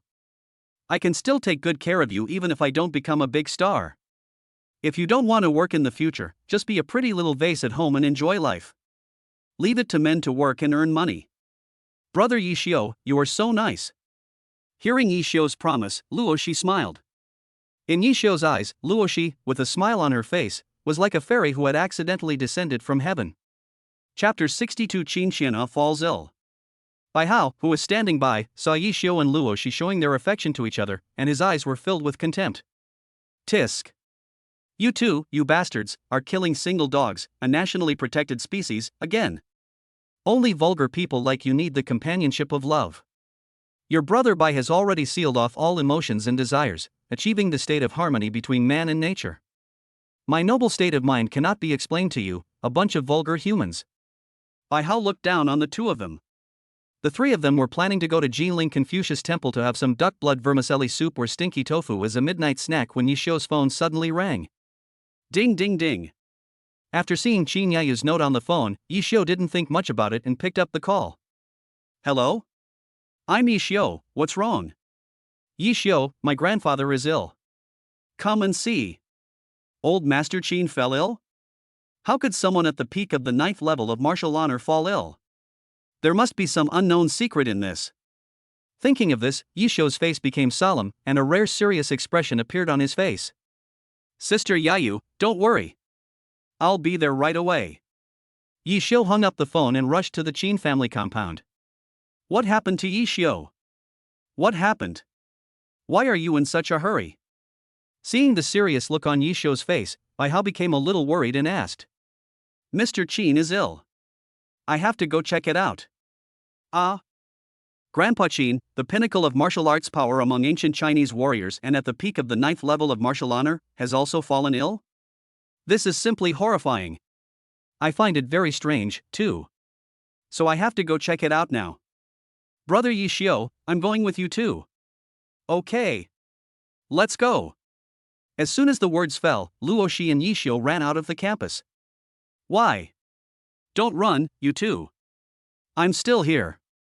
Bai Hao shouted loudly, but saw that Yi Xiu and Luo Shi had already walked away. Well. I'd better call my dad and tell him about this. Bai Hao took out his iPhone 16 Pro Max in gold from his pocket and dialed the first number in the contact column. Hello. Dad, it's me. Yes. It's your son who was almost starving to death on the roadside. The situation was urgent, and Yi Xiu drove his Koenigsegg Jesko Absolute and stepped on the accelerator all the way, basically never going below 80 miles per hour, and he even violated the traffic rules by speeding and running red lights many times. But Yi Xiu didn't care about any of this. He just wanted to get to the Qin family compound as quickly as possible to see what was happening. Soon, under the full roar of the Koenigsegg Jesko Absolute, Yi Xiu accelerated with sparks and lightning, and Yi Xiu and Luo Zi finally arrived at the Qin family compound 10 kilometers away. The Qin family compound was brightly lit, and even the door was not locked. Yi Xiu pushed open the door and entered the Qin family with ease. Sister, why are you calling again? Don't worry, I've already called my master. He's the best martial artist doctor in all of Jinling, and he'll definitely be able to cure Grandpa's illness easily. Qin Han sat next to Qin Yayu and spoke comfortingly. As soon as Yi Xiu entered the room, he saw Qin Qian his 3 grandchildren sitting around Qin Qianhe. When they saw Yi Xiu appear, Qin Yayu and Qin Yailing's eyes lit up instantly, and the mist in their eyes disappeared in an instant. The old man is saved. When they saw Yi Xiu, this thought instantly popped up in Qin Yayu and Qin Yailing's minds. I don't know when it started, but Yi Xiu has become the most reliable support in Qin Yayu and Qin Yailing's hearts. Qin Yailing, in particular, happily went up to greet him and was about to greet Yi Xiu enthusiastically. Brother-in-law, you finally. But he found that there was a beautiful figure following behind Yi Xiu, and the words that were about to come out of his mouth were choked back. But Qin Han was different. When he saw Yi Xiu, he immediately became furious and remembered the night when he was beaten black and blue by Yi Xiu and his group.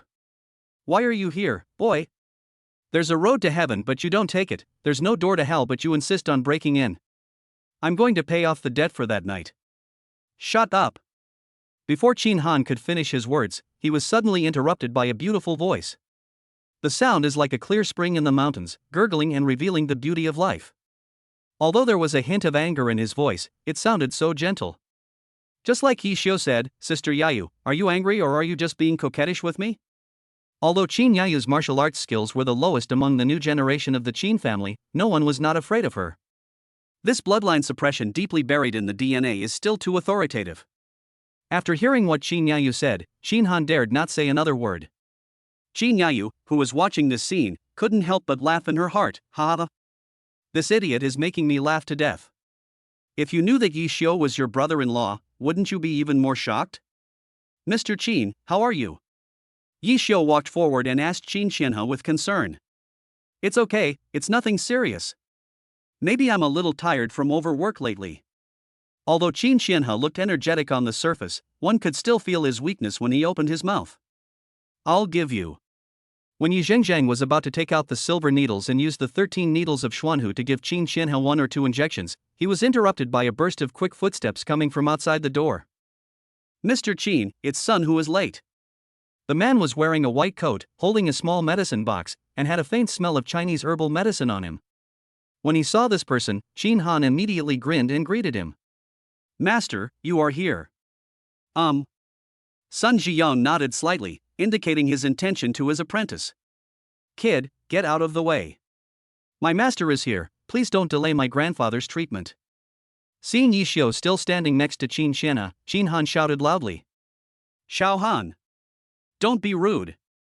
Sun Ziyang raised his hand slightly to stop Qin Han and said lightly. Sun Ziyang saw the silver needle in Yi Xiu's hand and asked. Are you also a Chinese medicine practitioner? Just barely. Yi Xiu nodded slightly and smiled. Good. Young people today are too impetuous. Most of them go to study Western medicine. Little do people know that Chinese medicine is the traditional medicine of our country with thousands of years of cultural accumulation. This Chinese medicine is the treasure of the medical community.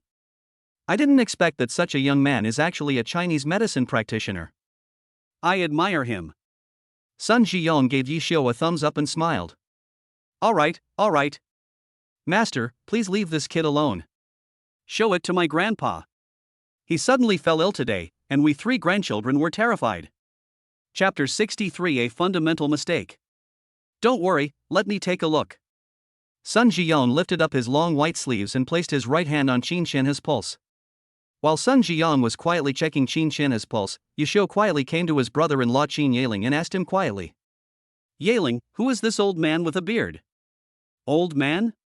After hearing Yi Xiu's words, Qin Yaling looked at Sun Ziyang's serious expression and couldn't help but smile secretly. Brother-in-law, the doctor who is taking grandpa's pulse is called Sun Ziyang. This Dean's son is not an old man. He is the director of Jinling First People's Hospital. In addition to his martial arts cultivation of the second level of martial honor, his astonishing medical skills are even more extraordinary.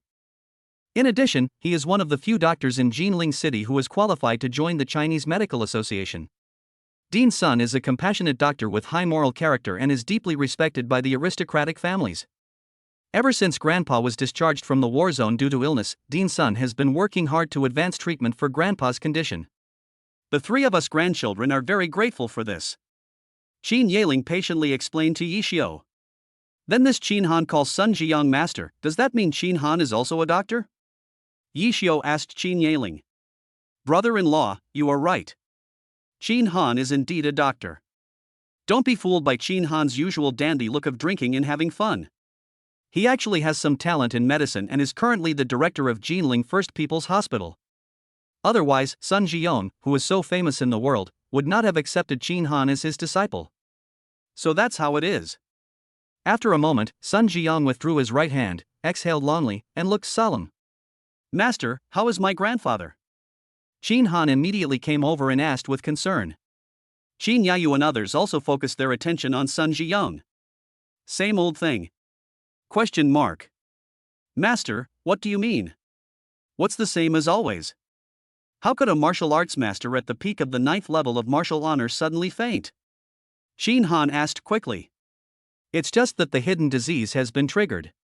I think the old man must have recently expended a lot of spiritual energy to activate high-level martial arts, which has caused his internal qi to be empty, and it is inevitable that he is mentally and physically exhausted. Plus, when the spiritual energy in the dantian is circulated, it is too violent and impacts the internal organs. Over time, it will inevitably damage the person's vitality. Sun Ziyang patiently explained to his apprentice. My grandfather contracted an illness on the battlefield decades ago, and it's been incurable for a long time. It's become so serious now. Master, is there any other solution? The root of the disease has been buried deep within the human body for decades. Not to mention me, even if the president of the Jishir Anmin Chinese Medical Association came, she would be helpless. What should we do then? Qin Han asked anxiously. But don't be nervous, Xiao Han. Old Qin is, after all, a martial arts expert at the peak of the 9th level of martial honor. Even if he has a hidden illness that is difficult to cure, it will only limit his martial arts cultivation. It won't endanger Mr. Qin's life at all. I will now transport spiritual energy to old Qin and replenish his empty sea of qi. Using the doctor's gentle spiritual energy to moisten the injured meridians, blood vessels, and internal organs, I think this will be able to initially stabilize Elder Qin's symptoms. In a few years, the rising stars of medicine will grow rapidly, and the difficult and complicated diseases that currently baffle us may be solved in the future. By then, Elder Qin's illness should be completely cured. Although it was not a complete cure for Qin Qianhe's hidden illness, everyone present breathed a sigh of relief that they could provide preliminary treatment for Qin Qianhe. Then I still have to find Master Xie. Sun Zhiyong shook his head and took out a few candles and silver needles from the small box he carried with him. Sun Zhiyong first arranged several small silver white candles on the ground in order. Sun Zhiyong raised his right hand and gathered the spiritual power in the air into his palm, then pushed out a blue palm wind. Wherever the blue palm wind passed, light blue flames instantly ignited. Sun Zhiyong took out the silver needles he had prepared in advance and placed them on the light blue flames to burn them. Faintly, the sounds of dragons roaring and tigers howling could be heard. After burning repeatedly for 10 minutes, Sun Zhiyong picked up the silver needle again. Senior Qin, I am now infusing my spiritual power through this silver needle. The whole process may be a little painful. After all, infusing spiritual power is not like ordinary treatment. Okay. I understand. I've been in the military my whole life, so even a little pain or aches can be endured by gritting my teeth. At this moment, it feels like Guangong scraping his bones to cure poison. Everyone present stood up straight, their eyes full of respect. Sun Zhiyong raised the silver needle, and a blue flame suddenly ignited on the silver needle. Just as the silver needle in Sun Zhiyong's hand was about to pierce Qin Qianhe's right arm, a violent gust of wind suddenly blew through the room, snapping the silver needle in two and blowing it out of the window. Who dares to act rashly here? Sun Zhiyong turned around suddenly. But all he saw was Yi Xiu with his hands in his pockets, slowly walking towards Sun Zhiyong step by step. Boy! What the hell do you want to do? You want to do something to me?